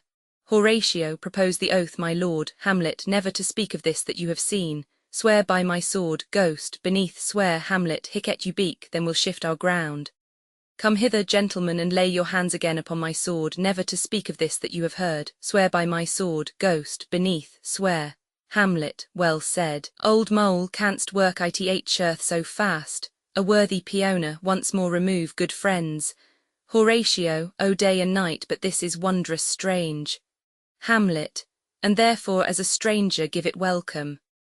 There are more things in heaven and earth, Horatio, than are dreamt of in your philosophy. But come here as before never, so help you mercy, how strange or odd soe'er I bear myself. As I perchance hereafter shall think meet to put an antic disposition on, that you at such times seeing me never shall with arms encumbered thus or this head shake, or by pronouncing of some doubtful phrase, as well we know or we could and if we would, or if we list to speak. Or there be and if they might, or such ambiguous giving out, to note that you know aught of me, this not to do. So grace and mercy at your most need help you swear. Ghost, beneath, swear. Hamlet, rest, rest, perturbed spirit. So, gentlemen, with all my love I do commend me to you, and what so poor a man as Hamlet is may do express his love and friending to you, God willing, shall not lack. Let us go in together, and still your fingers on your lips, I pray, the time is out of joint. O cursed spite, that ever I was born to set it right. Nay, come, let's go together. Exeunt. Act Roman 2, Scene I. A room in Polonius's house. Enter Polonius and Reynaldo. Polonius. Give him this money and these notes, Reynaldo. Reynaldo, I will, my lord. Polonius. You shall do marvellous wisely, good Reynaldo, before you visit him to make inquiry of his behaviour. Reynaldo, my lord, I did intend it. Polonius. Marry, well said, very well said. Look you, sir, enquire me first what danskers are in Paris, and how and who, what means, and where they keep, what company, at what expense, and finding by this encompassment and drift of question that they do know my son, come you more nearer than your particular demands will touch it. Take you as 'twere some distant knowledge of him, as thus I know his father and his friends, and impart him. Do you mark this, Reynaldo? Reynaldo. Ay, very well, my lord. Polonius. And impart him, but you may say not well, but if't be he I mean he's very wild, addicted so, and there put on him what forgeries you please. Marry, none so rank as may dishonour him, take heed of that. But sir, such wanton, wild, and usual slips as are companions noted and most known to youth and liberty. Reynaldo, as gaming, my lord. Polonius. Ay, or drinking, fencing, swearing, quarrelling, drabbing, you may go so far. Reynaldo, my lord, that would dishonour him. Polonius. Faith, no, as you may season it in the charge. You must not put another scandal on him that he is open to incontinency, that's not my meaning. But breathe his faults so quaintly that they may seem the taints of liberty, the flash and outbreak of a fiery mind, a savageness in unreclaimed blood of general assault. Reynaldo. But my good lord Polonius. Wherefore should you do this, Reynaldo? Ay, my lord, I would know that. Polonius. Marry, sir, here's my drift, and I believe it is a fetch of warrant. You laying these slight sullies on my son, as 'twere a thing a little soiled ith working, mark you your party in converse, him you would sound, having ever seen in the prenominate crimes the youth you breathe of guilty, be assured he closes with you in this consequence. Good sir, or so, or friend, or gentleman, according to the phrase or the addition of man and country. Reynaldo, very good, my lord. Polonius. And then, sir, does he this, he does, what was I about to say, By the mass I was about to say something. Where did I leave, Reynaldo? At closes in the consequence. At friend or so and gentleman, Polonius. At closes in the consequence I marry. He closes with you thus. I know the gentleman, I saw him yesterday or t'other day or then with such and such. And as you say there was he gaming their autukins rouse, their falling out at tennis. Or perchance I saw him enter such a house of sale, videlicet a brothel or so forth. See you now, your bait of falsehood takes this carp of truth. And thus do we of wisdom and of reach, with windlasses and with assays of bias, by indirections find directions out. So by my former lecture and advice shall you, my son, you have me, have you not? Reynaldo, my lord, I have. Polonius, God be why you fare you well. Reynaldo, good my lord. Polonius, observe his inclination in yourself. Reynaldo, I shall, my lord. Polonius, and let him ply his music. Reynaldo, well, my lord. Polonius, farewell. Exit Reynaldo, enter Ophelia. How now, Ophelia, what's the matter, Ophelia? Alas, my lord, I have been so affrighted. Polonius, with what in the name of God? Ophelia.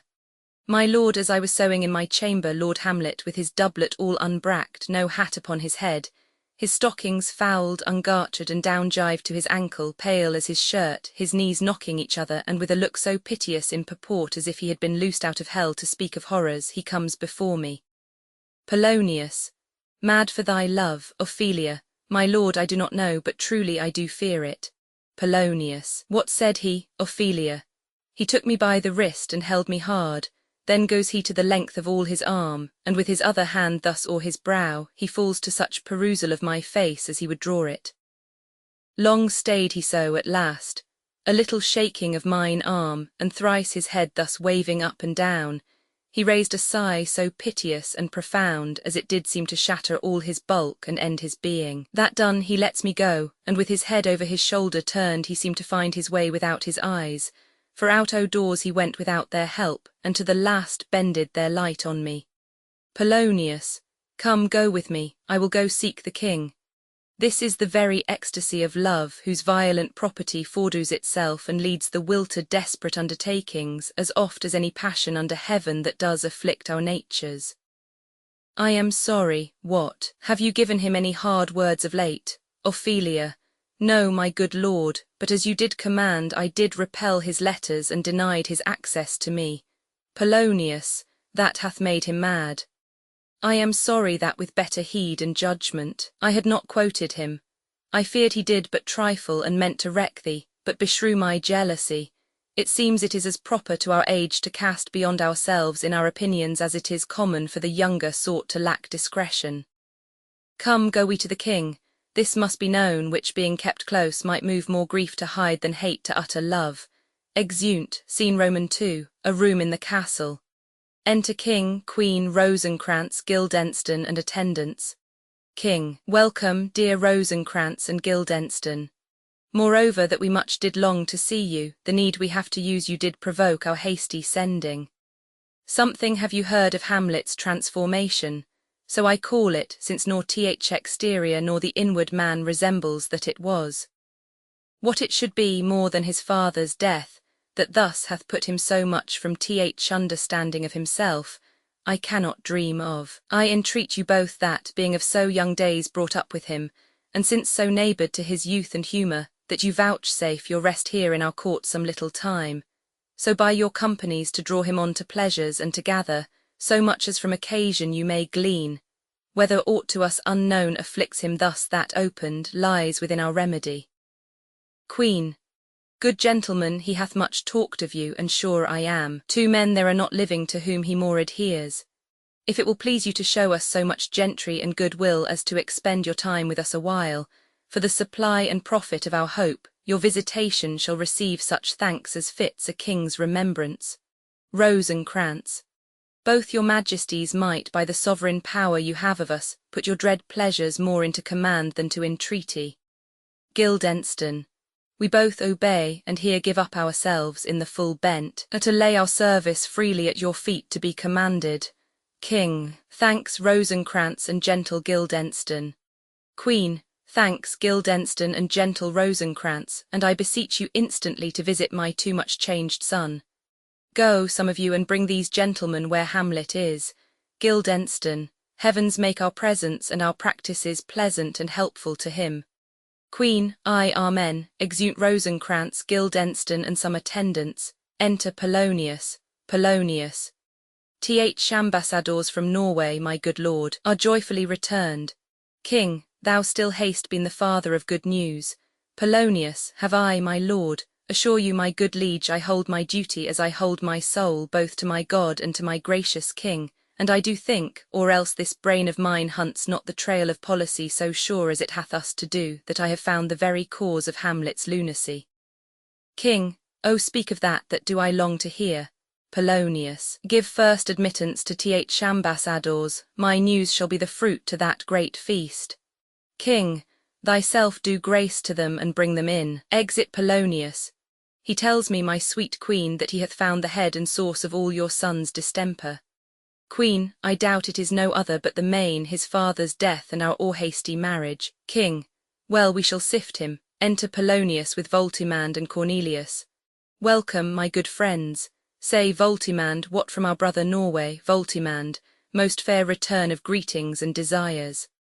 Upon our first he sent out to suppress his nephew's levies, which to him appeared to be a preparation gainst the Polack, but better looked into, he truly found it was against your highness. Whereat grieved, that so his sickness, age, and impotence was falsely borne in hand, sends out arrests on Fortinbras, which he in brief obeys, receives rebuke from Norway, and in fine makes vow before his uncle never more to give chasse of arms against your majesty. Whereon old Norway, overcome with joy, gives him 3,000 crowns in annual fee, and his commission to employ those soldiers so levied as before against the Polack, with an entreaty herein further shown gives a paper, that it might please you to give quiet pass through your dominions for this enterprise, on such regards of safety and allowance as therein are set down. King, it likes us well, and at our more considered time we'll read, answer, and think upon this business. Meantime we thank you for your well-took labour. Go to your rest, at night we'll feast together. Most welcome home. Exeunt Voltimand and Cornelius. Polonius, this business is well ended. My liege and madam, to expostulate what majesty should be, what duty is, why day is day, night night, and time is time, were nothing but to waste night, day, and time. Therefore, since brevity is the soul of wit, and tediousness the limbs and outward flourishes, I will be brief. Your noble son is mad. Mad call I it, for to define true madness, what is't but to be nothing else but mad? But let that go. Queen, more matter with less art. Polonius, madam, I swear I use no art at all. That he is mad, 'tis true, 'tis pity, and pity 'tis true. A foolish figure, but farewell it, for I will use no art. Mad let us grant him then. And now remains that we find out the cause of this effect, or rather say the cause of this defect, for this effect defective comes by cause. Thus it remains, and the remainder thus. Perpend, I have a daughter, have whilst she is mine, who in her duty and obedience mark, hath given me this, now gather and surmise, reads, to the celestial and my soul's idol the most beautified Ophelia, that's an ill phrase, a vile phrase, beautified is a vile phrase, but you shall hear. Reads, these, in her excellent white bosom, these and see. Queen, came this from Hamlet to her. Polonius. Good madam, stay a while, I will be faithful. Reads. Doubt thou the stars are fire, doubt that the sun doth move, doubt truth to be a liar, but never doubt I love. O dear Ophelia, I am ill at these numbers. I have not art to reckon my groans, but that I love thee best, O most best, believe it. Adieu, thine evermore most dear lady, whilst this machine is to him Hamlet. This in obedience hath my daughter showed me, and more above hath his solicitings, as they fell out by time, by means, and place, all given to mine ear. King, but how hath she received his love? Polonius, what do you think of me? King, as of a man faithful and honourable. Polonius, I would fain prove so. But what might you think, when I had seen this hot love on the wing, as I perceived it, I must tell you that, before my daughter told me, what might you or my dear majesty your queen here think, if I had played the desk or table book, or given my heart a winking, mute and dumb, or looked upon this love with idle sight, what might you think? No, I went round to work, and my young mistress thus I did bespeak. Lord Hamlet is a prince out of thy star. This must not be. And then I precepts gave her that she should lock herself from his resort, admit no messengers, receive no tokens. Which done, she took the fruits of my advice, and he, repulsed, a short tale to make, fell into a sadness, then into a fast, thence to a watch, thence into a weakness, thence to a lightness, and by this declension into the madness wherein now he raves, and all we wail for. King, do you think 'tis this? Queen, it may be very likely. Polonius, hath there been such a time, I'd fain know that I have positively said 'tis so when it proved otherwise. King, not that I know. Polonius, take this from this, if this be otherwise, points to his head and shoulder. If circumstances lead me, I will find where truth is hid, though it were hid indeed within the centre. King, how may we try it further? Polonius, you know sometimes he walks 4 hours together here in the lobby. Queen, so he does indeed. Polonius, at such a time I'll loose my daughter to him. Be you and I behind an arras then, mark the encounter. If he love her not, and be not from his reason fall'n thereon, let me be no assistant for estate, but keep a farm and carters. King, we will try it. Enter Hamlet reading. Queen, but look where sadly the poor wretch comes reading. Polonius, away, I do beseech you both, away, I'll board him presently. Oh, give me leave. Exeunt King, Queen, and attendants. How does my good Lord Hamlet? Hamlet, well, God a mercy. Polonius, do you know me, my Lord? Hamlet, excellent well, you are a fishmonger. Polonius, not I, my Lord. Hamlet, then I would you were so honest a man.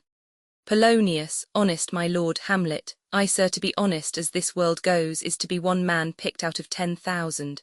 Polonius, that's very true, my Lord. Hamlet, for if the sun breed maggots in a dead dog, being a good kissing carrion, have you a daughter? Polonius, I have, my Lord. Hamlet, let her not walk ith son. Conception is a blessing, but not as your daughter may conceive.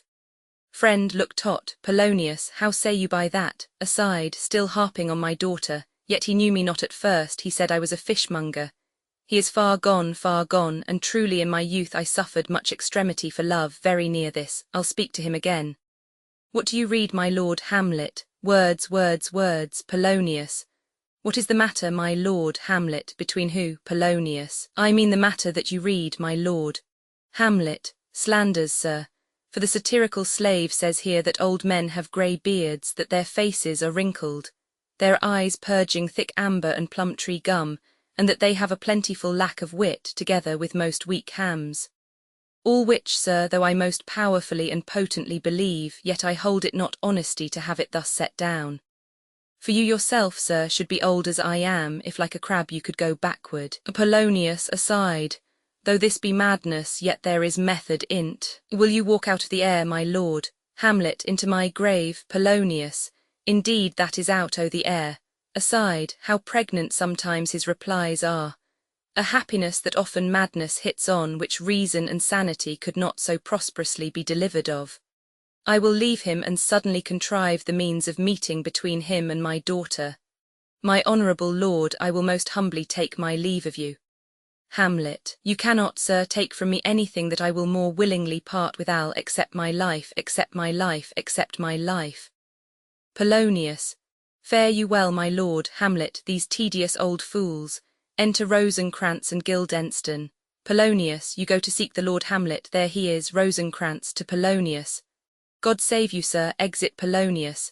Guildenstern, my honoured lord. Rosencrantz, my most dear lord. Hamlet, my excellent good friends, how dost thou? Guildenstern, ah, Rosencrantz, good lads, how do ye both?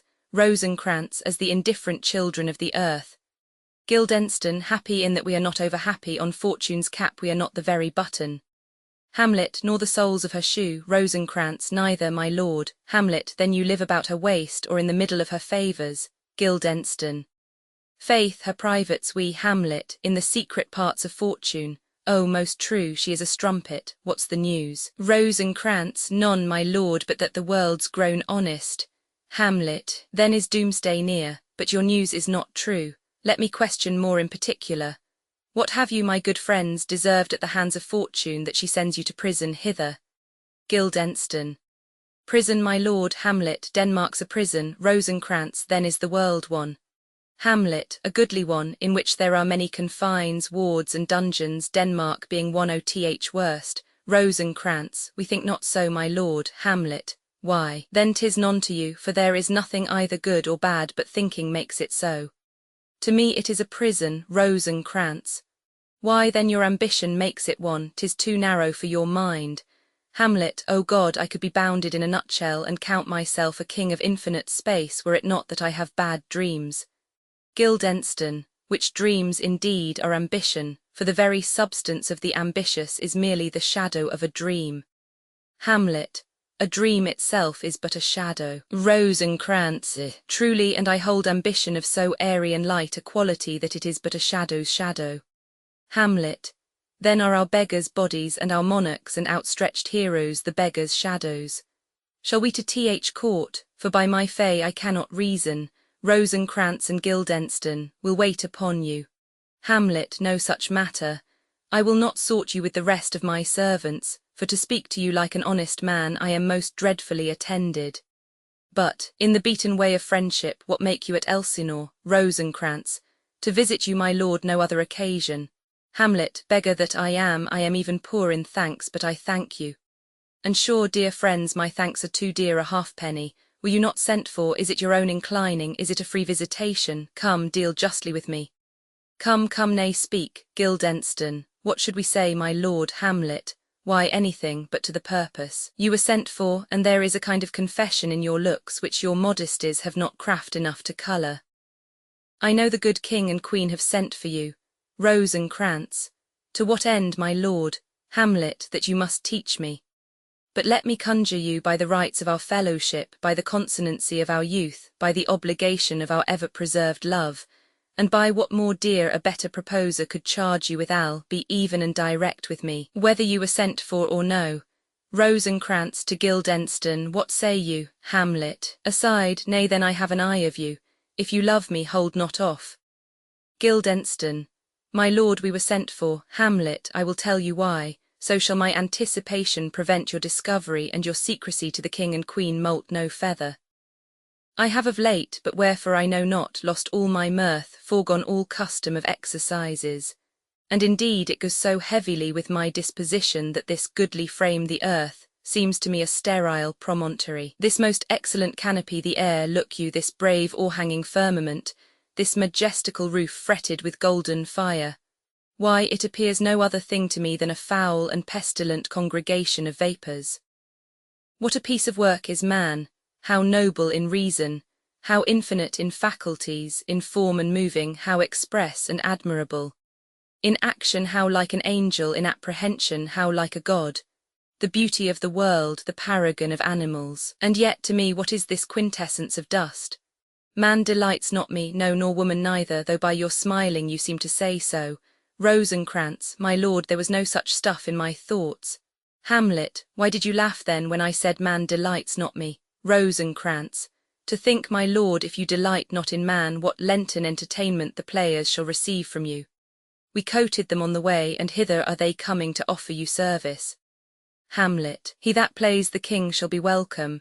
His majesty shall have tribute of me, the adventurous knight shall use his foil and target, the lover shall not sigh gratis, the humorous man shall end his part in peace. The clown shall make those laugh whose lungs are tickle o.th. seer, and the lady shall say her mind freely, or the blank verse shall halt fort. What players are they, Rosencrantz? Even those you were wont to take such delight in, the tragedians of the city. Hamlet, how chances it they travel? Their residence, both in reputation and profit, was better both ways. Rosencrantz, I think their inhibition comes by the means of the late innovation. Hamlet, do they hold the same estimation they did when I was in the city? Are they so followed? Rosencrantz, no, indeed they are not. Hamlet, how comes it? Do they grow rusty? Rosencrantz, nay, their endeavour keeps in the wonted pace. But there is, sir, an area of children, little eyases, that cry out on the top of question, and are most tyrannically clapped fort. These are now the fashion, and so berattle the common stages, so they call them, that many wearing rapiers are afraid of goose-quills and dare scarce come thither. Hamlet, what are they children? Who maintains them? How are they escoted? Will they pursue the quality no longer than they can sing? Will they not say afterwards, if they should grow themselves to common players, As it is most like, if their means are no better, their writers do them wrong to make them exclaim against their own succession. Rosencrantz. Faith, there has been much to do on both sides, and the nation holds it no sin to tar them to controversy. There was for a while no money bid for argument unless the poet and the player went to cuffs in the question. Hamlet, is't possible, Guildenstern, oh, there has been much throwing about of brains. Hamlet, do the boys carry it away? Rosencrantz, aye that they do, my lord, Hercules and his load too. Hamlet, it is not very strange, for my uncle is king of Denmark, and those that would make mouths at him while my father lived give 20, 40, 50, 100 ducats apiece for his picture in little. Blood, there is something in this more than natural if philosophy could find it out. Flourish of trumpets within. Guildenstern, there are the players. Hamlet, gentlemen, you are welcome to Elsinore, your hands come. The appurtenance of welcome is fashion and ceremony. Let me comply with you in this garb, lest my extent to the players, which I tell you must show fairly outward, should more appear like entertainment than yours. You are welcome, but my uncle, father, and aunt mother are deceived. Guildenstern, in what, my dear lord? Hamlet, I am but mad north-northwest. When the wind is southerly, I know a hawk from a handsaw. Enter Polonius. Polonius. Well be with you, gentlemen. Hamlet. Hark you, Guildenstern, and you too, at each ear a hearer. Great baby you see there is not yet out of his swaddling clouts. Rosencrantz. Happily he's the second time come to them, for they say an old man is twice a child. Hamlet, I will prophesy he comes to tell me of the players, mark it. You say right, sir, for a Monday morning 'twas so indeed. Polonius, my lord, I have news to tell you. Hamlet, my lord, I have news to tell you. When Roscius was an actor in Rome, Polonius, the actors are come hither, my lord. Hamlet, buzz, buzz, Polonius, upon my honour.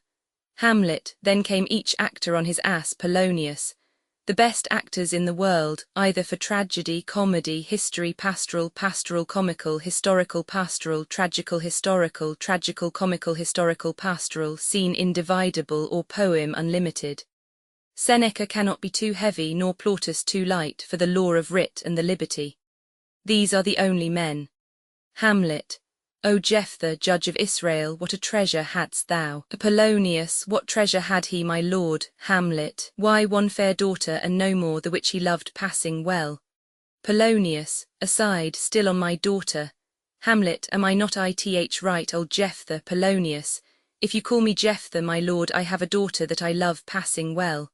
Hamlet, nay, that follows not. Polonius, what follows then, my lord? Hamlet, why, as by lot, God wot, and then you know it came to pass as most like it was. The first row of the pious chanson will show you more, for look where my abridgment comes. Enter 4 or 5 players. You are welcome, masters, welcome all, I am glad to see thee well. Welcome, good friends, O my old friend, thy face is valanked since I saw thee last. Comest thou to beard me in Denmark? What, my young lady and mistress? By a lady, your ladyship is nearer to heaven than when I saw you last, by the altitude of a chopine. Pray God your voice, like a piece of uncurrent gold, be not cracked within the ring. Masters, you are all welcome. We'll e'en tot like French falconers, fly at anything we see, we'll have a speech straight. Come, give us a taste of your quality. Come, a passionate speech. First player. What speech, my lord? Hamlet, I heard thee speak me a speech once, but it was never acted, or if it was, not above once. For the play I remember pleased not the million, 'twas caviar to the general. But it was, as I received it, and others, whose judgments in such matters cried in the top of mine. An excellent play, well digested in the scenes, set down with as much modesty as cunning. I remember one said there were no sallets in the lines to make the matter savoury, nor no matter in the phrase that might indict the author of affectation, but called it an honest method, as wholesome as sweet, and by very much more handsome than fine. One speech in it I chiefly loved. 'Twas Aeneas' tale to Dido, and thereabout of it especially where he speaks of Priam's slaughter. If it live in your memory, begin at this line, let me see, let me see. The rugged Pyrrhus, like the Hyrcanian beast. It is not so. It begins with Pyrrhus, the rugged Pyrrhus, he whose sable arms, black as his purpose, did the knight resemble when he lay couched in the ominous horse. hath now this dread and black complexion smeared with heraldry more dismal. Head to foot now is he total gules, horridly tricked with blood of fathers, mothers, daughters, sons, backed and impasted with the parching streets that lend a tyrannous and a damned light to their vile murders. Roasted in wrath and fire, and thus orsized with coagulate gore, with eyes like carbuncles, the hellish Pyrrhus old grandsire Priam seeks. So proceed you, Polonius. For God my lord well spoken, with good accent and good discretion. First player. Anon he finds him striking too short at Greeks. His antique sword, rebellious to his arm, lies where it falls, repugnant to command. Unequal matched, Pyrrhus at Priam drives, in rage strikes wide. But with the whiff and wind of his fell sword unnerved farther falls. Then senseless Ilium, seeming to feel this blow, with flaming top stoops to his base, and with a hideous crash takes prisoner Pyrrhus' ear. For lo, his sword, which was declining on the milky head of reverend Priam, seemed to stick. So, as a painted tyrant, Pyrrhus stood, and like a neutral to his will and matter, did nothing. But as we often see against some storm, a silence in the heavens, the rack stand still, the bold winds speechless, and the orb below as hush as death, anon the dreadful thunder doth rend the region. So after Pyrrhus' pause, aroused vengeance sets him new work, and never did the Cyclops' hammers fall on Mars's armour, forged for proof etern, with less remorse than Pyrrhus' bleeding sword now falls on Priam. Out, thou strumpet Fortune! All you gods in general synod take away her power, break all the spokes and fellies from her wheel, and bowl the round nave down the hill of heaven as low as to the fiends. Polonius, this is too long. Hamlet, it shall to the barbers with your beard. Prithee say on, he's for a jig or a tale of bawdry, or he sleeps, say on, come to Hecuba. First player. But who, oh who had seen the mobbled queen, Hamlet, the mobbled queen? Polonius, that's good, mobbled queen is good. First player. Run barefoot up and down, threatening the flames with bison rheum. A clout upon that head where late the diadem stood, and for a robe about her lank and all o'erteemed loins, a blanket in shalarm of fear caught up, who this had seen with tongue in venom steeped, gainst fortune's state would treason have pronounced. But if the gods themselves did see her then, when she saw Pyrrhus make malicious sport in mincing with his sword her husband's limbs, the instant burst of clamour that she made, unless things mortal move them not at all, would have made milch the burning eyes of heaven and passion in the gods. Polonius. Look where he has not turned his colour and has tears in's eyes. Pray you no more, Hamlet, 'tis well, I'll have thee speak out the rest of this soon. Good my lord, will you see the players well bestowed? Do you hear, let them be well used, for they are the abstracts and brief chronicles of the time. After your death you were better have a bad epitaph than their ill report while you live. Polonius, my lord, I will use them according to their desert. Hamlet. God's bodykin man much better, use every man after his desert, and who should scape whipping. Use them after your own honour and dignity. The less they deserve, the more merit is in your bounty. Take them in. Polonius. Come, sirs, Hamlet, follow him, friends, we'll hear a play tomorrow. Exeunt Polonius with all the players but the first. Dost thou hear me, old friend? Can you play the murder of Gonzago, first player? I, my lord, Hamlet, will hat tomorrow night. You could for a need study a speech of some 12 or 16 lines, which I would set down and insert int, could you not, first player? I, my lord, Hamlet, very well.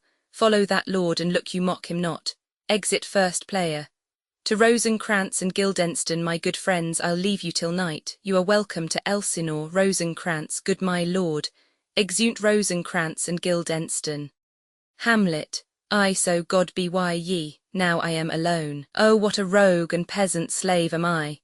Is it not monstrous that this player here, but in a fiction, in a dream of passion, could force his soul so to his own conceit that from her working all his visage wanned?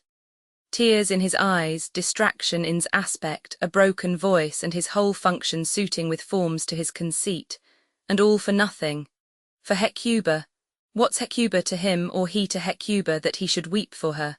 What would he do? Had he the motive and the cue for passion that I have, he would drown the stage with tears and cleave the general ear with horrid speech. Make mad the guilty and appall the free, confound the ignorant, and amaze indeed the very faculties of eyes and ears.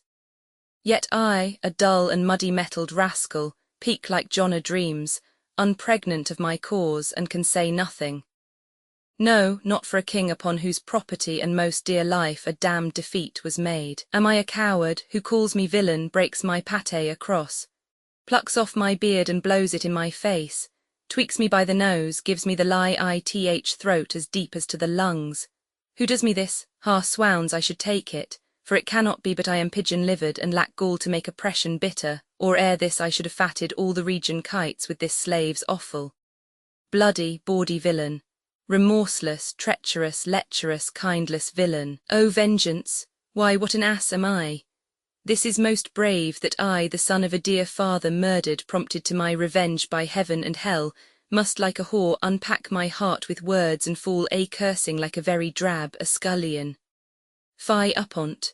Foe, about my brain I have heard, that guilty creatures sitting at a play have by the very cunning of the scene been struck so to the soul that presently they have proclaimed their malefactions.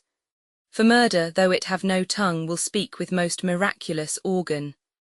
I'll have these players play something like the murder of my father before mine uncle. I'll observe his looks, I'll tent him to the quick. If he but blench, I know my course.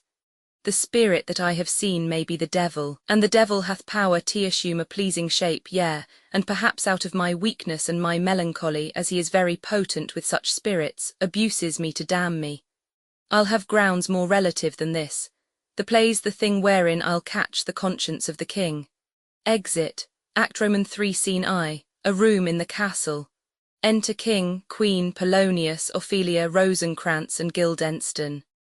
King, and can you by no drift of circumstance get from him why he puts on this confusion, grating so harshly all his days of quiet with turbulent and dangerous lunacy?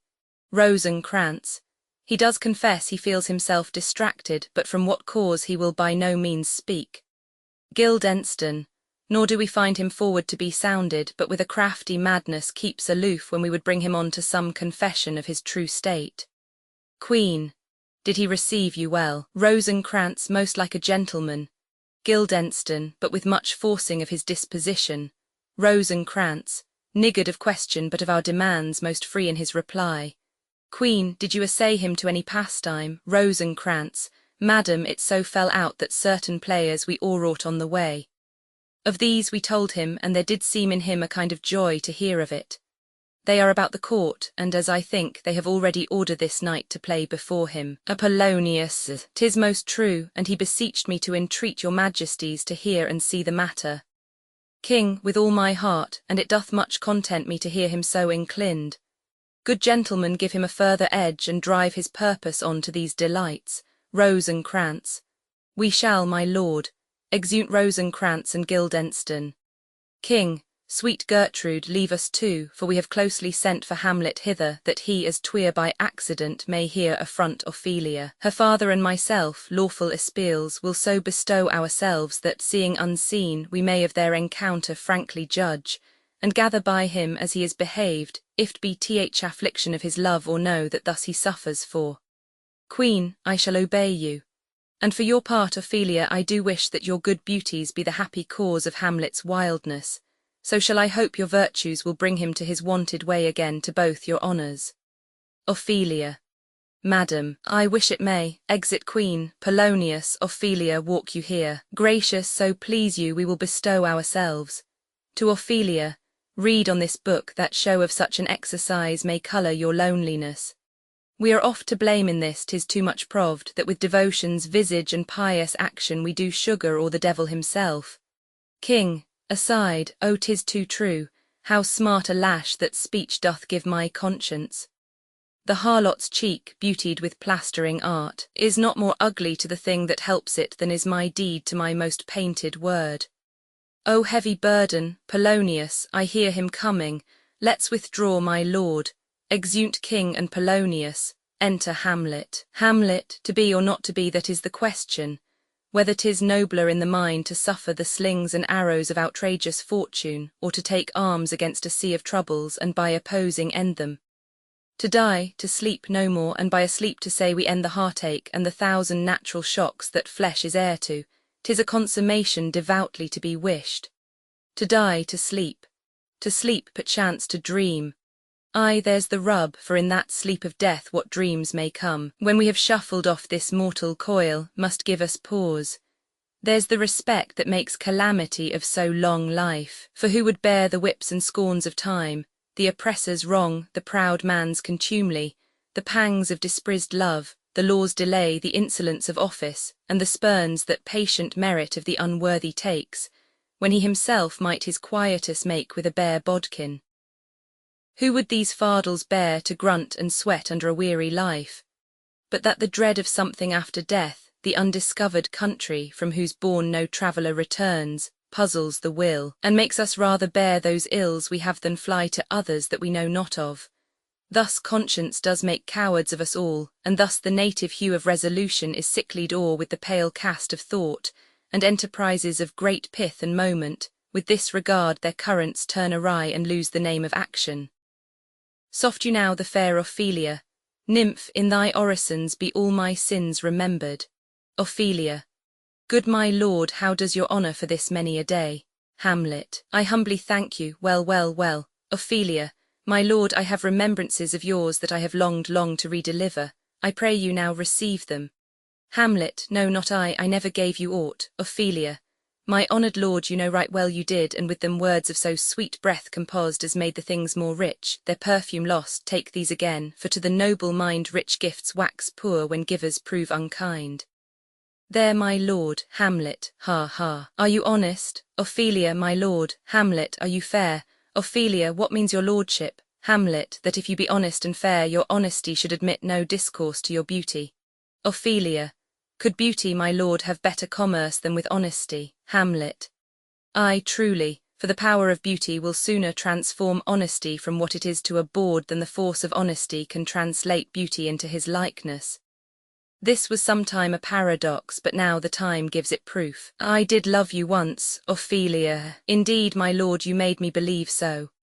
Hamlet. You should not have believed me, for virtue cannot so inoculate our old stock but we shall relish of it. I loved you not. Ophelia. I was the more deceived. Hamlet. Get thee to a nunnery. Why wouldst thou be a breeder of sinners? I am myself indifferent honest, but yet I could accuse me of such things that it were better my mother had not borne me. I am very proud, revengeful, ambitious, with more offences at my beck than I have thoughts to put them in, imagination to give them shape, or time to act them in. What should such fellows as I do crawling between earth and heaven? We are arrant knaves all, believe none of us. Go thy ways to a nunnery. Where's your father, Ophelia? At home, my lord. Hamlet. Let the doors be shut upon him, that he may play the fool nowhere but in's own house. Farewell. Ophelia. Oh, help him, you sweet heavens. Hamlet. If thou dost marry, I'll give thee this plague for thy dowry. Be thou as chaste as ice, as pure as snow, thou shalt not escape calumny. Get thee to a nunnery, go, farewell. Or if thou wilt needs marry, marry a fool, for wise men know well enough what monsters you make of them.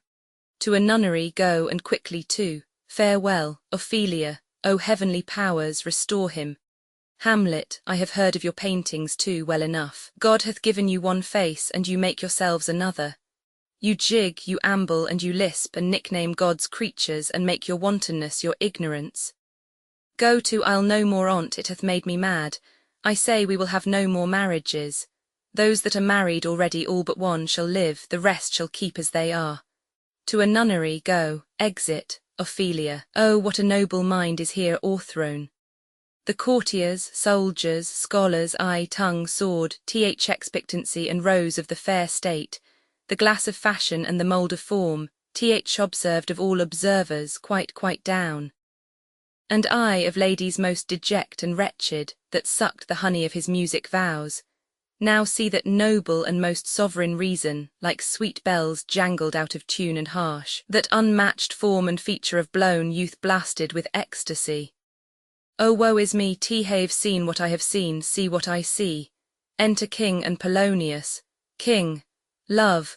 His affections do not that way tend, nor what he spake, though it lacked form a little, was not like madness. There's something in his soul o'er which his melancholy sits on brood, and I do doubt the hatch and the disclose will be some danger, which for to prevent I have in quick determination thus set it down. He shall with speed to England for the demand of our neglected tribute. Haply the seas and countries different with variable objects shall expel this something settled matter in his heart, whereon his brains still beating puts him thus from fashion of himself. What think you on't? Polonius, it shall do well. But yet do I believe the origin and commencement of his grief sprung from neglected love. How now, Ophelia? You need not tell us what Lord Hamlet said, we heard it all. My lord, do as you please, but if you hold it fit after the play, let his queen mother all alone entreat him to show his grief. Let her be round with him, and I'll be placked, so please you, in the ear of all their conference. If she find him not, to England send him, or confine him where your wisdom best shall think. King, it shall be so. Madness in great ones must not unwatched go. Exeunt, scene Roman 2, a hall in the castle. Enter Hamlet and certain players. Hamlet, speak the speech, I pray you, as I pronounced it to you trippingly on the tongue. But if you mouth it, as many of your players do, I had as lief the town crier spoke my lines. Nor do not saw the air too much with your hand thus, but use all gently, for in the very torrent, tempest, and as I may say, whirlwind of passion, you must acquire and beget a temperance that may give it smoothness. Oh, it offends me to the soul to hear a robustious periwig pateid fellow tear a passion to tatters, to very rags, to split the ears of the groundlings, who, for the most part, are capable of nothing but inexplicable dumb shows and noise. I would have such a fellow whipped for ordoing termagant. It out Herods Herod. Pray you avoid it, first player, I warrant your honour. Hamlet, be not too tame neither, but let your own discretion be your tutor. Suit the action to the word to the action, with this special observance that you o'erstep not the modesty of nature. For anything so overdone is from the purpose of playing, whose end, both at the first and now, was and is to hold as twere the mirror up to nature, to show virtue her own feature, scorn, her own image, and the very age and body of the time his form and pressure. Now this overdone or come tardy off, though it make the unskilful laugh, cannot but make the judicious grieve, the censure of the which one must in your allowance alway a whole theatre of others. Oh, there be players that I have seen play, and heard others praise, and that highly, not to speak it profanely, that neither having the accent of Christians, nor the gait of Christian, pagan, nor man, have so strutted and bellowed that I have thought some of nature's journeymen had made men, and not made them well, they imitated humanity so abominably. First player. I hope we have reformed that indifferently with us, sir. Hamlet, oh reform it altogether, and let those that play your clowns speak no more than is set down for them. For there be of them that will themselves laugh, to set on some quantity of barren spectators to laugh too, though in the meantime some necessary question of the play be then to be considered. That's villainous, and shows a most pitiful ambition in the fool that uses it. Go make you ready. Exeunt players. Enter Polonius, Rosencrantz, and Guildenstern. How now, my lord, will the king hear this piece of work? Polonius. And the queen too, and that presently. Hamlet. Bid the players make haste.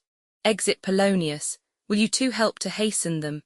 Rosencrantz and Guildenstern. We will, my lord. Exeunt Rosencrantz and Guildenstern. Hamlet. What ho, Horatio. Enter Horatio. Horatio. Here, sweet lord, at your service. Hamlet. Horatio, thou art e'en as just a man as ere my conversation copped with Al. Horatio, O my dear lord. Hamlet. Nay, do not think I flatter, for what advancement may I hope from thee? That no revenue haste, but thy good spirits to feed and clothe thee. Why should the poor be flattered? No, let the candied tongue lick absurd pomp, and crook the pregnant hinges of the knee where thrift may follow fawning. Dost thou hear? Since my dear soul was mistress of her choice, and could of men distinguish, her election hath sealed thee for herself. For thou hast been as one, in suffering all that suffers nothing, a man that fortune's buffets and rewards haste turn with equal thanks, and blessed are those whose blood and judgment are so well commingled that they are not a pipe for fortune's finger to sound what stop she please. Give me that man that is not passion's slave, and I will wear him in my heart's core, aye, in my heart of heart, as I do thee. Something too much of this. There is a play tonight before the king. One scene of it comes near the circumstance which I have told thee of my father's death. I prithee, when thou seest that act afoot, even with the very comment of thy soul observe mine uncle. If his occulted guilt do not itself unkennel in one speech, it is a damned ghost that we have seen, and my imaginations are as foul as Vulcan's stithy. Give him heedful note, for mine eyes will rivet to his face, and after we will both our judgments join, in censure of his seeming, Horatio. Well, my lord, if he steal aught the whilst this play is playing and scape detecting, I will pay the theft. Hamlet, they are coming to the play, I must be idle, get you a place, Danish march, a flourish. Enter King, Queen, Polonius, Ophelia, Rosencrantz, Guildenstern, and others. King, how fares our cousin Hamlet, Hamlet? Excellent, I faith, of the chameleon's dish, I eat the air, promise scrammed, you cannot feed capons so. King, I have nothing with this answer, Hamlet, these words are not mine. Hamlet, no, nor mine now, to Polonius, my lord, you played once ith university, you say, Polonius, that did I, my lord, and was accounted a good actor. Hamlet, what did you enact, Polonius? I did enact Julius Caesar, I was killed ith capital, Brutus killed me. Hamlet, it was a brute part of him to kill so capital a calf there, be the players ready. Rosencrantz, I, my lord, they stay upon your patience. Queen, come hither, my dear Hamlet, sit by me. Hamlet, no, good mother, here's metal more attractive. Polonius, to the king, oh ho, do you mark that? Hamlet, lady, shall I lie in your lap, lying down at Ophelia's feet? Ophelia, no, my lord. Hamlet, I mean my head upon your lap. Ophelia, I, my lord. Hamlet, do you think I meant country matters? Ophelia, I think nothing, my lord. Hamlet, that's a fair thought to lie between maids' legs. Ophelia, what is, my lord? Hamlet, nothing. Ophelia, you are merry, my lord. Hamlet, who I? Ophelia, I, my lord. Hamlet, O God, you're only jig-maker, what should a man do but be merry? For look you how cheerfully my mother looks, and my father died within 2 hours. Ophelia, nay, 'tis twice 2 months, my lord. Hamlet, so long.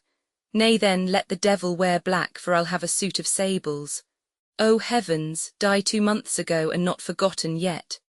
Then there's hope a great man's memory may outlive his life half a year. But by a lady he must build churches then, or else shall he suffer not thinking on with the hobby horse whose epitaph is for oh the hobby horse is forgot. Trumpets sound, the dumb show enters.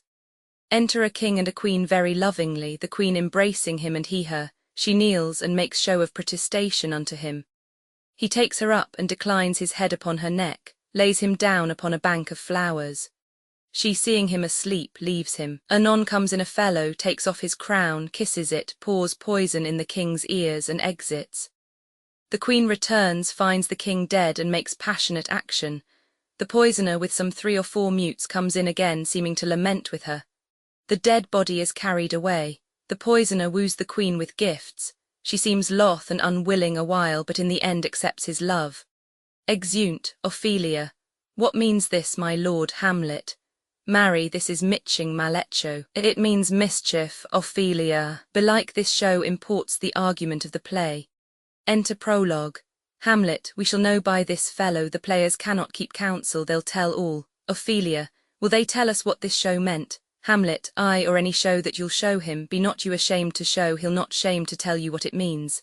Ophelia, you are naught, I'll mark the play. Prologue, for us and for our tragedy here stooping to your clemency, we beg your hearing patiently. Hamlet, is this a prologue or the posy of a ring? Ophelia, 'tis brief, my lord. Hamlet, as woman's love, enter a king and a queen. Play a king. Full 30 times hath Phoebus' cart gone round Neptune's salt wash and Tellus' orbed ground, and 30 dozen moons with borrowed sheen about the world have times 1230s been, since love our hearts, and Hymen did our hands unite commutual in most sacred bands. Play a queen. So many journeys may the sun and moon make us again count, or ere love be done. But woe is me, you are so sick of late, so far from cheer and from your former state, that I distrust you. Yet though I discomfort you, my lord, it nothing must, for women's fear and love holds quantity in neither aught or in extremity. Now what my love is, proof hath made you know, and as my love is sized, my fear is so. Where love is great, the littlest doubts are fear. Where little fears grow great, great love grows there. Player King. Faith, I must leave thee, love, and shortly too. My operant powers their functions leave to do, and thou shalt live in this fair world behind, honoured, beloved, and haply one as kind for husband shalt thou, Player Queen. Oh, confound the rest! Such love must needs be treason in my breast. In second husband let me be accursed. None wed the second but who killed the first. Hamlet. Aside, wormwood, wormwood, Player Queen. The instances that second marriage move are base respects of thrift, but none of love. A second time I kill my husband dead, when second husband kisses me in bed. Player King. I do believe you think what now you speak, but what we do determine oft we break. Purpose is but the slave to memory of violent birth but poor validity, which now, like fruit unripe, sticks on the tree, but fall unshaken when they mellow be. Most necessary 'tis, that we forget to pay ourselves what to ourselves is debt. What to ourselves in passion we propose, the passion ending, doth the purpose lose. The violence of either grief or joy their own enactures with themselves destroy. Where joy most revels, grief doth most lament, grief joys, joy grieves on slender accident. This world is not for aye, nor 'tis not strange that even our loves should with our fortunes change, for 'tis a question left us yet to prove, whether love lead fortune or else fortune love. The great man down, you mark his favourite flies, the poor advanced makes friends of enemies, and hitherto doth love on fortune tend, for who not needs shall never lack a friend, and who in want a hollow friend doth try, directly seasons him his enemy. But orderly to end where I begun, our wills and fates do so contrary run that our devices still are overthrown. Our thoughts are ours, their ends none of our own. So think thou wilt no second husband wed, but die thy thoughts when thy first lord is dead. Player Queen. Nor earth to me give food, nor heaven light, sport and repose lock from me day and night, to desperation turn my trust and hope, an anchor's cheer in prison be my scope. Each opposite that blanks the face of joy meet what I would have well and it destroy. Both here and hence pursue me lasting strife, if once a widow ever I be wife. Hamlet to Ophelia, if she should break it now. Player King. 'Tis deeply sworn, sweet, leave me here a while. My spirits grow dull, and fain I would beguile the tedious day with sleep. Sleeps, Player Queen, sleep rock thy brain and never come mischance between us twain. Exit. Hamlet. Madam, how like you this play? Queen. The lady protests too much methinks. Hamlet. Oh, but she'll keep her word. King. Have you heard the argument? Is there no offence in't? Hamlet. No, no, they do but jest, poison in jest, no offence ith world. King. What do you call the play? Hamlet. The Mousetrap. Marry, how tropically. This play is the image of a murder done in Vienna. Gonzago is the duke's name, his wife Baptista. You shall see anon. 'Tis a knavish piece of work, but what o' that, your majesty, and we that have free souls, it touches us not. Let the galled jade wince, our withers are unwrung. Enter Lucianus. This is one Lucianus, nephew to the king. Ophelia. You are a good chorus, my lord. Hamlet. I could interpret between you and your love if I could see the puppets dallying. Ophelia. You are keen, my lord, you are keen. Hamlet. It would cost you a groaning to take off my edge. Ophelia. Still better and worse. Hamlet. So you mistake your husbands. Begin, murderer. Pox, leave thy damnable faces and begin. Come, the croaking raven doth bellow for revenge. Lucianus.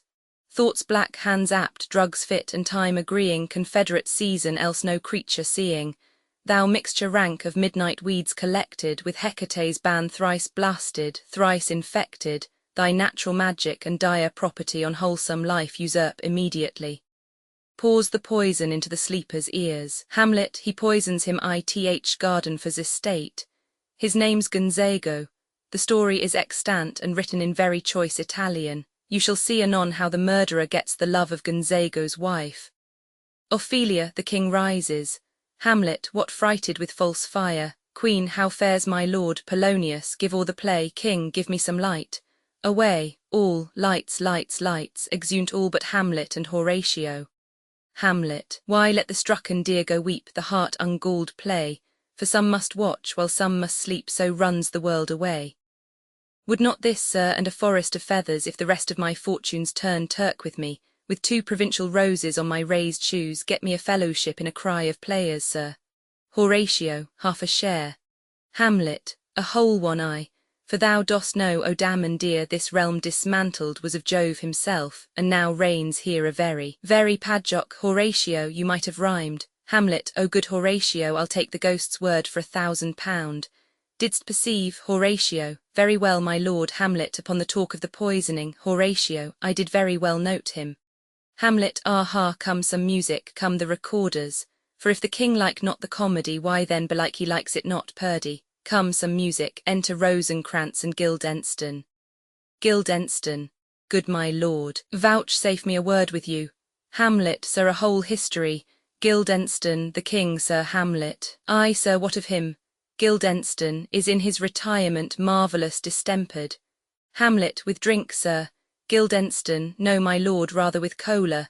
Hamlet, your wisdom should show itself more richer to signify this to the doctor, for me to put him to his purgation would perhaps plunge him into far more choler. Guildenstern, good my lord, put your discourse into some frame, and start not so wildly from my affair. Hamlet, I am tame, sir, pronounce. Guildenstern, the queen your mother in most great affliction of spirit hath sent me to you. Hamlet, you are welcome. Guildenstern, nay, good my lord, this courtesy is not of the right breed. If it shall please you to make me a wholesome answer, I will do your mother's commandment, if not, your pardon and my return shall be the end of my business. Hamlet, sir, I cannot. Guildenstern, what, my lord? Hamlet, make you a wholesome answer, my wit's diseased. But, sir, such answer as I can make, you shall command, or rather, as you say, my mother, therefore no more, but to the matter.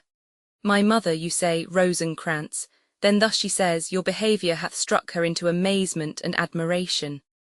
Hamlet, O wonderful son that can so stonish a mother, but is there no sequel at the heels of this mother's admiration? Rosencrantz, she desires to speak with you in her closet ere you go to bed.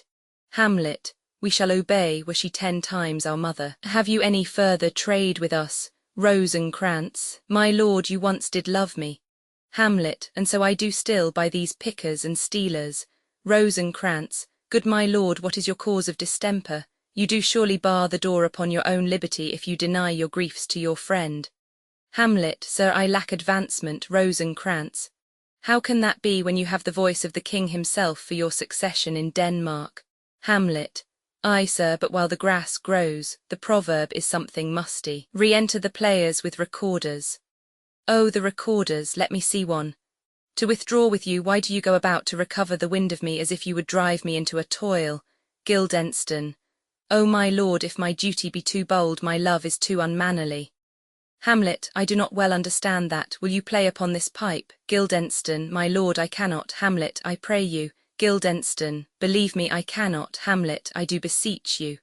Guildenstern, I know no touch of it, my lord. Hamlet, 'tis as easy as lying. Govern these ventages with your finger and thumb, give it breath with your mouth, and it will discourse most eloquent music. Look you, these are the stops.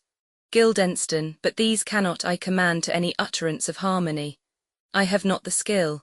Hamlet, why, look you now, how unworthy a thing you make of me. You would play upon me, you would seem to know my stops, you would pluck out the heart of my mystery, you would sound me from my lowest note to the top of my compass. And there is much music, excellent voice in this little organ, yet cannot you make it speak. Blood, do you think I am easier to be played on than a pipe? Call me what instrument you will, though you can fret me, you cannot play upon me. Enter Polonius. God bless you, sir. Polonius, my lord, the queen would speak with you, and presently. Hamlet, do you see yonder cloud that's almost in shape of a camel? Polonius, by the mass, and 'tis like a camel indeed. Hamlet, methinks it is like a weasel. Polonius, it is backed like a weasel. Hamlet, or like a whale. Polonius, very like a whale. Hamlet, then will I come to my mother by and by. They fool me to the top of my bent.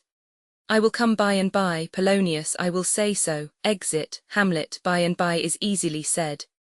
Leave me, friends, exeunt all but Hamlet. 'Tis now the very witching time of night, when churchyards yawn and hell itself breathes out contagion to this world. Now could I drink hot blood, and do such bitter business as the day would quake to look on. Soft now to my mother. O heart, lose not thy nature, let not ever the soul of Nero enter this firm bosom, let me be cruel, not unnatural. I will speak daggers to her, but use none, my tongue and soul in this be hypocrites. How in my words sumver she be shent, to give them seals never my soul consent. Exit, scene Roman 3, a room in the castle. Enter King, Rosencrantz and Guildenstern. King, I like him not, nor stands it safe with us to let his madness range. Therefore prepare you, I your commission will forthwith dispatch, and he to England shall along with you. The terms of our estate may not endure hazard so near us as doth hourly grow out of his lunacies. Guildenstern, we will ourselves provide. Most holy and religious fear it is to keep those many bodies safe that live and feed upon your majesty. Rosencrantz, the single and peculiar life is bound with all the strength and armour of the mind to keep itself from annoyance, but much more that spirit upon whose weal depend and rest the lives of many. The cease of majesty dies not alone, but like a gulf doth draw what's near it with it. It is a massy wheel fixed on the summit of the highest mount, to whose huge spokes 10,000 lesser things are mortised and adjoined, which when it falls, each small annexment petty consequence, attends the boisterous ruin. Never alone did the king sigh, but with a general groan. King, arm you, I pray you, to this speedy voyage, for we will fetters put upon this fear which now goes too free-footed. Rosencrantz and Guildenstern, we will haste us. Exeunt Rosencrantz and Guildenstern. Enter Polonius, my lord, he's going to his mother's closet. Behind the arras I'll convey myself to hear the process. I'll warrant she'll tax him home, and as you said, and wisely was it said, 'tis meet that some more audience than a mother, since nature makes them partial, should o'erhear the speech of vantage. Fare you well, my liege, I'll call upon you ere you go to bed, and tell you what I know. King, thanks, dear my lord. Exit Polonius. O my offence is rank, it smells to heaven, it hath the primal eldest curse upon't, a brother's murder. Pray can I not, though inclination be as sharp as will. My stronger guilt defeats my strong intent, and like a man to double business bound, I stand in pause where I shall first begin, and both neglect. What if this cursed hand were thicker than itself with brother's blood? Is there not rain enough in the sweet heavens to wash it white as snow? Whereto serves mercy but to confront the visage of offence? And what's in prayer but this twofold force, to be forestalled ere we come to fall, or pardoned being down? Then I'll look up, my fault is past. But oh, what form of prayer can serve my turn? Forgive me my foul murder, that cannot be, since I am still possessed of those effects for which I did the murder, my crown, mine own ambition, and my queen. May one be pardoned and retain th offence? In the corrupted currents of this world offence's gilded hand may shove by justice, and oft 'tis seen the wicked prize itself buys out the law. But 'tis not so above, there is no shuffling, there the action lies in his true nature, and we ourselves compelled even to the teeth and forehead of our faults to give in evidence. What then, what rests? Try what repentance can. What can it not, yet what can it when one cannot repent? O wretched state, O bosom black as death, O limed soul that struggling to be free art more engagged. Help angels, make essay, bow stubborn knees, and heart with strings of steel be soft as sinews of the newborn babe. All may be well, retires and kneels, enter Hamlet. Hamlet, now might I do it pat, now he is praying. And now I'll dot, and so he goes to heaven, and so am I revenged. That would be scanned.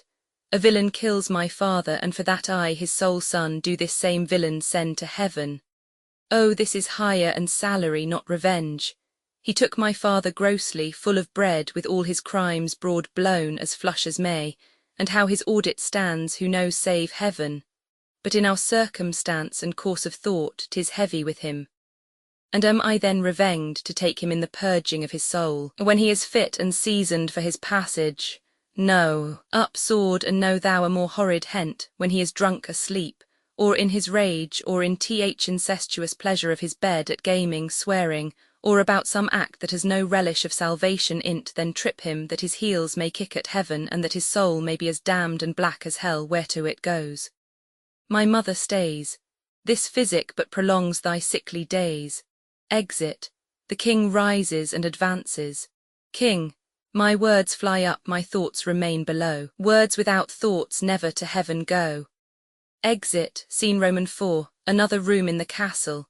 Enter Queen and Polonius. Polonius, he will come straight. Look, you lay home to him, tell him his pranks have been too broad to bear with, and that your grace hath screened and stood between much heat and him. I'll silence me e'en here. Pray you be round with him. Hamlet, within, mother, mother, mother. Queen, I'll warrant you fear me not. Withdraw, I hear him coming. Polonius goes behind the arras. Enter Hamlet. Hamlet, now mother, what's the matter?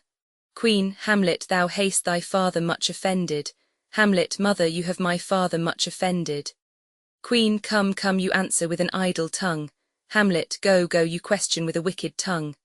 Queen, why, how now? Hamlet, Hamlet, what's the matter now? Queen, have you forgot me? Hamlet, no, by the rood, not so. You are the queen, your husband's brother's wife, and would it were not so, you are my mother. Queen, nay, then I'll set those to you that can speak. Hamlet, come, come, and sit you down, you shall not budge, you go not till I set you up a glass where you may see the inmost part of you. Queen, what wilt thou do? Thou wilt not murder me. Help, help, ho. Polonius, behind. What ho, help, help, help. Hamlet, how now? A rat draws, dead for a ducat, dead, makes a pass through the arras. Polonius, behind. Oh, I am slain, falls and dies. Queen, oh me. What hast thou done? Hamlet, nay, I know not. Is it the king? Draws forth Polonius. Queen, oh, what a rash and bloody deed is this. Hamlet, a bloody deed, almost as bad, good mother, as kill a king and marry with his brother. Queen, as kill a king. Hamlet, aye, lady, 'twas my word. To Polonius, thou wretched, rash, intruding fool, farewell, I took thee for thy better. Take thy fortune, thou find'st to be too busy is some danger. Leave wringing of your hands, peace, sit you down, and let me wring your heart, for so I shall, if it be made of penetrable stuff. If damned custom have not brased it so, that it is proof and bulwark against sense. Queen, what have I done that thou darst wag thy tongue in noise so rude against me? Hamlet, such an act that blurs the grace and blush of modesty, calls virtue hypocrite, takes off the rose from the fair forehead of an innocent love and sets a blister there. Makes marriage vows as false as dice's oaths. Oh, such a deed as from the body of contraction plucks the very soul, and sweet religion makes a rhapsody of words. Heaven's face doth glow, yea, this solidity and compound mass with tristful visage as against the doom is thought sick at the act. Queen, ay me, what act that roars so loud and thunders in the index? Hamlet, look here upon this picture, and on this the counterfeit presentment of two brothers. See what a grace was seated on this brow, Hyperion's curls, the front of Jove himself, an eye like Mars to threaten and command, a station like the herald Mercury new lighted on a heaven-kissing hill. A combination and a form indeed, where every god did seem to set his seal to give the world assurance of a man. This was your husband. Look you now what follows. Here is your husband like a mildewed ear blasting his wholesome brother. Have you eyes? Could you on this fair mountain leave to feed and batten on this moor? Ha, have you eyes? You cannot call it love. For at your age the heyday in the blood is tame, it's humble and waits upon the judgment. And what judgment would step from this to this? Sense sure you have, else could you not have motion. But sure that sense is apoplexed, for madness would not err nor sense to ecstasy was ne'er so thralled, but it reserved some quantity of choice to serve in such a difference. What devil was't that thus hath cozened you at hoodman blind? Eyes without feeling, feeling without sight, ears without hands or eyes, smelling sans all, or but a sickly part of one true sense could not so mope. O shame, where is thy blush? Rebellious hell, if thou canst mutine in a matron's bones, to flaming youth let virtue be as wax and melt in her own fire. Proclaim no shame when the compulsive ardour gives the charge, since frost itself as actively doth burn, and reason panders will. Queen, O Hamlet, speak no more.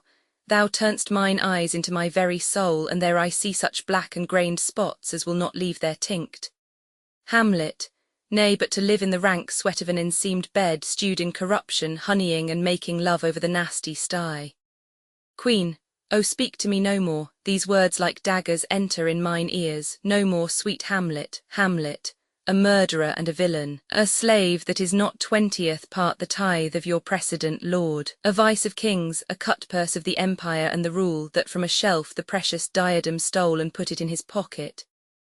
Queen, no more Hamlet, a king of shreds and patches. Enter Ghost, save me and hover o'er me with your wings, you heavenly guards, what would your gracious figure? Queen, alas, he's mad. Hamlet, do you not come your tardy son to chide, that lapsed in time and passion, let's go by the important acting of your dread command? Oh say, Ghost, do not forget, this visitation is but to whet thy almost blunted purpose. But look, amazement on thy mother sits, oh step between her and her fighting soul. Conceit in weakest body's strongest works. Speak to her, Hamlet. Hamlet, how is it with you, lady? Queen, alas, how is't with you that you do bend your eye on vacancy, and with the incorporeal air do hold discourse? Forth at your eyes your spirits wildly peep, and as the sleeping soldiers in the alarm, your bedded hairs, like life in excrements, start up and stand an end. O gentle sun, upon the heat and flame of thy distemper sprinkle cool patience. Whereon do you look, Hamlet? On him, look you how pale he glares, his form and cause conjoined, preaching to stones would make them capable. Do not look upon me, lest with this piteous action you convert my stern effects. Then what I have to do will want true colour, tears perchance for blood. Queen, to whom do you speak this? Hamlet, do you see nothing there? Queen, nothing at all. Yet all that is I see. Hamlet, nor did you nothing hear? Queen, no, nothing but ourselves. Hamlet, why look you there, look how it steals away, my father in his habit as he lived, look where he goes even now out at the portal. Exit Ghost. Queen, this is the very coinage of your brain, this bodiless creation ecstasy is very cunning in. Hamlet, ecstasy, my pulse as yours doth temperately keep time and makes as healthful music. It is not madness that I have uttered. Bring me to the test, and I the matter will reword, which madness would gambol from. Mother, for love of grace, lay not that flattering unction to your soul that not your trespass but my madness speaks. It will but skin and film the ulcerous place, whilst rank corruption, mining all within, infects unseen. Confess yourself to heaven, repent what's past, avoid what is to come, and do not spread the compost on the weeds to make them ranker. Forgive me this my virtue, for in the fatness of these pursy times virtue itself a vice must pardon beg, yea, curb and woo for leave to do him good. Queen, O Hamlet, thou hast cleft my heart in twain. Hamlet, O throw away the worser part of it and live the purer with the other half. Good night, but go not to mine uncle's bed. Assume a virtue if you have it not. That monster custom, who all sense doth eat of habits evil, is angel yet in this, that to the use of actions fair and good he likewise gives a frock or livery that aptly is put on. Refrain tonight, and that shall lend a kind of easiness to the next abstinence, the next more easy, for use almost can change the stamp of nature, and either curb the devil or throw him out with wondrous potency. Once more good night, and when you are desirous to be blessed, I'll blessing beg of you. For this same Lord pointing to Polonius, I do repent, but heaven hath pleased it so to punish me with this and this with me that I must be their scourge and minister. I will bestow him and will answer well the death I gave him. So again, good night. I must be cruel only to be kind, thus bad begins and worse remains behind. One word more, good lady. Queen, what shall I do? Hamlet, not this by no means that I bid you do. Let the bloat king tempt you again to bed, pinch wanton on your cheek, call you his mouse, and let him, for a pair of reachy kisses, or paddling in your neck with his damned fingers, make you to ravel all this matter out, that I essentially am not in madness, but mad in craft. 'Twere good you let him know, for who that's but a queen fair, sober, wise, would from a paddock, from a bat, a jib, such dear concernings hide? Who would do so? No, in despite of sense and secrecy, unpeg the basket on the house's top, let the birds fly, and like the famous ape, to try conclusions, in the basket creep and break your own neck down. Queen, be thou assured, if words be made of breath and breath of life, I have no life to breathe what thou hast said to me. Hamlet, I must to England, you know that. Queen, alack, I had forgot, 'tis so concluded on. Hamlet, there's letters sealed, and my two schoolfellows whom I will trust as I will adders fanged, they bear the mandate, they must sweep my way and marshal me to knavery. Let it work, for 'tis the sport to have the engineer hoist with his own petard. And tea shall go hard, but I will delve 1 yard below their mines, and blow them at the moon. Oh, 'tis most sweet when in one line 2 crafts directly meet. This man shall set me packing. I'll lug the guts into the neighbour room. Mother, good night. Indeed, this counsellor is now most still, most secret, and most grave, who was in life a foolish prating knave. Come, sir, to draw toward an end with you. Good night, mother. Exit Hamlet dragging out Polonius. Act Roman 4 Scene I, a room in the castle. Enter King, Queen, Rosencrantz and Guildenstern. King, there's matter in these sighs. These profound heaves you must translate, 'tis fit we understand them. Where is your son? Queen, bestow this place on us a little while, to Rosencrantz and Guildenstern who go out. Ah, my good lord, what have I seen tonight? King, what Gertrude, how does Hamlet? Queen, mad as the sea and wind, when both contend which is the mightier. In his lawless fit behind the arras hearing something stir, whips out his rapier, cries a rat, and in this brainish apprehension, kills the unseen good old man. King, O heavy deed, it had been so with us had we been there. His liberty is full of threats to all, to you yourself, to us, to everyone. Alas, how shall this bloody deed be answered? It will be laid to us, whose providence should have kept short, restrained, and out of haunt this mad young man. But so much was our love we would not understand what was most fit, but like the owner of a foul disease, to keep it from divulging, let it feed even on the pith of life. Where is he gone, Queen, to draw apart the body he hath killed, or whom his very madness, like some ore among a mineral of metal's base, shows itself pure? He weeps for what is done. King, O Gertrude, come away. The sun no sooner shall the mountains touch, but we will ship him hence, and this vile deed we must with all our majesty and skill both countenance and excuse. Ho, Guildenstern! Re-enter Rosencrantz and Guildenstern. Friends both, go join you with some further aid. Hamlet in madness hath Polonius slain, and from his mother's closet hath he dragged him. Go seek him out, speak fair, and bring the body into the chapel. I pray you haste in this. Exeunt Rosencrantz and Guildenstern. Come, Gertrude, we'll call up our wisest friends, and let them know both what we mean to do and what's untimely done, so haply slander, whose whisper o'er the world's diameter, as level as the cannon to his blank, transports his poisoned shot, may miss our name and hit the woundless air. Oh, come away, my soul is full of discord and dismay. Exeunt, Scene Roman 2, another room in the castle. Enter Hamlet, safely stowed, Rosencrantz and Guildenstern. Within, Hamlet, Lord Hamlet, what noise, who calls on Hamlet? Oh, here they come.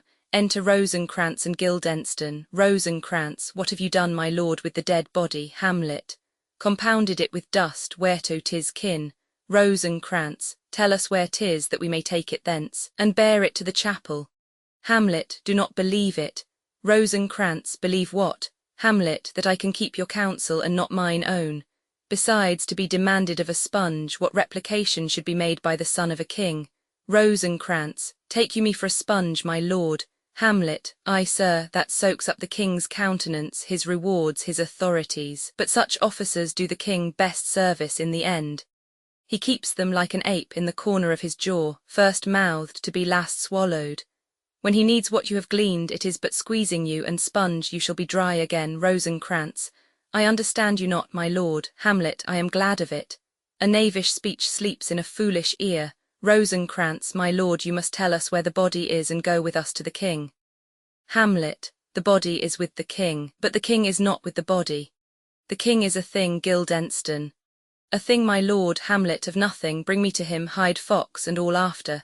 Exeunt, Scene Roman 3. Another room in the castle. Enter King attended. King, I have sent to seek him and to find the body. How dangerous is it that this man goes loose? Yet must not we put the strong law on him? He's loved of the distracted multitude, who like not in their judgment but their eyes, and where 'tis so, th offender's scourge is weighed, but never the offence. To bear all smooth, and even this sudden sending him away must seem deliberate pause. Diseases desperate grown by desperate appliance are relieved, or not at all. Enter Rosencrantz. How now, what hath befallen? Rosencrantz, where the dead body is bestowed, my lord, we cannot get from him. King, but where is he, Rosencrantz, without my lord guarded to know your pleasure? King, bring him before us, Rosencrantz. Ho, Guildenstern, bring in my lord. Enter Hamlet and Guildenstern. King, now Hamlet, where's Polonius? Hamlet at supper. King, at supper where? Hamlet, not where he eats but where he is eaten. A certain convocation of politic worms are e'en at him. Your worm is your only emperor for diet. We fat all creatures else to fat us, and we fat ourselves for maggots.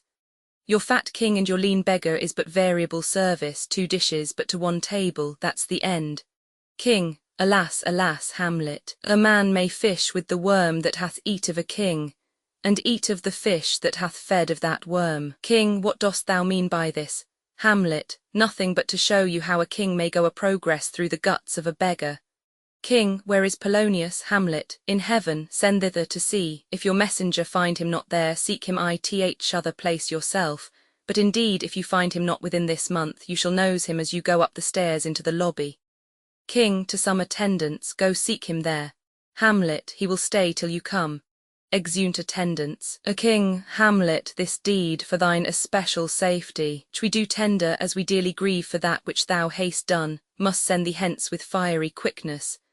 Therefore prepare thyself, the bark is ready and the wind at help, associates tend, and everything is bent for England. Hamlet, for England, King, I, Hamlet, Hamlet, good King, so is it if thou knewst our purposes.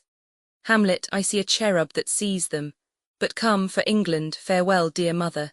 King, thy loving father, Hamlet, Hamlet, my mother. Father and mother is man and wife is one flesh, and so my mother. Come, for England, exit, King, follow him at foot. Tempt him with speed aboard, delay it not, I'll have him hence tonight. Away, for everything is sealed and done that else leans on Shaffair. Pray you make haste.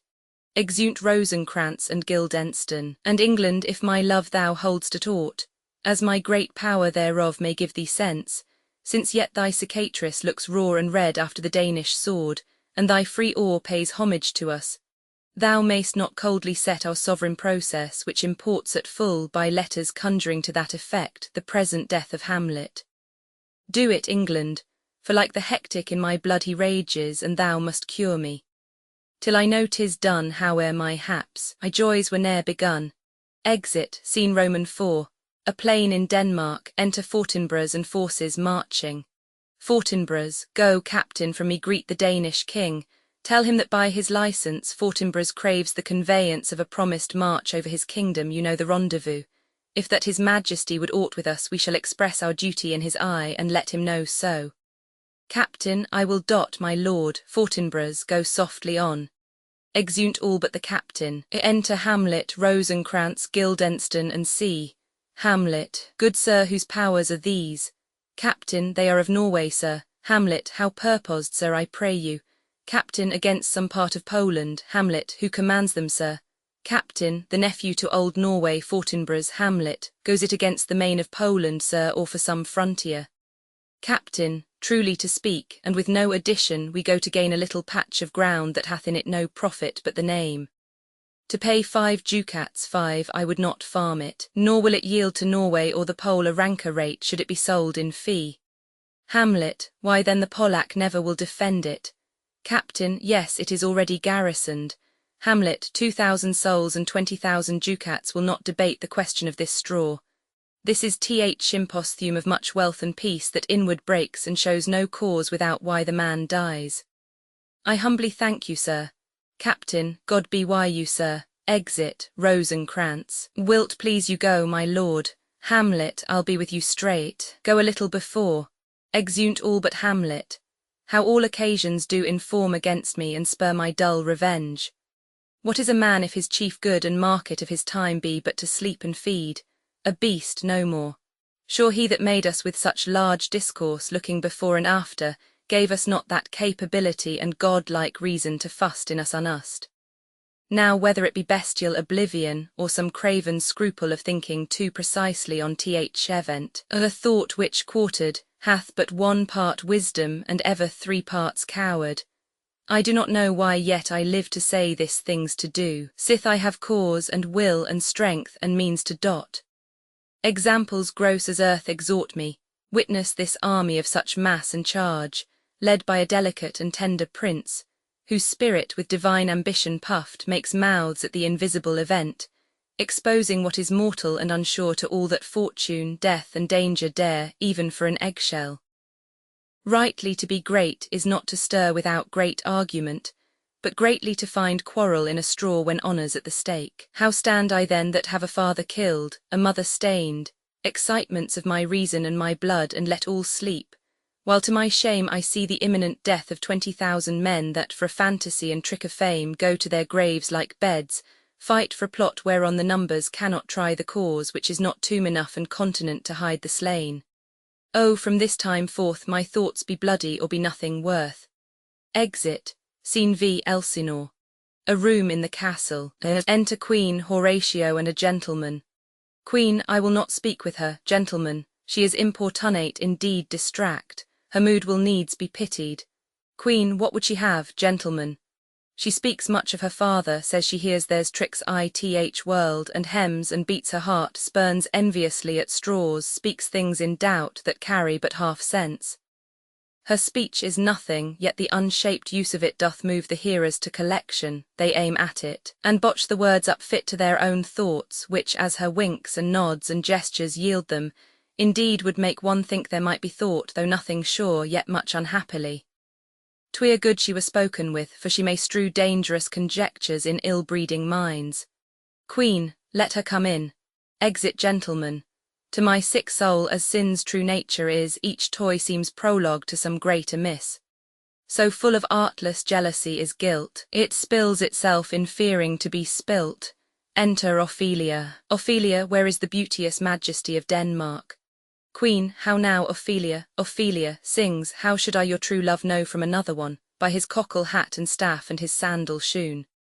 Queen, alas, sweet lady, what imports this song? Ophelia, say you, nay pray you mark, sings, he is dead and gone, lady, he is dead and gone, at his head a grass green turf, at his heels a stone. Queen, nay but Ophelia, Ophelia, pray you mark, sings, white his shroud as the mountain snow. Enter King. Queen, alas, look here my lord. Ophelia sings, larded all with sweet flowers, which bewept to the grave did not go with true love showers. King, how do you, pretty lady? Ophelia, well, God dild you, they say the owl was a baker's daughter. Lord, we know what we are, but know not what we may be. God be at your table. King, conceit upon her father. Ophelia, pray you, let's have no words of this. But when they ask you what it means, say you this, sings, tomorrow is St. Valentine's Day, all in the morning betime, and I am made at your window to be your Valentine. Then up he rose and donned his clothes, and duped the chamber door, let in the maid, that out a maid never departed more. King, pretty Ophelia, Ophelia, indeed la without an oath I'll make an end on't. Sings, by Gis and by Saint Charity, alack and fie for shame. Young men will dot if they come tot, by cock they are to blame. Quoth she, before you tumbled me you promised me to wed. So would I ha' done by yonder sun, and thou hadst not come to my bed. King, how long hath she been thus? Ophelia, I hope all will be well, we must be patient, but I cannot choose but weep to think they would lay him ith cold ground. My brother shall know of it, and so I thank you for your good counsel. Come my coach. Good night, ladies, good night, sweet ladies, good night, good night. Exit, King. Follow her close, give her good watch, I pray you. Exit Horatio. Oh, this is the poison of deep grief, it springs all from her father's death. O Gertrude, Gertrude, when sorrows come, they come not single spies, but in battalions. First her father slain, next your son gone, and he most violent author of his own just remove, the people mudded, thick and unwholesome in their thoughts and whispers for good Polonius' death. And we have done but greenly in hugger-mugger to inter him. Poor Ophelia divided from herself and her fair judgment, without the which we are pictures or mere beasts. Last, and as much containing as all these, her brother is in secret come from France, feeds on his wonder, keeps himself in clouds, and wants not buzzers to infect his ear with pestilent speeches of his father's death, wherein necessity of matter beggared, will nothing stick our person to a rein in ear and ear. O my dear Gertrude, this, like to a murdering piece, in many places gives me superfluous death. A noise within. Queen, alack, what noise is this? King, where are my Switzers? Let them guard the door. Enter a gentleman. What is the matter? Gentlemen, save yourself, my lord. The ocean, over-peering of his list, eats not the flats with more impetuous haste than young Laertes in a riotous head o'erbears your offices. The rabble call him lord, and as the world were now but to begin, antiquity forgot, custom not known, the ratifiers and props of every word they cry choose we. Laertes shall be king.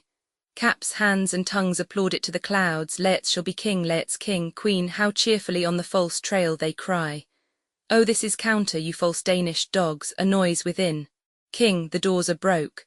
Enter Laertes, armed Danes following. Laertes, where is this king? Sirs, stand you all without? Danes, no, let's come in. Laertes, I pray you give me leave. Danes, we will, they retire without the door. Laertes, I thank you, keep the door. O thou vile king, give me my father. Queen, calmly, good Laertes, Laertes, that drop of blood that's calm proclaims me bastard. Cries cuckold to my father, brands the harlot even here between the chaste, unsmirched brow of my true mother. King, what is the cause, Laertes, that thy rebellion looks so giant-like? Let him go, Gertrude, do not fear our person. There's such divinity doth hedge a king that treason can but peep to what it would, acts little of his will. Tell me, Laertes, why thou art thus incensed. Let him go, Gertrude, speak man. Laertes, where is my father, king? Dead, queen, but not by him, king, let him demand his fill. Laertes, how came he dead? I'll not be juggled with, to hell allegiance, vows to the blackest devil, conscience and grace to the profoundest pit, I dare damnation. To this point I stand, that both the worlds I give to negligence, let come what comes. Only I'll be revenged, most throughly for my father. King, who shall stay you? Laertes, my will not all the world, and for my means I'll husband them so well they shall go far with little. King, good Laertes, if you desire to know the certainty of your dear father's death, is't writ in your revenge that sweepstake you will draw both friend and foe, winner and loser. Laertes, none but his enemies. King, will you know them then? Laertes, to his good friends thus wide I'll ope my arms, and, like the kind life-rendering pelican, repass them with my blood. King, why, now you speak like a good child and a true gentleman, that I am guiltless of your father's death, and am most sensibly in grief for it, it shall as level to your judgment pair as day does to your eye. Danes, within, let her come in. Laertes, how now, what noise is that? Re-enter Ophelia, fantastically dressed with straws and flowers. O heat, dry up my brains. Tears 7 times salt, burn out the sense and virtue of mine eye. By heaven, thy madness shall be paid by weight, till our scale turn the beam. O Rose of May, dear maid, kind sister, sweet Ophelia. O heavens, is't possible a young maid's wits should be as mortal as an old man's life? Nature is fine in love, and where 'tis fine it sends some precious instance of itself after the thing it loves. Ophelia sings, they bore him barefact on the bier, hey non nonny nonny, hey nonny, and on his grave rained many a tear. Fare you well, my dove. Laertes, hadst thou thy wits, and didst persuade revenge, it could not move thus. Ophelia, you must sing down A down, and you call him A down A. Oh, how the wheel becomes it is the false steward that stole his master's daughter. Laertes, this nothing's more than matter. Ophelia, there's rosemary that's for remembrance, pray love, remember, and there is pansies that's for thoughts. Laertes, a document in madness, thoughts and remembrance fitted. Ophelia, there's fennel for you and columbines. There's rue for you, and here's some for me, we may call it herb of grace o' Sundays. Oh, you must wear your rue with a difference. There's a daisy, I would give you some violets, but they withered all when my father died, they say he made a good end. Sings, for bonny sweet Robin is all my joy. Laertes, thought and affliction, passion, hell itself she turns to favour and to prettiness. Ophelia sings, and will he not come again, and will he not come again? No, no, he is dead. Go to thy deathbed, he never will come again. His beard was as white as snow, all flaxen was his poll. He is gone, and we cast away moan. God ha' mercy on his soul, and of all Christian souls I pray God, God be why ye. Exit. Laertes, do you see this, O God, King? Laertes, I must commune with your grief, or you deny me right. Go but apart, make choice of whom your wisest friends you will, and they shall hear and judge twixt you and me. If by direct or by collateral hand they find us touched, we will our kingdom give, our crown, our life, and all that we call ours to you in satisfaction. But if not, be you content to lend your patience to us, and we shall jointly labour with your soul to give it due content. Laertes, Let this be so. His means of death, his obscure burial, no trophy, sword, nor hatchment, or his bones, no noble right, nor formal ostentation, cry to be heard, as twere from heaven to earth, that I must call 't in question. King, so you shall, and where th offence is let the great axe fall, I pray you go with me. Exeunt, scene vi, another room in the castle, enter Horatio and a servant. Horatio, what are they that would speak with me? Servant, sailors, sir, they say they have letters for you. Horatio, let them come in. Exit servant. I do not know from what part of the world I should be greeted if not from Lord Hamlet. Enter sailors. First sailor. God bless you, sir. Horatio, let him bless thee too. First sailor. He shall, sir, an't please him. There's a letter for you, sir. It comes from th ambassador that was bound for England, if your name be Horatio, as I am let to know it is. Horatio. Reads. Horatio, when thou shalt have overlooked this, give these fellows some means to the king. They have letters for him. Ere we were 2 days old at sea, a pirate of very warlike appointment gave us chase. Finding ourselves too slow of sail, we put on a compelled valour, and in the grapple I boarded them. On the instant they got clear of our ship, so I alone became their prisoner. They have dealt with me like thieves of mercy, but they knew what they did. I am to do a good turn for them. Let the king have the letters I have sent, and repair thou to me with as much haste as thou wouldst fly death. I have words to speak in thine ear will make thee dumb, yet are they much too light for the bore of the matter. These good fellows will bring thee where I am. Rosencrantz and Guildenstern hold their course for England, of them I have much to tell thee. Farewell, he that thou knowest thine Hamlet. Come, I will give you way for these your letters, and dot the speedier that you may direct me to him from whom you brought them. Exeunt, scene Romans 7, another room in the castle. Enter King and Leats. King, now must your conscience my acquittance seal, and you must put me in your heart for friend, sith you have heard, and with a knowing ear, that he which hath your noble father slain pursued my life. Leats, it well appears. But tell me why you proceeded not against these feats, so crimeful and so capital in nature, as by your safety, wisdom, all things else, you mainly were stirred up. King, oh, for 2 special reasons, which may to you perhaps seem much unsinewed, but yet to me they are strong. The queen his mother lives almost by his looks, and for myself, my virtue or my plague, be it either which. She's so conjunctive to my life and soul, that, as the star moves not but in his sphere, I could not but by her. The other motive, why to a public count I might not go, is the great love the general gender bear him, who, dipping all his faults in their affection, would like the spring that turneth wood to stone, convert his gyves to graces, so that my arrows, too slightly timbered for so loud a wind, would have reverted to my bow again, and not where I had aimed them. Leats. And so have I a noble father lost, a sister driven into desperate terms, whose worth, if praises may go back again, stood challenger on mount of all the age for her perfections. But my revenge will come. King, break not your sleeps for that. You must not think that we are made of stuff so flat and dull that we can let our beard be shook with danger and think it pastime. You shortly shall hear more. I loved your father, and we love ourself, and that, I hope, will teach you to imagine. Enter a messenger. How now, what news, messenger? Letters, my lord, from Hamlet, this to your majesty, this to the queen. King, from Hamlet, who brought them, messenger. Sailors, my lord, they say, I saw them not, they were given me by Claudio, he received them of him that brought them. King, Leats, you shall hear them, leave us. Exit messenger. Reads, high and mighty, you shall know I am set naked on your kingdom. Tomorrow shall I beg leave to see your kingly eyes, when I shall, first asking your pardon thereunto, recount the occasions of my sudden and more strange return. Hamlet, what should this mean? Are all the rest come back, or is it some abuse and no such thing? Leats, know you the hand? King, 'tis Hamlet's character. Naked, and in a postscript here he says alone. Can you advise me, Leats? I am lost in it, my lord. But let him come, it warms the very sickness in my heart that I shall live and tell him to his teeth, thus deest thou. King, if it be so, Leats, as how should it be so, how otherwise? Will you be rulled by me? Leats, I, my lord, so you will not oral me to a peace. King, to thine own peace. If he be now returned, as checking at his voyage, and that he means no more to undertake it, I will work him to an exploit, now ripe in my device, under the which he shall not choose but fall. and for his death no wind shall breathe, but even his mother shall uncharge the practice and call it accident. Let's, my lord, I will be rulled, the rather if you could devise it so that I might be the organ. King, it falls right. You have been talked of since your travel much, and that in Hamlet's hearing for a quality wherein they say you shine. Your sum of parts did not together pluck such envy from him as did that one, and that in my regard of the unworthiest siege.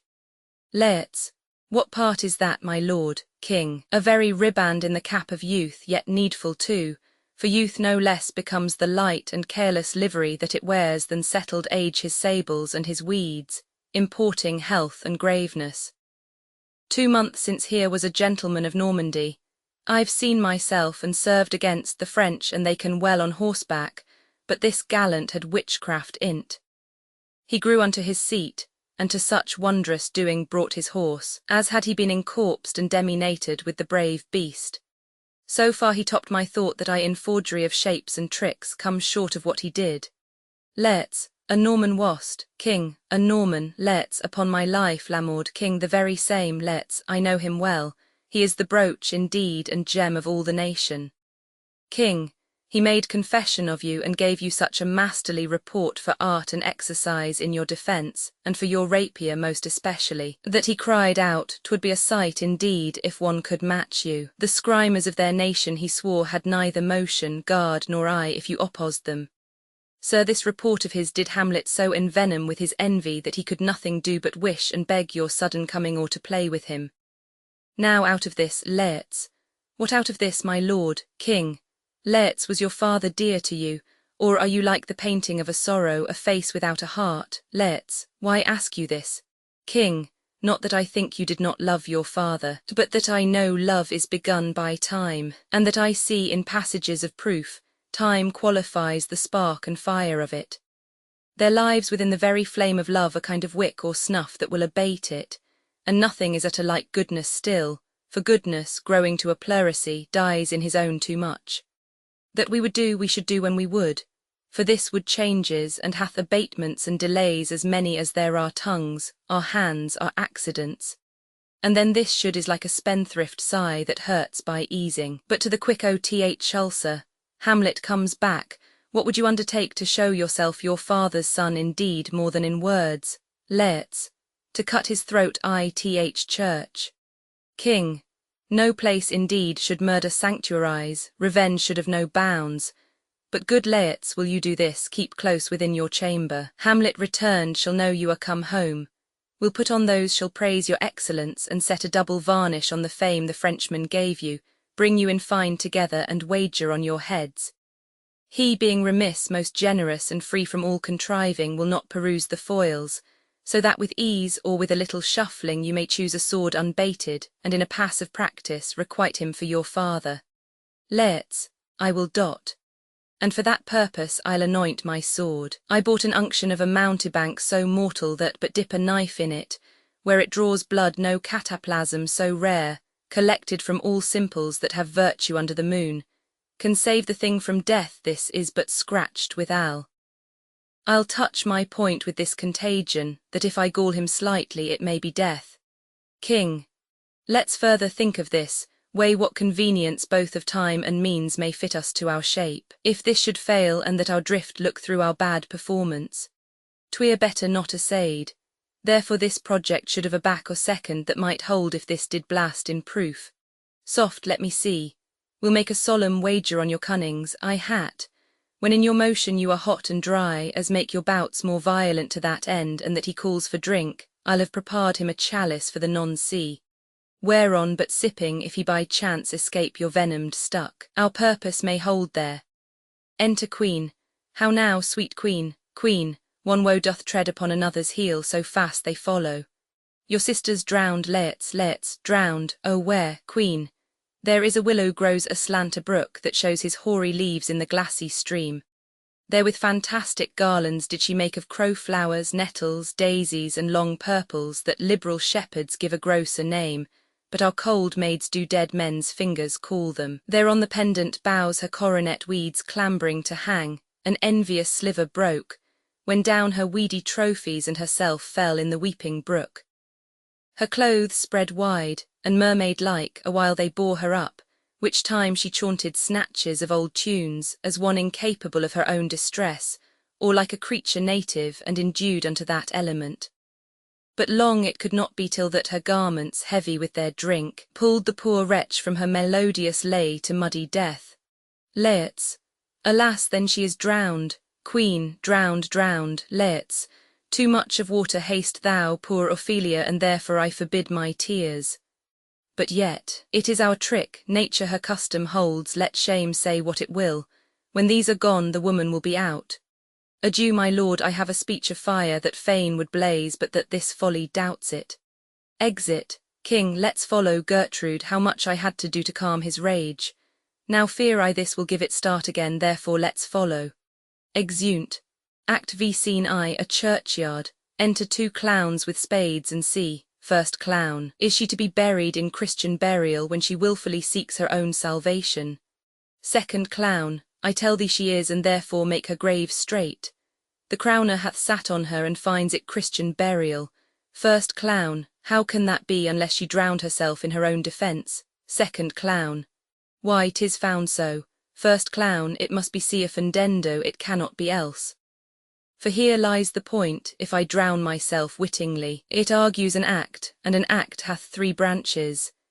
It is to act, to do, and to perform. Argal, she drowned herself wittingly. Second clown. Nay, but hear you, goodman Delver. First clown. Give me leave. Here lies the water, good. Here stands the man, good. If the man go to this water and drown himself, it is, will he nil he goes, mark you that. But if the water come to him and drown him, he drowns not himself. Argal, he that is not guilty of his own death shortens not his own life. Second clown. But is this law? First clown. I, marry, ist, crowner's quest law. Second clown. Will you ha the truth on't? If this had not been a gentlewoman, she should have been buried out o' Christian burial. First clown. Why there thou say'st, and the more pity that great folk should have countenance in this world to drown or hang themselves more than they're even Christian. Come, my spade. There is no ancient gentleman but gardeners, ditchers, and grave makers, they hold up Adam's profession. Second clown. Was he a gentleman? First clown. He was the first that ever bore arms. Second clown. Why, he had none. First clown. What art a heathen? How dost thou understand the scripture? The scripture says Adam digged. Could he dig without arms? I'll put another question to thee. If thou answerest me not to the purpose, confess thyself. Second clown. Go to. First clown. What is he that builds stronger than either the mason, the shipwright, or the carpenter? Second clown. The gallows maker, for that frame outlives 1,000 tenants. First clown. I like thy wit well, in good faith, the gallows does well. But how does it well? It does well to those that do ill. Now thou dost ill to say the gallows is built stronger than the church. Argal, the gallows may do well to thee. Tot again come, second clown. Who builds stronger than a mason, a shipwright, or a carpenter? First clown. I tell me that and unyoke. Second clown. Marry, now I can tell. First clown. Tot. Second clown. Mass, I cannot tell. Enter Hamlet and Horatio at a distance. First clown. Cudgel thy brains no more about it, for your dull ass will not mend his pace with beating. And when you are asked this question next, say a grave maker.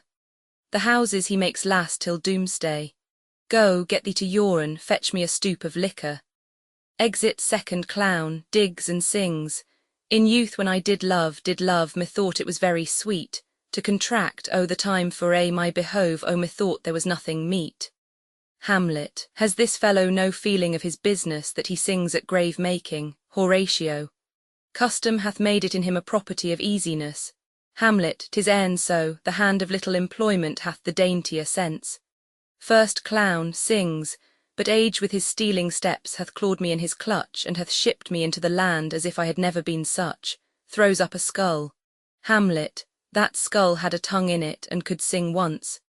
How the knave jowls it to th ground, as if 'twere Cain's jawbone that did the first murder. This might be the pate of a politician which this ass now o'eroffices, one that would circumvent God, might it not? Horatio. It might, my lord. Hamlet. Or of a courtier which could say good morrow, sweet lord. How dost thou, good lord? This might be my lord such a one that praised my lord such a one's horse when he meant to beg it, might it not? Horatio.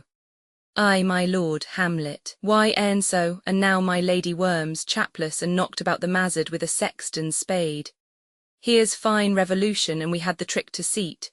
Did these bones cost no more the breeding but to play at loggets with mine ache to think on't. First clown, sings, a pickaxe and a spade for and a shrouding sheet. Oh, a pit of clay for to be made for such a guest is meet, throws up another skull. Hamlet, there's another. Why may not that be the skull of a lawyer? Where be his quiddits now, his quillets, his cases, his tenures, and his tricks? Why does he suffer this rude knave now to knock him about the sconce with a dirty shovel, and will not tell him of his action of battery? This fellow might be in's time a great buyer of land, with his statutes, his recognizances, his fines, his double vouchers, his recoveries. Is this the fine of his fines and the recovery of his recoveries, to have his fine pate full of fine dirt? Will his vouchers vouch him no more of his purchases, and double ones too, than the length and breadth of a pair of indentures? The very conveyances of his lands will scarcely lie in this box, and must the inheritor himself have no more Horatio? Not a jot more, my lord, Hamlet. Is not parchment made of sheepskins, Horatio? Ay, my lord, and of calf-skins too. Hamlet, they are sheep and calves which seek out assurance in that. I will speak to this fellow. Whose grave's this, sir? First clown, mine, sir, sings, oh, a pit of clay for to be made for such a guest is meet. Hamlet, I think it be thine indeed, for thou least in't. First clown, you lie out on't, sir, and therefore 'tis not yours.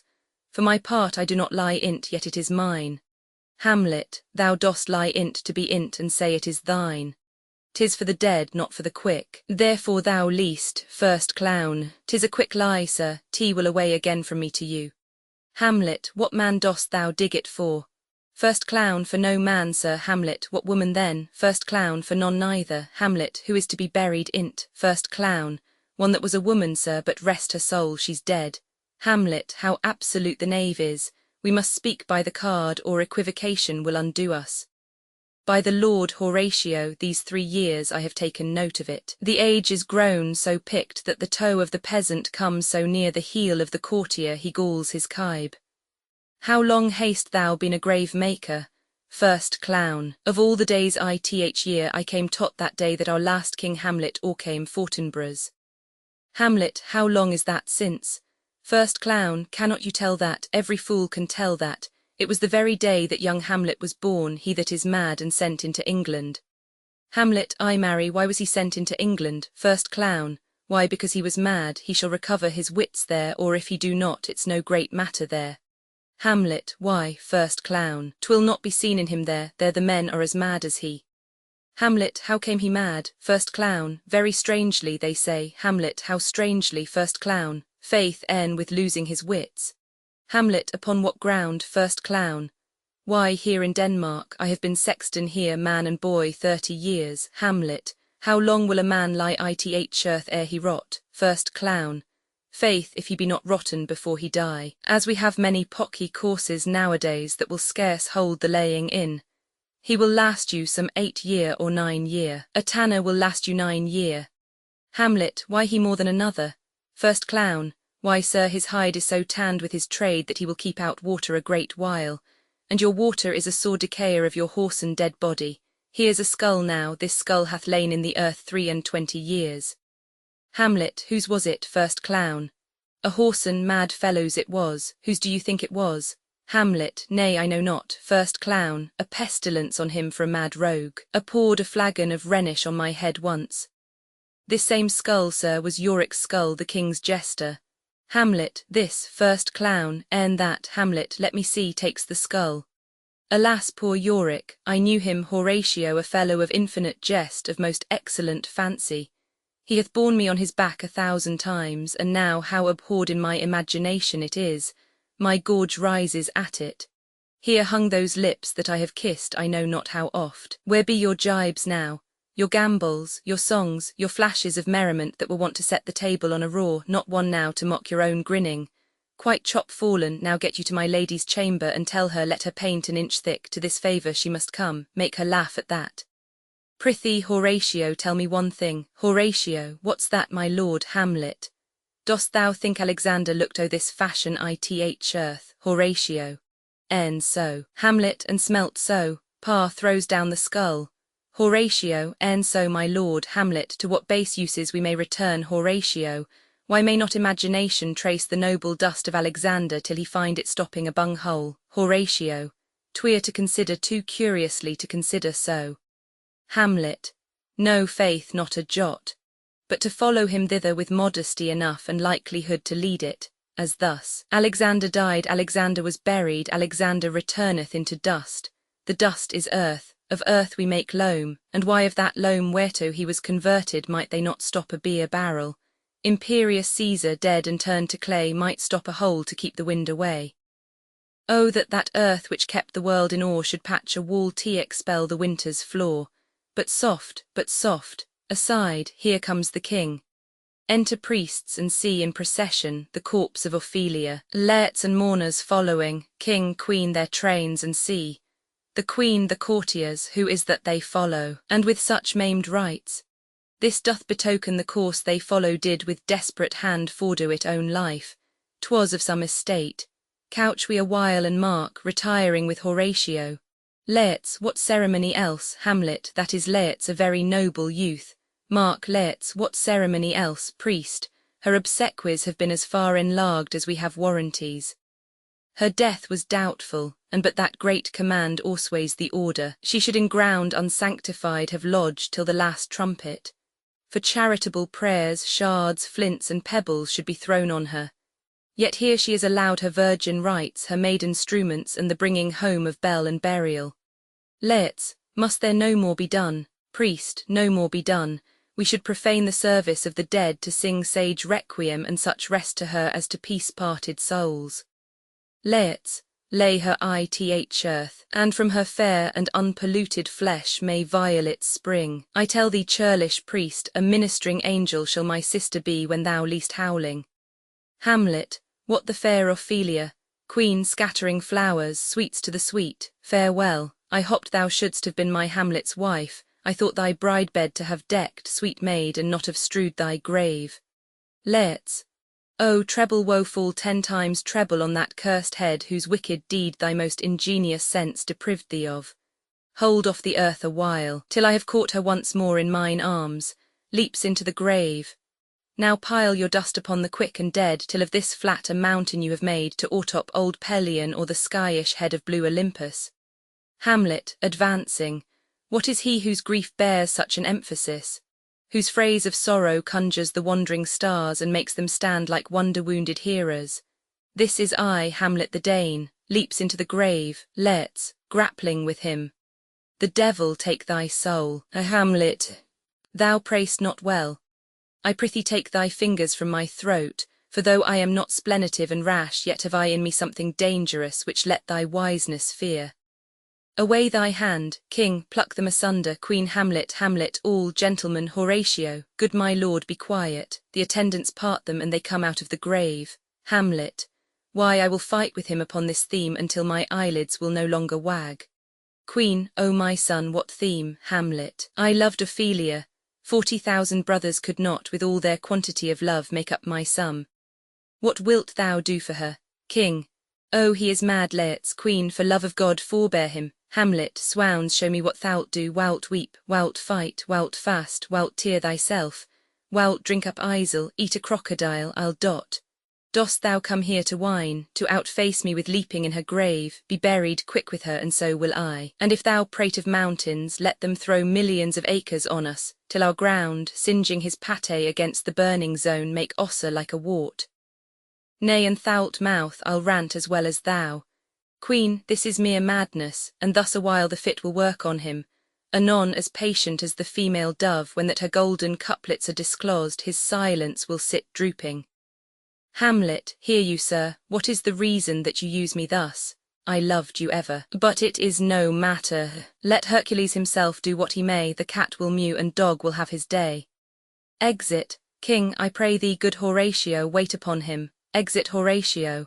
To let strengthen your patience in our last night's speech, we'll put the matter to the present push. Good Gertrude, set some watch over your son. This grave shall have a living monument, an hour of quiet shortly shall we see, till then in patience our proceeding be. Exeunt, Scene Roman 2. A hall in the castle. Enter Hamlet and Horatio. Hamlet, so much for this, sir. Now let me see the other. You do remember all the circumstance. Horatio. Remember it, my lord. Hamlet. Sir, in my heart there was a kind of fighting that would not let me sleep. Methought I lay worse than the mutinies in the bilboes. Rashly, and praised be rashness for it. Let us know our indiscretion sometimes serves us well when our deep plots do pall, and that should teach us there's a divinity that shapes our ends, rough hew them how we will. Horatio. That is most certain. Hamlet.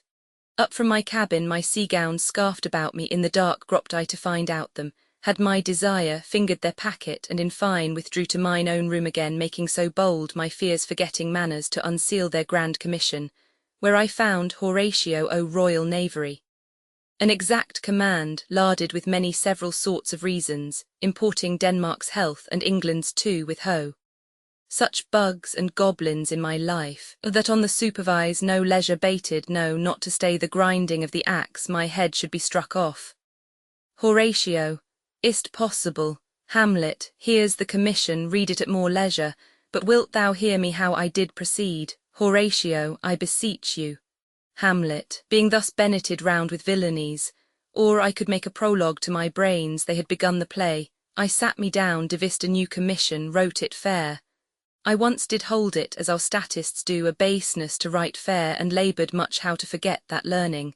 But, sir, now it did me yeoman's service. Wilt thou know the effect of what I wrote? Horatio. Ay, good my lord. Hamlet. An earnest conjuration from the king, as England was his faithful tributary, as love between them like the palm might flourish, as peace should still her wheaten garland wear, and stand a comma 'tween their amities, and many such like assays of great charge, that on the view and know of these contents, without debatement further more or less, he should the bearers put to sudden death, not shriving time allowed. Horatio. How was this sealed? Hamlet. Why, even in that was heaven ordinant. I had my father's signet in my purse, which was the model of that Danish seal, folded the writ up in the form of the other, subscribed it, gave th impression, placked it safely, the changeling never known. Now the next day was our sea fight, and what to this was sequent thou knowst already. Horatio. So Guildenstern and Rosencrantz go tot. Hamlet. Why, man, they did make love to this employment. They are not near my conscience. Their defeat does by their own insinuation grow. 'Tis dangerous when the baser nature comes between the pass and fell incensed points of mighty opposites. Horatio. Why, what a king is this? Hamlet. Does it not, thinks thee, stand me now upon, he that hath killed my king, and whored my mother, popped in between th election and my hopes, thrown out his angle for my proper life, and with such cozenage, is't not perfect conscience to quit him with this arm, and is't not to be damned to let this canker of our nature come in further evil? Horatio. It must be shortly known to him from England what is the issue of the business there. Hamlet. It will be short, the interim is mine, and a man's life's no more than to say one. But I am very sorry, good Horatio, that to Laertes I forgot myself, for by the image of my cause I see the portraiture of his. I'll court his favours, but sure the bravery of his grief did put me into a towering passion. Horatio. Peace, who comes here? Enter Osric. Osric, your lordship is right welcome back to Denmark. Hamlet. I humbly thank you, sir. Dost know this waterfly? Horatio. No, my good lord. Hamlet. Thy state is the more gracious, for 'tis a vice to know him. He hath much land and fertile. Let a beast be lord of beasts, and his crib shall stand at the king's mess. 'Tis a cho, but as I say, spacious in the possession of dirt. Osric. Sweet lord, if your lordship were at leisure, I should impart a thing to you from his majesty. Hamlet. I will receive it with all diligence of spirit. Put your bonnet to his right use, 'tis for the head. Osric. I thank your lordship, 'tis very hot. Hamlet. No, believe me, 'tis very cold, the wind is northerly. Osric. It is indifferent cold, my lord, indeed. Hamlet. Methinks it is very sultry and hot for my complexion. Osric. Exceedingly, my lord, it is very sultry, as 'twere I cannot tell how. But my lord his majesty bade me signify to you that he has laid a great wager on your head. Sir, this is the matter, Hamlet. I beseech you remember, Hamlet moves him to put on his hat. Osric, nay, in good faith, for mine ease in good faith. Sir, here is newly come to court Leats. Believe me, an absolute gentleman, full of most excellent differences, of very soft society and great showing. Indeed, to speak feelingly of him, he is the card or calendar of gentry, for you shall find in him the continent of what part a gentleman would see. Hamlet. Sir, his definement suffers no perdition in you, though I know to divide him inventorially would dizzy arithmetic of memory, and yet but you're neither, in respect of his quick sale. But in the verity of extolment I take him to be a soul of great article, and his infusion of such dearth and rareness as to make true diction of him, his semblable is his mirror, and who else would trace him his umbrage, nothing more. Osric, your lordship speaks most infallibly of him. Hamlet, the concernancy, sir, why do we wrap the gentleman in our more rower breath? Osric, sir, Horatio, is't not possible to understand in another tongue? You will dot, sir, really, Hamlet, what imports the nomination of this gentleman? Osric, of Leats. Horatio, his purse is empty already, all's golden words are spent. Hamlet, of him, sir. Osric, I know you are not ignorant. Hamlet, I would you did, sir, yet in faith if you did it would not much approve me. Well, sir. Osric, you are not ignorant of what excellence Leats is. Hamlet, I dare not confess that, lest I should compare with him in excellence, but to know a man well were to know himself. Osric, I mean, sir, for his weapon, but in the imputation laid on him by them in his meed he's unfellowed. Hamlet, what's his weapon? Osric, rapier and dagger. Hamlet, that's two of his weapons, but well. Osric, the king, sir, hath wagered with him 6 Barbary horses, against the which he has imponed, as I take it, 6 French rapiers and poniards with their assigns as girdle hangers, and so. 3 of the carriages, in faith, are very dear to fancy, very responsive to the hilts, most delicate carriages, and of very liberal conceit. Hamlet, what call you the carriages?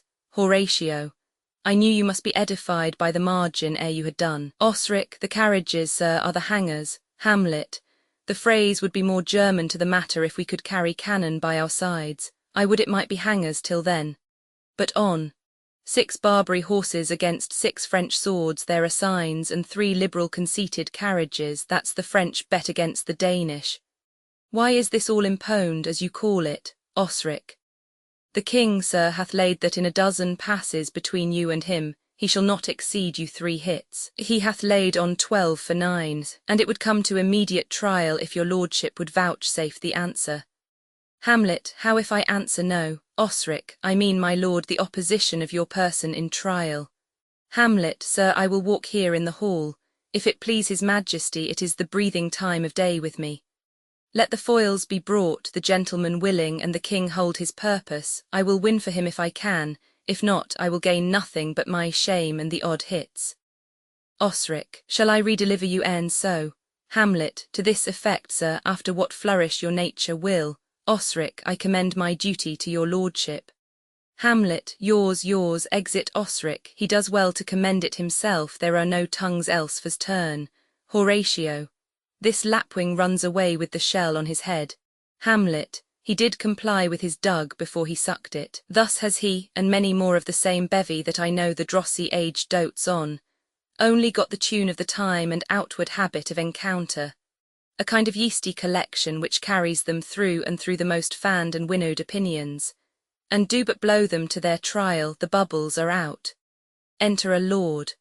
Lord, my lord, his majesty commended him to you by young Osric, who brings back to him that you attend him in the hall. He sends to know if your pleasure hold to play with Leats, or that you will take longer time. Hamlet, I am constant to my purposes, they follow the king's pleasure. If his fitness speaks, mine is ready. Now or whensoever, provided I be so able as now. Lord, the king and queen and all are coming down. Hamlet, in happy time. Lord, the queen desires you to use some gentle entertainment to Leats before you fall to play. Hamlet, she well instructs me. Exit Lord. Horatio, you will lose this wager, my lord. Hamlet, I do not think so. Since he went into France, I have been in continual practice. I shall win at the odds. But thou wouldst not think how ill all's here about my heart, but it is no matter. Horatio, Nay, good my lord, Hamlet, it is but foolery, but it is such a kind of gain-giving as would perhaps trouble a woman. Horatio, if your mind dislike anything, obey it. I will forestall their repair hither and say you are not fit. Hamlet, not a whit, we defy augury. There's a special providence in the fall of a sparrow. If it be now, 'tis not to come, if it be not to come, it will be now, if it be not now, yet it will come. The readiness is all. Since no man has aught of what he leaves, what is to leave betimes? Enter King, Queen, Laertes, Lords, Osric and attendants with foils and sea. King, come Hamlet, come and take this hand from me. The King puts Laertes' hand into Hamlet's. Hamlet, give me your pardon, sir, I have done you wrong, but pardon't as you are a gentleman. This presence knows, and you must needs have heard how I am punished with sore distraction. What I have done that might your nature, honour and exception roughly awake, I here proclaim was madness. Wast Hamlet wronged Laertes? Never Hamlet. If Hamlet from himself be ta'en away, and when he's not himself does wrong Laertes, then Hamlet does it not, Hamlet denies it. Who does it then? His madness. If't be so, Hamlet is of the faction that is wronged. His madness is poor Hamlet's enemy. Sir, in this audience let my disclaiming from a purposed evil free me so far in your most generous thoughts that I have shot my arrow o'er the house and hurt my brother. Laertes, I am satisfied in nature, whose motive in this case should stir me most to my revenge. But in my terms of honour I stand aloof, and will no reconcilement till by some elder masters of known honour I have a voice and precedent of peace to keep my name ungawed. But till that time I do receive your offered love like love, and will not wrong it. Hamlet, I embrace it freely, and will this brother's wager frankly play. Give us the foils, come on.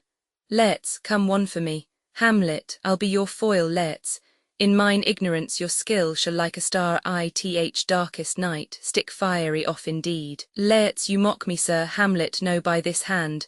King, give them the foils, young Osric. Cousin Hamlet, you know the wager. Hamlet, very well, my lord, your grace has laid the odds o' the weaker side. King, I do not fear it, I have seen you both, but since he is bettered, we have therefore odds. Laertes, this is too heavy, let me see another. Hamlet, this likes me well. These foils have all a length, they prepare to play. Osric, I, my good lord. King, set me the stoups of wine upon that table. If Hamlet give the first or second hit, or quit in answer of the third exchange, let all the battlements their ordnance fire. The King shall drink to Hamlet's better breath, and in the cup an union shall he throw richer than that which 4 successive kings in Denmark's crown have worn. Give me the cups, and let the kettle to the trumpet speak, the trumpet to the cannoneer without, the cannons to the heavens to earth. Now the King drinks to Hamlet. Come, begin, and you, the judges, bear a wary eye. Hamlet, come on, sir. Laertes, come, my lord, they play. Hamlet, 1. Laertes, no. Hamlet, judgment. Osric, a hit, a very palpable hit. Laertes, well again. King, stay, give me drink. Hamlet, this pearl is thine, here's to thy health. Trumpets sound and cannon shot off within. Give him the cup. Hamlet, I'll play this bout first, set it by a while. They play, come, another hit, what say you, Laertes? A touch, I do confess. King, our son shall win. Queen, he's fat and scant of breath. Here, Hamlet, take my napkin, rub thy brows. The Queen carouses to thy fortune, Hamlet. Hamlet, good madam. King, Gertrude, do not drink. Queen, I will, my lord, I pray you pardon me. King, aside, it is the poisoned cup, it is too late. Hamlet, I dare not drink yet, madam, by and by. Queen, come, let me wipe thy face. Laertes, my lord, I'll hit him now. King, I do not think't. Laertes, aside, and yet 'tis almost 'gainst my conscience. Hamlet, come for the third. Laertes, you do but dally, I pray you pass with your best violence. I am afeard you make a wanton of me. Laertes, say you so? Come on, they play. Osric, nothing neither way. Laertes, have at you now.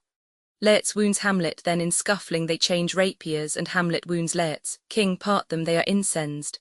Hamlet, nay, come again. The Queen falls. Osric, look to the Queen there, ho. Horatio, they bleed on both sides. How is it, my lord? Osric, how is't? Laertes, Laertes, why, as a woodcock to my own springe. Osric, I am justly killed with mine own treachery. Hamlet, how does the Queen? King, she swoons to see them bleed. Queen, no, the drink, oh my dear Hamlet, the drink, I am poisoned, dies Hamlet, oh villainy, ho, let the door be locked, treachery, seek it out. Laertes falls. Let's. It is here, Hamlet, Hamlet, thou art slain, no medicine in the world can do thee good. In thee there is not half an hour of life, the treacherous instrument is in thy hand, unbaited and envenomed. The foul practice hath turned itself on me. Lo, here I lie never to rise again, thy mother's poisoned, I can no more, the king's to blame, Hamlet, the point envenomed too. Then venom to thy work stabs the king, Osric and lords, treason, treason, king, oh yet defend me friends, I am but hurt, Hamlet, here thou incestuous, murderous, damned Dane, drink off this potion. Is thy union here, follow my mother, king dies, let's. He is justly served. It is a poison tempered by himself. Exchange forgiveness with me, noble Hamlet. Mine and my father's death come not upon thee, nor thine on me. Dies, Hamlet, heaven make thee free of it, I follow thee. I am dead, Horatio, wretched queen, adieu, you that look pale and tremble at this chance, that are but mutes or audience to this act, had I but time, as this fell sergeant, death is strict in his arrest. Oh, I could tell you, but let it be. Horatio, I am dead, thou livest. Report me and my cause aright to the unsatisfied. Horatio, never believe it. I am more an antique Roman than a Dane, here's yet some liquor left. Hamlet, as th a man give me the cup, let go, by heaven I'll haved. O good Horatio, what a wounded name, things standing thus unknown shall live behind me. If thou didst ever hold me in thy heart, absent thee from felicity a while, and in this harsh world draw thy breath in pain to tell my story. March afar off and shot within, what warlike noise is this, Osric? Young Fortinbras with conquest come from Poland to the ambassadors of England gives this warlike volley. Hamlet, oh I die, Horatio, the potent poison quite o'ercrows my spirit. I cannot live to hear the news from England, but I do prophesy election lights on Fortinbras. He has my dying voice. So tell him with the occurrence more and less which have solicited. The rest is silence. Dies, Horatio, now cracks a noble heart. Good night, sweet prince, and flights of angels sing thee to thy rest. Why does the drum come hither, march within? Enter Fortinbras, the English ambassadors and others. Fortinbras, where is this sight, Horatio? What is it you would see? If aught of woe or wonder, cease your search. Fortinbras, this quarry cries on havoc. O proud death, what feast is toward in thine eternal cell, that thou so many princes at a shot so bloodily haste struck? First ambassador, the sight is dismal, and our affairs from England come too late. The ears are senseless that should give us hearing to tell him his commandment is fulfilled, that Rosencrantz and Guildenstern are dead.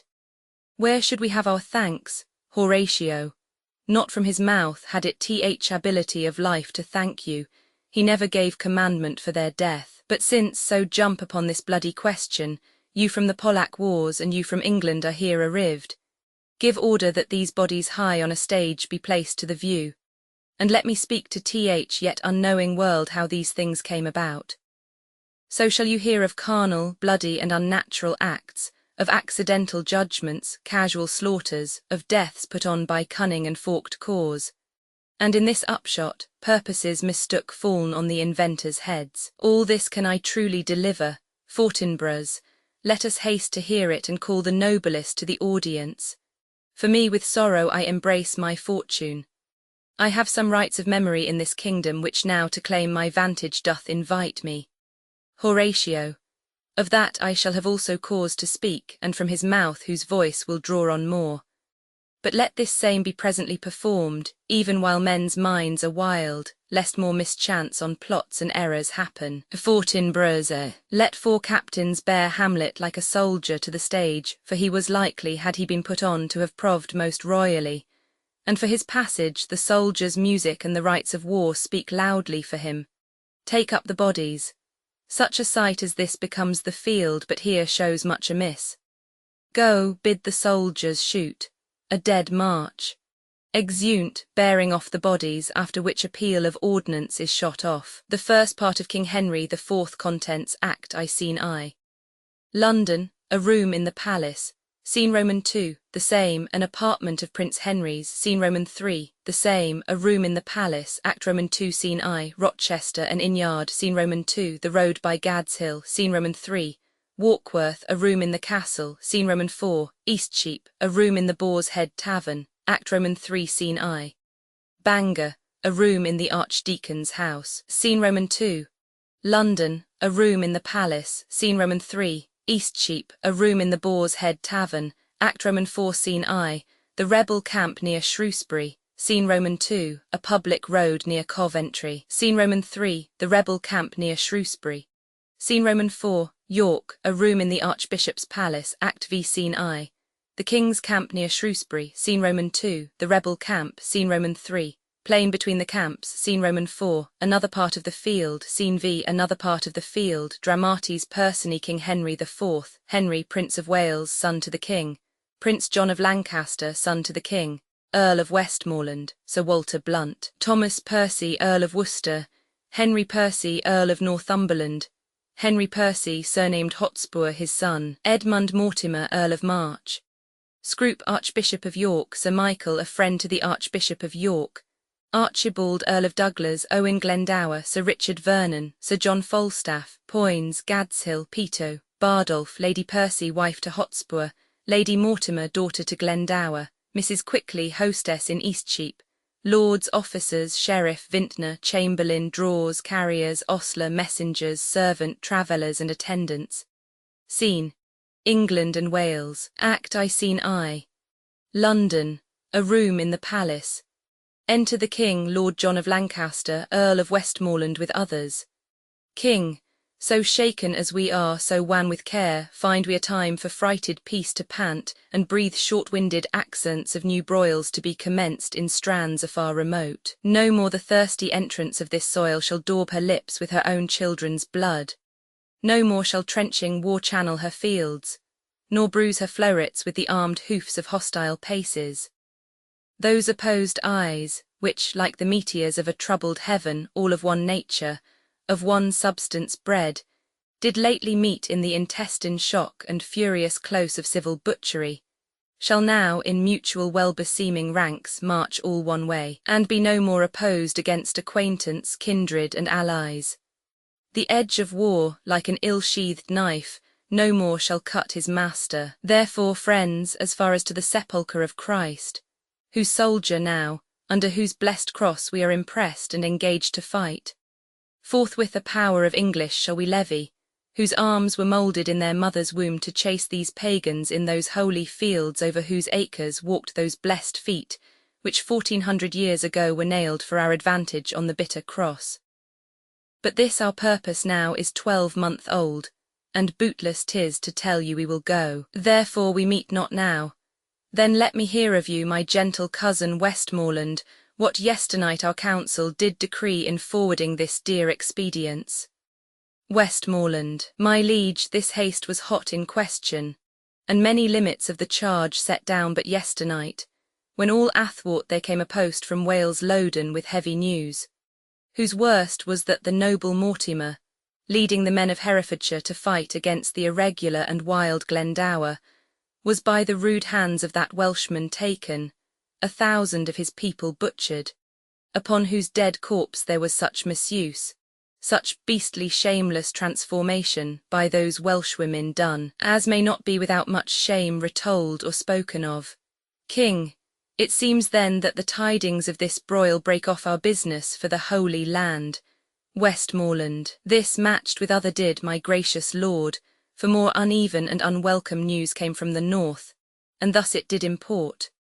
On Holyrood Day the gallant Hotspur there, young Harry Percy and brave Archibald, that ever valiant and approved Scot at Homedon met, where they did spend a sad and bloody hour. As by discharge of their artillery and shape of likelihood the news was told. For he that brought them, in the very heat and pride of their contention did take horse, uncertain of the issue any way. King, here is a dear and true industrious friend, Sir Walter Blunt, new lighted from his horse, stained with the variation of each soil betwixt that Homedon and this seat of ours, and he hath brought us smooth and welcome news. The Earl of Douglas is discomfited. 10,000 bold Scots, 22 knights, balked in their own blood did Sir Walter see on Homedon's plains. Of prisoners Hotspur took Mordick, Earl of Fife, and eldest son to Beaton Douglas, and the Earl of Athol, of Murray, Angus, and Menteith. And is not this an honourable spoil, a gallant prize? Ha, cousin, is it not, Westmoreland? In faith it is a conquest for a prince to boast of.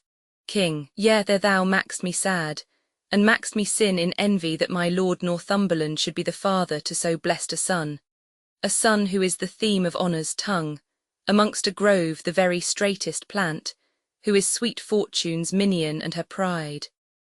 Whilst I, by looking on the praise of him, see riot and dishonour stain the brow of my young Harry. Oh, that it could be proved that some night-tripping fairy had exchanged in cradle clothes our children where they lay, and called mine Percy his Plantagenet.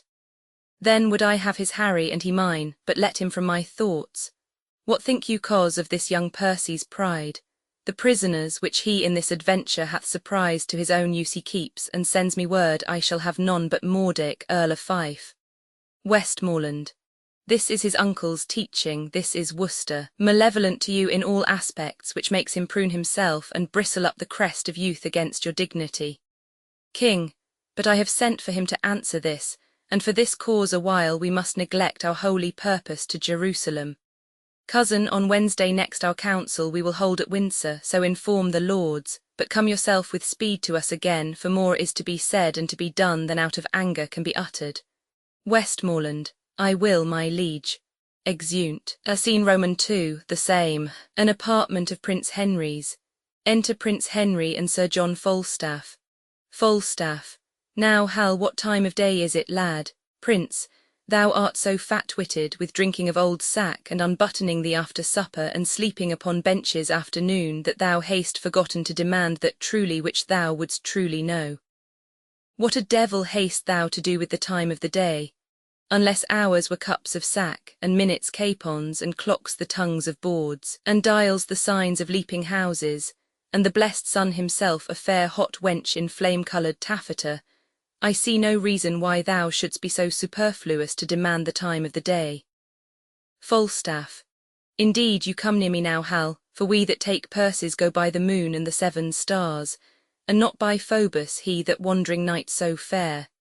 And I prithee, sweet wag, when thou art king, as God save thy grace, majesty I should say, if a grace thou wilt have none, prince. What none, Falstaff? No, by my troth, not so much as will serve to be prologue to an egg and butter. Prince. Well, how then? Come, roundly, roundly. Falstaff. Marry then, sweet wag, when thou art king, let not us that are squires of the night's body be called thieves of the day's beauty. Let us be Diana's foresters, gentlemen of the shade, minions of the moon.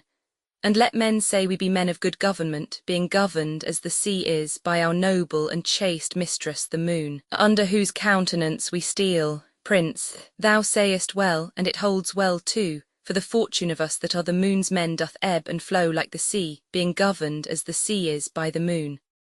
As for proof now, a purse of gold most resolutely snatched on Monday night, and most dissolutely spent on Tuesday morning, got with swearing lay by, and spent with crying bring in, now in as low an ebb as the foot of the ladder, and by in as high a flow as the ridge of the gallows. Falstaff. By the Lord, thou say'st true, lad, and is not my hostess of the tavern a most sweet wench? Prince, as the honey of Hibler, my old lad of the castle, and is not a buff jerkin a most sweet robe of durance? Falstaff. How now, mad wag, what in thy quips and thy quiddities, what a plague have I to do with a buff jerkin, Prince? Why, what a pox have I to do with my hostess of the tavern, Falstaff?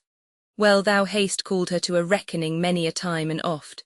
Prince. Did I ever call for thee to pay thy part? Falstaff. No, I'll give thee thy due, thou hast paid all there. Prince. Yea, and elsewhere so far as my coin would stretch, and where it would not I have used my credit. Falstaff. Yea, and so used it that were it not here apparent that thou art heir apparent, but I prithee, sweet wag, shall there be gallows standing in England when thou art king? And resolution thus, fubbed as it is with the rusty curb of old Father Antic the law. Do not thou, when thou art king, hang a thief? Prince. No, thou shalt. Falstaff. Shall I? O rare, by the Lord I'll be a brave judge. Prince. Thou judgest false already, I mean thou shalt have the hanging of the thieves, and so become a rare hangman. Falstaff. Well, Hal, well, and in some sort it jumps with my humour as well as waiting in the court, I can tell you. Prince. For obtaining of suits. Falstaff. Yea, for obtaining of suits whereof the hangman hath no lean wardrobe. Blood, I am as melancholy as a gib cat or a lugged bear, prince, or an old lion or a lover's lute. Falstaff. Yea, or the drone of a Lincolnshire bagpipe. Prince. What sayest thou to a hare or the melancholy of Moorditch? Falstaff.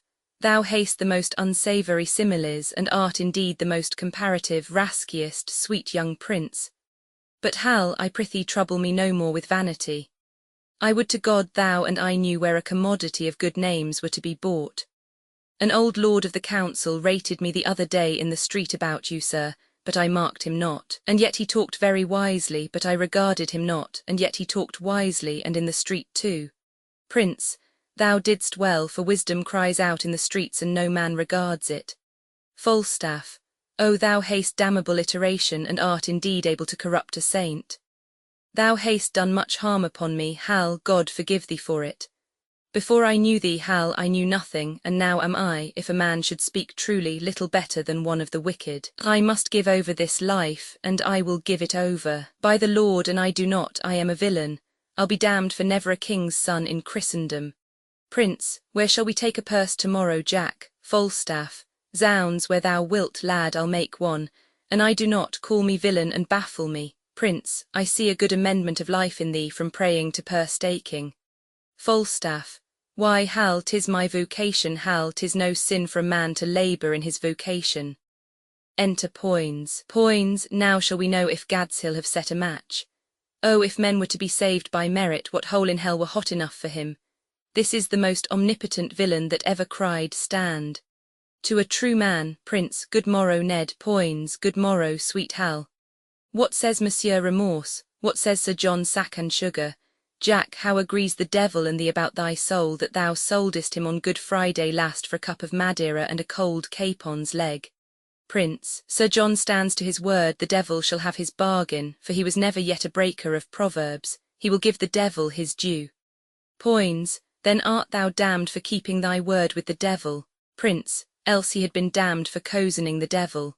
Poins. But my lads, tomorrow morning by 4 o'clock early at Gad's Hill, there are pilgrims going to Canterbury with rich offerings and traders riding to London with fat purses. I have vissards for you all. You have horses for yourselves. Gad's Hill lies tonight in Rochester. I have bespoke supper tomorrow night in Eastcheap. We may do it as secure as sleep. If you will go, I will stuff your purses full of crowns. If you will not, tarry at home and be hanged. Falstaff, hear ye, Yedward, if I tarry at home and go not, I'll hang you for going. Poins, you will chops. Falstaff. Hal, wilt thou make one? Prince, who I rob, I a thief, not I, by my faith.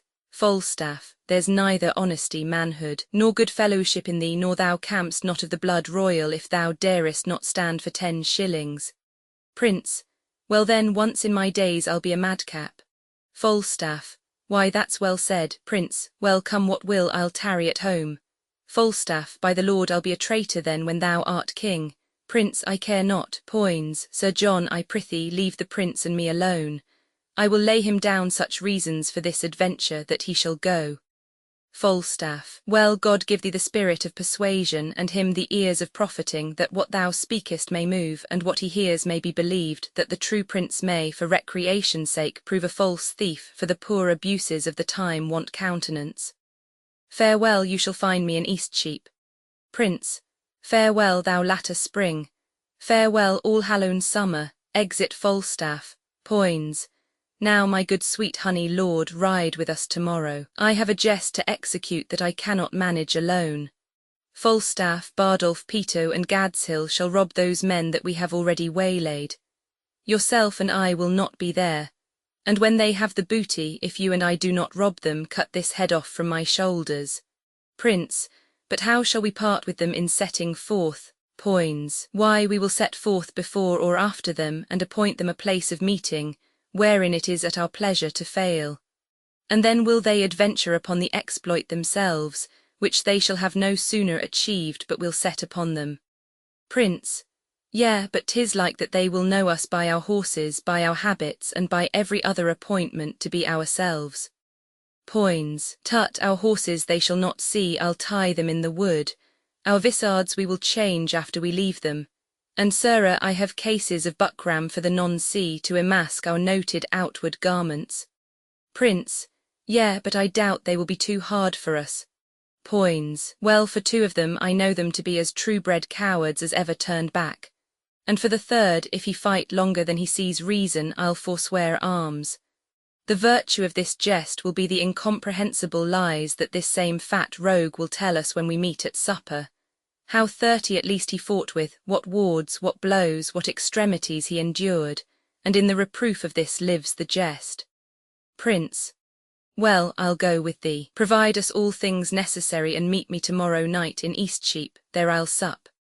Farewell, Poins, farewell my lord, exit, Prince, I know you all and will awhile uphold the unyocked humour of your idleness. Yet herein will I imitate the sun, who doth permit the base contagious clouds to smother up his beauty from the world, that when he please again to be himself being wanted, he may be more wondered at, by breaking through the foul and ugly mists of vapours, that did seem to strangle him. If all the year were playing holidays, to sport would be as tedious as to work. But when they seldom come, they wished for come, and nothing pleaseth but rare accidents. So when this loose behaviour I throw off and pay the debt I never promised, by how much better than my word I am, by so much shall I falsify men's hopes. And like bright metal on a sullen ground, my reformation, glittering or my fault, shall show more goodly and attract more eyes than that which hath no foil to set it off. I'll so offend to make offence a skill redeeming time when men think least I will. Exit, scene Roman 3, the same, a room in the palace.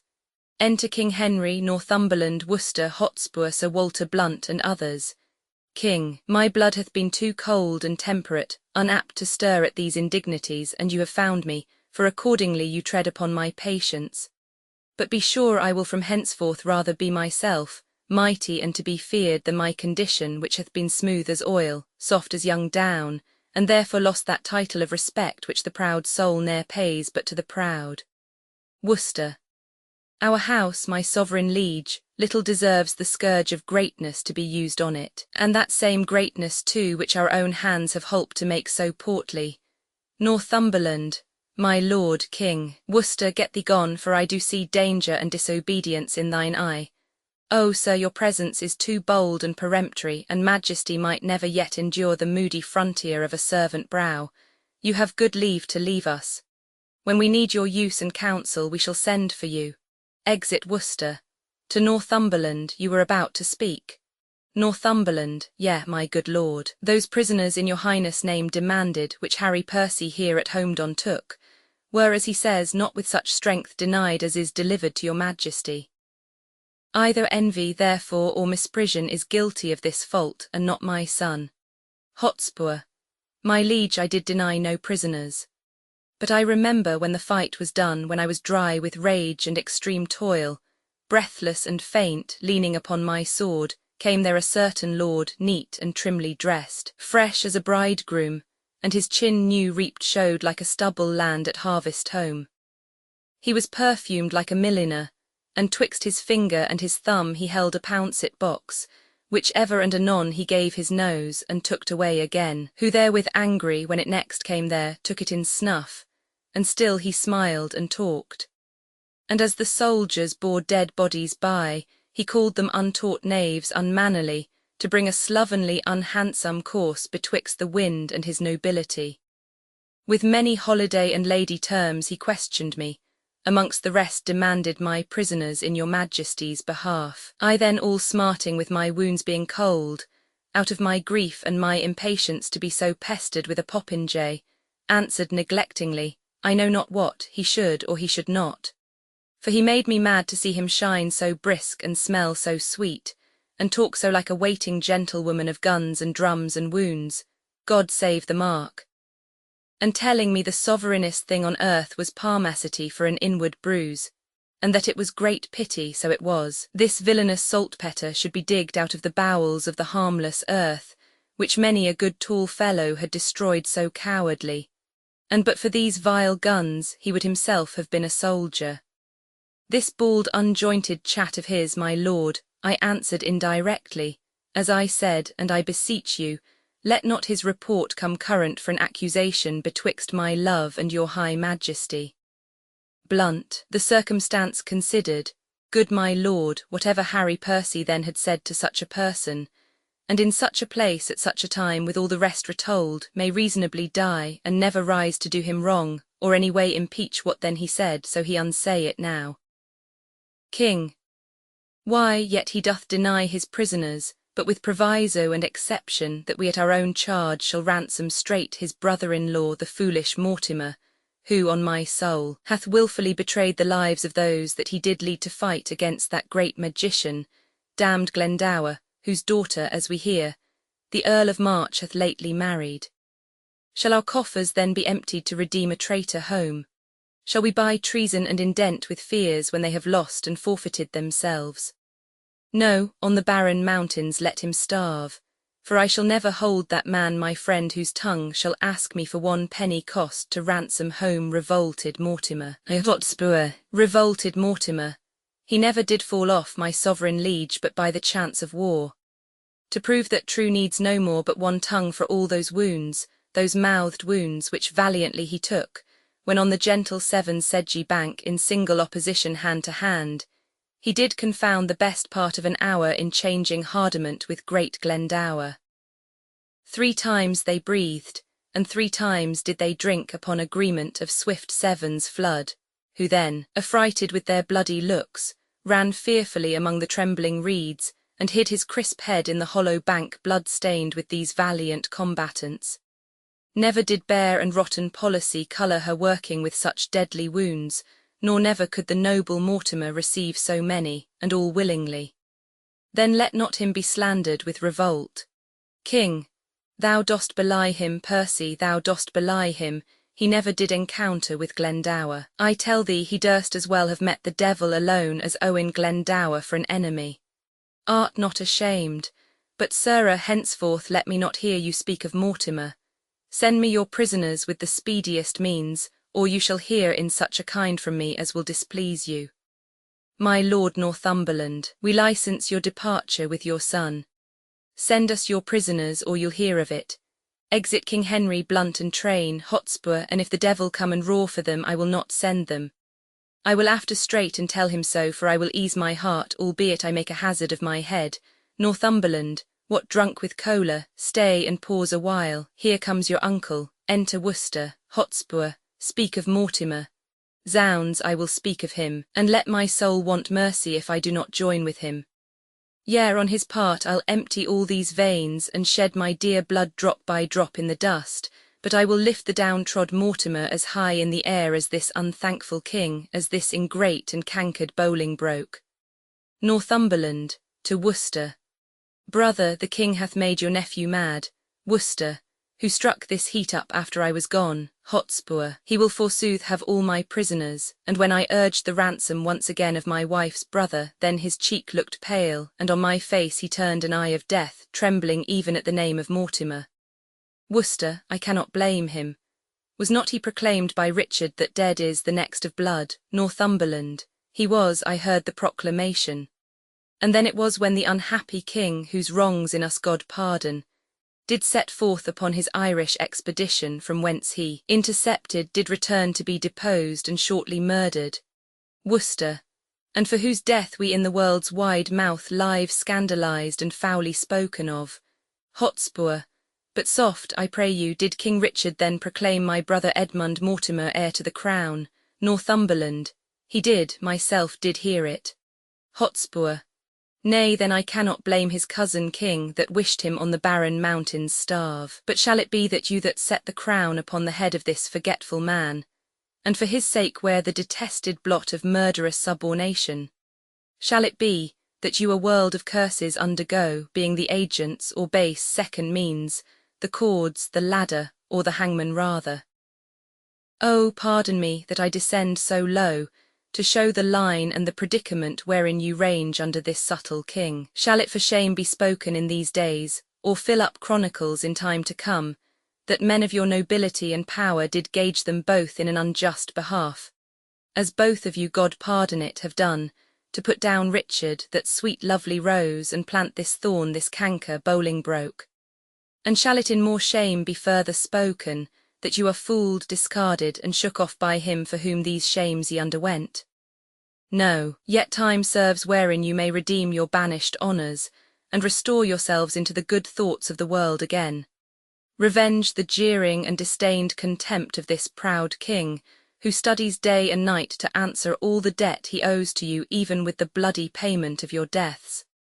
Therefore, I say, Worcester, peace, cousin, say no more. And now I will unclasp a secret book, and to your quick conceiving discontents I'll read you matter deep and dangerous, as full of peril and adventurous spirit as to o'erwalk a current roaring loud on the unsteadfast footing of a spear.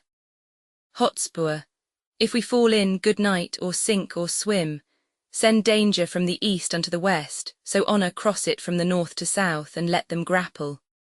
Oh, the blood more stirs, to rouse a lion than to start a hare, Northumberland. Imagination of some great exploit drives him beyond the bounds of patience. Hotspur, by heaven, methinks it were an easy leap to pluck bright honour from the pale-faced moon, or dive into the bottom of the deep, where fathom line could never touch the ground, and pluck up drowned honour by the locks, so he that doth redeem her thence might wear without corrival all her dignities. But out upon this half-faced fellowship, Worcester, he apprehends a world of figures here, but not the form of what he should attend.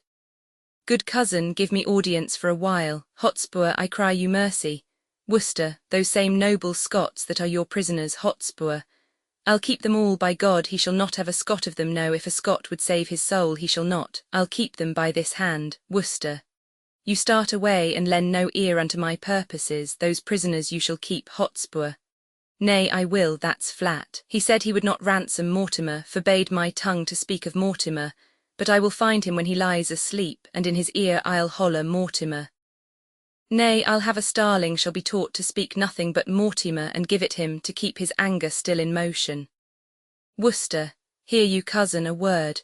Hotspur, all studies here I solemnly defy, save how to gall and pinch this Bolingbroke, and that same sword and buckler Prince of Wales, but that I think his father loves him not, and would be glad he met with some mischance.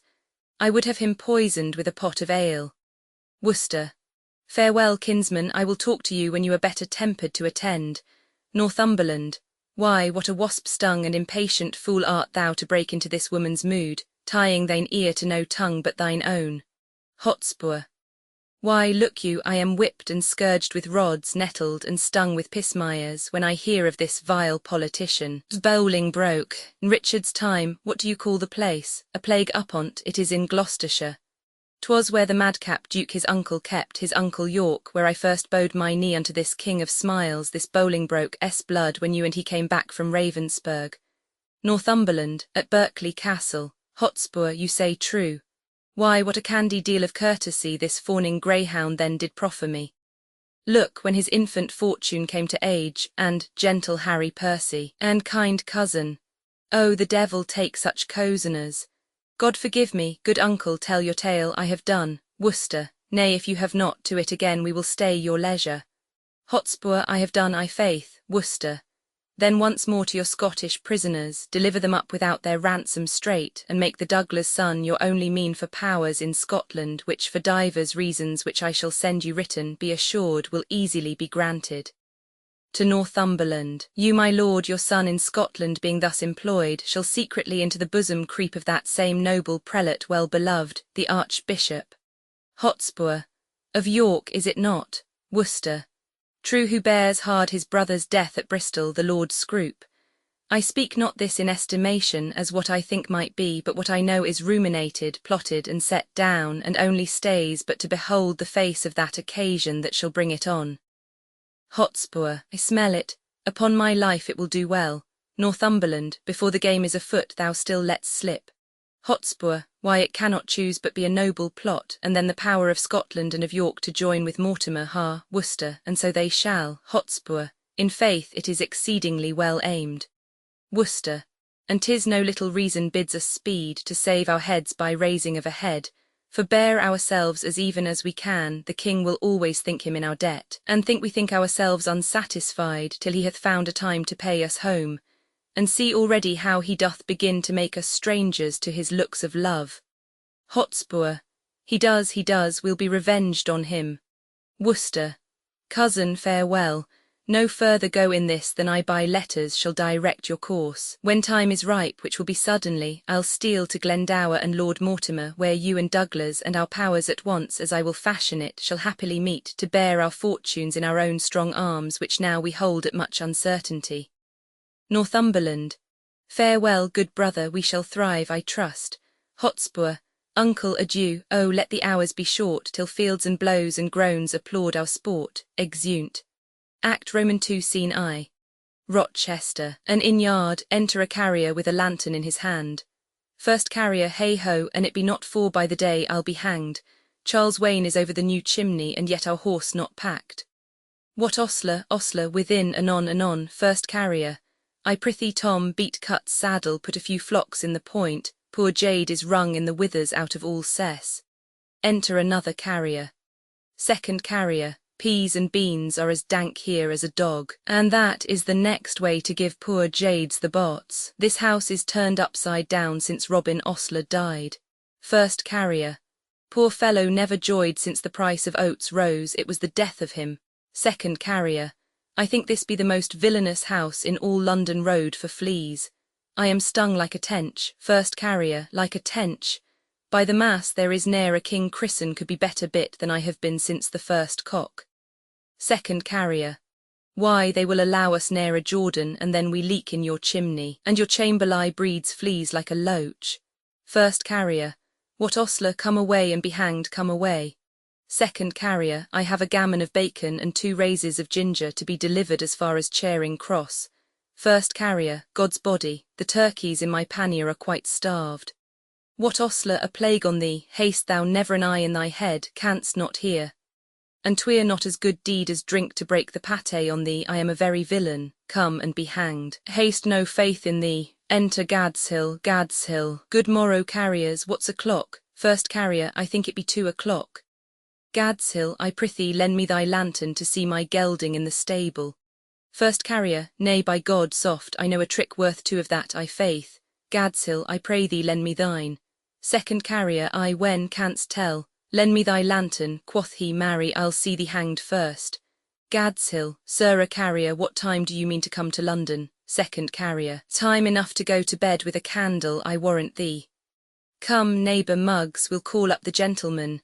They will along with company, for they have great charge. Exeunt carriers. Gadshill. What ho, Chamberlain, enter Chamberlain. Chamberlain, at hand, quoth pick purse. Gadshill. That's even as fair as at hand, quoth the Chamberlain, for thou variest no more from picking of purses than giving direction doth from labouring. Thou layest the plot how. Chamberlain. Good morrow, Master Gadshill.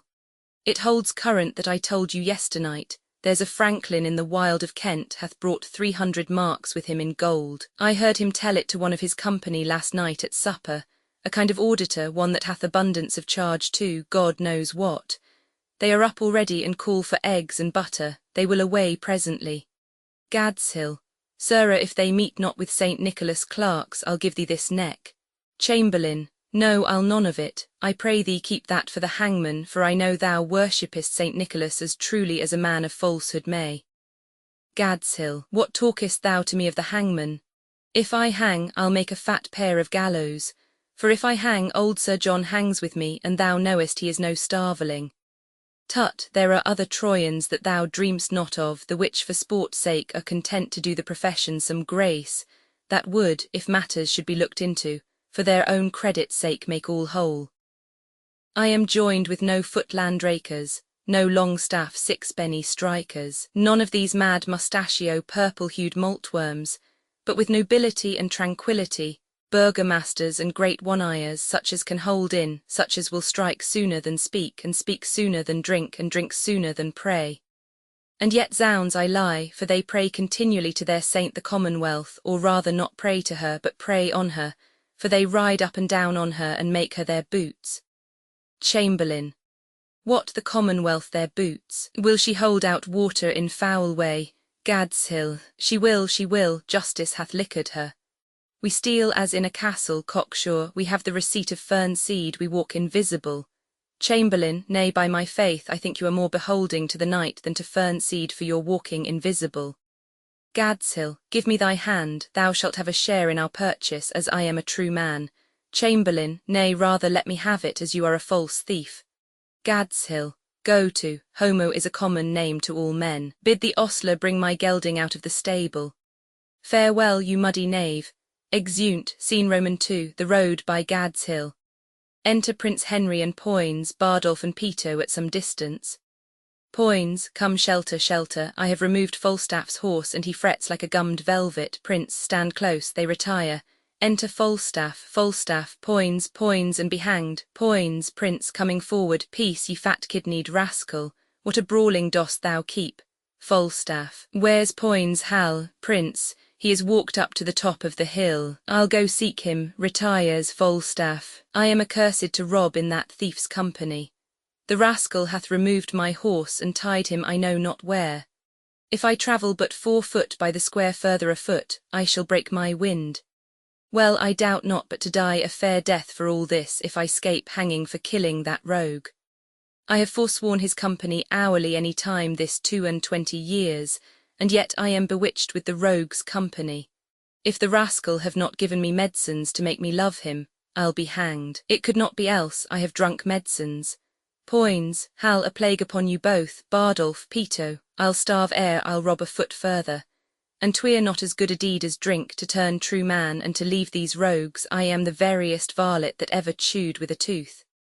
8 yards of uneven ground is 70 miles afoot with me, and the stony-hearted villains know it well enough. A plague upon it when thieves cannot be true one to another.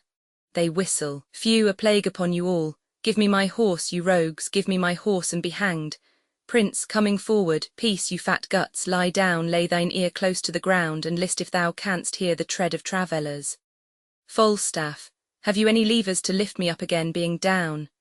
Blood, I'll not bear my own flesh so far afoot again for all the coin in thy father's exchequer. What a plague mean ye to colt me thus? Prince, thou least. Thou art not colted, thou art uncolted. Falstaff, I prithee, good Prince Hal, help me to my horse, good king's son. Prince, out ye rogue, shall I be your ostler? Falstaff, hang thyself in thine own heir-apparent garters, if I be ta'en I'll peach for this. And I have not ballads made on you all and sung to filthy tunes, let a cup of sack be my poison, when a jest is so forward and afoot too, I hate it. Enter Gadshill, Gadshill. Stand, Falstaff, so I do. Against my will, Poins, oh, 'tis our setter, I know his voice, comes forward with Bardolph and Peto. Bardolph, what news? Gadshill, case ye on with your vissards, there's money of the king's coming down the hill, 'tis going to the king's exchequer. Falstaff, you lie, ye rogue, 'tis going to the king's tavern. Gadshill, there's enough to make us all. Falstaff, to be hanged. Prince, sirs, you 4 shall front them in the narrow lane. Ned Poins and I will walk lower, if they 'scape from your encounter, then they light on us. Peto, how many be there of them? Gadshill, some 8 or 10. Falstaff, zounds, will they not rob us? Prince, what a coward, Sir John. Paunch, Falstaff, indeed I am not John of Gaunt, your grandfather, but yet no coward. Hal. Prince, well, we leave that to the proof. Poins, Sirrah Jack, thy horse stands behind the hedge. When thou needst him, there thou shalt find him. Farewell, and stand fast. Falstaff, now cannot I strike him if I should be hanged. Prince, aside to Poins. Ned, where are our disguises? Poins, aside to Prince Henry. Here hard by, stand close. Exeunt Prince and Poins. Falstaff, now my master's happy man be his dole, say I, every man to his business. Enter the travellers. First traveller. Come neighbour, the boy shall lead our horses down the hill, we'll walk afoot a while and ease our legs. Thieves, stand. Second traveller, Jesu bless us. Falstaff, strike down with them, cut the villains' throats. Ah, horse and caterpillars, bacon-fed knaves, they hate us youth. Down with them, fleece them. First traveller, oh, we are undone, both we and ours for ever. Falstaff, hang ye gore-bellied knaves, are ye undone? No, ye fat chuffs, I would your store were here. On, bacons, on, what ye knaves, young men must live, you are grandurers, are ye, will jure ye faith. Here they rob them and bind them. Exeunt enter Prince Henry and Poins in buckram suits. Prince, the thieves have bound the true men. Now could thou and I rob the thieves and go merrily to London, it would be argument for a week, laughter for a month, and a good jest for ever. Poins, stand close, I hear them coming, they retire, enter the thieves again. Falstaff, come my masters, let us share, and then to horse before day. And the prince and Poins be not two arrant cowards, there's no equity stirring. There's no more valour in that Poins than in a wild duck. As they are sharing, the prince and Poins set upon them. Prince, your money, Poins, villains. Falstaff after a blow or two, and the others run away, leaving the booty behind them. Prince, got with much ease, now merrily to horse. The thieves are all scattered and possessed with fear so strongly that they dare not meet each other. Each takes his fellow for an officer. Away, good Ned. Falstaff sweats to death and lards the lean earth as he walks along. Were it not for laughing, I should pity him. Poins, how the fat rogue roared, exeunt, scene Roman 3, Warkworth, a room in the castle. Enter, Hotspur reading a letter, Hotspur. But for mine own part, my lord, I could be well contented to be there in respect of the love I bear your house. He could be contented, why is he not then? In respect of the love he bears our house, he shows in this, he loves his own barn better than he loves our house. Let me see some more. The purpose you undertake is dangerous. Why, that's certain. 'Tis dangerous to take a cold, to sleep, to drink. But I tell you, my lord fool, out of this nettle, danger, we pluck this flower, safety. The purpose you undertake is dangerous, the friends you have named uncertain, the time itself unsorted, and your whole plot too light for the counterpoise of so great an opposition. Say you so, say you so. I say unto you again, you are a shallow, cowardly hind, and you lie. What a lack brain is this! By the Lord, our plot is a good plot as ever was laid, our friends true and constant. A good plot, good friends, and full of expectation. An excellent plot, very good friends. What a frosty-spirited rogue is this! Why, my Lord of York commends the plot and the general course of the action. Zounds, and I were now by this rascal, I could brain him with his lady's fan. Is there not my father, my uncle, and myself? Lord Edmund Mortimer, my Lord of York, and Owen Glendower, is there not besides the Douglars? Have I not all their letters to meet me in arms by the 9th of the next month, and are they not some of them set forward already? What a pagan rascal is this, an infidel! Ha, you shall see now, in very sincerity of fear and cold heart will he to the king, and lay open all our proceedings. Oh, I could divide myself and go to buffets, if for moving such a dish of skim milk with so honourable an action. Hang him, let him tell the king we are prepared, I will set forward tonight. Enter Lady Percy. How now, Kate, I must leave you within these 2 hours. Lady Percy, oh my good lord, why are you thus alone? For what offence have I this fortnight been a banished woman from my Harry's bed? Tell me, sweet lord, what is't that takes from thee thy stomach, pleasure, and thy golden sleep? Why dost thou bend thine eyes upon the earth, and start so often when thou sitt'st alone? Why hast thou lost the fresh blood in thy cheeks, and given my treasures and my rights of thee to thick-eyed musing and cursed melancholy? In thy faint slumbers I by thee have watched, and heard thee murmur tales of iron wars, speak terms of manage to thy bounding steed, cry courage to the field. And thou hast talked of sallies and retires, of trenches, tents, of palisadoes, frontiers, parapets, of basilisks, of cannon, culverin, of prisoners' ransom, and of soldiers slain, and all the currents of a heady fight. Thy spirit within thee hath been so at war, and thus hath so bestirred thee in thy sleep, that beads of sweat have stood upon thy brow like bubbles in a late disturbed stream, and in thy face strange motions have appeared, such as we see when men restrain their breath on some great sudden hest. Oh, what portents are these? Some heavy business hath my lord in hand, and I must know it, else he loves me not. Hotspur, what ho, enter a servant. Is Gilliam's with the packet gone? Servant, he is my lord an hour ago. Hotspur, hath butler brought those horses from the sheriff? Servant, 1 horse, my lord, he brought even now. Hotspur, what horse? A roan, a crop-ear, is it not? Servant, it is, my lord. Hotspur, that roan shall be my throne. Well, I will back him straight. O Esperance, bid butler lead him forth into the park. Exit servant, Lady Percy. But hear you, my lord. Hotspur, what say'st thou, my lady, Lady Percy? What is it carries you away? Hotspur, Why, my horse, my love, my horse. Lady Percy, out, you mad-headed ape. A weasel hath not such a deal of spleen as you are tossed with. In faith, I'll know your business, Harry, that I will. I fear my brother Mortimer doth stir about his title, and hath sent for you to line his enterprise, but if you go Hotspur, so far afoot I shall be weary, love, Lady Percy. Come, come, you Paraquito, answer me directly unto this question that I ask. In faith, I'll break thy little finger, Harry, if thou wilt not tell me all things true. Hotspur, away, away, you trifler. Love, I love thee not, I care not for thee, Kate, this is no world to play with mammets and to tilt with lips. We must have bloody noses and cracked crowns, and pass them current too. God's me, my horse. What say'st thou, Kate, what wouldst thou have with me, Lady Percy? Do you not love me, do you not indeed? Well, do not then, for since you love me not, I will not love myself. Do you not love me? Nay, tell me if you speak in jest or no. Hotspur, come, wilt thou see me ride? And when I am a horseback, I will swear I love thee infinitely. But hark you, Kate, I must not have you henceforth question me whither I go, nor reason whereabout. Whither I must, and to conclude, this evening must I leave you, gentle Kate. I know you wise, but yet no farther wise than Harry Percy's wife. Constant you are, but yet a woman, and for secrecy no lady closer, for I well believe thou wilt not utter what thou dost not know. And so far will I trust thee, gentle Kate. Lady Percy, how, so far, Hotspur, not an inch further. But hark you, Kate, whither I go, thither shall you go too. Today will I set forth, tomorrow you.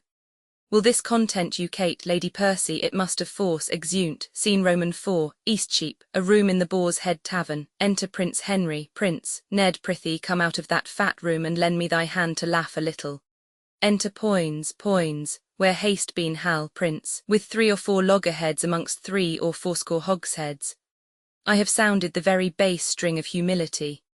Sirrah, I am sworn brother to a leash of drawers, and can call them all by their Christian names, as Tom, Dick, and Francis. They take it already upon their salvation that though I be but Prince of Wales, yet I am the King of courtesy, and tell me flatly I am no proud Jack like Falstaff, but a Corinthian, a lad of metal, a good boy, by the Lord. So they call me. And when I am King of England, I shall command all the good lads in Eastcheap. They call drinking deep, dying scarlet, and when you breathe in your watering they cry hem, and bid you play it off.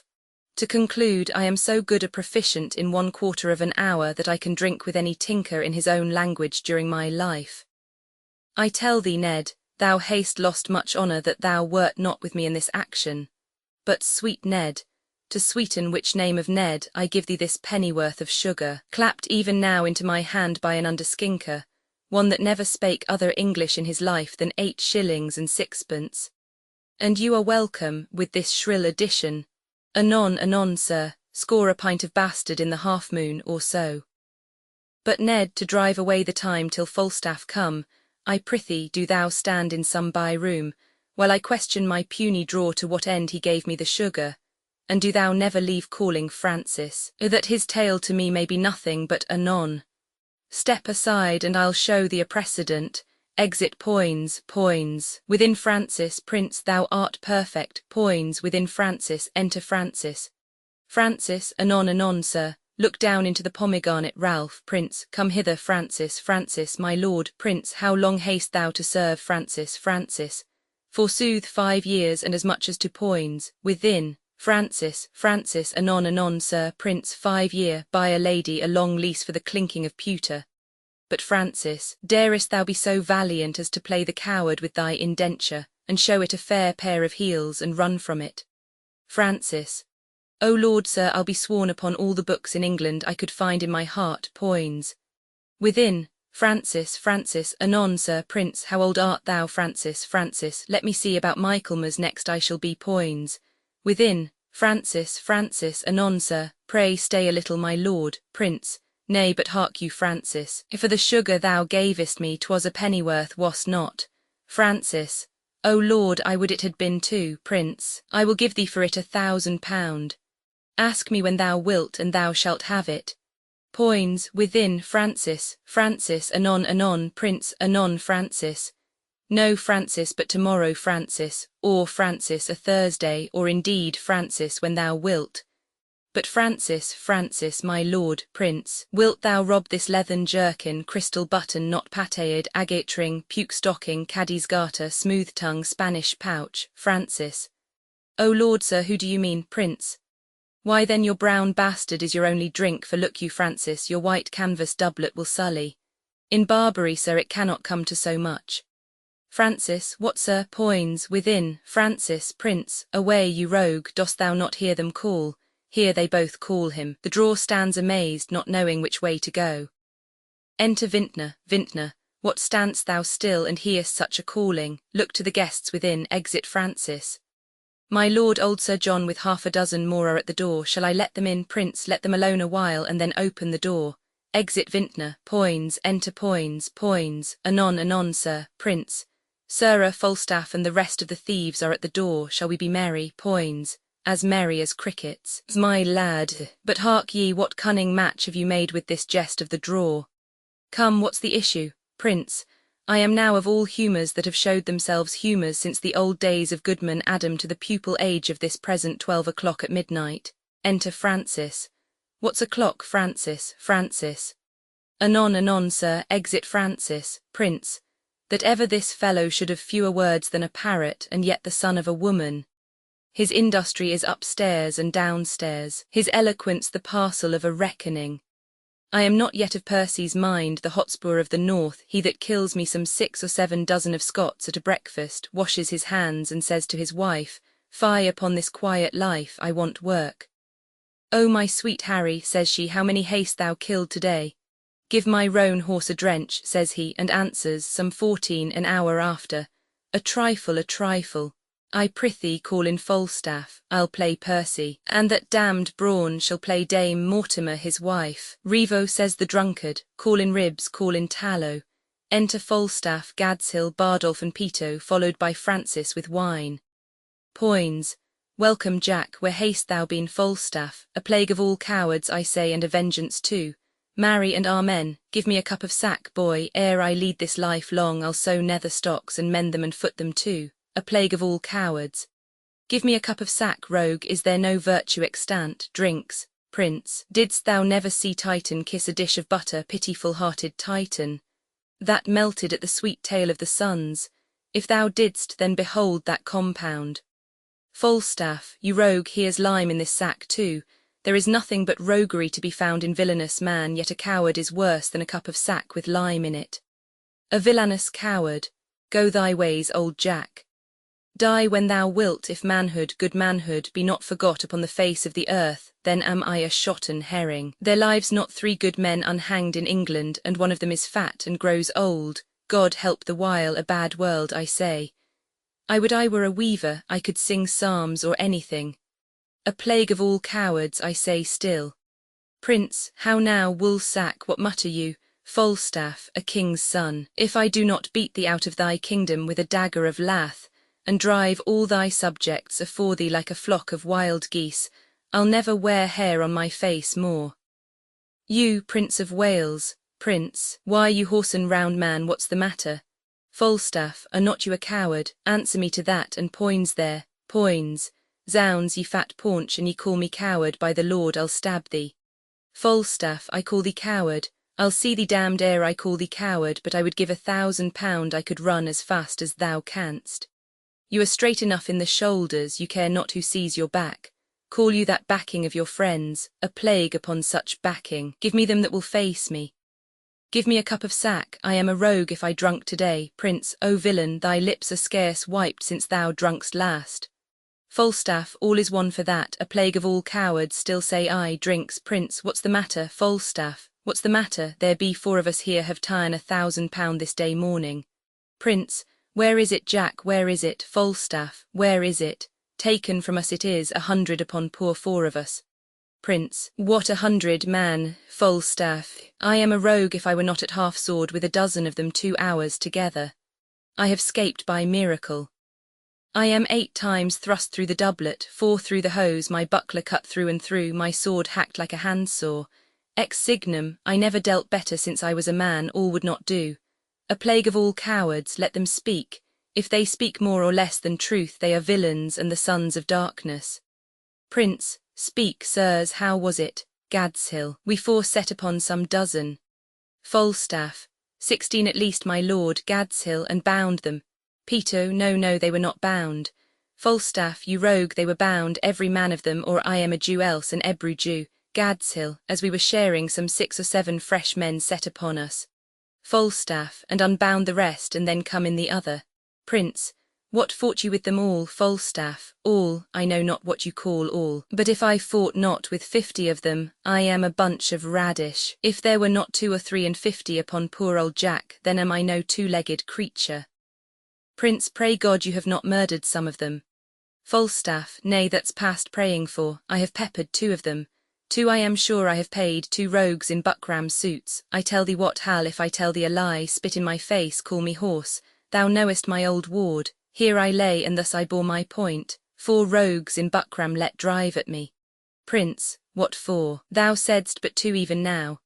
Falstaff, 4, Hal, I told thee 4. Poins, aye, he said 4. Falstaff, these 4 came all affront and mainly thrust at me. I made me no more ado, but took all their 7 points in my target thus. Prince, 7, why there were but 4 even now. Falstaff, in buckram poins, I 4 in buckram suits. Falstaff, 7 by these hilts, or I am a villain else. Prince, aside to Poins, prithee let him alone, we shall have more anon. Falstaff, dost thou hear me, Hal? Prince, aye, and mark thee too, Jack. Falstaff, do so, for it is worth the listening to. These 9 in buckram that I told thee of, Prince, so 2 more already.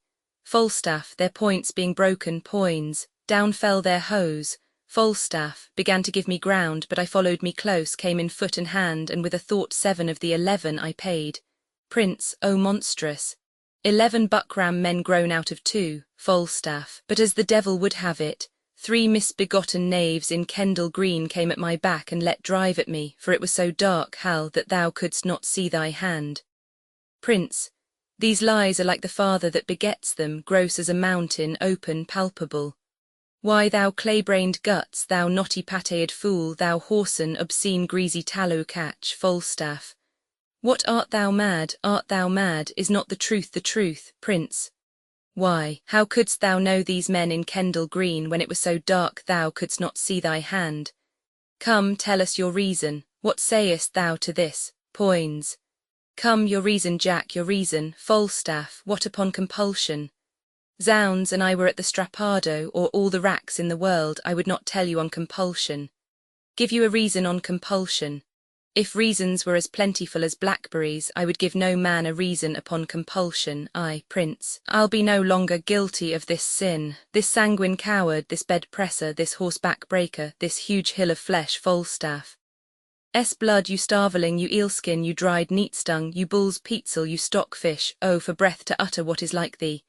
You tailor's yard, you sheath, you bow-case, you vile standing tuck, Prince.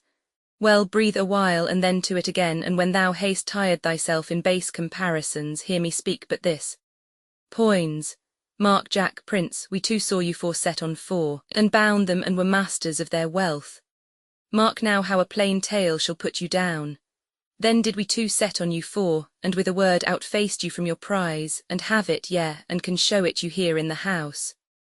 And Falstaff, you carried your guts away as nimbly, with as quick dexterity, and roared for mercy, and still ran and roared, as ever I heard bull-calf. What a slave art thou to hack thy sword as thou hast done, and then say it was in fight? What trick, what device, what starting-hole canst thou now find out to hide thee from this open and apparent shame? Poins, come, let's hear, Jack, what trick hast thou now? Falstaff, by the Lord, I knew ye as well as he that made ye. Why, hear you, my masters, was it for me to kill the heir apparent? Should I turn upon the true prince? Why, thou knowest I am as valiant as Hercules, but beware instinct. The lion will not touch the true prince. Instinct is a great matter. I was now a coward on instinct. I shall think the better of myself and thee during my life, I for a valiant lion, and thou for a true prince. But by the Lord, lads, I am glad you have the money. Hostess, clap to the doors, watch tonight, pray tomorrow. Gallants, lads, boys, hearts of gold, all the titles of good fellowship come to you. What, shall we be merry, shall we have a play extempore, Prince? Content and the argument shall be thy running away. Falstaff, Ah, no more of that, Hal, and thou lovest me. Enter the hostess. Hostess, O Jesu, my lord the prince. Prince, how now, my lady the hostess, what say'st thou to me? Hostess, marry, my lord, there is a nobleman of the court at door would speak with you. He says he comes from your father. Prince, give him as much as will make him a royal man, and send him back again to my mother. Falstaff, what manner of man is he? Hostess, an old man. Falstaff, what doth gravity out of his bed at midnight? Shall I give him his answer? Prince, prithee do, Jack. Falstaff, faith, and I'll send him packing. Exit. Prince, now, sirs, by a lady you fought fair, so did you Peto, so did you Bardolph, you are lions too, you ran away upon instinct, you will not touch the true prince, no fie. Bardolph, faith, I ran when I saw others run. Prince, faith, tell me now in earnest, how came Falstaff's sword so hacked? Peto, why, he hacked it with his dagger, and said he would swear truth out of England, but he would make you believe it was done in fight, and persuaded us to do the like. Bardolph, yea, and to tickle our noses with spear grass to make them bleed, and then to beslubber our garments with it, and swear it was the blood of true men. I did that I did not this 7 year before, I blush to hear his monstrous devices. Prince, O villain, thou stolest a cup of sack 18 years ago, and wert taken with the manner, and ever since thou hast blushed extempore. Thou hadst fire and sword on thy side, and yet thou ranst away. What instinct hadst thou for it? Bardolph, my lord, do you see these meteors? Do you behold these exhalations? Prince, I do. Bardolph, what think you they portend? Prince, hot livers and cold purses. Bardolph, choler, my lord, if rightly taken. Prince, no, if rightly taken. Halter, enter Falstaff. Here comes lean Jack, here comes bare bone. How now, my sweet creature of bombast? How long is't ago, Jack, since thou saw'st thine own knee? Falstaff, my own knee. When I was about thy years, Hal, I was not an eagle's talon in the waist. I could have crept into any alderman's thumb ring, a plague of sighing and grief. It blows a man up like a bladder. There's villainous news abroad. Here was Sir John Bracy from your father, you must to the court in the morning. That same mad fellow of the north, Percy, and he of Wales, that gave Ammerman the bastinado and made Lucifer cuckold, and swore the devil his true liegeman upon the cross of a Welsh hook.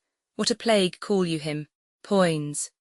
Oh, Glendower, Falstaff, Owen the same, and his son-in-law Mortimer, and old Northumberland, and that sprightly Scot of Scots, Douglas, that runs a horseback up a hill perpendicular. Prince, he that rides at high speed, and with his pistol kills a sparrow flying. Falstaff, you have hit it. Prince, so did he never the sparrow. Falstaff, well, that rascal hath good mettle in him, he will not run. Prince, why, what a rascal art thou then, to praise him so for running? Falstaff, a horseback, ye cuckoo, but afoot he will not budge a foot. Prince, yes, Jack, upon instinct. Falstaff, I grant ye upon instinct. Well, he is there too, and one Mordick, and 1,000 bluecaps more. Worcester is stolen away tonight, thy father's beard is turned white with the news, you may buy land now as cheap as stinking mackerel. Prince, why then it is like if there come a hot June, and this civil buffeting hold, we shall buy maidenheads as they buy hobnails, by the hundreds. Falstaff, by the mass, lad, thou sayest true, it is like we shall have good trading that way. But tell me, Hal, art not thou horrible afeard? Thou being heir apparent, could the world pick thee out 3 such enemies again as that fiend Douglas, that spirit Percy, and that devil Glendower? Art thou not horribly afraid? Doth not thy blood thrill at it? Prince, not a whit, I faith, I lack some of thy instinct. Falstaff, well, thou wilt be horribly chid tomorrow when thou comest to thy father. If thou love me, practice an answer. Prince, do thou stand for my father and examine me upon the particulars of my life. Falstaff, shall I? Content, this chair shall be my state, this dagger my sceptre, and this cushion my crown. Prince, thy state is taken for a joint stool, thy golden sceptre for a leaden dagger, and thy precious rich crown for a pitiful bald crown. Falstaff, well, and the fire of grace be not quite out of thee, now shalt thou be moved. Give me a cup of sack to make my eyes look red, that it may be thought I have wept, for I must speak in passion, and I will do it in King Cambyses' vein. Prince, well, here is my leg, Falstaff, and here is my speech. Stand aside, nobility, hostess. O Jesu, this is excellent sport, I faith. Falstaff, weep not, sweet queen, for trickling tears are vain. Hostess, Oh, the father, how he holds his countenance, Falstaff. For God's sake, lords, convey my tristful queen, for tears do stop the floodgates of her eyes. Hostess. Oh, Jesu, he doth it as like one of these harlotry players as ever I see. Falstaff. Peace, good pint pot, peace, good tickle brain.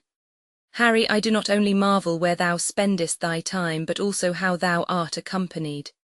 For though the chamomile, the more it is trodden on, the faster it grows, yet youth, the more it is wasted, the sooner it wears. That thou art my son, I have partly thy mother's word, partly my own opinion, but chiefly a villainous trick of thine eye, and a foolish hanging of thy nether lip that doth warrant me. If then thou be son to me, here lies the point. Why, being son to me, art thou so pointed at? Shall the blessed Son of Heaven prove a mitcher and eat blackberries? A question not to be asked. Shall the Son of England prove a thief and take purses?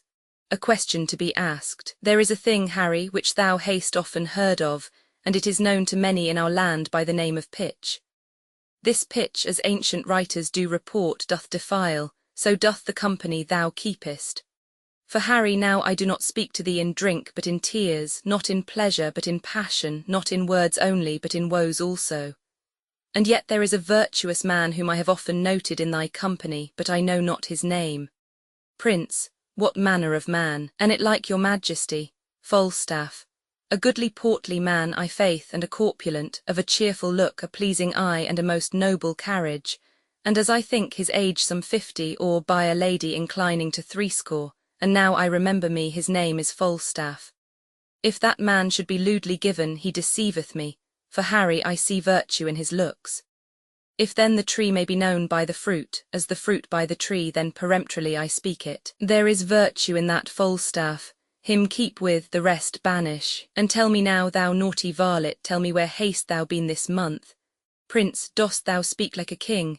Do thou stand for me, and I'll play my father. Falstaff, depose me, if thou dost it half so gravely, so majestically, both in word and matter, hang me up by the heels for a rabbit sucker or a poulter's hare. Prince, well, here I am set, Falstaff, and here I stand. Judge, my masters. Prince, now, Harry, whence come you? Falstaff, my noble lord. From Eastcheap. Prince, the complaints I hear of thee are grievous. Falstaff, blood, my lord, they are false.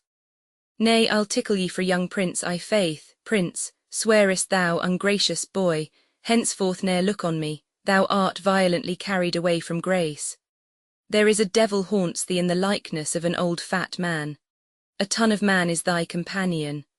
Why dost thou converse with that trunk of humours, that bolting hutch of beastliness, that swollen parcel of dropsies, that huge bombard of sack, that stuffed cloak bag of guts, that roasted Manningtree ox with the pudding in his belly, that reverend vice, that grey iniquity, that father ruffian, that vanity in years? Wherein is he good but to taste sack and drink it? Wherein neat and cleanly but to carve a capon and eat it? Wherein cunning but in craft? Wherein crafty but in villainy? Wherein villainous but in all things? Wherein worthy but in nothing? Falstaff, I would your grace would take me with you. Whom means your grace, Prince? That villainous abominable misleader of youth, Falstaff, that old white-bearded Satan. Falstaff, my lord, the man I know. Prince, I know thou dost. Falstaff, but to say I know more harm in him than in myself were to say more than I know. That he is old, the more the pity, his white hairs do witness it. But that he is, saving your reverence, a whoremaster, that I utterly deny. If sack and sugar be a fault, God help the wicked. If to be old and merry be a sin, then many an old host that I know is damned. If to be fat be to be hated, then Pharaoh's lean kine are to be loved. No, my good lord, banish Peto, banish Bardolph, banish Poins, but for sweet Jack Falstaff, kind Jack Falstaff, true Jack Falstaff, valiant Jack Falstaff, and therefore more valiant, being as he is old Jack Falstaff, banish not him thy Harry's company, banish not him thy Harry's company. Banish plump Jack, and banish all the world. Prince, I do, I will. A knocking heard.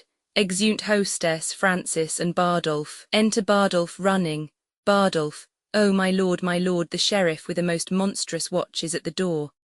Falstaff, out ye rogue, play out the play, I have much to say in the behalf of that Falstaff. Enter the hostess hastily. Hostess, oh Jesu, my lord, Prince. Hey, hey, the devil rides upon a fiddlestick, what's the matter, hostess? the sheriff and all the watch are at the door, they are come to search the house. Shall I let them in, Falstaff? Dost thou hear, Hal? Never call a true piece of gold a counterfeit, thou art essentially made without seeming so. Prince, and thou a natural coward without instinct. Falstaff, I deny your major. If you will deny the sheriff, so if not, let him enter. If I become not a cart as well as another man, a plague on my bringing up, I hope I shall as soon be strangled with a halter as another. Prince, go hide thee behind the arras, the rest walk up above. Now, my masters, if for a true face and good conscience, Falstaff, both which I have had, but their date is out, and therefore I'll hide me. Prince, call in the sheriff, exeunt all but the prince and Peto, enter sheriff and the carrier. Now, master sheriff, what is your will with me? Sheriff, first pardon me, my lord, a hue and cry hath followed certain men unto this house. Prince, what men? Sheriff, one of them is well known, my gracious lord, a gross fat man. Carrier, as fat as butter. Prince, the man I do assure you is not here, for I myself at this time have employed him, and sheriff, I will engage my word to thee that I will by tomorrow dinner time send him to answer thee or any man for anything he shall be charged withal. And so let me entreat you leave the house. Sheriff, I will, my lord, there are 2 gentlemen have in this robbery lost 300 marks. Prince, it may be so. If he have robbed these men he shall be answerable, and so farewell. Sheriff, good night, my noble lord. Prince, I think it is good morrow, is it not? Sheriff, indeed, my lord, I think it be 2 o'clock. Exit sheriff with the carrier. Prince, this oily rascal is known as well as Paul's. Go, call him forth. Peto, Falstaff, fast asleep behind the arras and snorting like a horse. Prince, hark how hard he fetches breath, search his pockets.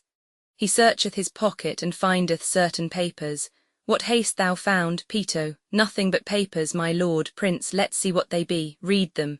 Peto reads item a capon, 2s 2d, item sauce 4d, item sack 2 gallons, 5s 8d, item anchovies and sack after supper 2s, 6d. Item bread ob. Prince, O monstrous, but 1 halfpenny worth of bread to this intolerable deal of sack. What there is else, keep close, we'll read it at more advantage. There let him sleep till day. I'll to the court in the morning, we must all to the wars, and thy place shall be honourable. I'll procure this fat rogue a charge of foot, and I know his death will be a march of 12 score. The money shall be paid back again with advantage. Be with me betimes in the morning, and so good morrow, Peto. Peto, good morrow, good my lord. Exeunt, Act Roman 3 Scene I. Bangor, a room in the Archdeacon's house. Enter Hotspur, Worcester, Mortimer and Glendower. Mortimer, these promises are fair, the parties sure, and our induction full of prosperous hope. Hotspur, Lord Mortimer and cousin Glendower, will you sit down, and Uncle Worcester, a plague upon it. I have forgot the map. Glendower, no, here it is. Sit, cousin Percy, sit, good cousin Hotspur, for by that name as oft as Lancaster doth speak of you his cheek looks pale, and with a rising sigh he wisheth you in heaven. Hotspur, and you in hell as oft as he hears Owen Glendower spoke of. Glendower, I cannot blame him. At my nativity the front of heaven was full of fiery shapes of burning cressets, and at my birth the frame and huge foundation of the earth shaked like a coward. Hotspur, why, so it would have done at the same season if your mother's cat had but kittened, though yourself had never been born. Glendower, I say the earth did shake when I was born. Hotspur, and I say the earth was not of my mind, if you suppose as fearing you it shook. Glendower, the heavens were all on fire, the earth did tremble.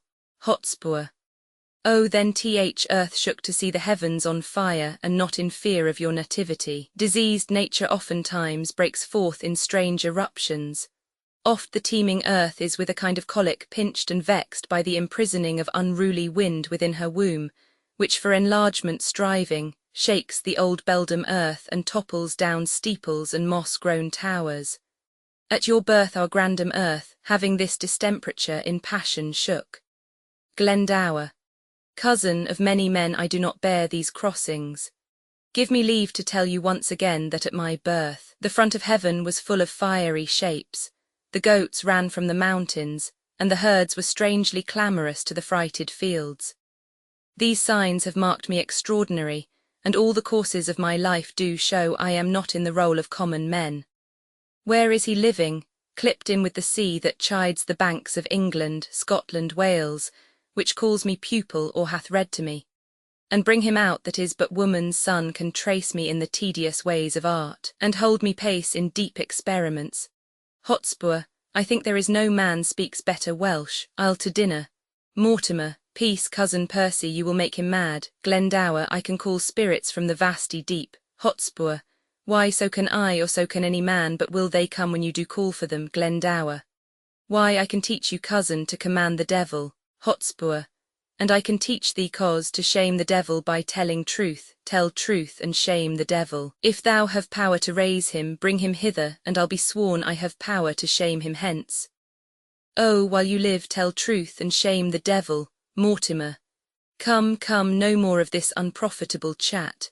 Glendower, 3 times hath Henry Bolingbroke made head against my power, thrice from the banks of Wye and sandy-bottomed. 7 have I sent him bootless home and weather-beaten back.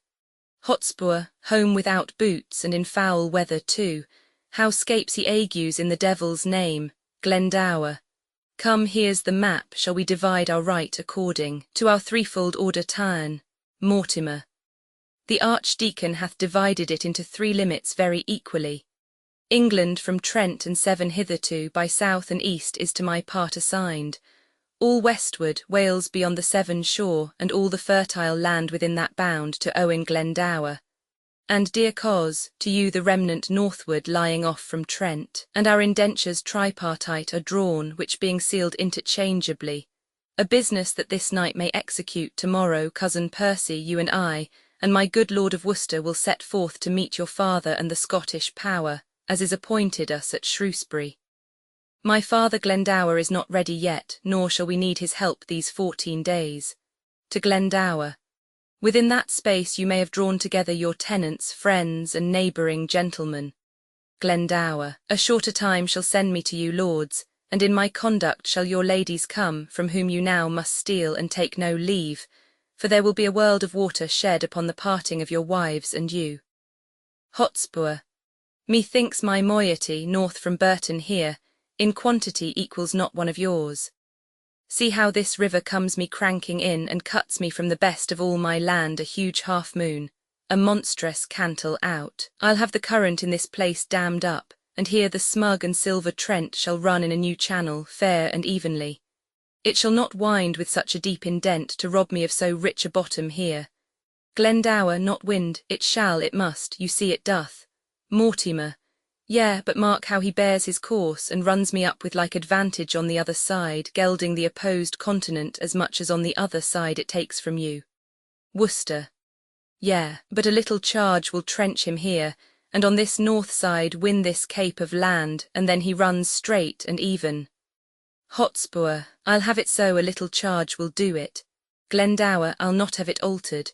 Hotspur, will not you? Glendower, no, nor you shall not. Hotspur, who shall say me nay? Glendower, why that will I. Hotspur, let me not understand you then, speak it in Welsh. Glendower, I can speak English, lord, as well as you, for I was trained up in the English court, where being but young I framed to the harp many an English ditty lovely well, and gave the tongue a helpful ornament, a virtue that was never seen in you. Hotspur, marry, and I am glad of it with all my heart. I had rather be a kitten and cry mew than one of these same metre ballad mongers. I had rather hear a brazen candlestick turned or a dry wheel grate on the axletree, and that would set my teeth nothing on edge, nothing so much as mincing poetry. 'Tis like the forced gait of a shuffling nag. Glendower, come, you shall have Trent turned. Hotspur, I do not care. I'll give thrice so much land to any well-deserving friend, but in the way of bargain, mark ye me, I'll cavil on the 9th part of a hare. Are the indentures drawn? Shall we be gone? Glendower, the moon shines fair, you may away by night. I'll haste the writer, and with I'll break with your wives of your departure hence. I am afraid my daughter will run mad, so much she doteth on her Mortimer. Exit. Mortimer. Fie, cousin Percy, how you cross my father. Hotspur, I cannot choose. Sometimes he angers me with telling me of the mould-warp and the ant, of the dreamer Merlin and his prophecies, and of a dragon and a finless fish, a clip-winged griffin and a molten raven, a couching lion and a ramping cat, and such a deal of skimble-scamble stuff as puts me from my faith. I tell you what, He held me last night at least 9 hours in reckoning up the several devils' names that were his lackeys. I cried hum, and well, go to, but marked him not a word. Oh, he is as tedious as a tired horse, a railing wife, worse than a smoky house. I had rather live with cheese and garlic in a windmill, far than feed on cates and have him talk to me in any summer house in Christendom. Mortimer. In faith he is a worthy gentleman, exceedingly well read, and profited in strange concealments, valiant as a lion and wondrous affable, and as bountiful as mines of India. Shall I tell you, cousin, he holds your temper in a high respect, and curbs himself even of his natural scope when you come cross his humour, faith, he does. I warrant you that man is not alive might so have tempted him as you have done without the taste of danger and reproof. But do not use it oft, let me entreat you. Worcester. In faith, my lord, you are too wilful blame, and since your coming hither have done enough to put him quite besides his patience. You must needs learn, lord, to amend this fault, though sometimes it show greatness, courage, blood, and that's the dearest grace it renders you. Yet oftentimes it doth present harsh rage, defect of manners, want of government, pride, haughtiness, opinion, and disdain, the least of which haunting a nobleman loseth men's hearts and leaves behind a stain upon the beauty of all parts besides, beguiling them of commendation. Hotspur. Well, I am schooled. Good manners be your speed. Here come our wives, and let us take our leave. Enter Glendower with Lady Mortimer and Lady Percy. Mortimer. This is the deadly spite that angers me. My wife can speak no English, I know Welsh. Glendower, my daughter weeps she'll not part with you, she'll be a soldier too, she'll to the wars. Mortimer. Good father, tell her that she and my Aunt Percy shall follow in your conduct speedily. Glendower speaks to Lady Mortimer in Welsh, and she answers him in the same. Glendower, she is desperate here, a peevish self-willed harlotry, one that no persuasion can do good upon. Lady Mortimer speaks to Mortimer in Welsh. Mortimer, I understand thy looks, that pretty Welsh which thou pourest down from these swelling heavens I am too perfect in, and but for shame in such a parley should I answer thee. Lady Mortimer speaks to him again in Welsh. I understand thy kisses, and thou mine, and that's a feeling disputation, but I will never be a truant, love, till I have learnt thy language. For thy tongue makes Welsh as sweet as ditties highly penned, sung by a fair queen in a summer's bower with ravishing division, to her lute, Glendower. Nay, if you melt, then will she run mad. Lady Mortimer speaks to Mortimer again in Welsh. Mortimer. Oh, I am ignorance itself in this, Glendower. She bids you on the wanton rushes lay you down, and rest your gentle head upon her lap, and she will sing the song that pleaseth you, and on your eyelids crown the god of sleep, charming your blood with pleasing heaviness, making such difference twixt wake and sleep as is the difference betwixt day and night, the hour before the heavenly harnessed team begins his golden progress in the east. Mortimer. With all my heart I'll sit and hear her sing, by that time will our book, I think, be drawn. Glendower. Do so, and those musicians that shall play to you hang in the air 1,000 leagues from hence, and straight they shall be here, sit and attend. Hotspur. Come, Kate, thou art perfect in lying down. Come quick, quick, that I may lay my head in thy lap. Lady Percy. Go, ye giddy goose. The music plays, Hotspur. Now I perceive the devil understands Welsh, and 'tis no marvel he's so humorous. By a lady he's a good musician, Lady Percy. Then should you be nothing but musical, for you are altogether governed by humours. Lie still, ye thief, and hear the lady sing in Welsh. Hotspur. I had rather hear Lady my brack howl in Irish. Lady Percy. Wouldst thou have thy head broken? Hotspur. No, Lady Percy, then be still. Hotspur. Neither, 'tis a woman's fault. Lady Percy. Now God help thee, Hotspur, to the Welsh lady's bed. Lady Percy. What's that? Hotspur. Peace, she sings. Here the lady sings a Welsh song. Come, Kate, I'll have your song too. Lady Percy. Not mine, in good sooth. Hotspur. Not yours, in good sooth. Heart, you swear like a comfit-maker's wife. Not you, in good sooth, and as true as I live, and as God shall mend me, and as sure as day, and givest such sarsenet surety for thy oaths, as if thou never walkedst further than Finsbury. Swear me, Kate, like a lady as thou art, a good mouth-filling oath, and leave in sooth, and such protest of pepper gingerbread to velvet guards and Sunday citizens. Come, sing, Lady Percy, I will not sing. Hotspur, 'tis the next way to turn tailor or be redbreast teacher. And the indentures be drawn, I'll away within these 2 hours, and so come in when ye will. Exit, Glendower. Come, come, Lord Mortimer, you are as slow as hot Lord Percy is on fire to go. By this our book is drawn, we'll but seal and then to horse immediately. Mortimer, with all my heart. Exeunt, scene Roman 2. London, a room in the palace. Enter King Henry, Prince Henry and Lords. King, Lords, give us leave. The Prince of Wales and I must have some private conference, but be near at hand, for we shall presently have need of you. Exeunt Lords, I know not whether God will have it so for some displeasing service I have done that in his secret doom, out of my blood he'll breed revengement and a scourge for me.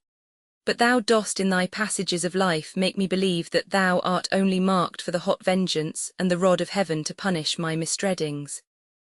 Tell me else, could such inordinate and low desires, such poor, such bare, such lewd, such mean attempts, such barren pleasures, rude society as thou art matched withal and grafted to, accompany the greatness of thy blood, and hold their level with thy princely heart? A prince. So please your majesty, I would I could quit all offences with as clear excuse as well as I am doubtless I can purge myself of many I am charged withal. Yet such extenuation let me beg as, in reproof of many tales devised, by smiling pickthanks and base newsmongers, which oft the ear of greatness needs must hear, I may for some things true, wherein my youth hath faulty wandered and irregular, find pardon on my true submission. King, God pardon thee. Yet let me wonder, Harry, at thy affections, which do hold a wing quite from the flight of all thy ancestors. Thy place in council thou hast rudely lost, which by thy younger brother is supplied, and art almost an alien to the hearts of all the court and princes of my blood. The hope and expectation of thy time is ruined, and the soul of every man prophetically do forethink thy fall. Had I so lavish of my presence been, so common hackneyed in the eyes of men, so stale and cheap to vulgar company, opinion that did help me to the crown had still kept loyal to possession, and left me in reputeless banishment, a fellow of no mark nor likelihood. By being seldom seen I could not stir but like a comet I was wondered at, that men would tell their children, this is he. Others would say, where which is Bolingbroke, and then I stole all courtesy from heaven, and dressed myself in such humility that I did pluck allegiance from men's hearts, loud shouts and salutations from their mouths, even in the presence of the crowned king. Thus did I keep my person fresh and new, my presence like a robe pontifical, ne'er seen but wondered at, and so my state, seldom but sumptuous, showed like a feast, and won by rareness such solemnity. The skipping king he ambled up and down with shallow jesters and rash bavin wits, soon kindled and soon burnt, carded his state, mingled his royalty with capering fools, had his great name profaned with their scorns, and gave his countenance against his name to laugh at gibing boys and stand the push of every beardless vain comparative. Grew a companion to the common streets, enfiefed himself to popularity, that being daily swallowed by men's eyes, they surfeited with honey, and began to loathe the taste of sweetness, whereof a little more than a little is by much too much. So when he had occasion to be seen, he was but as the cuckoo is in June, heard, not regarded, seen but with such eyes as, sick and blunted with community, afford no extraordinary gaze, such as is bent on sun-like majesty when it shines seldom in admiring eyes, but rather drowsed and hung their eyelids down, slept in his face, and rendered such aspect as cloudy men used to their adversaries, being with his presence glutted, gorged, and full. And in that very line, Harry, standest thou, for thou hast lost thy princely privilege with vile participation. Not an eye but is weary of thy common sight, save mine, which hath desired to see thee more, which now doth that I would not have it do, make blind itself with foolish tenderness. Prince, I shall hereafter my thrice gracious lord be more myself. King, for all the world as thou art to this hour was Richard then when I from France set foot at Ravensperg, and even as I was then is Percy now. Now, by my sceptre and my soul to boot, he hath more worthy interest to the state than thou, the shadow of succession. For of no right, nor colour like to right, he doth fill fields with harness in the realm, turns head against the lion's armed jaws, and being no more in debt to years than thou, leads ancient lords and reverend bishops on to bloody battles and to bruising arms. What never-dying honour hath he got against renowned Douglas, whose high deeds, whose hot incursions and great name in arms, holds from all soldiers chief majority and military title capital through all the kingdoms that acknowledge Christ. Thrice hath this Hotspur, Mars in swathing clothes, this infant warrior, in his enterprises discomfited great Douglas, ta'en him once, enlarged him and made a friend of him, to fill the mouth of deep defiance up, and shake the peace and safety of our throne. And what say you to this? Percy, Northumberland, the Archbishops, Grace of York, Douglas, Mortimer, capitulate against us and are up. But wherefore do I tell these news to thee? Why, Harry, do I tell thee of my foes, which art my nearest and dearest enemy? Thou that art like enough, through vassal fear, base inclination, and the start of spleen, to fight against me under Percy's pay, to dog his heels and curtsy at his frowns, to show how much thou art degenerate. Prince, do not think so, you shall not find it so. And God forgive them that so much have swayed your majesty's good thoughts away from me. I will redeem all this on Percy's head, and in the closing of some glorious day be bold to tell you that I am your son, when I will wear a garment all of blood, and stain my favours in a bloody mask, which washed away shall scour my shame with it. And that shall be the day, whene'er it lights, that this same child of honour and renown, this gallant Hotspur, this all-praised knight, and your unthought-of Harry chance to meet. For every honour sitting on his helm would they were multitudes, and on my head my shames redoubled. For the time will come, that I shall make this northern youth exchange his glorious deeds for my indignities. Percy is but my factor, good my lord, to engross up glorious deeds on my behalf, and I will call him to so strict account that he shall render every glory up, yea, even the slightest worship of his time, or I will tear the reckoning from his heart. This in the name of God I promise here, the which if he be pleased I shall perform. I do beseech your majesty may salve the long-grown wounds of my intemperance. If not, the end of life cancels all bands, and I will die 100,000 deaths ere break the smallest parcel of this vow. King, 100,000 rebels die in this, thou shalt have charge and sovereign trust herein. Enter Sir Walter Blunt. How now, good Blunt, thy looks are full of speed. Blunt, so hath the business that I come to speak of. Lord Mortimer of Scotland hath sent word that Douglas and the English rebels met the 11th of this month at Shrewsbury. A mighty and a fearful head they are, if promises be kept on every hand, as ever offered foul play in a state. King, the Earl of Westmoreland set forth today, with him my son Lord John of Lancaster, for this advertisement is 5 days old. On Wednesday next you, Harry, shall set forward, on Thursday we ourselves will march. Our meeting is Bridgenorth, and Harry, you shall march through Gloucestershire, by which account our business valued, some 12 days hence our general forces at Bridgenorth shall meet. Our hands are full of business, let's away, advantage feeds him fat while men delay. Exeunt, scene Roman 3, Eastcheap, a room in the Boar's Head Tavern, enter Falstaff and Bardolph. Falstaff, Bardolph, am I not fallen away vilely since this last action? Do I not bate, do I not dwindle? Why, my skin hangs about me like an old lady's loose gown. I am withered like an old apple, John. Well, I'll repent, and that suddenly, while I am in some liking.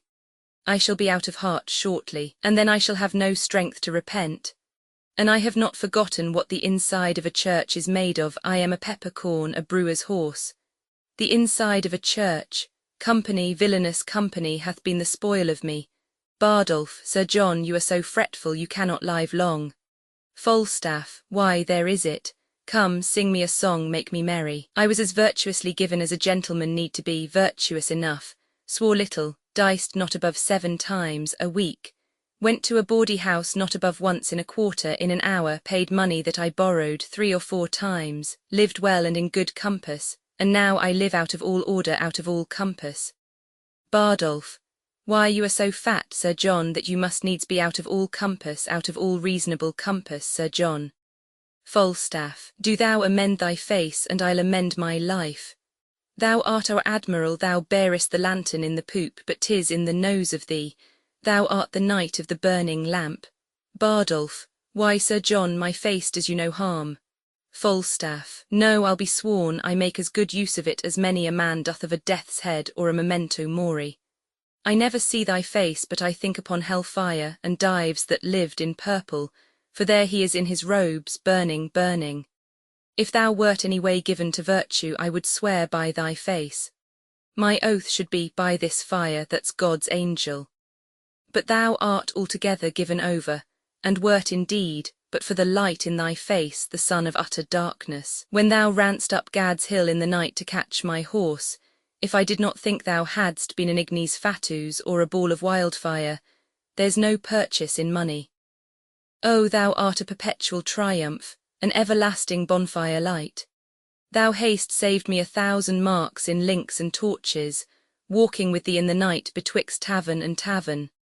But the sack that thou hast drunk me would have bought me lights as good cheap at the dearest chandler's in Europe. I have maintained that salamander of yours with fire any time this 32 years, God reward me for it. Bardolph, blood, I would my face were in your belly. Falstaff, God a mercy, so should I be sure to be heartburnt. Enter the hostess. How now, Dame Partlet the hen, have you enquired yet who picked my pocket? Hostess. Why, Sir John, what do you think, Sir John, do you think I keep thieves in my house? I have searched, I have enquired, so has my husband, man by man, boy by boy, servant by servant. The tithe of a hair was never lost in my house before. Falstaff, ye lie, hostess. Bardolph was shaved and lost many a hair, and I'll be sworn my pocket was picked. Go to, you are a woman, go, hostess, who I know, I defy thee, God's light, I was never called so in mine own house before. Falstaff, go to, I know you well enough. Hostess, no, Sir John, you do not know me, Sir John, I know you, Sir John. You owe me money, Sir John, and now you pick a quarrel to beguile me of it. I bought you a dozen of shirts to your back. Falstaff, dowlers, filthy dowlers, I have given them away to bakers' wives, and they have made bolters of them. Hostess, now as I am a true woman, Holland of 8 shillings an ell, you owe money here besides, Sir John, for your diet and by drinkings, and money lent you £24. Falstaff, he had his part of it, let him pay. Hostess, he, alas, he is poor, he hath nothing. Falstaff, how poor, look upon his face. What call you rich? Let them coin his nose, let them coin his cheeks, I'll not pay a denier. What will you make a younker of me? Shall I not take mine ease in mine inn, but I shall have my pocket picked? I have lost a seal ring of my grandfather's worth 40 mark. Hostess, O Jesu, I have heard the prince tell him, I know not how oft, that that ring was copper. Falstaff, how? The prince is a jack, a sneak-up. Blood, and he were here, I would cudgel him like a dog if he would say so. Enter Prince Henry with Peto marching. Falstaff meets him playing on his truncheon like a fife. How now, lad, is the wind in that door, I faith, must we all march? Bardolph, yea, 2 and 2 Newgate fashion. Hostess, my lord, I pray you hear me. Prince, what say'st thou, mistress, quickly? How doth thy husband? I love him well, he is an honest man. Hostess, good my lord, hear me. Falstaff, prithee let her alone and list to me. Prince, what say'st thou, Jack? Falstaff, the other night I fell asleep here behind the arras and had my pocket picked. This house is turned bawdy house, they pick pockets. Prince, what didst thou lose, Jack? Falstaff, wilt thou believe me, Hal, 3 or 4 bonds of £40 apiece and a seal ring of my grandfather's. Prince, a trifle, some 8 matter. Hostess, so I told him, my lord, and I said I heard your grace say so. And my lord, he speaks most vilely of you, like a foul-mouthed man as he is, and said he would cudgel you. Prince, what, he did not. Hostess, there's neither faith, truth, nor womanhood in me else. Falstaff, there's no more faith in thee than in a stewed prune, nor no more truth in thee than in a drawn fox, and for womanhood Maid Marian may be the deputy's wife of the ward to thee. Go, you thing, go. Hostess, say what thing, Falstaff, what thing? Why, a thing to thank God on. Hostess, I am no thing to thank God on, I would thou shouldst know it. I am an honest man's wife, and setting thy knighthood aside, thou art a knave to call me so. Falstaff, setting thy womanhood aside, thou art a beast to say otherwise. Hostess, Say what beast thou knave thou, Falstaff, what beast? Why an otter, Prince, an otter, Sir John, why an otter, Falstaff? Why she's neither fish nor flesh, a man knows not where to have her. Hostess, thou art an unjust man in saying so, thou or any man knows where to have me, thou knave thou. Prince, thou say'st true, hostess, and he slanders thee most grossly. Hostess, so he doth you, my lord, and said this other day you ought him £1,000. Prince, sirrah, do I owe you £1,000? Falstaff, £1,000, Hal, 1,000,000, thy love is worth 1,000,000, thou owest me thy love. Hostess, nay, my lord, he called you Jack, and said he would cudgel you. Falstaff, did I, Bardolph? Indeed, Sir John, you said so. Falstaff, yea, if he said my ring was copper. Prince, I say 'tis copper, darest thou be as good as thy word now? Falstaff, why, Hal, thou knowest as thou art but man I dare, but as thou art prince I fear thee as I fear the roaring of the lion's whelp. Prince, and why not as the lion? Falstaff, the king himself is to be feared as the lion. Dost thou think I'll fear thee as I fear thy father? Nay, and I do, I pray God my girdle break. Prince, oh, if it should, how would thy guts fall about thy knees? But, sirrah, there's no room for faith, truth, nor honesty in this bosom of thine. It is all filled up with midriff. Charge an honest woman with picking thy pocket. Why, thou whoreson, impudent, embossed rascal, if there were anything in thy pocket but tavern reckonings, memorandums of bawdy houses, and one poor pennyworth of sugar candy to make thee long-winded. If thy pocket were enriched with any other injuries but these, I am a villain. And yet you will stand to it, you will not pocket up wrong. Art thou not ashamed? Falstaff, dost thou hear, Hal? Thou knowest in the state of innocency Adam fell, and what should poor Jack Falstaff do in the days of villainy? Thou seest I have more flesh than another man, and therefore more frailty.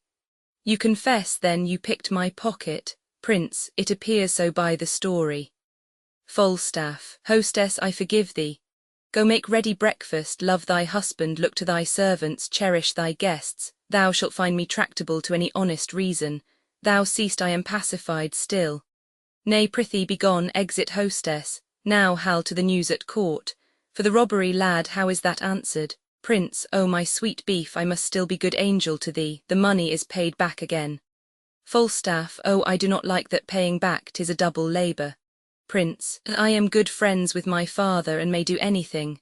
Falstaff, rob me the exchequer the first thing thou dost, and do it with unwashed hands too.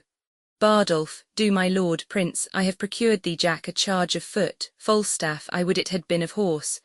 Where shall I find one that can steal well? Oh, for a fine thief of the age of 22 or thereabouts, I am heinously unprovided. Well, God be thanked for these rebels, they offend none but the virtuous. I laud them, I praise them. Prince, Bardolph, my lord, Prince, go bear this letter to Lord John of Lancaster, to my brother John, this to my lord of Westmoreland. Exit, Bardolph. Go, Peto, to horse, for thou and I have 30 miles to ride yet ere dinner time. Exit, Peto. Jack, meet me tomorrow in the Temple Hall at 2 o'clock in the afternoon. There shalt thou know thy charge, and there receive money and order for their furniture. The land is burning, Percy stands on high, and either we or they must lower lie. Exit. Falstaff, rare words, brave world. Hostess, my breakfast come. Oh, I could wish this tavern were my drum. Exit. Act Roman 4, Scene I, the rebel camp near Shrewsbury. Enter Hotspur, Worcester, and Douglas.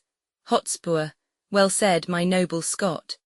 If speaking truth in this fine age were not thought flattery, such attribution should the Douglas have as not a soldier of this season's stamp should go so general current through the world. By God, I cannot flatter, I do defy the tongues of soothers, but a braver place in my heart's love hath no man than yourself. Nay, task me to my word, approve me, Lord Douglas, thou art the king of honour. No man so potent breathes upon the ground but I will beard him. Hotspur, do so, and 'tis well. Enter a messenger with letters. What letters haste thou there? I can but thank you. Messenger, these letters come from your father. Hotspur, letters from him. Why comes he not himself? Messenger, he cannot come, my lord, he is grievous sick. Hotspur, zounds, how has he the leisure to be sick in such a justling time? Who leads his power, under whose government come they along? Messenger, his letters bear his mind, not I, my lord. Worcester, I prithee tell me, doth he keep his bed? Messenger, He did, my lord, 4 days ere I set forth, and at the time of my departure thence he was much feared by his physicians. Worcester, I would the state of time had first been whole ere he by sickness had been visited. His health was never better worth than now. Hotspur, sick now, droop now. This sickness doth infect the very life-blood of our enterprise, 'tis catching hither even to our camp. He writes me here that inward sickness, and that his friends by deputation could not so soon be drawn, nor did he think it meet to lay so dangerous and dear a trust on any soul removed, but on his own. Yet doth he give us bold advertisement, that with our small conjunction we should on, to see how fortune is disposed to us, for as he writes there is no quailing now, because the king is certainly possessed of all our purposes.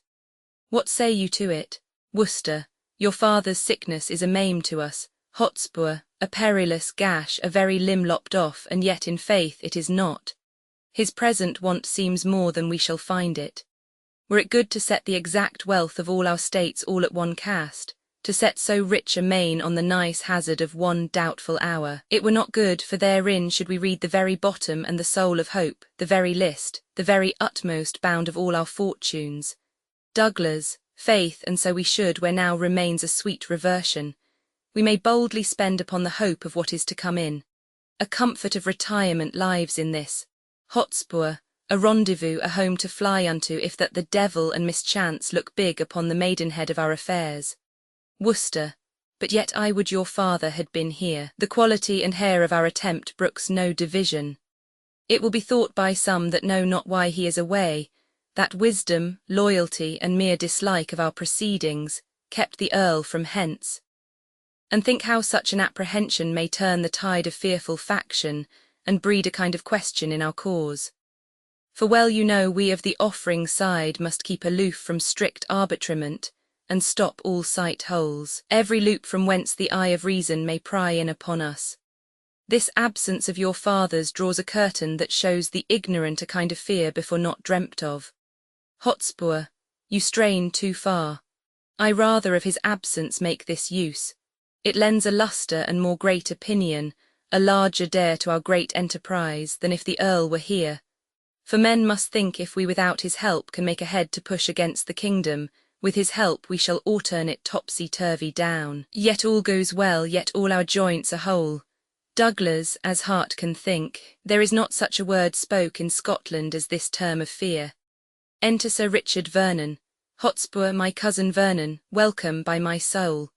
Vernon, pray God my news be worth a welcome, lord. The Earl of Westmoreland, 7,000 strong, is marching hitherwards with him Prince John. Hotspur, no harm, what more, Vernon? And further I have learned the king himself in person is set forth, or hitherwards intended speedily, with strong and mighty preparation. Hotspur, he shall be welcome too. Where is his son, the nimble-footed madcap Prince of Wales, and his comrades that daft the world aside and bid it pass? Vernon, all furnished, all in arms, all plumed like estridges that with the wind baited like eagles having lately bathed, glittering in golden coats like images, as full of spirit as the month of May, and gorgeous as the sun at midsummer. Wanton as youthful goats, wild as young bulls. I saw young Harry with his beaver on, his cuisses on his thighs, gallantly armed, rise from the ground like feathered Mercury, and vaulted with such ease into his seat as if an angel dropped down from the clouds to turn and wind a fiery Pegasus, and witch the world with noble horsemanship. Hotspur, no more, no more. Worse than the sun in March this praise doth nourish agues. Let them come, they come like sacrifices in their trim, and to the fire-eyed maid of smoky war, all hot and bleeding, will we offer them. The mailed Mars shall on his altar sit up to the ears in blood. I am on fire to hear this rich reprisal is so nigh, and yet not ours. Come, let me taste my horse, who is to bear me like a thunderbolt against the bosom of the Prince of Wales. Harry to Harry shall, hot horse to horse, meet and ne'er part till one drop down a course. Oh, that Glendower were come! Vernon, there is more news. I learned in Worcester as I rode along he cannot draw his power this 14 days. Douglas, that's the worst tidings that I hear of yet. Worcester, I by my faith that bears a frosty sound. Hotspur, What may the king's whole battle reach unto? Vernon to 30,000, Hotspur 40 let it be, my father and Glendower being both away, the powers of us may serve so great a day. Come, let us take a muster speedily. Doomsday is near, die all die merrily. Douglas, talk not of dying. I am out of fear of death or death's hand for this 1/2 year. Exeunt. Scene Roman 2. A public road near Coventry. Enter Falstaff and Bardolph. Falstaff, Bardolph, get thee before to Coventry, fill me a bottle of sack. Our soldiers shall march through, we'll to Sutton Coffil tonight. Bardolph, will you give me money, captain? Falstaff, lay out, lay out. Bardolph, this bottle makes an angel. Falstaff, and if it do, take it for thy labour, and if it make 20, take them all, I'll answer the coinage. Bid my Lieutenant Peto meet me at town's end. Bardolph, I will, captain, farewell. Exit. Falstaff, if I be not ashamed of my soldiers, I am a soused gurnet. I have misused the king's press damnably. I have got, in exchange of 150 soldiers, 300 and odd pounds. I press me none but good householders, yeomen's sons, inquire me out contracted bachelors, such as had been asked twice on the bands, such a commodity of warm slaves as had as lief hear the devil as a drum, such as fear the report of a caliver worse than a struck fowl, or a hurt wild duck. I pressed me none but such toasts and butter, with hearts in their bellies no bigger than pins' heads, and they have bought out their services. And now my whole charge consists of ancients, corporals, lieutenants, gentlemen of companies, slaves as ragged as Lazarus in the painted cloth, where the glutton's dogs licked his sores, and such as indeed were never soldiers, but discarded unjust serving men, younger sons to younger brothers, revolted tapsters and ostlers trade fallen, the cankers of a calm world and a long peace, 10 times more dishonourable ragged than an old phased ancient. And such have I to fill up the rooms of them that have bought out their services, that you would think that I had 150 tattered prodigals lately come from swine keeping, from eating draff and husks. A mad fellow met me on the way, and told me I had unloaded all the gibbets and pressed the dead bodies. No eye hath seen such scarecrows. I'll not march through Coventry with them, that's flat. Nay, and the villains march wide betwixt the legs as if they had gyves on, for indeed I had the most of them out of prison. There's not a shirt and a half in all my company, and the half-shirt is 2 napkins tacked together and thrown over the shoulders like a herald's coat without sleeves. And the shirt, to say the truth, stolen from my host at St. Albans, or the red-nose innkeeper of Daventry. But that's all one, they'll find linen enough on every hedge. Enter Prince Henry and the Lord of Westmoreland. Prince, how now, blown Jack, how now, quilt Falstaff, what Hal, how now, mad wag, what a devil dost thou in Warwickshire? My good Lord of Westmoreland, I cry you mercy, I thought your honour had already been at Shrewsbury. Westmoreland. Faith, Sir John, 'tis more than time that I were there, and you too, but my powers are there already. The king, I can tell you, looks for us all, we must away all night. Falstaff, tut, never fear me, I am as vigilant as a cat to steal cream. Prince, I think to steal cream indeed, for thy theft hath already made thee butter. But tell me, Jack, whose fellows are these that come after? Falstaff, mine, Hal, mine. Prince, I did never see such pitiful rascals. Falstaff, tut, tut, good enough to toss, food for powder, they'll fill a pit as well as better. Tush, man, mortal men. Westmoreland, aye, but Sir John, methinks they are exceeding poor and bare, too beggarly. Falstaff, faith, for their poverty I know not where they had that, and for their bareness I am sure they never learned that of me. Prince, no, I'll be sworn unless you call 3 fingers on the ribs bare, but sirrah, make haste.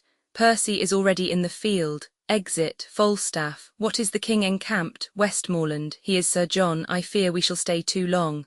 Exit. Falstaff, well, to the latter end of a fray and the beginning of a feast fits a dull fighter and a keen guest. Exit. Scene Roman 3, the rebel camp near Shrewsbury. Enter Hotspur, Worcester, Douglas and Vernon. Hotspur, we'll fight with him tonight. Worcester, it may not be. Douglas, you give him then advantage. Vernon, not a whit. Hotspur, why say you so? Looks he not for supply? Vernon, so do we. Hotspur, his is certain, ours is doubtful. Worcester, good cousin, be advised, stir not tonight. Vernon, do not, my lord. Douglas, you do not counsel well. You speak it out of fear and cold heart. Vernon, do me no slander, Douglas, by my life, and I dare well maintain it with my life, if well respected honour bid me on, I hold as little counsel with weak fear as you, my lord, or any Scot that this day lives. Let it be seen tomorrow in the battle which of us fears. Douglas, yea, or tonight. Vernon, content. Hotspur, tonight say I. Vernon, come, come, it may not be. I wonder much, being men of such great leading as you are, that you foresee not what impediments drag back our expedition. Certain horse of my cousin Vernon's are not yet come up. Your uncle Worcester's horse came but today, and now their pride and mettle is asleep, their courage with hard labour tame and dull, that not a horse is half the half himself. Hotspur, so are the horses of the enemy in general, journey baited and brought low. The better part of ours are full of rest. Worcester, the number of the king exceedeth ours. For God's sake, cousin, stay till all come in. The trumpet sounds a parley, enter Sir Walter Blunt. Blunt, I come with gracious offers from the king, if you vouchsafe me hearing and respect. Hotspur, welcome, Sir Walter Blunt, and would to God you were of our determination. Some of us love you well, and even those some envy your great deservings and good name, because you are not of our quality, but stand against us like an enemy. Blunt, and God defend, but still I should stand so long as out of limit and true rule. You stand against anointed majesty, but to my charge. The king hath sent to know the nature of your griefs, and whereupon you conjure from the breast of civil peace such bold hostility, teaching his duteous land audacious cruelty. If that the king have any way your good deserts forgot, which he confesseth to be manifold, he bids you name your griefs, and, with all speed you shall have your desires with interest and pardon absolute for yourself, and these herein misled by your suggestion. Hotspur, the king is kind, and well we know the king knows at what time to promise, when to pay. My father and my uncle and myself did give him that same royalty he wears, and when he was not 26 strong, sick in the world's regard, wretched and low, a poor unminded outlaw sneaking home, my father gave him welcome to the shore. And when he heard him swear and vow to God he came but to be Duke of Lancaster, to sue his livery, and beg his peace with tears of innocence and terms of zeal, my father, in kind heart and pity moved, swore him assistance, and performed it too. Now, when the lords and barons of the realm perceived Northumberland did lean to him, the more and less came in with cap and knee, met him in boroughs, cities, villages, attended him on bridges, stood in lanes, laid gifts before him, proffered him their oaths, give him their heirs as pages, followed him even at the heels in golden multitudes. He presently, as greatness knows itself, steps me a little higher than his vow made to my father while his blood was poor upon the naked shore at Ravensburg, and now forsooth takes on him to reform some certain edicts and some strait decrees that lie too heavy on the commonwealth, cries out upon abuses, seems to weep over his country's wrongs, and by this face, this seeming brow of justice, did he win the hearts of all that he did angle for, proceeded further, cut me off the heads of all the favourites that the absent king in deputation left behind him here when he was personal in the Irish war. Blunt, tut, I came not to hear this. Hotspur, then to the point. In short time after he deposed the king, soon after that deprived him of his life, and in the neck of that tasked the whole state. To make that worse, suffered his kinsman March, who is, if every owner were well placed, indeed his king, to be engaged in Wales, there without ransom to lie forfeited. Disgraced me in my happy victories, sought to entrap me by intelligence, rated mine uncle from the council board, enraged dismissed my father from the court, broke oath on oath, committed wrong on wrong, and in conclusion drove us to seek out this head of safety, and withal to pry into his title, the which now we find too indirect for long continuance. Blunt, shall I return this answer to the king? Hotspur, not so, Sir Walter, we'll withdraw a while. Go to the king, and let there be impawned some surety for a safe return again, and in the morning early shall my uncle bring him our purposes, and so farewell. Blunt, I would you would accept of grace and love. Hotspur, and maybe so we shall. Blunt, pray God you do. Exeunt. Scene Roman 4, York. A room in the Archbishop's palace. Enter the Archbishop of York and Sir Michael. Archbishop, high good Sir Michael, bear this sealed brief with winged haste to the Lord Marshal, this to my cousin Scroop and all the rest to whom they are directed. If you knew how much they do import, you would make haste. Sir Michael, my good lord, I guess their tenor. Archbishop, like enough you do.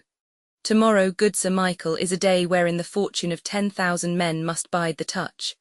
For sir, at Shrewsbury, as I am truly given to understand, the king with mighty and quick-raised power meets with Lord Harry. And I fear, Sir Michael, what with the sickness of Northumberland, whose power was in the first proportion, and what with Owen Glendower's absence thence, who with them was a rated sinew too, and comes not in, o'erruled by prophecies, I fear the power of Percy is too weak to wage an instant trial with the king. Sir Michael, why, my good lord, you need not fear, there is Douglas and Lord Mortimer. Archbishop, no, Mortimer is not there, Sir Michael.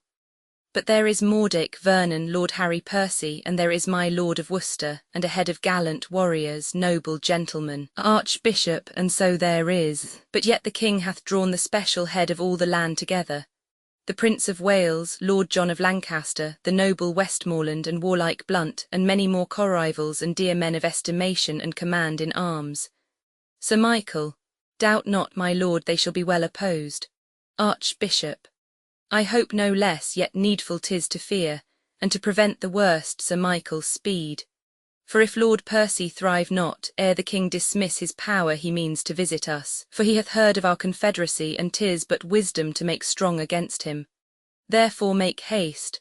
I must go right again to other friends, and so farewell, Sir Michael. Exeunt, Act V, Scene I, the king's camp near Shrewsbury. Enter King Henry, Prince Henry, Lancaster, Sir Walter Blunt, and Sir John Falstaff. King, how bloodily the sun begins to peer above yon bulky hill, the day looks pale at his distemperature.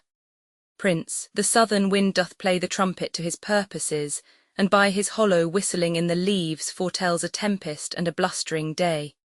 King, then with the losers let it sympathize, for nothing can seem foul to those that win.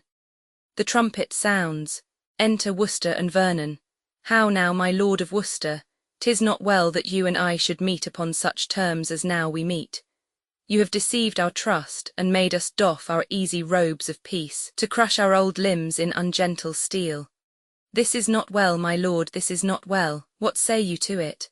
Will you again unknit this churlish knot of all-abhorred war, and move in that obedient orb again where you did give a fair and natural light, and be no more an exhaled meteor, a prodigy of fear and a portent of broached mischief to the unborn times? Worcester, hear me, my liege. For mine own part, I could be well content to entertain the lag end of my life with quiet hours, for I do protest I have not sought the day of this dislike. King, you have not sought it, how comes it then? Falstaff, rebellion lay in his way and he found it. Prince, peace, Chewit, peace. Worcester, it pleased your majesty to turn your looks of favour from myself and all our house, and yet I must remember you, my lord, we were the first and dearest of your friends. For you my staff of office did I break in Richard's time, and posted day and night to meet you on the way, and kiss your hand, when yet you were in place, and in account nothing so strong and fortunate as I. But in short space it rained down fortune showering on your head, and such a flood of greatness fell on you. What with our help, what with the absent king, what with the injuries of a wanton time, the seeming sufferances that you had borne, and the contrarious winds that held the king so long in his unlucky Irish wars that all in England did repute him dead. And from this swarm of fair advantages you took occasion to be quickly wooed to gripe the general sway into your hand, forgot your oath to us at Doncaster, and being fed by us you used us so as that ungentle gull, the cuckoo's bird useth the sparrow, did oppress our nest, grew by our feeding to so great a bulk that even our love durst not come near your sight for fear of swallowing. But with nimble wing we were enforced, for safety's sake, to fly out of your sight, and raise this present head, whereby we stand opposed by such means as you yourself have forged against yourself, by unkind usage, dangerous countenance and violation of all faith and troth sworn to us in your younger enterprise. It was myself, my brother and his son, that brought you home, and boldly did outdare the dangers of the time. You swore to us, and you did swear that oath at Doncaster, that you did nothing purpose gainst the state, nor claim no further than your new-fallen right, the seat of Gaunt, dukedom of Lancaster. To this we swore our aid. King. These things indeed you have articulate, proclaimed at market crosses, read in churches, to face the garment of rebellion with some fine colour that may please the eye of fickle changelings and poor discontents, which gape and rub the elbow at the news of hurly-burly innovation. And never yet did insurrection want such water-colours to impaint his cause, nor moody beggars starving for a time of pell-mell havoc and confusion. Prince, in both your armies there is many a soul shall pay full dearly for this encounter if once they join in trial. Tell your nephew, the Prince of Wales doth join with all the world in praise of Henry Percy. By my hopes this present enterprise set off his head, I do not think a braver gentleman, more active valiant or more valiant young, more daring or more bold, is now alive to grace this latter age with noble deeds.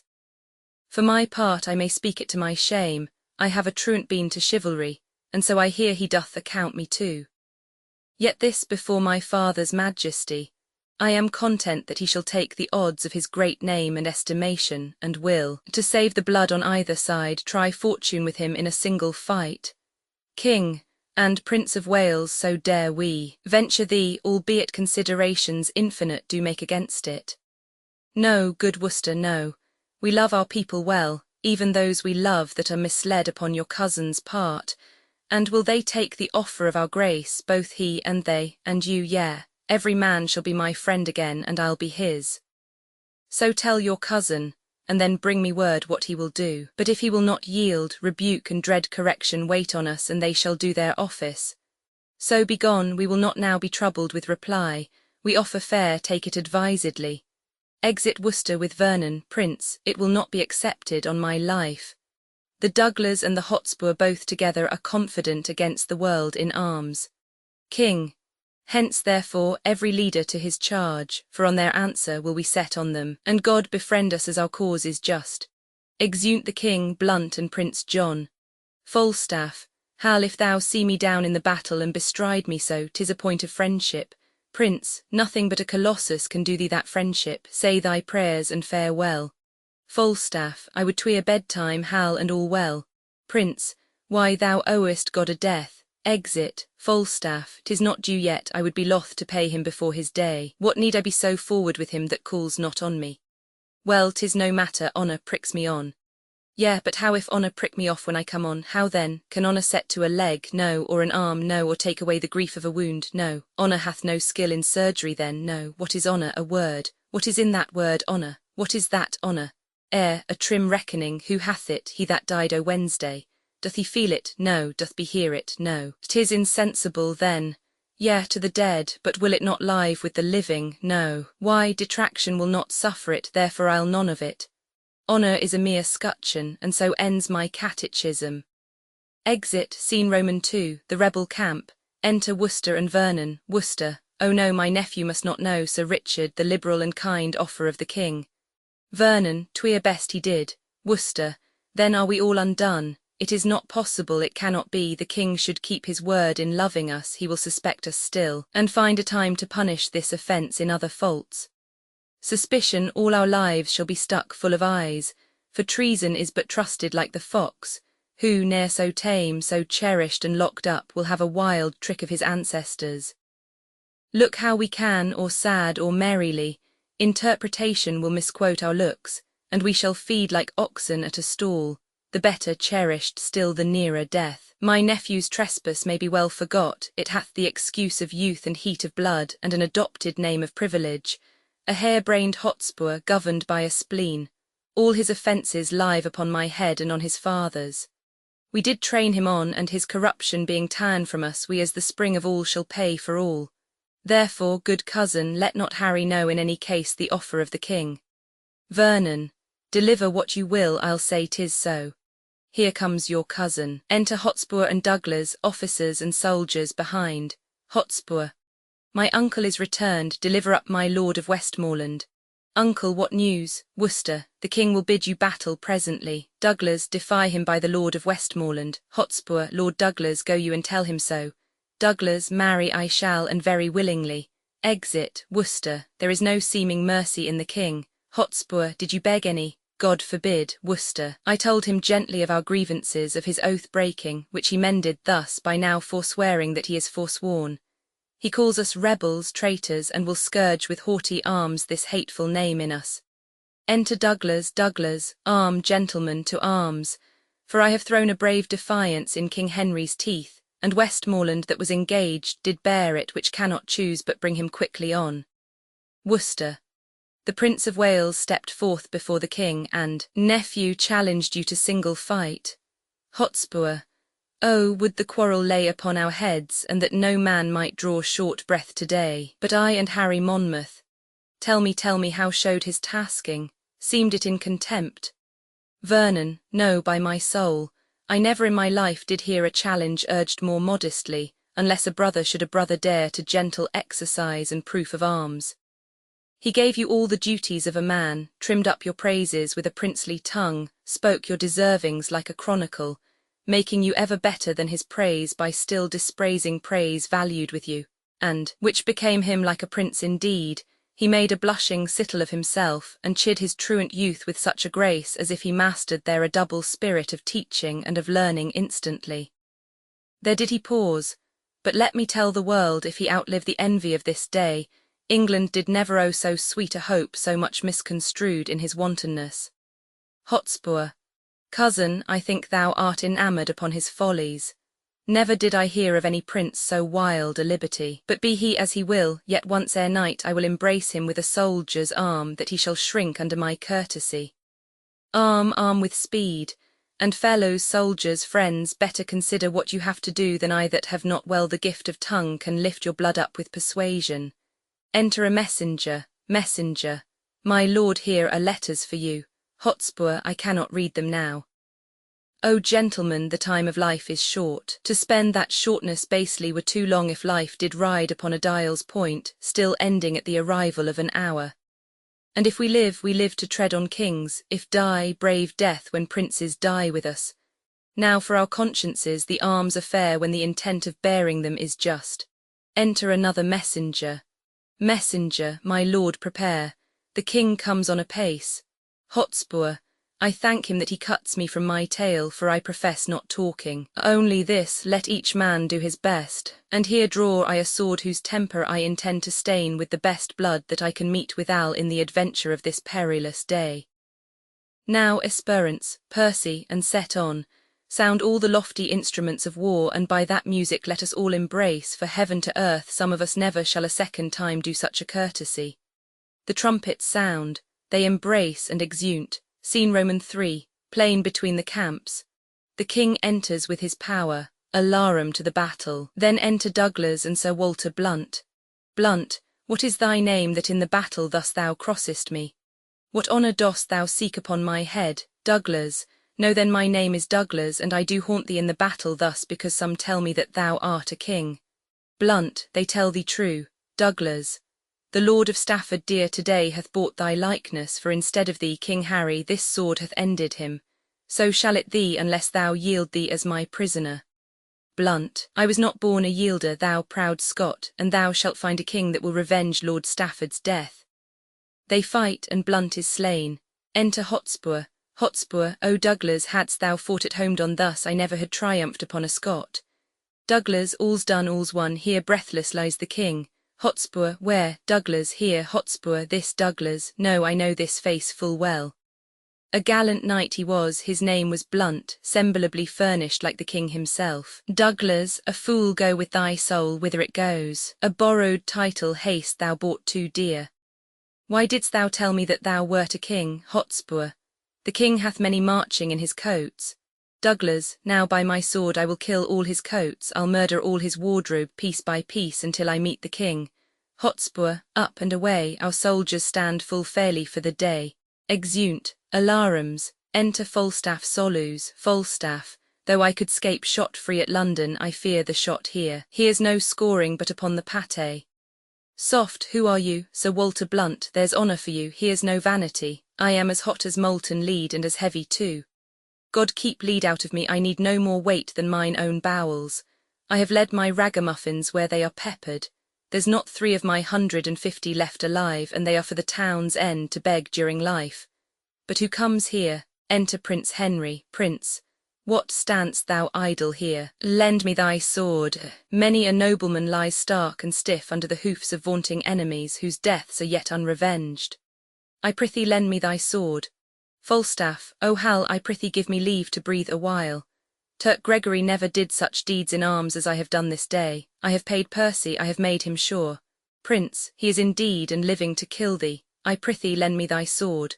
Falstaff, nay, before God, Hal, if Percy be alive, thou gett'st not my sword, but take my pistol if thou wilt. Prince, give it me. What is it in the case? Falstaff, ay, Hal, 'tis hot, there's that will sack a city. The prince draws out a bottle of sack. Prince, what is it a time to jest and dally now? Throws it at him and exit. Falstaff, well, if Percy be alive, I'll pierce him. If he do come in my way, so, if he do not, if I come in his willingly, let him make a carbonado of me. I like not such grinning honour as Sir Walter hath. Give me life, which if I can save, so, if not, honour comes unlooked for, and there's an end. Exit, scene Roman 4, another part of the field. Alarums, excursions. Enter King Henry, Prince Henry, Lancaster and Westmoreland. King, I prithee, Harry, withdraw thyself, thou bleedest too much. Lord John of Lancaster, go you with him. Lancaster, not I, my lord, unless I did bleed too. Prince, I do beseech your majesty, make up, lest your retirement do amaze your friends. King, I will do so. My lord of Westmoreland, lead him to his tent. Westmoreland, come, my lord, I'll lead you to your tent. Prince, lead me, my lord, I do not need your help, and God forbid a shallow scratch should drive the Prince of Wales from such a field as this, where stained nobility lies trodden on, and rebels' arms triumph in massacres.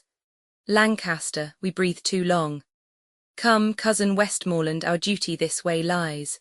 For God's sake, come. Exeunt Lancaster and Westmoreland. Prince, by heaven, thou hast deceived me, Lancaster, I did not think thee lord of such a spirit. Before I loved thee as a brother, John, but now I do respect thee as my soul. King, I saw him hold Lord Percy at the point with lustier maintenance than I did look for of such an ungrown warrior. Prince, oh, this boy lends mettle to us all. Exit. Enter Douglas, another king, they grow like hydras' heads. I am the Douglas, fatal to all those that wear those colours on them. What art thou that counterfeits the person of a king? King, the king himself, who, Douglas, grieves at heart so many of his shadows thou hast met, and not the very king. I have 2 boys seek Percy and thyself about the field, but seeing thou fall'st on me so luckily, I will assay thee and defend thyself. Douglas, I fear thou art another counterfeit, and yet in faith thou bearest thee like a king. But mine I am sure thou art, where thou be, and thus I win thee. They fight, the king being in danger, enter Prince Henry. Prince, hold up thy head, vile Scot, or thou art like never to hold it up again. The spirits of valiant Shirley, Stafford, Blunt are in my arms. It is the Prince of Wales that threatens thee, who never promiseth but he means to pay. They fight. Douglas flies. Cheerly, my lord, how fares your grace? Sir Nicholas Gawsey hath for succour sent, and so hath Clifton. I'll to Clifton straight. King, stay and breathe a while. Thou hast redeemed thy lost opinion, and showed thou Max some tender of my life, in this fair rescue thou hast brought to me. Prince, O God, they did me too much injury that ever said I hearkened for your death. If it were so, I might have let alone the insulting hand of Douglas over you, which would have been as speedy in your end as all the poisonous potions in the world, and saved the treacherous labour of your son. King, make up to Clifton. I'll to Sir Nicholas Gawsey. Exit. Enter Hotspur, if I mistake not, thou art Harry Monmouth. Prince, thou speakst as if I would deny my name. Hotspur, my name is Harry Percy. Prince, why then I see a very valiant rebel of the name. I am the Prince of Wales, and think not Percy to share with me in glory any more. 2 stars keep not their motion in one sphere, nor can one England brook a double reign of Harry Percy and the Prince of Wales. Hotspur, nor shall it, Harry, for the hour is come to end the one of us, and would to God thy name in arms were now as great as mine. Prince, I'll make it greater ere I part from thee, and all the budding honours on thy crest I'll crop to make a garland for my head. Hotspur, I can no longer brook thy vanities. They fight. Enter Falstaff. Well said, Hal, to it, Hal, nay, you shall find no boys' play here, I can tell you. Enter Douglas. He fights with Falstaff, who falls down as if he were dead, and exit Douglas. The prince kills Hotspur. Hotspur, O Harry, thou hast robbed me of my youth. I better brook the loss of brittle life than those proud titles thou hast won of me. They wound my thoughts worse than thy sword my flesh. But thoughts, the slaves of life, and life, time's fool, and time that takes survey of all the world, must have a stop. Oh, I could prophesy, but that the earthy and cold hand of death lies on my tongue. No, Percy, thou art dust and food for dyes, prince, for worms, brave Percy. Fare thee well, great heart, ill-weaved ambition, how much art thou shrunk, when that this body did contain a spirit, a kingdom, for it was too small a bound, but now 2 paces of the vilest earth is room enough. This earth that bears thee dead bears not alive so stout a gentleman. If thou wert sensible of courtesy, I should not make so dear a show of zeal. But let my favours hide thy mangled face, and even in thy behalf I'll thank myself for doing these fair rites of tenderness. Adieu, and take thy praise with thee to heaven. Thy ignominy sleep with thee in the grave, but not remembered in thy epitaph. Seize Falstaff on the ground. What old acquaintance could not all this flesh keep in a little life? Poor Jack, farewell, I could have better spared a better man. Oh, I should have a heavy miss of thee if I were much in love with vanity. Death hath not struck so fat a deer today, though many dearer in this bloody fray. Embowelled will I see thee by and by, till then in blood by noble Percy lie. Exit, Falstaff rises up. Falstaff, embowelled. If thou embowel me today, I'll give you leave to powder me and eat me too tomorrow. Blood, 'twas time to counterfeit, or that hot termagant Scot had paid me Scot and lot too. Counterfeit, I lie, I am no counterfeit. To die is to be a counterfeit, for he is but the counterfeit of a man who hath not the life of a man. But to counterfeit dying, when a man thereby liveth, is to be no counterfeit, but the true and perfect image of life indeed. The better part of valour is discretion, in the which better part I have saved my life. Zounds, I am afraid of this gunpowder Percy, though he be dead. How if he should counterfeit too and rise? By my faith, I am afraid he would prove the better counterfeit. Therefore I'll make him sure, yea, and I'll swear I killed him. Why may not he rise as well as I? Nothing confutes me but eyes, and nobody sees me. Therefore, sirrah, with a new wound in your thigh, come you along with me. Takes Hotspur on his back. Enter Prince Henry and Lancaster. Prince, come, brother John, full bravely haste, thou fleshed thy maiden's sword. Lancaster, but soft, whom have we here? Did you not tell me this fat man was dead? Prince, I did, I saw him dead, breathless and bleeding on the ground.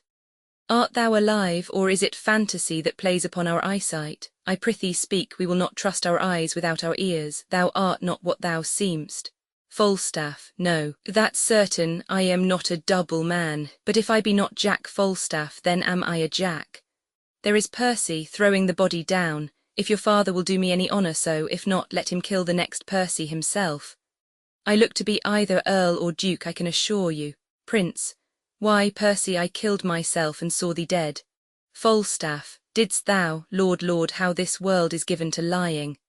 I grant you I was down and out of breath, and so was he, but we rose both at an instant, and fought a long hour by Shrewsbury clock. If I may be believed so, if not, let them that should reward valour bear the sin upon their own heads. I'll take it upon my death I gave him this wound in the thigh. If the man were alive and would deny it, zounds, I would make him eat a piece of my sword. Lancaster, this is the strangest tale that ever I heard. Prince, this is the strangest fellow, brother John. Come, bring your luggage nobly on your back.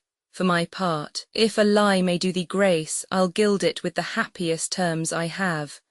A retreat is sounded, the trumpet sounds retreat, the day is ours. Come, brother, let us to the highest of the field to see what friends are living who are dead. Exeunt Prince Henry and Lancaster. Falstaff, I'll follow as they say for reward. He that rewards me, God reward him. If I do grow great, I'll grow less, for I'll purge and leave sack and live cleanly as a nobleman should do. Exit, bearing off the body. Scene V, another part of the field. The trumpets sound. Enter King Henry, Prince Henry, Lancaster, Westmoreland and others, with Worcester and Vernon prisoners. King, thus ever did rebellion find rebuke. Ill-spirited Worcester, did not we send grace, pardon, and terms of love to all of you? And wouldst thou turn our offers contrary? Misuse the tenor of thy kinsman's trust. 3 knights upon our party slain today, a noble earl and many a creature else, had been alive this hour if like a Christian thou hadst truly borne betwixt our armies true intelligence.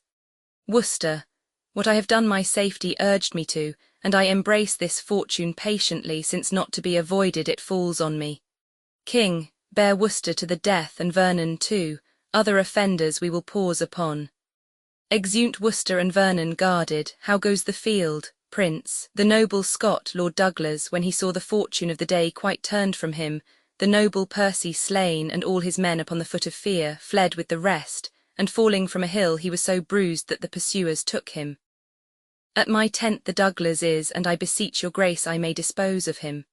King, with all my heart. Prince, then, brother John of Lancaster, to you this honourable bounty shall belong. Go to the Douglas and deliver him up to his pleasure, ransomless and free. His valours shown upon our crests today hath taught us how to cherish such high deeds, even in the bosom of our adversaries.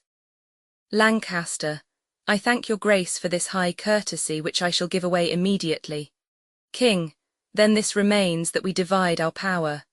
You, son John, and my cousin Westmoreland, towards York shall bend you with your dearest speed to meet Northumberland and the prelate Scroop, who, as we hear, are busily in arms. Myself and you, son Harry, will towards Wales to fight with Glendower and the Earl of March. Rebellion in this land shall lose his sway, meeting the check of such another day, and since this business so fair is done, let us not leave till all our own be won. Exeunt. The second part of King Henry the Fourth, contents Induction Act I, Scene I, the same, Scene Roman II. London, a street, Scene Roman III. York, the Archbishop's Palace. Act Roman II, Scene I. London, a street, Scene Roman II. London. Another street, Scene Roman III, Warkworth before the castle, Scene Roman IV, the Boar's Head Tavern in Eastcheap. Act Roman III, Scene I, Westminster, the Palace, Scene Roman II, Gloucestershire before Justice Shallow's house. Act Roman IV, Scene I. Yorkshire, Galtree Forest, Scene Roman II, another part of the forest, Scene Roman III, another part of the forest, Scene Roman IV, Westminster, the Jerusalem Chamber, Scene V, another chamber, Act V, Scene I. Gloucestershire, Shallow's house, Scene Roman II, Westminster, the Palace, Scene Roman III, Gloucestershire, Shallow's orchard, Scene Roman IV, London, a street, Scene V, a public place near Westminster Abbey. Epilogue Dramatis Personae Rumour the presenter. King Henry IV, Henry, Prince of Wales, afterwards King Henry V, Thomas, Duke of Clarence, Prince John of Lancaster, Prince Humphrey of Gloucester, Earl of Warwick, Earl of Westmoreland, Earl of Surrey, Gower, Harcourt, Sir John Blunt, Lord Chief Justice of the King's Bench, a servant of the Chief Justice, Henry Percy, Earl of Northumberland, Scroop, Archbishop of York, Lord Mowbray, Lord Hastings, Lord Bardolph, Sir John Colville, Travers and Morton, retainers of Northumberland, Sir John Falstaff, his page, Bardolph, Pistol, Poins, Peto, Shallow and Silence, country justices, Davy, servant to Shallow, Mouldy, Shadow, Wart, Feeble and Bullcalf, recruits, Fang and Snare, sheriff's officers, Lady Northumberland, Lady Percy, Mistress Quickly, hostess of a tavern in Eastcheap, Doll Tearsheet, lords and attendants, porter, drawers, musicians, beadles, grooms, etc.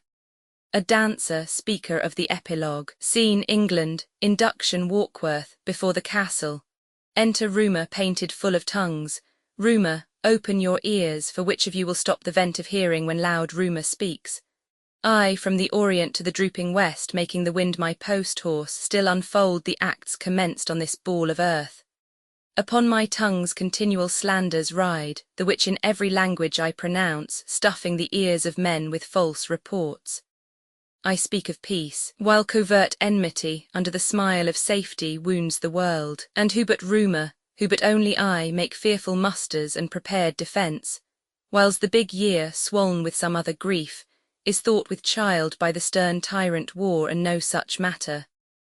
Rumour is a pipe blown by surmises, jealousies, conjectures, and of so easy and so plain a stop that the blunt monster with uncounted heads, the still discordant wavering multitude, can play upon it. But what need I thus my well-known body to anatomize among my household? Why is rumour here? I run before King Harry's victory, who in a bloody field by Shrewsbury hath beaten down young Hotspur and his troops, quenching the flame of bold rebellion even with the rebels' blood. But what mean I to speak so true at first? My office is to noise abroad that Harry Monmouth fell under the wrath of noble Hotspur's sword, and that the king before the Douglas' rage stooped his anointed head as low as death. This have I rumoured through the peasant towns between that royal field of Shrewsbury and this worm-eaten hold of Ragged Stone, where Hotspur's father, old Northumberland, lies crafty sick. The posts come tiring on, and not a man of them brings other news than they have learnt of me. From rumour's tongues they bring smooth comforts false, worse than true wrongs. Exit. Act I, scene I, the same. Enter Lord Bardolph, who keeps the gate here, ho. The porter opens the gate. Where is the Earl, porter? What shall I say you are, Lord Bardolph? Tell thou the Earl that the Lord Bardolph doth attend him here. Porter, his lordship is walked forth into the orchard. Please it your honour knock but at the gate, and he himself will answer. Enter Northumberland, Lord Bardolph, here comes the Earl. Exit porter. Northumberland, what news, Lord Bardolph? Every minute now should be the father of some stratagem. The times are wild. Contention, like a horse full of high feeding, madly hath broke loose and bears down all before him. Lord Bardolph, noble Earl, I bring you certain news from Shrewsbury. Northumberland, good and God will, Lord Bardolph, as good as heart can wish. The king is almost wounded to the death, and in the fortune of my lord your son, Prince Harry, slain outright, and both the Blunts killed by the hand of Douglas. Young Prince John and Westmoreland and Stafford fled the field, and Harry Monmouth's brawn, the hulk Sir John, is prisoner to your son. Oh, such a day, so fought, so followed, and so fairly won, came not till now to dignify the time since Caesar's fortunes. Northumberland, how is this derived? Saw you the field? Came you from Shrewsbury, Lord Bardolph? I spake with one my lord that came from thence, a gentleman well bred and of good name, that freely rendered me these news for true. Northumberland, here comes my servant Travers, whom I sent on Tuesday last to listen after news. Enter Travers. Lord Bardolph, my lord, I overrode him on the way, and he is furnished with no certainties more than he haply may retail from me. Northumberland, now Travers, what good tidings comes with you? Travers, my lord Sir John Umfraville turned me back with joyful tidings, and being better horsed, outrode me. After him came spurring hard a gentleman, almost forspent with speed, that stopped by me to breathe his bloodied horse.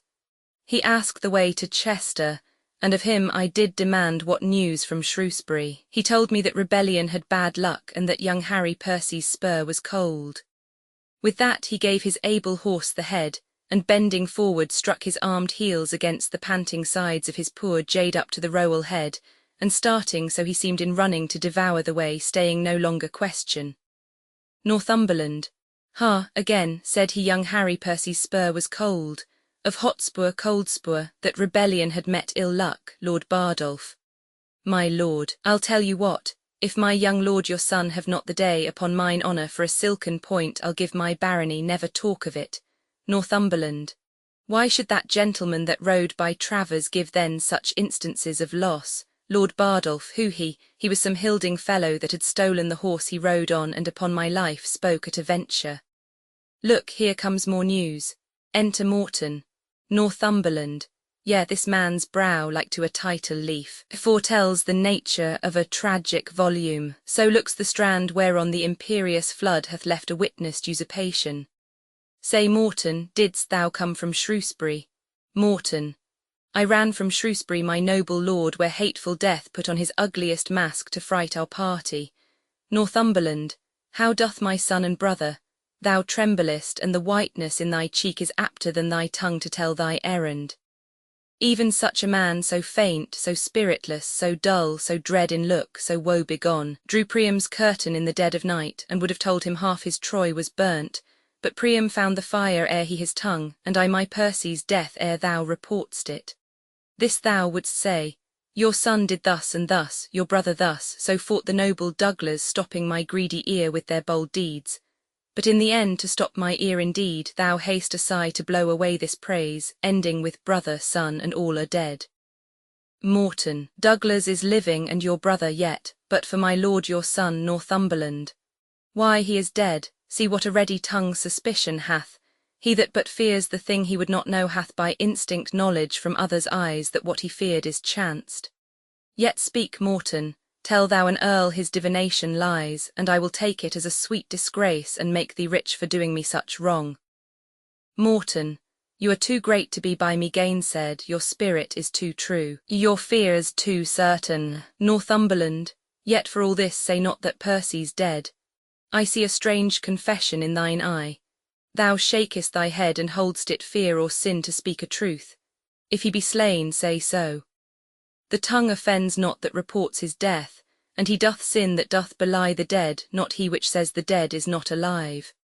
Yet the first bringer of unwelcome news hath but a losing office, and his tongue sounds ever after as a sullen bell, remembered tolling a departing friend. Lord Bardolph, I cannot think my lord your son is dead. Morton, I am sorry I should force you to believe that which I would to God I had not seen. But these mine eyes saw him in bloody state, rendering faint quittance, wearied and outbreathed to Harry Monmouth, whose swift wrath beat down the never-daunted Percy to the earth, from whence with life he never more sprung up. In few his death, whose spirit lent a fire even to the dullest peasant in his camp, being bruited once, took fire and heat away from the best-tempered courage in his troops. For from his metal was his party steeled, which once in him abated, all the rest turned on themselves, like dull and heavy lead. And as the thing that's heavy in itself upon enforcement flies with greatest speed, so did our men, heavy in Hotspur's loss, lend to this weight such lightness with their fear that arrows fled not swifter toward their aim than did our soldiers, aiming at their safety, fly from the field. Then was that noble Worcester too soon ta'en prisoner, and that furious Scot, the bloody Douglas, whose well-labouring sword had 3 times slain th appearance of the king, gan veil his stomach and did grace the shame of those that turned their backs, and in his flight, stumbling in fear, was took. The sum of all is that the king hath won, and hath sent out a speedy power to encounter you, my lord, under the conduct of young Lancaster and Westmoreland. This is the news at full. Northumberland, for this I shall have time enough to mourn. In poison there is physic, and these news having been well that would have made me sick, being sick, have in some measure made me well. And as the wretch, whose fever-weakened joints, like strengthless hinges, buckle under life, impatient of his fit, breaks like a fire out of his keeper's arms, even so my limbs, weakened with grief, being now enraged with grief, are thrice themselves. Hence therefore, thou nice crutch, a scaly gauntlet now with joints of steel must glove this hand. And hence, thou sickly coif, thou art a guard too wanton for the head which princes, fleshed with conquest, aim to hit. Now bind my brows with iron, and approach the raggedst hour that time and spite dare bring to frown upon th enraged Northumberland. Let heaven kiss earth, now let not nature's hand keep the wild flood confined. Let order die, and let this world no longer be a stage to feed contention in a lingering act, but let one spirit of the firstborn Cain reign in all bosoms, that, each heart being set on bloody courses, the rude scene may end, and darkness be the barrier of the dead. Lord Bardolph, this strained passion doth you wrong, my lord. Morton, sweet earl, divorce not wisdom from your honour. The lives of all your loving complices lean on your health, the which, if you give o'er to stormy passion, must perforce decay. You cast th event of war, my noble lord, and summed the account of chance before you said, let us make head. It was your presurmise that in the dole of blows your son might drop. You knew he walked o'er perils on an edge more likely to fall in than to get o'er. You were advised his flesh was capable of wounds and scars, and that his forward spirit would lift him where most trade of danger ranged. Yet did you say, go forth, and none of this, though strongly apprehended, could restrain the stiff-born action. What hath then befallen, or what hath this bold enterprise brought forth, more than that being which was like to be? Lord Bardolph, we all that are engaged to this loss knew that we ventured on such dangerous seas that if we wrought out life 'twas 10 to 1, And yet we ventured, for the gain proposed choked the respect of likely peril feared, and since we are all set, venture again. Come, we will put forth body and goods. Morton, 'tis more than time, and my most noble lord I hear for certain and dare speak the truth. The gentle Archbishop of York is up with well-appointed powers. He is a man who with a double surety binds his followers. My lord your son had only but the corpse, but shadows and the shows of men to fight. For that same word, rebellion did divide the action of their bodies from their souls, and they did fight with queasiness, constrained as men drink potions, that their weapons only seemed on our side. But, for their spirits and souls, this word, rebellion, it had froze them up, as fish are in a pond. But now the bishop turns insurrection to religion, supposed sincere and holy in his thoughts. He's followed both with body and with mind, and doth enlarge his rising with the blood of fair King Richard, scraped from Pomfret stones, derives from heaven his quarrel and his cause, tells them he doth bestride a bleeding land, gasping for life under great Bolingbroke, and more and less do flock to follow him. Northumberland, I knew of this before, but to speak truth, this present grief had wiped it from my mind. Go in with me, and counsel every man the aptest way for safety and revenge. Get posts and letters, and make friends with speed, never so few and never yet more need. Exeunt, scene Roman 2. London, a street, enter Falstaff with his page bearing his sword and buckler. Falstaff, Sirrah, you giant, what says the doctor to my water? Page. He said, sir, the water itself was a good healthy water, but for the party that owed it he might have mowed diseases than he knew for. Falstaff, men of all sorts take a pride to gird at me. The brain of this foolish compounded clay man is not able to invent anything that tends to laughter more than I invent, or is invented on me. I am not only witty in myself, but the cause that wit is in other men. I do here walk before thee like a sow that hath overwhelmed all her litter but one. If the prince put thee into my service for any other reason than to set me off, why then I have no judgment. Thou whoreson mandrake, thou art fitter to be worn in my cap than to wait at my heels. I was never manned with an agate till now, but I will inset you neither in gold nor silver, but in vile apparel, and send you back again to your master, for a jewel, the juvenal, the prince your master, whose chin is not yet fledge. I will sooner have a beard grow in the palm of my hand than he shall get one off his cheek, and yet he will not stick to say his face is a face royal. God may finish it when he will, 'tis not a hair amiss yet. He may keep it still at a face royal, for a barber shall never earn sixpence out of it. And yet he'll be crowing as if he had writ man ever since his father was a bachelor. He may keep his own grace, but he's almost out of mine, I can assure him. What said Master Domelton about the satin for my short cloak and my slops? Page. He said, sir, you should procure him better assurance than Bardolph. He would not take his band and yours, he liked not the security. Falstaff. Let him be damned like the glutton. Pray God his tongue be hotter, a whoreson at Chitoffel, a rascally yare forsooth knave, to bear a gentleman in hand, and then stand upon security. The whoreson's smooth pates do now wear nothing but high shoes and bunches of keys at their girdles, and if a man is through with them in honest taking up, then they must stand upon security. I had as lief they would put ratsbane in my mouth as offer to stop it with security. I looked he should have sent me 22 yards of satin, as I am a true knight, and he sends me security. Well, he may sleep in security, for he hath the horn of abundance, and the lightness of his wife shines through it, and yet cannot he see though he have his own lanthorn to light him. Where's Bardolph? Page. He's gone into Smithfield to buy your worship a horse. Falstaff.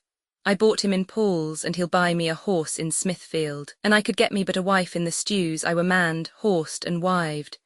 Enter the Lord Chief Justice and servant. Page. Sir, here comes the nobleman that committed the prince for striking him about Bardolph. Falstaff. Wait close, I will not see him. Chief Justice. What's he that goes there? Servant. Falstaff. And please your lordship. Chief Justice. He that was in question for the robbery. Servant. He my lord, but he hath since done good service at Shrewsbury, and as I hear, he is now going with some charge to the Lord John of Lancaster. Chief Justice. What to York? Call him back again. Servant. Sir John Falstaff. Falstaff. Boy, tell him I am deaf. Page, you must speak louder, my master is deaf. Chief Justice, I am sure he is to the hearing of anything good. Go pluck him by the elbow, I must speak with him. Servant, Sir John, Falstaff. What, a young knave and begging? Is there not wars, is there not employment, doth not the king lack subjects? Do not the rebels need soldiers? Though it be a shame to be on any side but one, it is worse shame to beg than to be on the worst side, were it worse than the name of rebellion can tell how to make it. Servant, you mistake me, sir. Falstaff. Why, sir, did I say you were an honest man? Setting my knighthood and my soldiership aside, I had lied in my throat if I had said so. Servant, I pray you, sir, then set your knighthood and your soldiership aside, and give me leave to tell you lie in your throat if you say I am any other than an honest man. Falstaff. I give thee leave to tell me so. I lay aside that which grows to me. If thou getst any leave of me, hang me. If thou taxed leave, thou wert better be hanged. You hunt counter. Hence, avaunt, servant, sir, my lord would speak with you. Chief Justice, Sir John Falstaff, a word with you. Falstaff, my good lord, God give your lordship good time of day. I am glad to see your lordship abroad. I heard say your lordship was sick. I hope your lordship goes abroad by advice. Your lordship, though not clean past your youth, hath yet some smack of age in you, some relish of the saltness of time, and I most humbly beseech your lordship to have a reverend care of your health. Chief Justice, Sir John, I sent for you before your expedition to Shrewsbury. Falstaff, and please your lordship, I hear his majesty is returned with some discomfort from Wales. Chief Justice, I talk not of his majesty, you would not come when I sent for you. Falstaff, and I hear moreover his highness is fallen into this same whoreson apoplexy. Chief Justice, well, God mend him, I pray you let me speak with you. Falstaff, this apoplexy, as I take it, is a kind of lethargy, and please your lordship, a kind of sleeping in the blood, a whoreson tingling. Chief Justice, what tell you me of it? Be it as it is, Falstaff, it hath it original from much grief, from study and perturbation of the brain. I have read the cause of his effects in Galen. It is a kind of deafness. Chief Justice, I think you are fallen into the disease, for you hear not what I say to you. Falstaff, very well, my lord, very well.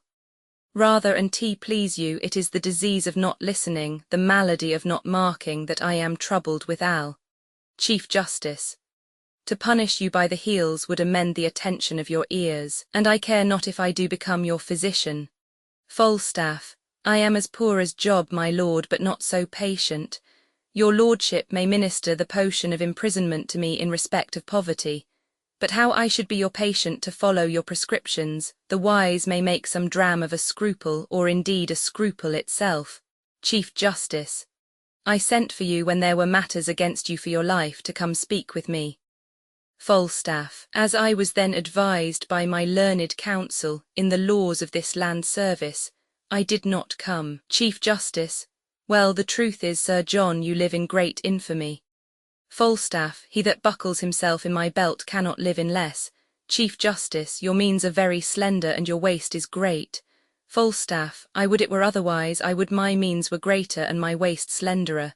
Chief Justice, you have misled the youthful prince. Falstaff, the young prince hath misled me.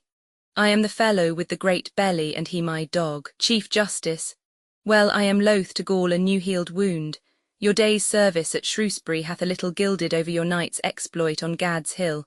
You may thank unquiet time for your quiet or posting that action.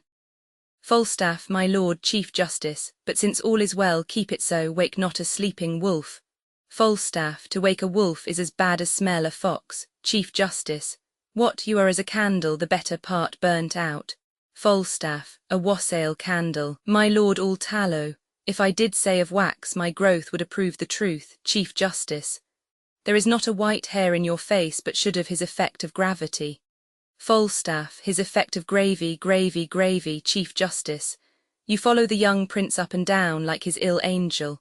Falstaff, not so, my lord, your ill angel is light, but I hope he that looks upon me will take me without weighing. And yet in some respects I grant I cannot go. I cannot tell. Virtue is of so little regard in these costermongers' times that true valour is turned bear-herd. Pregnancy is made a tapster, and hath his quick wit wasted in giving reckonings. All the other gifts are pertinent to man, as the malice of this age shapes them, are not worth a gooseberry. You that are old consider not the capacities of us that are young. You do measure the heat of our livers with the bitterness of your galls, and we that are in the voward of our youth, I must confess, are wags too. Chief Justice, do you set down your name in the scroll of youth that are written down old with all the characters of age? Have you not a moist eye, a dry hand, a yellow cheek, a white beard, a decreasing leg, an increasing belly? Is not your voice broken, your wind short, your chin double, your wit single, and every part about you blasted with antiquity? And will you yet call yourself young? Fie, fie, fie, Sir John. Falstaff. My lord, I was born about 3 of the clock in the afternoon, with a white head and something a round belly. For my voice I have lost it with hallowing and singing of anthems. To approve my youth further I will not. The truth is, I am only old in judgment and understanding, and he that will caper with me for 1,000 marks, let him lend me the money and have at him. For the box of the ear that the prince gave you, he gave it like a rude prince, and you took it like a sensible lord. I have checked him for it, and the young lion repents. Marry, not in ashes and sackcloth, but in new silk and old sack, Chief Justice. Well, God send the prince a better companion, Falstaff. God send the companion a better prince. I cannot rid my hands of him, Chief Justice. Well, the king hath severed you and Prince Harry. I hear you are going with Lord John of Lancaster against the Archbishop and the Earl of Northumberland. Falstaff. Yea, I thank your pretty sweet wit for it. But look you pray, all you that kiss my lady peace at home, that our armies join not in a hot day. For by the Lord I take but 2 shirts out with me, and I mean not to sweat extraordinarily. If it be a hot day, and I brandish anything but a bottle, I would I might never spit white again. There is not a dangerous action can peep out his head but I am thrust upon it. Well, I cannot last ever, but it was alway yet the trick of our English nation, if they have a good thing, to make it too common. If you will needs say I am an old man, you should give me rest. I would to God my name were not so terrible to the enemy as it is. I were better to be eaten to death with a rust than to be scoured to nothing with perpetual motion. Chief Justice. Well, be honest, and God bless your expedition. Falstaff. Will your lordship lend me £1,000 to furnish me forth? Chief Justice. Not a penny, not a penny. You are too impatient to bear crosses. Fare you well, commend me to my cousin Westmoreland. Exeunt Chief Justice and servant. Falstaff. If I do, fillip me with a 3-man beetle. A man can no more separate age and covetousness than he can part young limbs and lechery, but the gout galls the one and the pox pinches the other, and so both the degrees prevent my curses. Boy, page, sir. Falstaff. What money is in my purse? Page. 7 groats and 2 pence. Falstaff. I can get no remedy against this consumption of the purse. Borrowing only lingers and lingers it out, but the disease is incurable. Go bear this letter to my Lord of Lancaster, this to the Prince, this to the Earl of Westmoreland, and this to old Mistress Ursula, whom I have weakly sworn to marry since I perceived the first white hair of my chin. About it, you know where to find me. Exit page. A pox of this gout, or a gout of this pox, for the one or the other plays the rogue with my great toe. 'Tis no matter if I do halt, I have the wars for my colour, and my pension shall seem the more reasonable. A good wit will make use of anything, I will turn diseases to commodity. Exit, scene Roman 3, York, the Archbishop's palace. Enter the Archbishop, the Lords Hastings, Mowbray and Bardolph. Archbishop, thus have you heard our cause and known our means, and my most noble friends, I pray you all speak plainly your opinions of our hopes. And first, Lord Marshal, what say you to it? Mowbray. I well allow the occasion of our arms, but gladly would be better satisfied how in our means we should advance ourselves to look with forehead bold and big enough upon the power and puissance of the king. Hastings. Our present musters grow upon the file to 25,000 men of choice, and our supplies live largely in the hope of great Northumberland, whose bosom burns with an incensed fire of injuries. Lord Bardolph. The question then, Lord Hastings, standeth thus, whether our present 25,000 may hold up head without Northumberland. Hastings, with him we may. Lord Bardolph. Yea, marry, there's the point, but if without him we be thought too feeble, my judgment is we should not step too far till we had his assistance by the hand. For a theme so bloody-faced as this conjecture, expectation and surmise of aids incertain should not be admitted. Archbishop. 'Tis very true, Lord Bardolph, for indeed it was young Hotspur's case at Shrewsbury. Lord Bardolph. It was, my lord, who lined himself with hope, eating the air on promise of supply, flattering himself in project of a power much smaller than the smallest of his thoughts, and so with great imagination proper to madmen, led his powers to death and winking leaped into destruction. Hastings. But by your leave it never yet did hurt to lay down likelihoods and forms of hope. Lord Bardolph.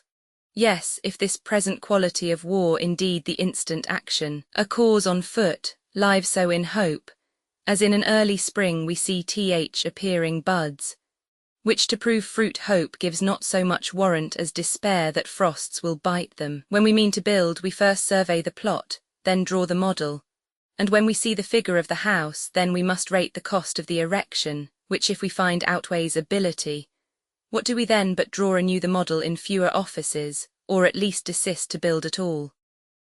Much more in this great work, which is almost to pluck a kingdom down and set another up, should we survey the plot of situation and the model, consent upon a sure foundation, question surveyors, know our own estate, how able such a work to undergo to weigh against his opposite, or else we fortify in paper and in figures, using the names of men instead of men, like one that draws the model of a house beyond his power to build it, who half through gives o'er and leaves his part created cost a naked subject to the weeping clouds, and waste for churlish winter's tyranny. Hastings. Grant that our hopes, yet likely a fair birth, should be still born, and that we now possess the utmost man of expectation, I think we are a body strong enough, even as we are to equal with the king. Lord Bardolph. What is the king but 25,000? Hastings. To us no more, nay not so much, Lord Bardolph, for his divisions, as the times do brawl, are in 3 heads, one power against the French and one against Glendower, perforce a third must take up us. So is the unfirm king in 3 divided, and his coffers sound with hollow poverty and emptiness. Archbishop. That he should draw his several strengths together and come against us in full puissance need not be dreaded. Hastings. If he should do so, he leaves his back unarmed, the French and Welsh baying him at the heels. Never fear that. Lord Bardolph. Who is it like should lead his forces hither? Hastings. The Duke of Lancaster and Westmoreland, against the Welsh himself and Harry Monmouth, but who is substituted gainst the French I have no certain notice. Archbishop. Let us on and publish the occasion of our arms. The Commonwealth is sick of their own choice, their over-greedy love hath surfeited. An habitation giddy and unsure hath he that buildeth on the vulgar heart. O thou fond many, with what loud applause didst thou beat heaven with blessing Bolingbroke, before he was what thou wouldst have him be, and being now trimmed in thine own desires, thou, beastly feeder, art so full of him that thou provokest thyself to cast him up.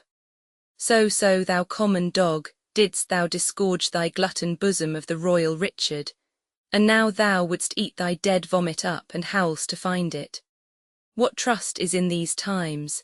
They that, when Richard lived, would have him die are now become enamoured on his grave. Thou that threwst dust upon his goodly head, when through proud London he came sighing on, after admired heels of Bolingbroke, creased now, O earth, yield us that king again, and take thou this. O thoughts of men accursed, past and to come seems best, things present worst. Mowbray, shall we go draw our numbers and set on? Hastings, we are time's subjects and time bids be gone. Exeunt. Act Roman 2 Scene I. London, a street. Enter hostess with 2 officers, Fang and Snare following. Hostess.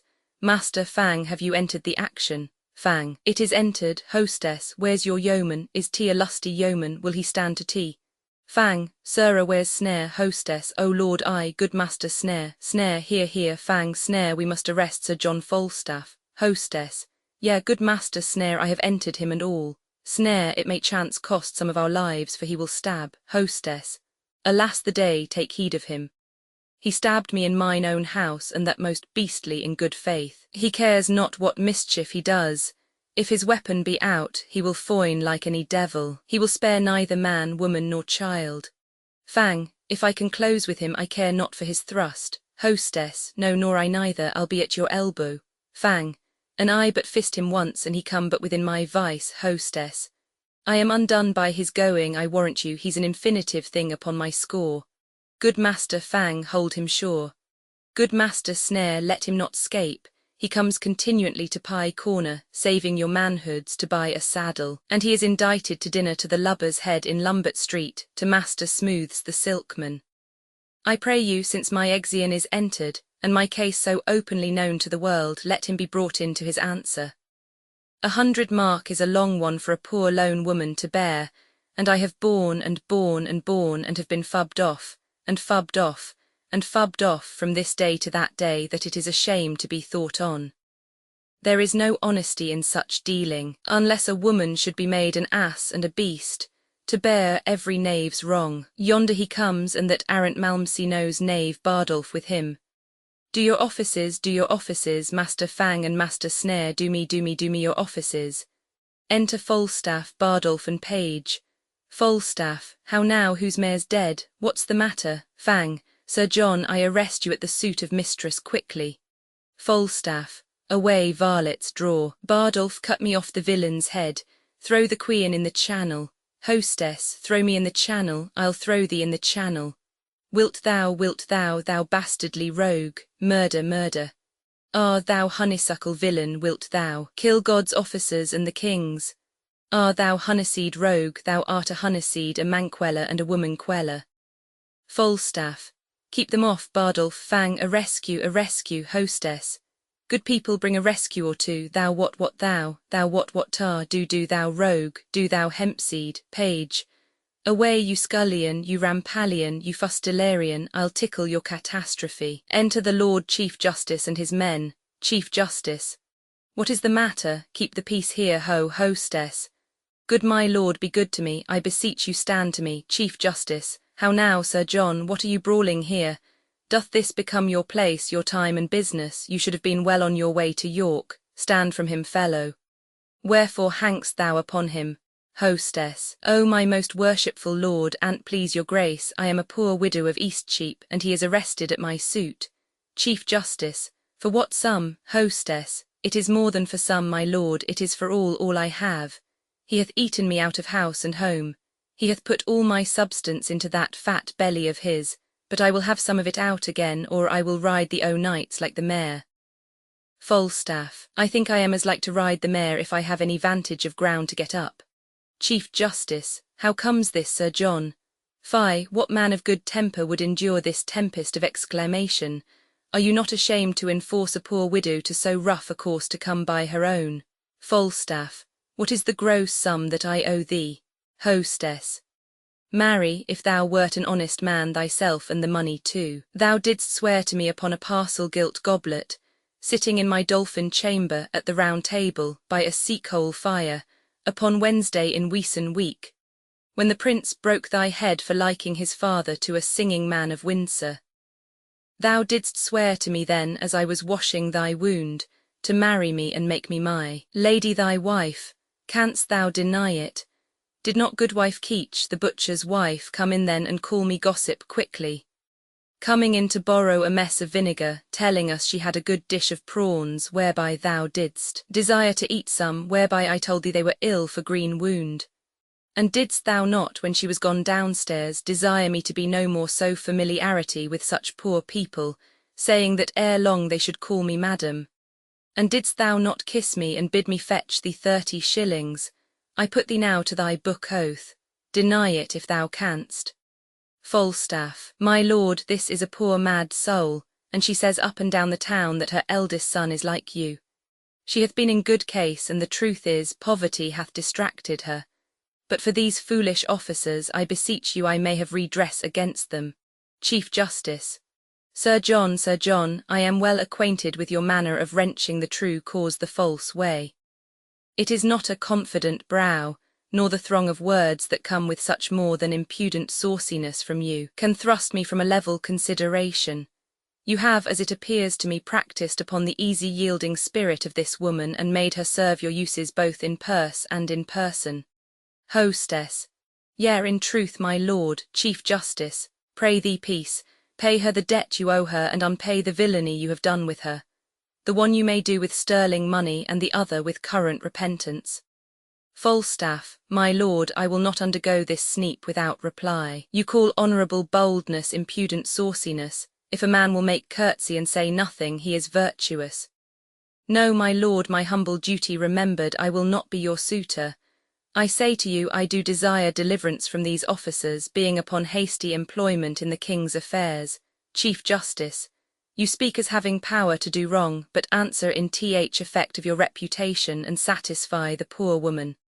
Falstaff, come hither, hostess. Enter Gower. Chief Justice, now, Master Gower, what news? Gower, the king, my lord, and Harry, Prince of Wales, are near at hand, the rest the paper tells.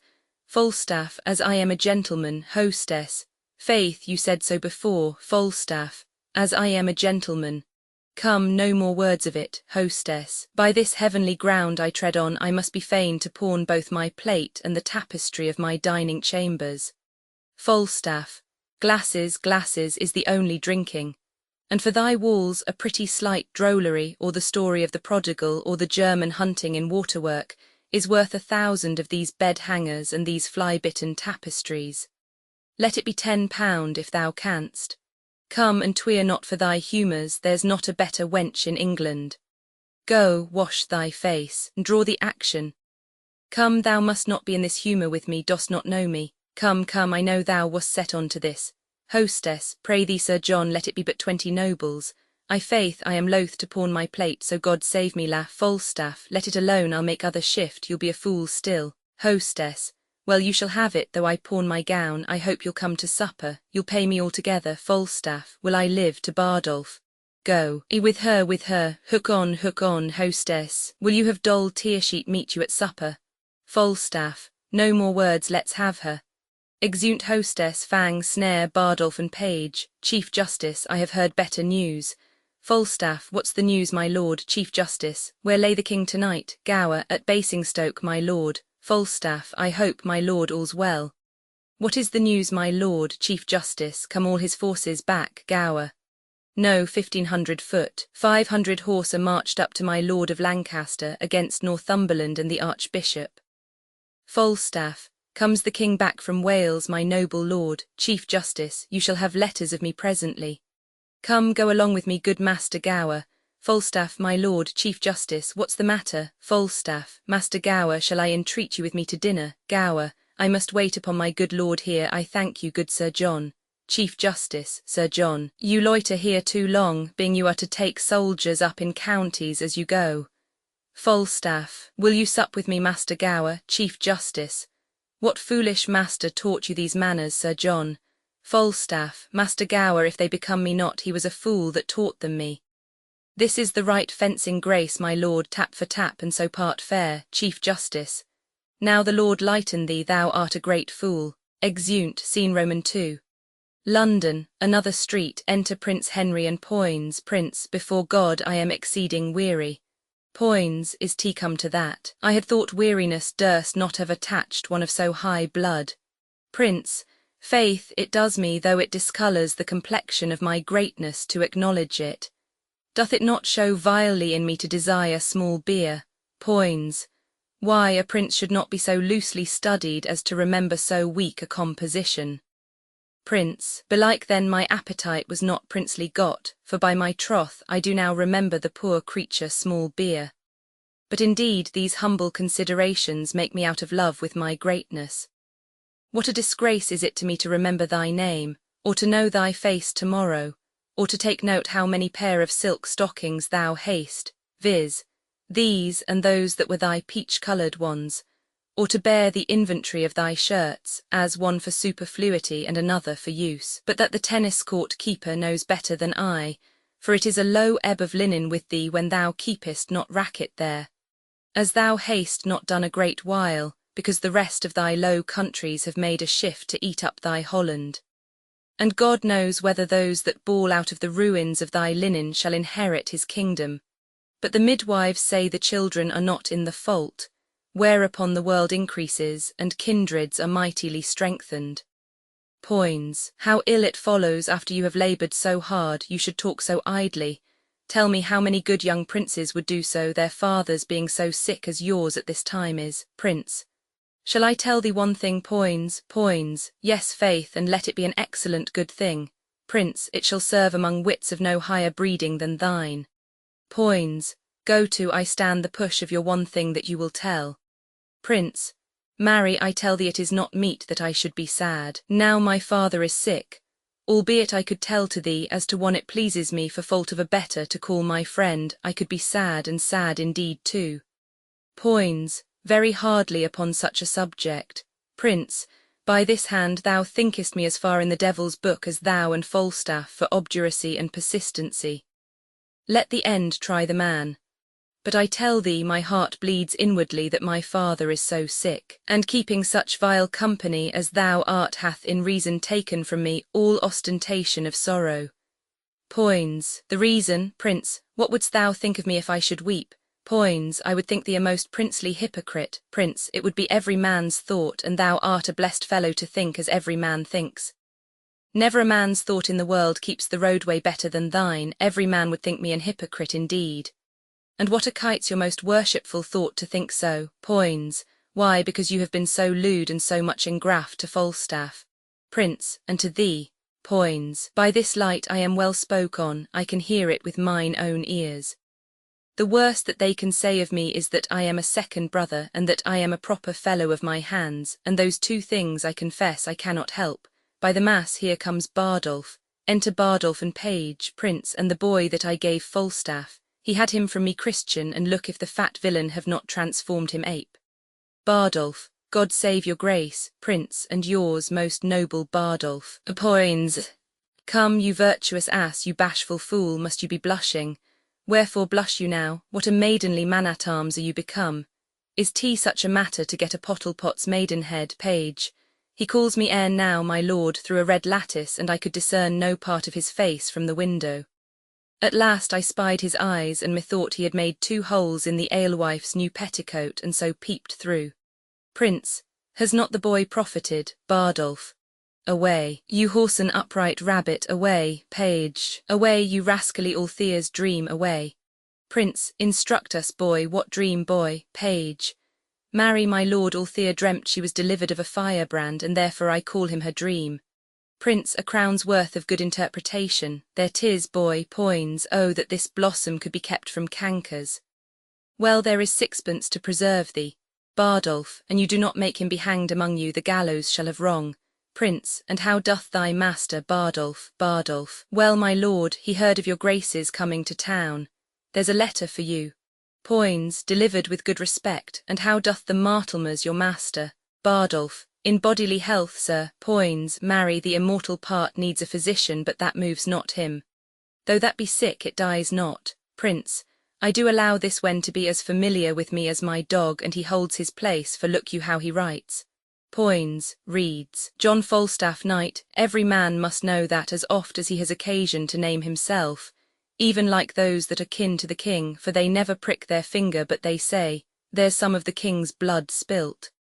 How comes that, says he that takes upon him not to conceive? The answer is as ready as a borrower's cap, I am the king's poor cousin, sir. Prince, nay, they will be kin to us, or they will fetch it from Japhet.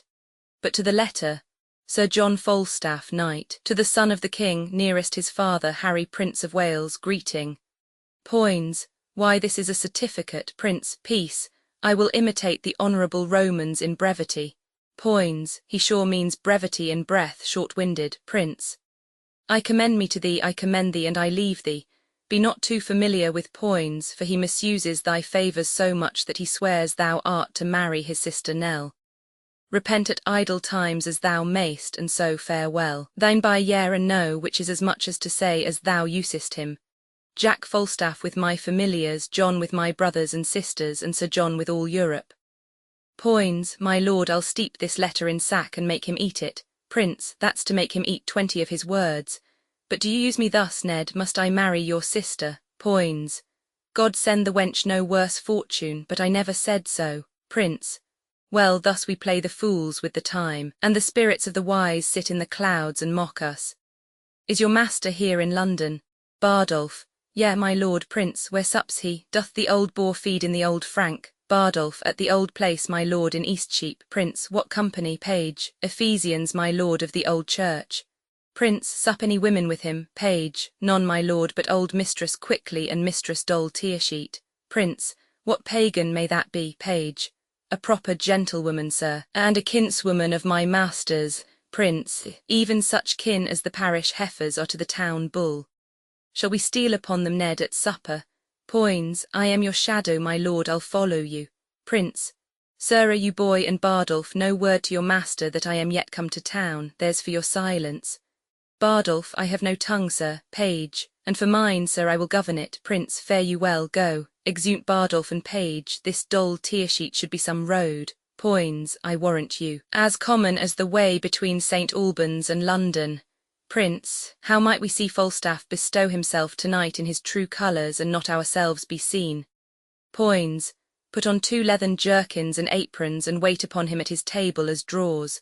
Prince, from a god to a bull, a heavy dissension, it was Jove's case, from a prince to apprentice, a low transformation that shall be mine, for in everything the purpose must weigh with the folly. Follow me, Ned. Exeunt. Scene Roman 3. Warkworth, before the castle. Enter Northumberland, Lady Northumberland and Lady Percy. Northumberland, I pray thee, loving wife and gentle daughter, give even way unto my rough affairs, put not you on the visage of the times, and be like them to Percy troublesome. Lady Northumberland, I have given over, I will speak no more, do what you will, your wisdom be your guide. Northumberland, alas, sweet wife, my honour is at pawn, and but my going nothing can redeem it. Lady Percy, oh yet for God's sake go not to these wars. The time was, father, that you broke your word when you were more endeared to it than now, when your own Percy, when my heart's dear Harry, threw many a northward look to see his father bring up his powers, but he did long in vain. Who then persuaded you to stay at home? There were 2 honours lost, yours and your son's. For yours, the God of heaven brighten it. For his, it stuck upon him as the sun in the grey vault of heaven, and by his light did all the chivalry of England move to do brave acts. He was indeed the glass wherein the noble youth did dress themselves. He had no legs that practised not his gait, and speaking thick, which nature made his blemish, became the accents of the valiant. For those who could speak low and tardily would turn their own perfection to abuse, to seem like him, so that in speech, in gait, in diet, in affections of delight, in military rules, humours of blood, he was the mark and glass, copy and book that fashioned others. And him, O wondrous him, O miracle of men, him did you leave second to none, unseconded by you, to look upon the hideous god of war in disadvantage, to abide a field where nothing but the sound of Hotspur's name did seem defensible, so you left him. Never, oh never, do his ghost the wrong to hold your honour more precise and nice with others than with him. Let them alone. The Marshal and the Archbishop are strong. Had my sweet Harry had but half their numbers, today might I, hanging on Hotspur's neck, have talked of Monmouth's grave. Northumberland, beshrew your heart, fair daughter, you do draw my spirits from me with new lamenting ancient oversights. But I must go and meet with danger there, or it will seek me in another place, and find me worse provided. Lady Northumberland, oh, fly to Scotland, till that the nobles and the armed commons have of their puissance made a little taste. Lady Percy, if they get ground and vantage of the king, then join you with them like a rib of steel to make strength stronger. But for all our loves, first let them try themselves. So did your son, he was so suffered. So came I a widow, and never shall have length of life enough to reign upon remembrance with mine eyes, that it may grow and sprout as high as heaven for recordation to my noble husband. Northumberland, come, come, go in with me. 'Tis with my mind as with the tide swelled up unto his height, that makes a still stand, running neither way. Fain would I go to meet the Archbishop, but many thousand reasons hold me back. I will resolve for Scotland.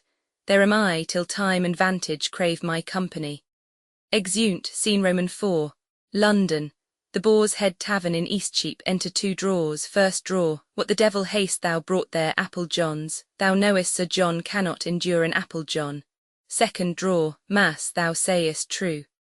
The prince once set a dish of apple-johns before him and told him there were 5 more Sir Johns and, putting off his hat, said, I will now take my leave of these 6 dry, round, old, withered knights. It angered him to the heart, but he hath forgot that, first draw, why then cover and set them down and see if thou canst find out sneak's noise. Mistress Tearsheet would fain hear some music, dispatch. The room where they supped is too hot, they'll come in straight. Second draw, Sirrah, here will be the prince and Master Poins anon, and they will put on 2 of our jerkins and aprons, and Sir John must not know of it. Bardolph hath brought word. First draw, by the mass, here will be old Uties, it will be an excellent stratagem. Second draw, I'll see if I can find out sneak. Exit, enter hostess and doll Tearsheet. Hostess, I faith, sweetheart, methinks now you are in an excellent good temporality. Your pulsage beats as extraordinarily as heart would desire, and your colour, I warrant you, is as red as any rose, in good truth, la. But I faith you have drunk too much canaries, and that's a marvellous searching wine, and it perfumes the blood ere one can say what's this. How do you now, doll? Better than I was, hem, hostess, why that's well said, a good heart's worth gold. Lo, here comes Sir John, enter Falstaff, singing, when Arthur first in court, empty the Jordan, exit first draw. Singing, and was a worthy king. How now, mistress doll, hostess, sick of a calm, yea, good faith, Falstaff, so is all her sect, and they be once in a calm, they are sick. Doll, a pox damn you, you muddy rascal, is that all the comfort you give me? Falstaff, you make fat rascals, mistress doll, I make them. Gluttony and diseases make them, I make them not. Falstaff, if the cook help to make the gluttony, you help to make the diseases, doll, we catch of you, doll. We catch of you, grant that, my poor virtue, grant that, doll, yea, joy our chains and our jewels, Falstaff. Your brooches, pearls, and ouches, for to serve bravely is to come halting off, you know, to come off the breach with his pike bent bravely and to surgery bravely, to venture upon the charged chambers bravely, doll. Hang yourself, you muddy conger, hang yourself, hostess, by my troth this is the old fashion, you two never meet but you fall to some discord. You are both, I good truth, as rheumatic as 2 dry toasts. You cannot one bear with another's confirmities. What the good year, one must bear, and that must be you. You are the weaker vessel, as they say, the emptier vessel. Doll, can a weak empty vessel bear such a huge full hogshead? There's a whole merchant's venture of Bordeaux stuff in him, you have not seen a hulk better stuffed in the hold. Come, I'll be friends with thee, Jack, thou art going to the wars, and whether I shall ever see thee again or no, there is nobody cares. Enter first draw, Sir Ancient Pistols below and would speak with you. Doll, hang him, swaggering rascal, let him not come hither, it is the foul-mouthedst rogue in England. Hostess, if he swagger, let him not come here. No, by my faith, I must live among my neighbours, I'll no swaggerers, I am in good name and fame with the very best. Shut the door, there comes no swaggerers here, I have not lived all this while to have swaggering now. Shut the door, I pray you, Falstaff, dost thou hear, hostess, pray ye pacify yourself, Sir John, there comes no swaggerers here. Falstaff, dost thou hear, it is mine ancient, hostess, tilly fally Sir John ne'er tell me, and our ancient swaggerer comes not in my doors. I was before Master Tissick the deputy t'other day, and as he said to me, 'twas no longer ago than Wednesday last, I good faith, neighbour quickly, says he, Master Dumb our minister was by then. Neighbour quickly, says he, receive those that are civil, for, said he, you are in an ill name. Now he said so, I can tell whereupon, for says he, you are an honest woman and well thought on, therefore take heed what guests you receive. Receive, says he, no swaggering companions. There comes none here, you would bless you to hear what he said. No, I'll no swaggerers, Falstaff, he's no swaggerer, hostess, a tame cheater, I faith, you may stroke him as gently as a puppy greyhound. He'll not swagger with a Barbary hen if her feathers turn back in any show of resistance. Call him up, draw. Exit first draw. Hostess, cheater call you him, I will bar no honest man my house nor no cheater, but I do not love swaggering, by my troth, I am the worse when one says swagger. Feel, masters, how I shake, look you, I warrant you.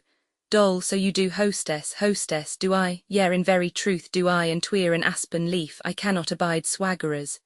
Enter Pistol, Bardolph and Page. Pistol, God save you, Sir John. Falstaff, welcome, ancient Pistol. Here, Pistol, I charge you with a cup of sack. Do you discharge upon mine hostess? Pistol. I will discharge upon her, Sir John, with 2 bullets. Falstaff. She is pistol-proof, sir, you shall not hardly offend her. Hostess. Come, I'll drink no proofs nor no bullets. I'll drink no more than will do me good, for no man's pleasure. I. Pistol. Then to you, Mistress Dorothy, I will charge you. Doll. Charge me, I scorn you, scurvy companion. What, you poor, base, rascally, cheating, lacklinen mate? Away, you mouldy rogue, away, I am meat for your master. Pistol. I know you, Mistress Dorothy. Doll. Away, you cut-purse rascal, you filthy bung, away, by this wine I'll thrust my knife in your mouldy chaps, and you play the saucy cuttle with me. Away, you bottle-ale rascal, you basket-hilt stale juggler, you, since when, I pray you, sir? God's light with 2 points on your shoulder, much, Pistol. God let me not live, but I will murder your ruff for this. Falstaff. No more, Pistol, I would not have you go off here. Discharge yourself of our company, Pistol. Hostess. No, good Captain. Pistol. Not here, sweet Captain. Doll. Captain, thou abominable damned cheater, art thou not ashamed to be called Captain? And captains were of my mind, they would truncheon you out, for taking their names upon you before you have earned them. You a captain, you slave, for what? For tearing a poor whore's ruff in a bawdy house. He a captain. Hang him, rogue, he lives upon mouldy stewed prunes and dried cakes. A captain, God's light, these villains will make the word as odious as the word occupy, which was an excellent good word before it was ill sorted. Therefore captains had need look tot. Bardolph, pray thee go down, good ancient. Falstaff, hark thee hither, Mistress Doll. Pistol. Not I tell thee what, Corporal Bardolph, I could tear her, I'll be revenged of her. Page, pray thee go down. Pistol. I'll see her damned first to Pluto's damned lake by this hand, to th infernal deep, with Erebus and tortures vile also. Hold hook and line, say I. Down, down dogs, down faiters, have we not high in here? Hostess. Good Captain Peace'll be quiet, 'tis very late, I faith. I beseech you now aggravate your choler. Pistol. These be good humours indeed. Shall pack horses and hollow pampered jades of Asia, which cannot go but 30 mile a day, compare with Caesars and with cannibals and Trojan Greeks? Nay, rather damn them with King Cerberus, and let the welkin roar. Shall we fall foul for toys, hostess? By my troth, Captain, these are very bitter words. Bardolph, begone, good ancient, this will grow to a brawl anon. Pistol. Die men like dogs, give crowns like pins, have we not high in here? Hostess. Oh my word, Captain, there's none such here. What the good year do you think I would deny her? For God's sake be quiet. Pistol. Then feed and be fat, my fair Callipolis. Come, give us some sack, see fortune me torment, sperato me contento. Fear we broadsides? No, let the fiend give fire. Give me some sack, and sweetheart, lie thou there, laying down his sword. Come we to full points here, and our et ceteras nothings. Falstaff. Pistol. I would be quiet. Pistol. Sweet knight, I kiss thy neef. What, we have seen the 7 stars. Doll. For God's sake thrust him downstairs, I cannot endure such a fustian rascal. Pistol. Thrust him downstairs, know we not Galloway nags? Falstaff. Quoit him down, Bardolph, like a shove-groat shilling. Nay, and he do nothing but speak nothing, he shall be nothing here. Bardolph. Come, get you downstairs. Pistol. What, shall we have incision? Shall we imbrue? Snatching up his sword. Then death rock me asleep, abridge my doleful days. Why then let grievous, ghastly, gaping wounds untwin the sisters 3. Come Atropos, I say, hostess, here's goodly stuff toward. Falstaff. Give me my rapier, boy. Doll. I pray thee, Jack, I pray thee, do not draw. Falstaff. Get you downstairs, drawing and driving Pistol out. Hostess. Here's a goodly tumult, I'll forswear keeping house. Afore I'll be in these turrets and frights, so murder I warrant now. Alas, alas, put up your naked weapons, put up your naked weapons. Exeunt Bardolph and Pistol. Doll. I pray thee, Jack, be quiet, the rascal's gone. Ah, you whoreson little valiant villain, you. Hostess, are you not hurt ith groin? Methought he made a shrewd thrust at your belly. Enter Bardolph. Falstaff. Have you turned him out o' doors? Bardolph. Yes, sir, the rascal's drunk. You have hurt him, sir, ith shoulder. Falstaff. A rascal to brave me. Doll. Ah, you sweet little rogue, you. Alas, poor ape, how thou sweat'st. Come, let me wipe thy face. Come on, you whoreson chops. Ah, rogue, I faith I love thee. Thou art as valorous as Hector of Troy, worth 5 of Agamemnon, and 10 times better than the 9 worthies. Ah, villain, Falstaff, a rascally slave, I will toss the rogue in a blanket. Doll. Do, and thou darest for thy heart. and thou dost, I'll canvass thee between a pair of sheets. Enter music, page, the music is come, sir. Falstaff, let them play, play, sirs, sit on my knee, Doll, a rascal bragging slave, the rogue fled from me like quicksilver. Doll, I faith, and thou followedst him like a church. Thou whoreson little tidy Bartholomew Boarpig, when wilt thou leave fighting days and foining nights and begin to patch up thine old body for heaven? Enter, behind, Prince Henry and Poins, disguised as drawers. Falstaff, peace, good Doll, do not speak like a death's head, do not bid me remember mine end. Doll, sirrah, what humour est the prince of? Falstaff, a good shallow young fellow, he would have made a good pantler, he would chipped bread well. Doll, they say Poins has a good wit. Falstaff, he a good wit, hang him baboon, his wit's as thick as Tewkesbury mustard, there's no more conceit in him than is in a mallet. Doll, why does the prince love him so then? Falstaff, because their legs are both of a bigness, and he plays at quoits well, and eats conger and fennel, and drinks off candles' ends for flap dragons, and rides the wild mare with the boys, and jumps upon joint stools, and swears with a good grace, and wears his boots very smooth like unto the sign of the leg, and breeds no bait with telling of discreet stories, and such other gambol faculties he has that show a weak mind and an able body, for the which the prince admits him. For the prince himself is such another. The weight of a hair will turn the scales between their avoirdupois. A prince, but not this knave of a wheel have his ears cut off. Poins, let's beat him before his whore, prince. Look where the withered elder hath not his poll clawed like a parrot. Poins, is it not strange that desire should so many years outlive performance? Falstaff, kiss me, Doll, prince, Saturn and Venus this year in conjunction. What says Th Almanac to that, Poins? And look whether the fiery Trigon, his man, be not lisping to his master's old tables, his notebook, his counsel keeper. Falstaff, thou dost give me flattering busses. Doll, by my troth, I kiss thee with a most constant heart. Falstaff, I am old, Doll, I love thee better than I love e'er a scurvy young boy of them all. Falstaff, what stuff wilt have a kirtle of? I shall receive money o Thursday, shalt have a cap tomorrow. A merry song, come it grows late, we'll to bed, thou'lt forget me when I am gone. Doll, by my troth, thou'lt set me weeping, and thou sayest so. Prove that ever I dress myself handsome till thy return. Well, hearken a th end. Falstaff, some sack, Francis, Prince and Poins, anon, sir, coming forward. Falstaff, a bastard son of the king's, and art thou not Poins his brother, Prince? Why, thou globe of sinful continents, what a life dost thou lead? Falstaff, a better than thou, I am a gentleman, thou art a draw. Prince, very true, sir, and I come to draw you out by the ears. Hostess, oh, the Lord preserve thy grace, by my troth, welcome to London. Now the Lord bless that sweet face of thine, O Jesu, are you come from Wales? Falstaff, thou whoreson mad compound of majesty, by this light flesh and corrupt blood thou art welcome. Doll, how, you fat fool, I scorn you. Poins, my lord, he will drive you out of your revenge and turn all to a merriment if you take not the heat. Prince, you whoreson candle mine, you, how vilely did you speak of me even now before this honest, virtuous, civil gentlewoman? Hostess, God's blessing of your good heart, and so she is, by my troth. Falstaff, didst thou hear me, Prince? Yea, and you knew me as you did when you ran away by Gad's Hill.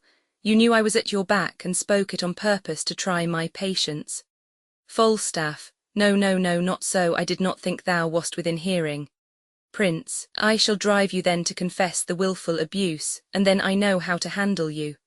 Falstaff, no abuse, Hal, o mine honour, no abuse, Prince, not to dispraise me and call me pantler and bread chipper and I know not what.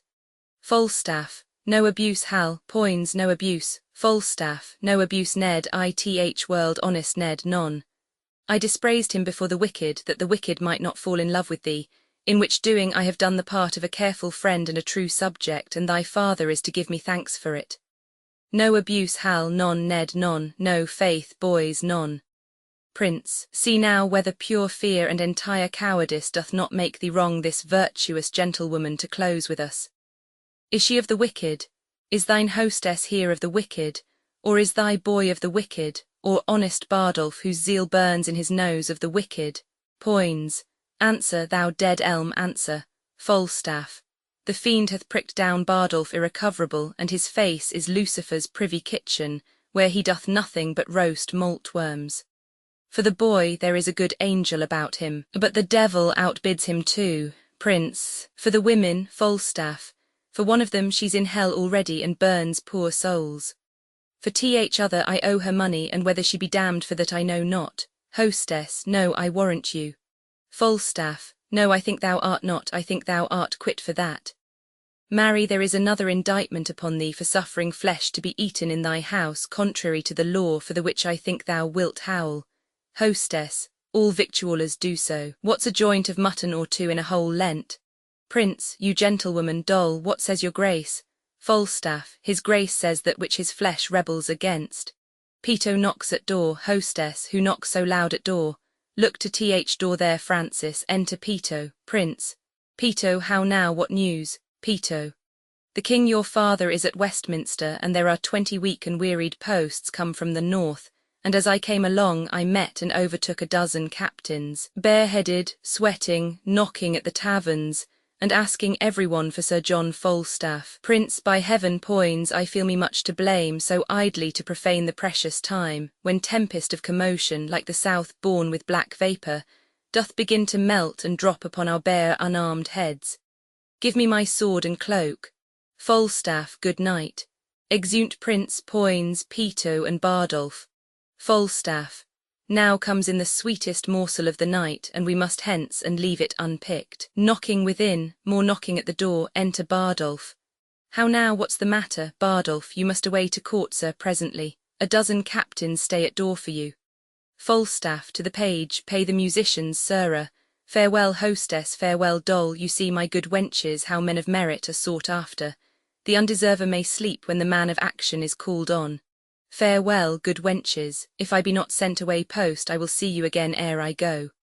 Doll, I cannot speak, if my heart be not ready to burst. Well, sweet Jack, have a care of thyself.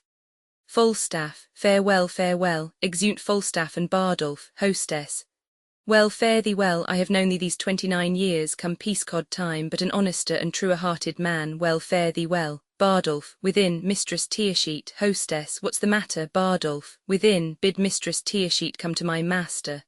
Hostess, oh, run, Doll, run, run, good Doll, come. She comes, blubbered. How many thousands of my poorest subjects are at this hour asleep? O sleep, O gentle sleep, nature's soft nurse, how have I frighted thee, that thou no more wilt weigh my eyelids down and steep my senses in forgetfulness?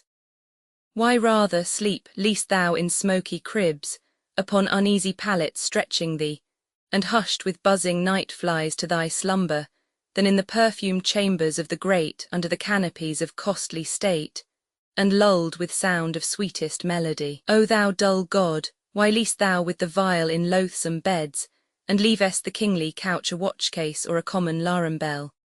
Wilt thou upon the high and giddy mast seal up the ship-boy's eyes, and rock his brains in cradle of the rude imperious surge and in the visitation of the winds, who take the ruffian billows by the top, curling their monstrous heads and hanging them with deafing clamour in the slippery clouds, that with the hurly death itself awakes? Canst thou, O partial sleep, give thy repose to the wet sea-boy in an hour so rude, and in the calmest and most stillest night, with all appliances and means to boot, deny it to a king? Then happy low lie down, uneasy lies the head that wears a crown. Yea, will you come, Doll? Exeunt. Act Roman 3 Scene I. Westminster, the palace, enter the king in his nightgown with a page. King, go call the Earls of Surrey and of Warwick, but ere they come bid them all read these letters and well consider of them. Make good speed, exit page, enter Warwick and Surrey. Warwick, many good morrows to your majesty. King, is it good morrow, lords? Warwick, 'tis 1 o'clock and past. King, why then good morrow to you all my lords. Have you read all the letters that I sent you? Warwick, we have, my liege. King, then you perceive the body of our kingdom how foul it is, what rank diseases grow, and with what danger near the heart of it. Warwick, it is but as a body yet distempered, which to his former strength may be restored with good advice and little medicine.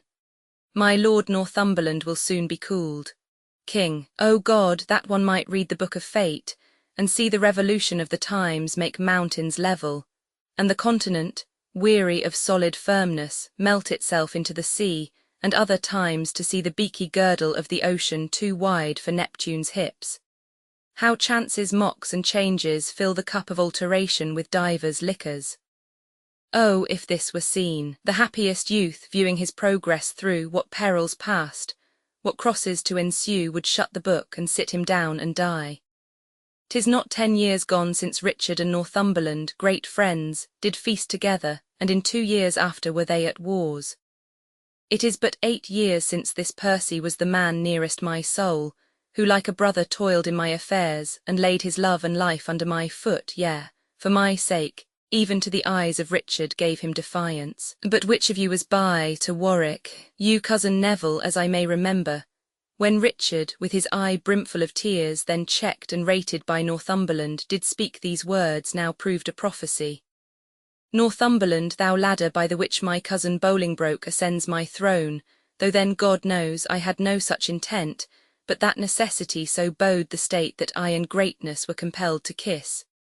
The time shall come, thus did he follow it, the time will come that foul sin gathering head shall break into corruption. So went on, foretelling this same time's condition and the division of our amity. Warwick.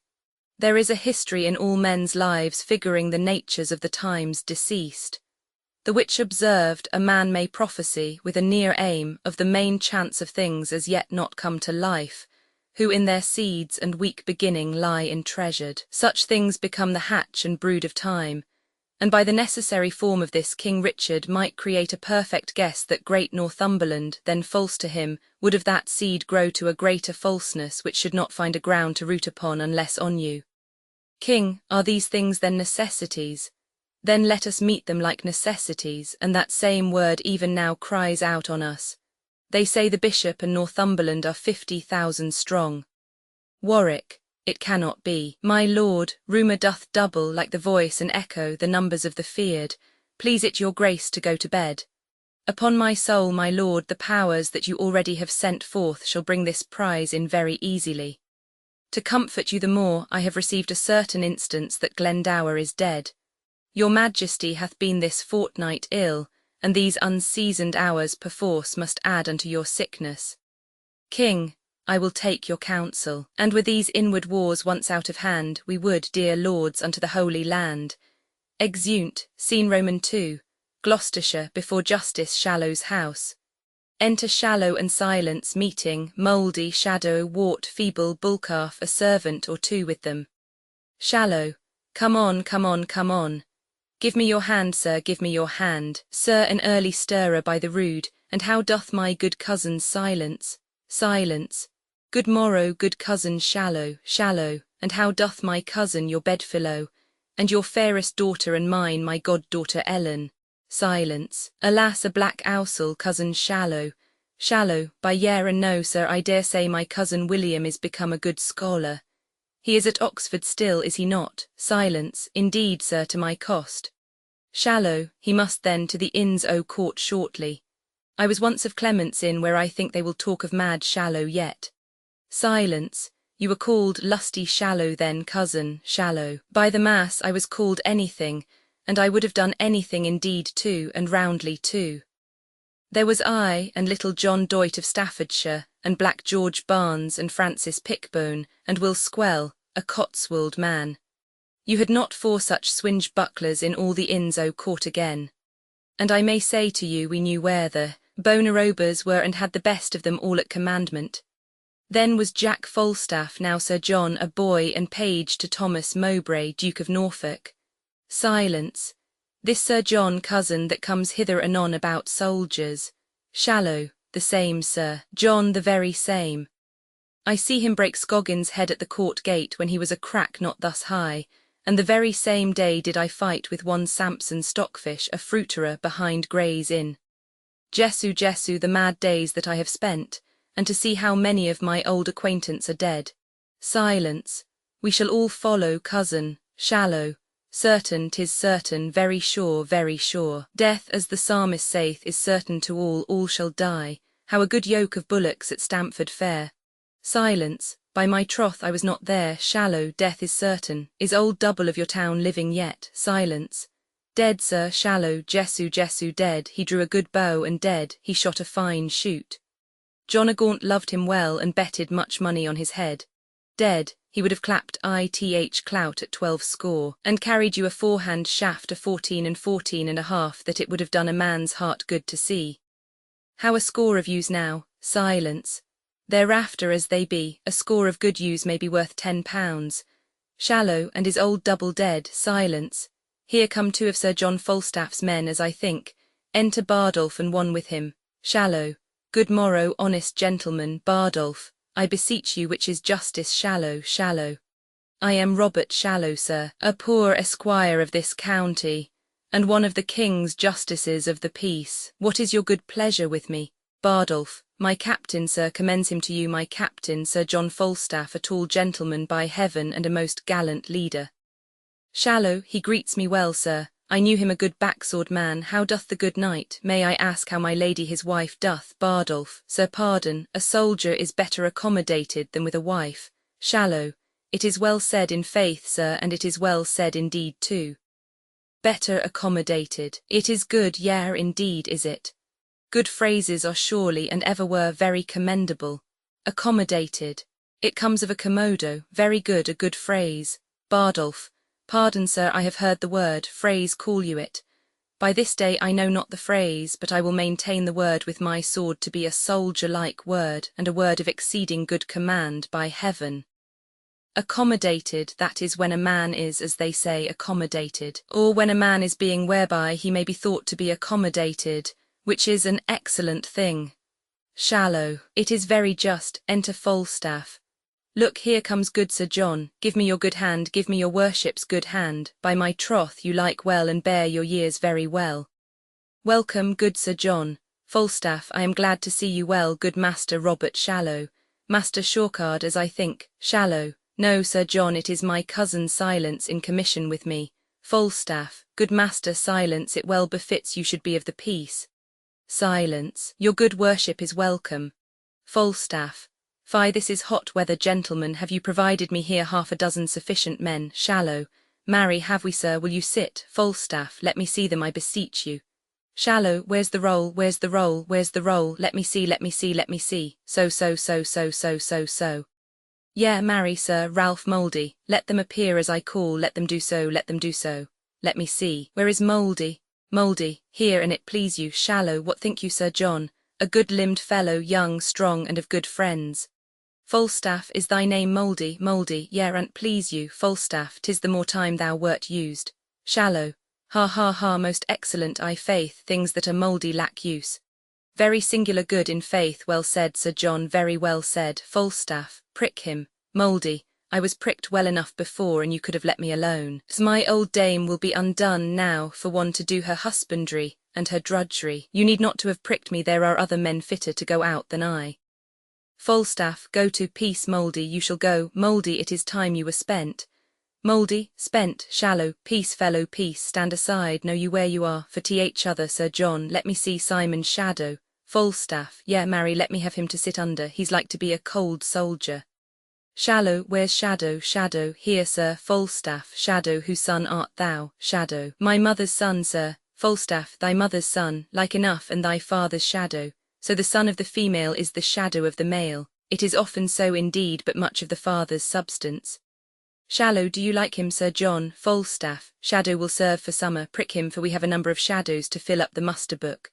Shallow. Thomas Wart. Falstaff. Where's he? Wart. Here, sir. Falstaff. Is thy name Wart? Wart. Yes, sir. Falstaff. Thou art a very ragged wart. Shallow. Shall I prick him, Sir John? Falstaff. It was superfluous, for his apparel is built upon his back, and the whole frame stands upon pins. Prick him no more. Shallow.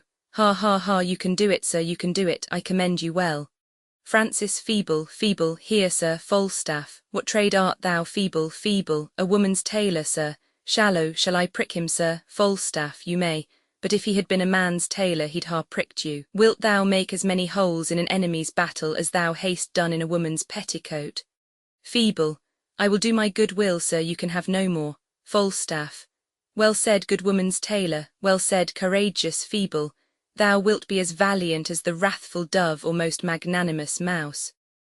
Prick the woman's tailor, well, master shallow, deep, master shallow, feeble, I would what might have gone, sir, Falstaff, I would thou wert a man's tailor, that thou mightst mend him and make him fit to go.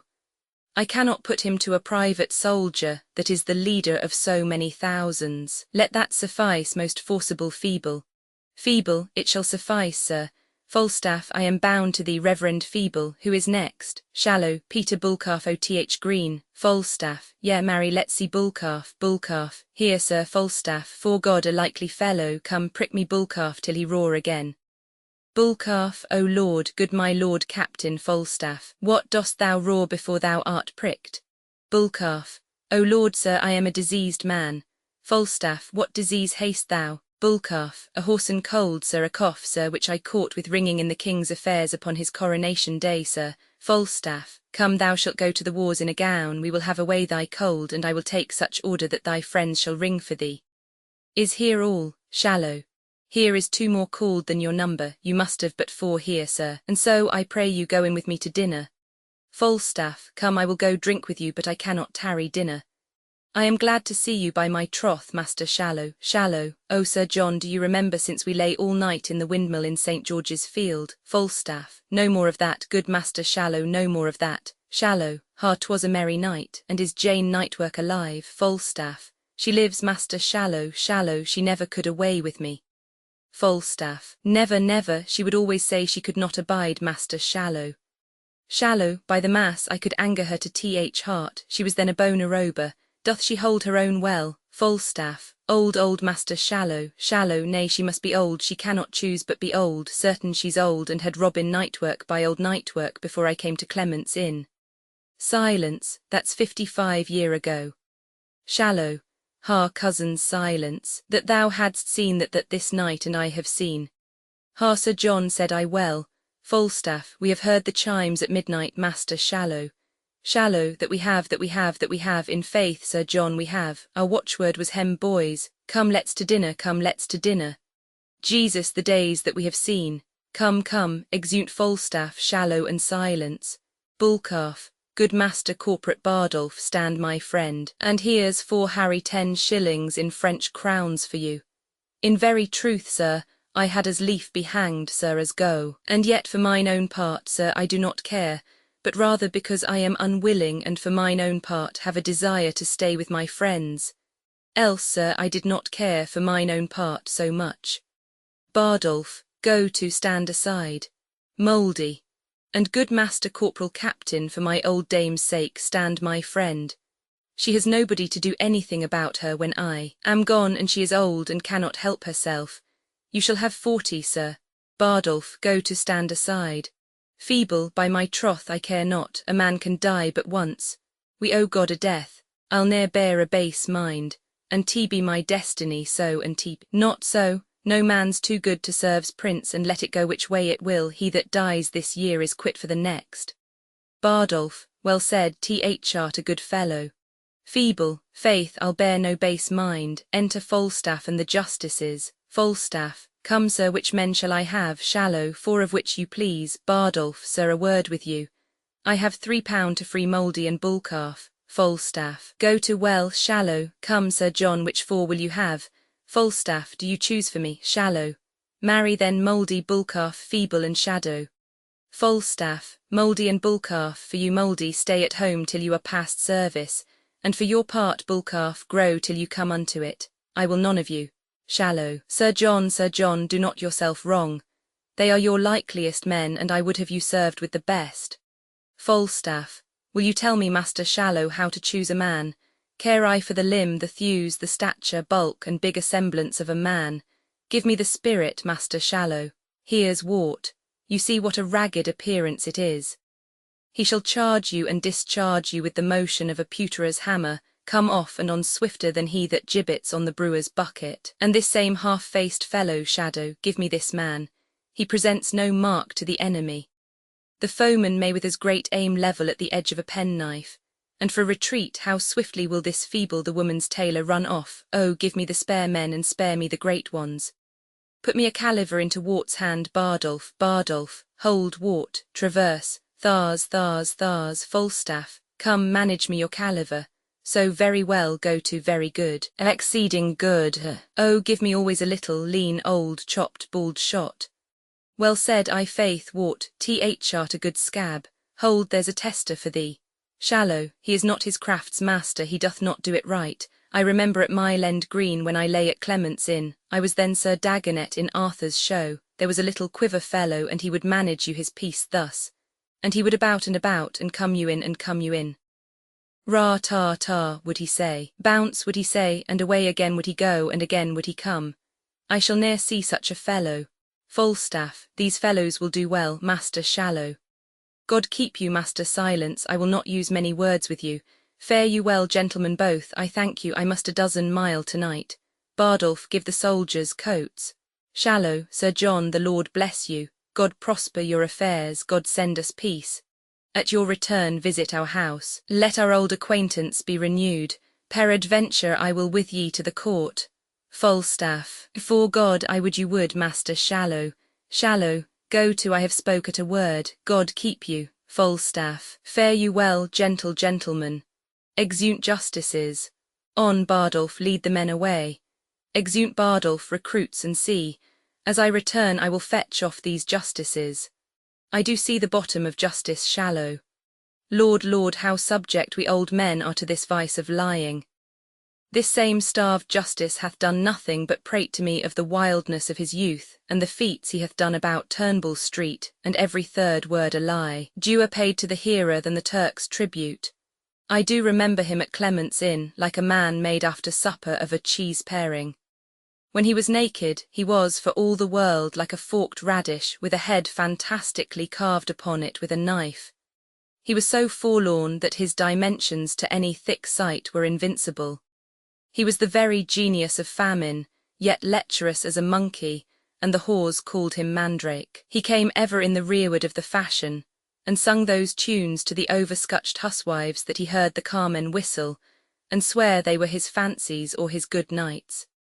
And now is this vice's dagger become a squire, and talks as familiarly of John a Gaunt as if he had been sworn brother to him, and I'll be sworn he ne'er saw him but once in the tilt-yard, and then he burst his head for crowding among the marshal's men. I saw it, and told John a Gaunt he beat his own name, for you might have thrust him and all his apparel into an eel-skin. The case of a treble hautboy was a mansion for him, a court, and now has he land and beefs. Well, I'll be acquainted with him if I return, and tea shall go hard, but I'll make him a philosopher's 2 stones to me. If the young dace be a bait for the old pike, I see no reason in the law of nature but I may snap at him. Let time shape, and there an end. Exit, Act Roman 4 Scene I. Yorkshire, Galtree Forest. Enter the Archbishop of York, Mowbray, Hastings and others. Archbishop, what is this forest called? Hastings, 'tis Galtree Forest, and tea shall please your grace. Archbishop, here stand my lords, and send discoverers forth to know the numbers of our enemies. Hastings, we have sent forth already. Archbishop, 'tis well done. My friends and brethren in these great affairs, I must acquaint you that I have received new dated letters from Northumberland, their cold intent, tenor, and substance thus: here doth he wish his person with such powers as might hold sortance with his quality, the which he could not levy. Whereupon he is retired to ripe his growing fortunes to Scotland, and concludes in hearty prayers that your attempts may overlive the hazard and fearful meeting of their opposite. Mowbray, thus do the hopes we have in him touch ground and dash themselves to pieces. Enter a messenger. Hastings. Now what news, messenger? West of this forest, scarcely off a mile, in goodly form comes on the enemy, and by the ground they hide, I judge their number upon or near the rate of 30,000. Mowbray, the just proportion that we gave them out. Let us sway on and face them in the field. Enter Westmoreland. Archbishop, what well-appointed leader fronts us here? Mowbray. I think it is my Lord of Westmoreland. Westmoreland. Health and fair greeting from our General the Prince, Lord John and Duke of Lancaster. Archbishop, say on, my Lord of Westmoreland, in peace, what doth concern your coming? Westmoreland. Then, my lord, unto your grace do I in chief address the substance of my speech. If that rebellion came like itself, in base and abject routs, led on by bloody youth, guarded with rags and countenanced by boys and beggary, I say, if damned commotion so appeared in his true, native, and most proper shape, you, reverend father, and these noble lords had not been here to dress the ugly form of base and bloody insurrection with your fair honours. You, Lord Archbishop, whose see is by a civil peace maintained, whose beard the silver hand of peace hath touched, whose learning and good letters peace hath tutored, whose white investments figure innocence, the dove and very blessed spirit of peace, wherefore you do so ill translate yourself out of the speech of peace that bears such grace into the harsh and boisterous tongue of war, turning your books to graves, your ink to blood, your pens to lances, and your tongue divine to a loud trumpet and a point of war, Archbishop. Wherefore do I this? So the question stands, briefly to this end. We are all diseased, and with our surfeiting and wanton hours have brought ourselves into a burning fever, and we must bleed for it. Of which disease our late King Richard, being infected, died. But my most noble Lord of Westmoreland, I take not on me here as a physician, nor do I as an enemy to peace troop in the throngs of military men, but rather show a while like fearful war to diet rank minds sick of happiness, and purge obstructions which begin to stop our very veins of life. Hear me more plainly. I have in equal balance justly weighed what wrongs our arms may do, what wrongs we suffer, and find our griefs heavier than our offences. We see which way the stream of time doth run, and are enforced from our most quiet there by the rough torrent of occasion, and have the summary of all our griefs, when time shall serve to show in articles, which long ere this we offered to the king, and might by no suit gain our audience. When we are wronged and would unfold our griefs, we are denied access unto his person even by those men that most have done us wrong. The dangers of the days but newly gone, whose memory is written on the earth with yet appearing blood, and the examples of every minute's instance present now, hath put us in these ill-beseeming arms, not to break peace or any branch of it, but to establish here a peace indeed, concurring both in name and quality. Westmoreland, whenever yet was your appeal denied? Wherein have you been galled by the king? What peer hath been suborned to grate on you, that you should seal this lawless bloody book of forged rebellion with a seal divine and consecrate commotion's bitter edge, Archbishop? My brother general the Commonwealth to brother born and household cruelty, I make my quarrel in particular. Westmoreland, there is no need of any such redress, or if there were it not belongs to you. Mowbray, why not to him in part, and to us all that feel the bruises of the days before, and suffer the condition of these times to lay a heavy and unequal hand upon our honours? Westmoreland, O my good Lord Mowbray, construe the times to their necessities, and you shall say indeed, it is the time, and not the king, that doth you injuries. Yet for your part, it not appears to me either from the king, or in the present time that you should have an inch of any ground to build a grief on, were you not restored to all the Duke of Norfolk's signories, your noble and right well remembered fathers. Mowbray, what thing in honour had my father lost, that need to be revived and breathed in me? The king that loved him as the state stood then was perforce compelled to banish him, and then that Henry Bolingbroke and he being mounted and both roused in their seats, their neighing coursers daring of the spur, their armed staves in charge, their beavers down, their eyes of fire sparkling through sights of steel, and the loud trumpet blowing them together, then, when there was nothing could have stayed my father from the breast of Bolingbroke. Oh, when the king did throw his warder down, his own life hung upon the staff he threw. Then threw he down himself and all their lives that by indictment and by dint of sword have since miscarried under Bolingbroke. Westmoreland, you speak, Lord Mowbray, now you know not what. The Earl of Hereford was reputed then in England the most valiant gentleman, who knows on whom fortune would then have smiled. But if your father had been victor there, he ne'er had borne it out of Coventry, for all the country in a general voice cried hate upon him, and all their prayers and love were set on Hereford, whom they doted on and blessed and graced, indeed more than the king. But this is mere digression from my purpose. Here come I from our princely general to know your griefs, to tell you from his grace that he will give you audience, and wherein it shall appear that your demands are just, you shall enjoy them, everything set off that might so much as think you enemies. Mowbray, but he hath forked us to compel this offer, and it proceeds from policy, not love. Westmoreland, Mowbray, you overween to take it so, this offer comes from mercy, not from fear. For lo, within a ken our army lies, upon mine honour, all too confident to give admittance to a thought of fear. Our battle is more full of names than yours, our men more perfect in the use of arms, our armour all as strong, our cause the best, then reason will our hearts should be as good. Say you not then our offer is compelled, Mowbray? Well, by my will we shall admit no parley. Westmoreland, that argues but the shame of your offence, a rotten case abides no handling. Hastings, hath the Prince John a full commission in very ample virtue of his father, to hear and absolutely to determine of what conditions we shall stand upon. Westmoreland, that is intended in the general's name. I muse you make so slight a question. Archbishop, then take, my lord of Westmoreland, this schedule, for this contains our general grievances, each several article herein redressed, all members of our cause, both here and hence, that are insinued to this action, acquitted by a true substantial form and present execution of our wills to us and to our purposes confined. We come within our awful banks again and knit our powers to the arm of peace. Westmoreland, this will I show the general. Please you lords, in sight of both our battles we may meet, and either end in peace which God so frame, or to the place of difference call the swords which must decide it.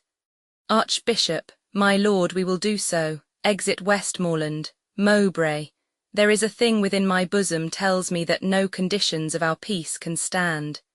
Hastings, fear you not that, if we can make our peace, upon such large terms and so absolute as our conditions shall consist upon, our peace shall stand as firm as rocky mountains. Mowbray, yea, but our valuation shall be such that every slight and false derived cause, yea, every idle, nice, and wanton reason shall to the king taste of this action. That, were our royal faiths martyrs in love, we shall be winnowed with so rough a wind, that even our corn shall seem as light as chaff, and good from bad, find no partition. Archbishop, no, no, my lord. Note this, the king is weary of dainty and such picking grievances, for he hath found to end one doubt by death revives two greater in the heirs of life, and therefore will he wipe his tables clean and keep no tell-tale to his memory that may repeat and history his loss to new remembrance.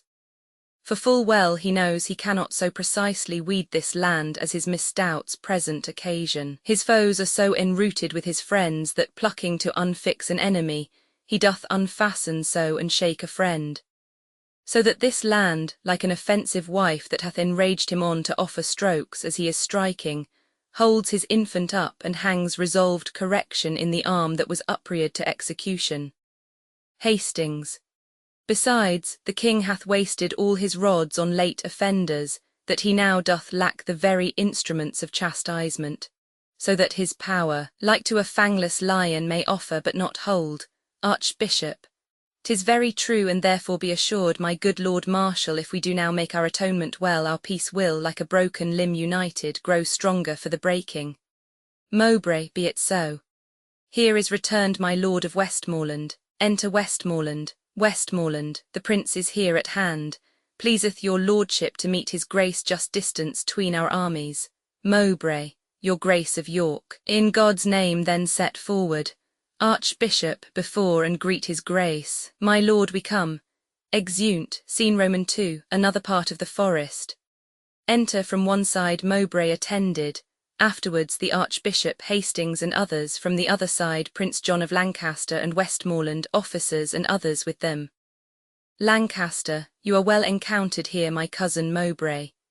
Good day to you, gentle Lord Archbishop, and so to you, Lord Hastings, and to all. My Lord of York, it better showed with you when that your flock, assembled by the bell, encircled you to hear with reverence your exposition on the holy text than now to see you here an iron man, cheering a rout of rebels with your drum, turning the word to sword and life to death.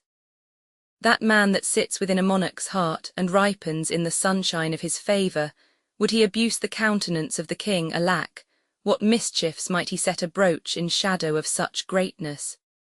With you, Lord Bishop, it is even so. Who hath not heard it spoken how deep you were within the books of God, to us the speaker in his parliament, to us imagined voice of God himself, the very opener and intelligencer between the grace, the sanctities of heaven, and our dull workings?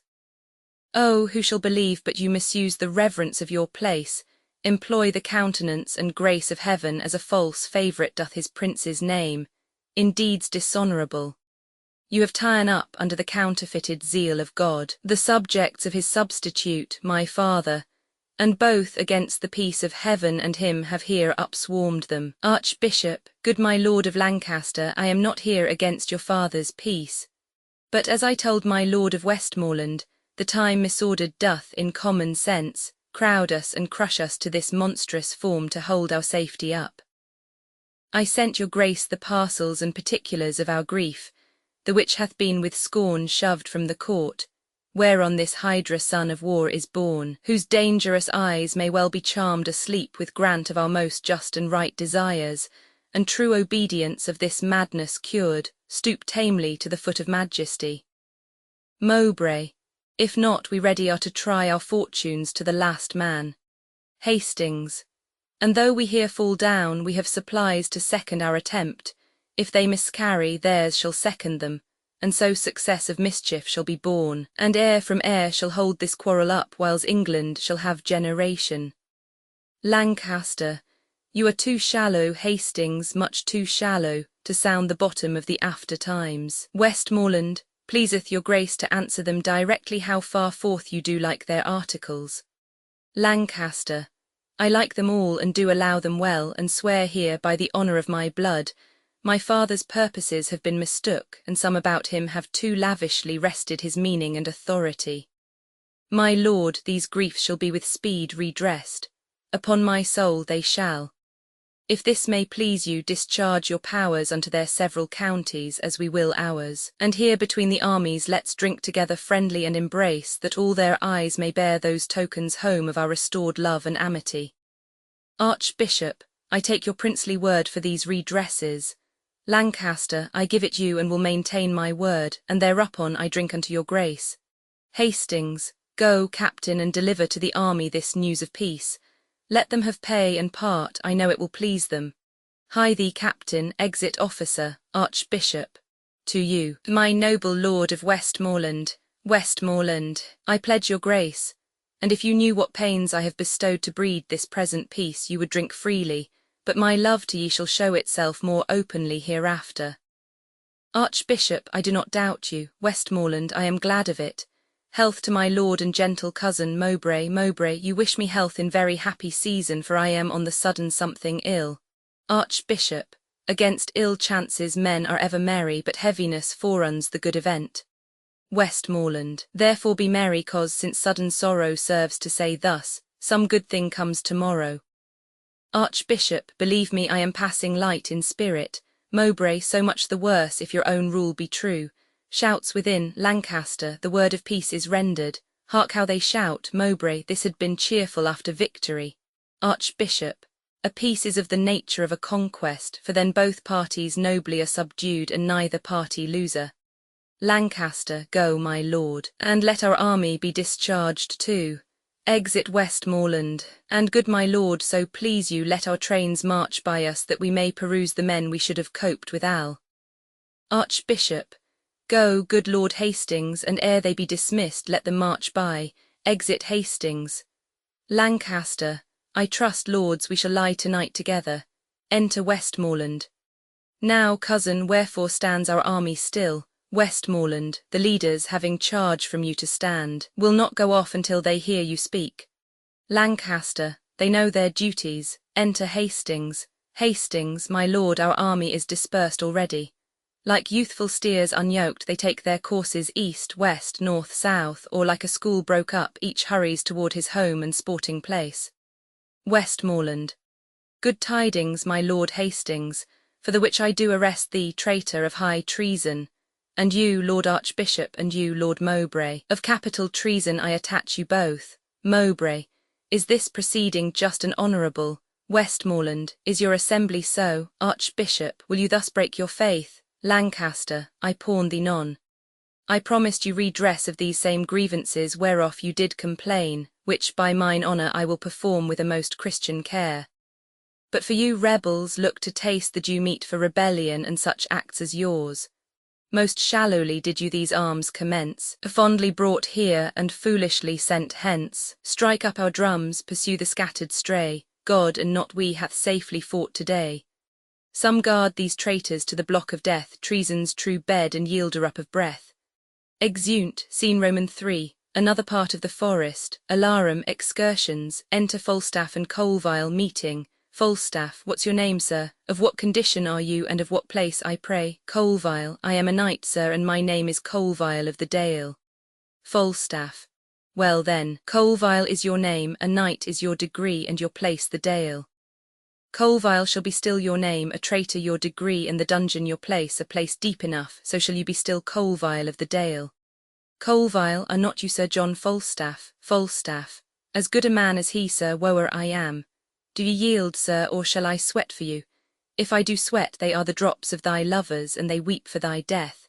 Therefore rouse up fear and trembling, and do observance to my mercy. Colville, I think you are Sir John Falstaff, and in that thought yield me. Falstaff, I have a whole school of tongues in this belly of mine, and not a tongue of them all speaks any other word but my name. And I had but a belly of any indifferency, I was simply the most active fellow in Europe. My womb, my womb, my womb undoes me. Here comes our general. Enter Prince John of Lancaster, Westmoreland, Blunt, and others. Lancaster, the heat is past, follow no further now. Call in the powers, good cousin Westmoreland, exit Westmoreland. Now, Falstaff, where have you been all this while? When everything is ended, then you come. These tardy tricks of yours will, on my life, one time or other break some gallows back. Falstaff, I would be sorry, my lord, but it should be thus. I never knew yet but rebuke and check was the reward of valour. Do you think me a swallow, an arrow, or a bullet? Have I, in my poor and old motion, the expedition of thought? I have speeded hither with the very extremest inch of possibility. I have founded 90 and odd posts, and here, travel-tainted as I am, have in my pure and immaculate valour taken Sir John Colville of the Dale, a most furious knight and valorous enemy. But what of that? He saw me and yielded, that I may justly say with the hook-nosed fellow of Rome, I came, saw, and overcame. Lancaster, it was more of his courtesy than your deserving. Falstaff, I know not, here he is, and here I yield him. And I beseech your grace, let it be booked with the rest of this day's deeds, or by the Lord I will have it in a particular ballad else, with mine own picture on the top on't, Colville kissing my foot. To the which course if I be enforced, if you do not all show like gilt 2 pences to me, and I in the clear sky of fame o'ershine you as much as the full moon doth the cinders of the element, which show like pins' heads to her, believe not the word of the noble. Therefore let me have right, and let desert mount. Lancaster, thine's too heavy to mount. Falstaff, let it shine then. Lancaster, thine's too thick to shine. Falstaff, let it do something, my good lord, that may do me good, and call it what you will. Lancaster, is thy name Colville? Colville, it is, my lord. Lancaster, a famous rebel art thou, Colville. Falstaff, and a famous true subject took him. Colville, I am, my lord, but as my betters are that led me hither, had they been ruled by me, you should have won them dearer than you have.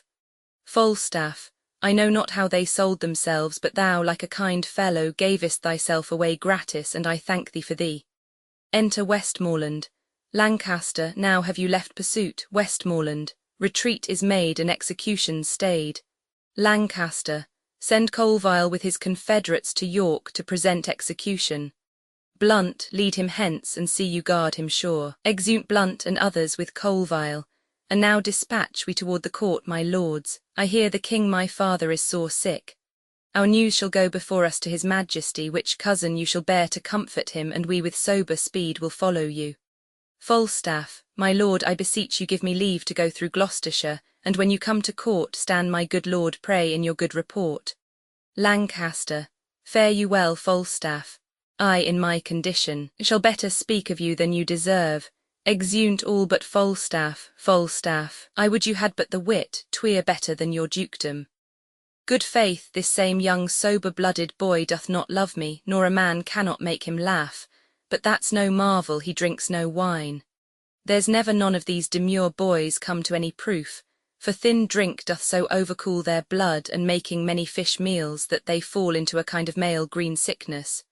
And then when they marry they get wenches. They are generally fools and cowards, which some of us should be too but for inflammation. A good sherris sack hath a twofold operation in it. It ascends me into the brain, dries me there all the foolish and dull and cruddy vapours which environ it, makes it apprehensive, quick, forgettive, full of nimble, fiery and delectable shapes, which delivered o'er to the voice, the tongue, which is the birth, becomes excellent wit. The second property of your excellent sherris is the warming of the blood, which before cold and settled, left the liver white and pale, which is the badge of pusillanimity and cowardice. But the sherris warms it and makes it course from the inwards to the parts extremes. It illumineth the face, which as a beacon gives warning to all the rest of this little kingdom, man, to arm. And then the vital commoners and inland petty spirits muster me all to their captain, the heart, who, great and puffed up with this retinue, doth any deed of courage, and this valour comes of sherris. So that skill in the weapon is nothing without sack, for that sets it a work, and learning a mere hoard of gold kept by a devil, till sack commences it and sets it in act and use. Hereof comes it that Prince Harry is valiant, for the cold blood he did naturally inherit of his father he hath like lean, sterile and bare land manured, husbanded and tilled with excellent endeavour of drinking good and good store of fertile sherris, that he is become very hot and valiant. If I had 1,000 sons, the first humane principle I would teach them should be to forswear thin potations and to addict themselves to sack. Enter Bardolph. How now, Bardolph, Bardolph, the army is discharged all and gone. Falstaff, let them go, I'll through Gloucestershire, and there will I visit Master Robert Shallow, Esquire. I have him already tempering between my finger and my thumb, and shortly will I seal with him. Come away. Exeunt. Scene Roman 4, Westminster, the Jerusalem Chamber. Enter the King, Warwick, Thomas Duke of Clarence and Humphrey Duke of Gloucester and others. King. Now, lords, if God doth give successful end to this debate that bleedeth at our doors, we will our youth lead on to higher fields and draw no swords but what are sanctified. Our navy is addressed, our power collected, our substitutes in absence well invested, and everything lies level to our wish. Only we want a little personal strength, and pause us till these rebels now afoot come underneath the yoke of government. Warwick. Both which we doubt not but your majesty shall soon enjoy. King. Humphrey, my son of Gloucester, where is the prince your brother? Gloucester. I think he's gone to hunt my lord at Windsor. King. And how accompanied? Gloucester. I do not know my lord. King. Is not his brother Thomas of Clarence with him? Gloucester. No, my good lord, he is in presence here. Clarence. What would my lord and father? King. Nothing but well to thee, Thomas of Clarence. How chance thou art not with the prince thy brother? He loves thee, and thou dost neglect him, Thomas. Thou hast a better place in his affection than all thy brothers. Cherish it, my boy, and noble offices thou mayst effect of mediation, after I am dead, between his greatness and thy other brethren. Therefore omit him not, blunt not his love, nor lose the good advantage of his grace by seeming cold or careless of his will. For he is gracious, if he be observed he hath a tear for pity, and a hand open as day for melting charity. Yet notwithstanding being incensed, he's flint as humorous as winter, and as sudden as flaws congealed in the spring of day. His temper therefore must be well observed. Chide him for faults, and do it reverently, when you perceive his blood inclined to mirth. But being moody, give him time and scope, till that his passions, like a whale on ground, confound themselves with working. Learn this, Thomas, and thou shalt prove a shelter to thy friends, a hoop of gold to bind thy brothers in, that the united vessel of their blood, mingled with venom of suggestion, as force perforce the age will pour it in, shall never leak, though it do work as strong as aconitum or rash gunpowder. Clarence, I shall observe him with all care and love. King, why art thou not at Windsor with him? Thomas. Clarence, he is not there today, he dines in London. King, and how accompanied? Canst thou tell that? Clarence, with Poins and other his continual followers. King, most subject is the fattest soil to weeds, and he, the noble image of my youth, is overspread with them. Therefore my grief stretches itself beyond the hour of death. The blood weeps from my heart when I do shape in forms imaginary unguided days and rotten times that you shall look upon when I am sleeping with my ancestors. For when his headstrong riot hath no curb, when rage and hot blood are his counsellors, when means and lavish manners meet together, oh, with what wings shall his affections fly towards fronting peril and opposed decay? Warwick, my gracious lord, you look beyond him quite. The prince but studies his companions like a strange tongue wherein, to gain the language, 'tis needful that the most immodest word be looked upon and learned. Which once attained, your highness knows, comes to no further use but to be known and hated. So, like gross terms, the prince will, in the perfectness of time, cast off his followers, and their memory shall as a pattern or a measure live, by which his grace must meet the lives of other, turning past evils to advantages. King, 'tis seldom when the bee doth leave her comb in the dead carrion. Enter Westmoreland. Who's here? Westmoreland. Westmoreland. Health to my sovereign, and new happiness added to that I am to deliver. Prince John your son doth kiss your grace's hand. Mowbray the bishop, Scroop, Hastings and all are brought to the correction of your law. There is not now a rebel's sword unsheathed, but peace puts forth her olive everywhere. The manner how this action hath been borne here at more leisure may your highness read, with every course in his particular. King, O Westmoreland, thou art a summer bird, which ever in the haunch of winter sings the lifting up of day. Enter Harcourt. Look, here's more news. Harcourt, from enemies heaven keep your majesty, and when they stand against you may they fall as those that I am come to tell you of. The Earl Northumberland and the Lord Bardolph, with a great power of English and of Scots, are by the Shreve of Yorkshire overthrown. The manner and true order of the fight this packet, please it you, contains at large. King, and wherefore should these good news make me sick? Will fortune never come with both hands full, but write her fair words still in foulest letters? She either gives a stomach and no food, such are the poor in health, or else a feast and takes away the stomach, such are the rich, that have abundance and enjoy it not. I should rejoice now at this happy news, and now my sight fails and my brain is giddy. O me, come near me, now I am much ill. Gloucester, comfort your majesty. Clarence, O my royal father. Westmoreland, my sovereign lord, cheer up yourself, look up. Warwick, be patient, princes, you do know these fits are with his highness very ordinary.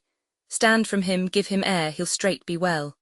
Clarence, no, no, he cannot long hold out these pangs. Incessant care and labour of his mind hath wrought the mure that should confine it in so thin that life looks through and will break out. Gloucester, the people fear me, for they do observe unfathered airs and loathly births of nature. The seasons change their manners, as the year had found some months asleep and leaped them over. Clarence, the river hath thrice flowed, no ebb between, and the old folk, time's doting chronicles, say it did so a little time before that our great-grandsire Edward sicked and died. Warwick, speak lower, princes, for the king recovers. Gloucester, this apoplexy will certain be his end. King, I pray you take me up and bear me hence into some other chamber, softly pray, exeunt, scene v. Another chamber, the king lying on a bed, Clarence, Gloucester, Warwick and others in attendance. King, let there be no noise made, my gentle friends, unless some dull and favourable hand will whisper music to my weary spirit. Warwick, call for the music in the other room. King, set me the crown upon my pillow here. Clarence, his eye is hollow and he changes much. Warwick, less noise, enter Prince Henry. Prince, who saw the Duke of Clarence. Clarence, I am here, brother, full of heaviness. Prince, how now, reign within doors and none abroad, how doth the king? Gloucester, exceeding ill. Prince, heard he the good news yet? Tell it him. Gloucester, he altered much upon the hearing it. Prince, if he be sick with joy, he'll recover without physic. Warwick, not so much noise, my lords. Sweet prince, speak low. The king your father is disposed to sleep. Clarence, let us withdraw into the other room. Warwick, Wilt please your grace to go along with us, prince? No, I will sit and watch here by the king. Exeunt all but the prince. Why doth the crown lie there upon his pillow, being so troublesome a bedfellow? O polished perturbation, golden care, that keeps the ports of slumber open wide to many a watchful night. Sleep with it now, yet not so sound and half so deeply sweet as he whose brow with homely biggin bound snores out the watch of night. O majesty, when thou dost pinch thy bearer, thou dost sit like a rich armour worn in heat of day, that scald'st with safety. By his gates of breath there lies a downy feather which stirs not. Did he suspire, that light and weightless down perforce must move? My gracious lord, my father, this sleep is sound indeed. This is a sleep that from this golden rigol hath divorced so many English kings. Thy due from me is tears and heavy sorrows of the blood, which nature, love, and filial tenderness shall, O dear father, pay thee plenteously. My due from thee is this imperial crown, which as immediate from thy place and blood derives itself to me. Lo, where it sits, which God shall guard, and put the world's whole strength into one giant arm, it shall not force this lineal honour from me. This from thee will I to mine leave as 'tis left to me. Exit, King, Warwick, Gloucester, Clarence, enter Warwick, Gloucester, Clarence, and the rest. Clarence, doth the king call? Warwick, what would your majesty? How fares your grace? King, why did you leave me here alone, my lords? Clarence, we left the prince my brother here, my liege, who undertook to sit and watch by you. King, the Prince of Wales, where is he? Let me see him. He is not here. Warwick, this door is open, he is gone this way. Gloucester, he came not through the chamber where we stayed. King, where is the crown? Who took it from my pillow? Warwick, when we withdrew, my liege, we left it here. King, the prince hath ta'en it hence. Go seek him out. Is he so hasty that he doth suppose my sleep my death? Find him, my lord of Warwick, chide him hither. Exit Warwick, this part of his conjoins with my disease and helps to end me. See, sons, what things you are, how quickly nature falls into revolt when gold becomes her object. For this the foolish over-careful fathers have broke their sleep with thoughts, their brains with care, their bones with industry. For this they have engrossed and piled up the cankered heaps of strange-achieved gold. For this they have been thoughtful to invest their sons with arts and martial exercises. When, like the bee, tolling from every flower the virtuous sweets, our thighs packed with wax, our mouths with honey, we bring it to the hive, and like the bees are murdered for our pains. This bitter taste yields his engrossments to the ending father. Enter Warwick. Now where is he that will not stay so long till his friend's sickness hath determined me? Warwick, my lord, I found the prince in the next room, washing with kindly tears his gentle cheeks, with such a deep demeanour in great sorrow that tyranny which never quaffed but blood would, by beholding him, have washed his knife with gentle eye drops. He is coming hither. King, but wherefore did he take away the crown? Enter Prince Henry. Lo, where he comes. Come hither to me, Harry, depart the chamber, leave us here alone. Exeunt Warwick and the rest. Prince, I never thought to hear you speak again. King, thy wish was father, Harry, to that thought. I stay too long by thee, I weary thee. Dost thou so hunger for mine empty chair that thou wilt needs invest thee with my honours before thy hour be ripe? O foolish youth, thou seek'st the greatness that will overwhelm thee. Stay but a little, for my cloud of dignity is held from falling with so weak a wind that it will quickly drop. My day is dim, thou hast stolen that which after some few hours were thine without offence, and at my death thou hast sealed up my expectation. Thy life did manifest thou lovedst me not, and thou wilt have me die assured of it. Thou hidst 1,000 daggers in thy thoughts which thou hast whetted on thy stony heart, to stab at half an hour of my life. What, canst thou not forbear me half an hour?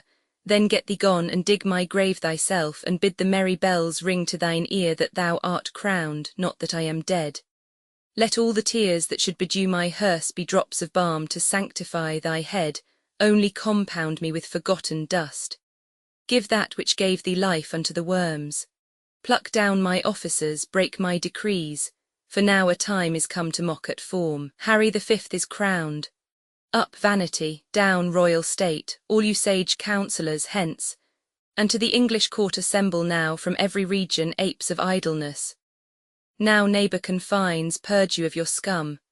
Have you a ruffian that will swear, drink, dance, revel the night, rob, murder, and commit the oldest sins the newest kind of ways? Be happy, he will trouble you no more. England shall double gild his treble guilt.